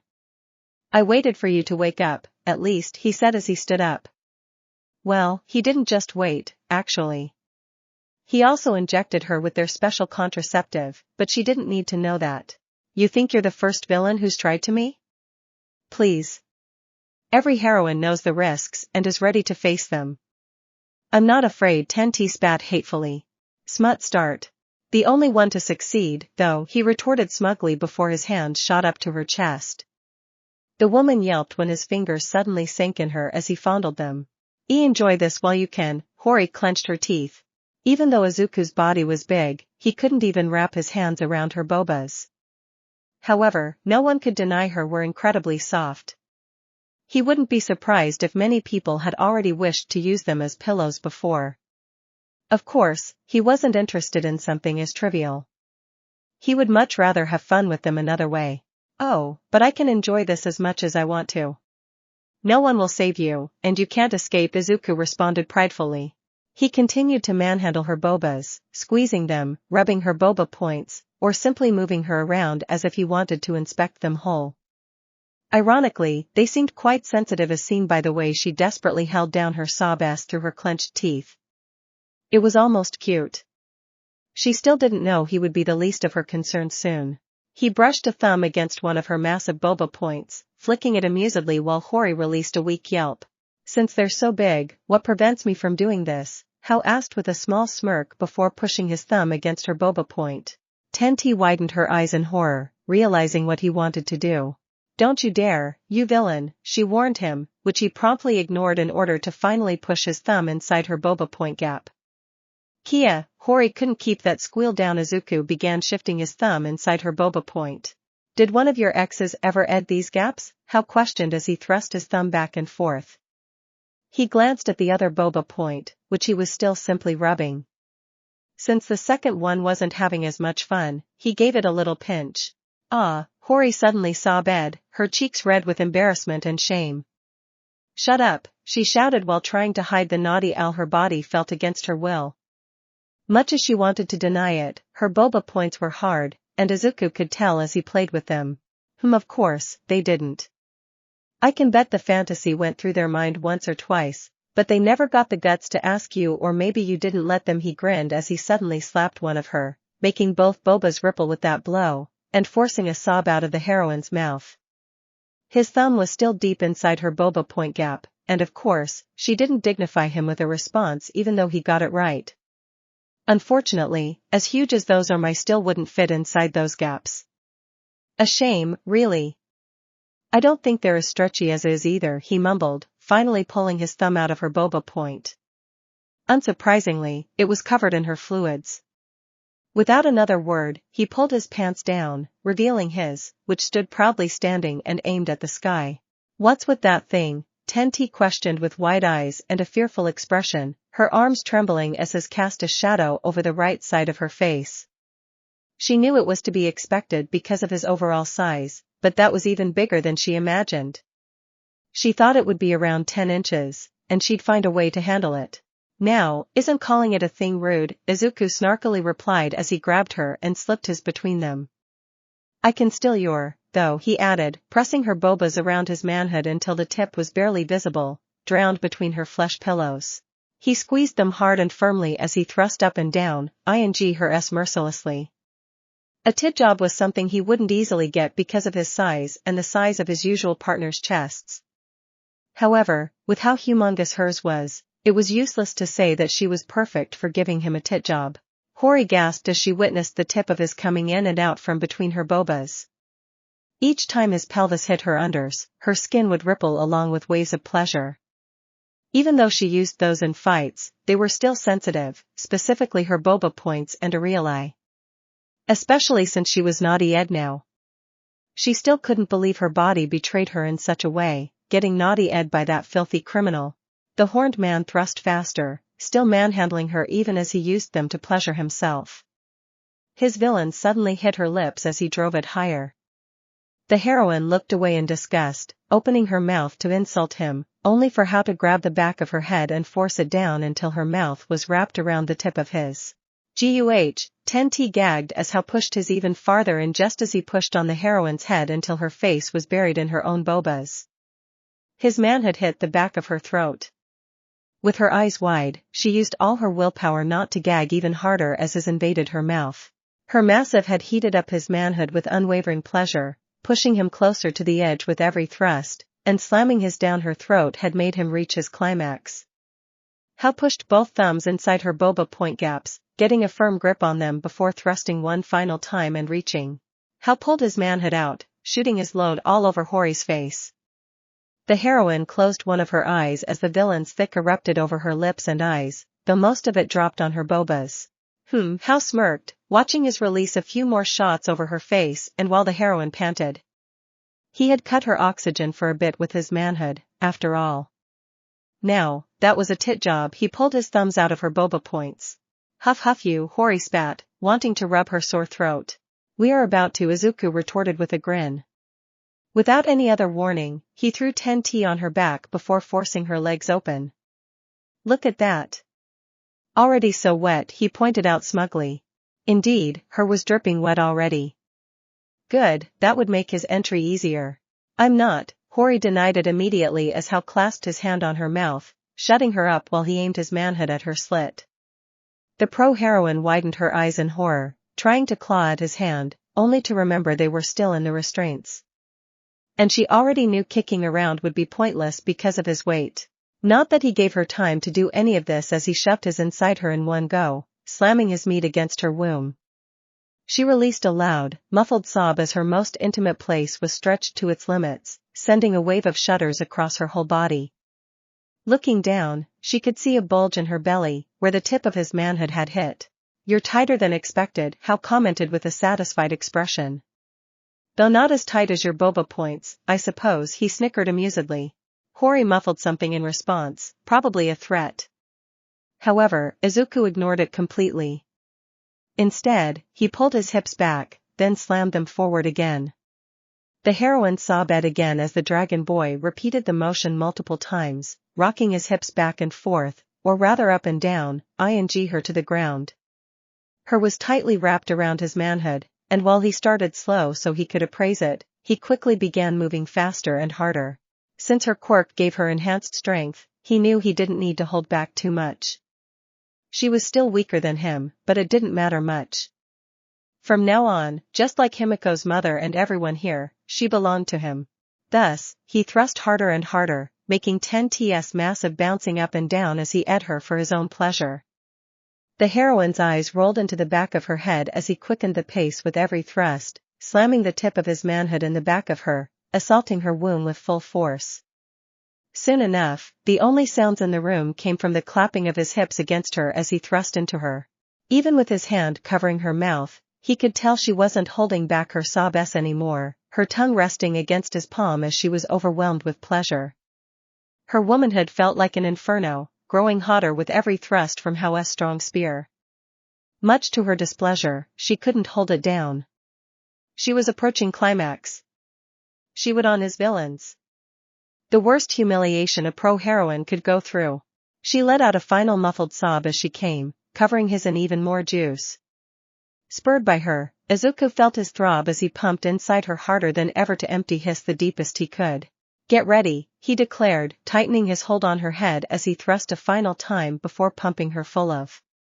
His seed shot out of his like a missile, slamming straight into her womb as she was filled to the brim. If he hadn't given her the injection, she may have become pregnant, but she didn't know that. She was unconscious when he did, after all. So it wasn't surprising when she widened her eyes both in ecstasy and horror as his hot and thick filled her to the point of overspilling out of the corners of her Izuku's still blocking the exit. "Ah, pro heroes is even better than I imagined," he hummed, pulling his manhood out and allowing his to drip out of it. He let 10's legs fall to the floor and released her mouth to see her expression. "Smut end. Knocked me up, no knocked me up with his villain," she mumbled incoherently, drool running down her chin. She didn't stay conscious for long. A second later, she was out of commission. I was hoping you'd last longer than that." "I guess the fights tired you out," Izuku mumbled, slightly disappointed. Nevertheless, her body satisfied him well. He wouldn't have minded making her only his, especially since her were so unique. However, he also thought of his business. The dragon boy darkly chuckled, already imagining her expression once she woke up again. "Soon, you'll wish you stayed with me," he stated, picking her by the arm and carrying her over his shoulder. Oh, she wasn't ready at all. 10 weakly groaned. The first thing she took note of was the loud music blaring into her ears as she struggled to open her eyes. Her body was beyond exhausted, at this point. Not only because of her battles but also because of the way that villain did her. Where was she now? Did they throw her in some kind of cell? Her vision was still blurry. However, that wasn't all. She couldn't move her lower body at all. It was like everything from the waist down was trapped in concrete or something. Something warm and hard was wrapped around her lower body, keeping her from moving. Her arms were in a similar situation. Actually, she could only move her hands. The air only washed over her chest, face, and hands, but the rest of her body was completely stuck, she realized. Widening her eyes, she could finally perceive her surroundings. She immediately noticed it was exactly as she thought. She was trapped in a wall with only her face, chest, and hands poking out of it. While the wall seemed wooden, it was clearly reinforced with something since she couldn't break out of it. But wait, why were her body parts exposed in such a fashion? Oh, no. I can't believe it. They were telling the truth. "This place has got a hero," someone exclaimed excitedly, bringing 10 out of her thoughts. Hori widened her eyes as multiple men stood before her, all gazing lecherously at her. Who were they calling a? She looked down, noting there was something different about her. Boba's A number was written on her chest with a black marker. 50,000 yen. She's a bit expensive for me, though, one of them remarked disappointedly, though his eyes were as naughty full as the rest. It's worth it, man. Look at those fat tits. Besides, I've always dreamed of putting one of those hero in their place. One of the other men wiped some drool off his chin. You better not touch me, or else, Hori threatened, making them burst out laughing. Or else what? What can you do stuck like this? But please, threaten us all you want. It's just gonna make it hotter once we those. One man approached her, cupping her chin amusedly. If you guys want her so badly, just know there's a discount for groups. A man dressed in a suit, probably here to stand guard and make sure everybody paid, said with a small smirk. The other villains exchanged looks, grinning ear to ear. They didn't need to debate over it for long. Of course, they would agree. They didn't care if they had to share or if other guys would see their ass as long as they got to ravage this heroine's body, or at least her chest and face. Ten-T immediately started struggling against the wall again, attempting to free herself. However, even after using all her strength, this wall was just not budging. Of course, she attempted to increase the weight of her chest, but it didn't change anything. The wall could hold her weight. If you guys get to capture heroines and them, then I may join your gang. Your boss sounds great. One man licked his lips, ready to use her. The other clients seemed in agreement. However, just before they could pay and finally use her, someone suddenly cut in. Now wait a second. I'm first. You guys can go after me. A new voice interjected, passing through the small crowd that formed in front of Ten-T. Hori's lips slowly trembled as she recognized that voice, her hands shaking both in fear and anger. It was a man with green vines covered in thorns wrapped around his arms. It was Tangle Weaver. Yeah, I was right to join Hayasama. Thanks to him, I'll have a great time with you. He smirked ferociously. I bet you had a great time taking out my men and throwing them in jail, huh? You don't know how much you screwed with my operation, so now, I'm gonna screw you, Tangle Weaver declared, pulling his pants down and revealing an already hard. I'll kill you. I'll kill you and your leader once I get out of here, she threatened. However, her threats reached deaf ears. The heroine was trembling like a leaf, terrified by the situation she was in, and hopeless. Soon, she would reach complete despair. For now, the villains chuckled amusedly, entertained by her empty threats as they closed in on her. After today, the news would talk about how the controversial heroine, Ten-T aka Hori, mysteriously disappeared. Thanks for listening.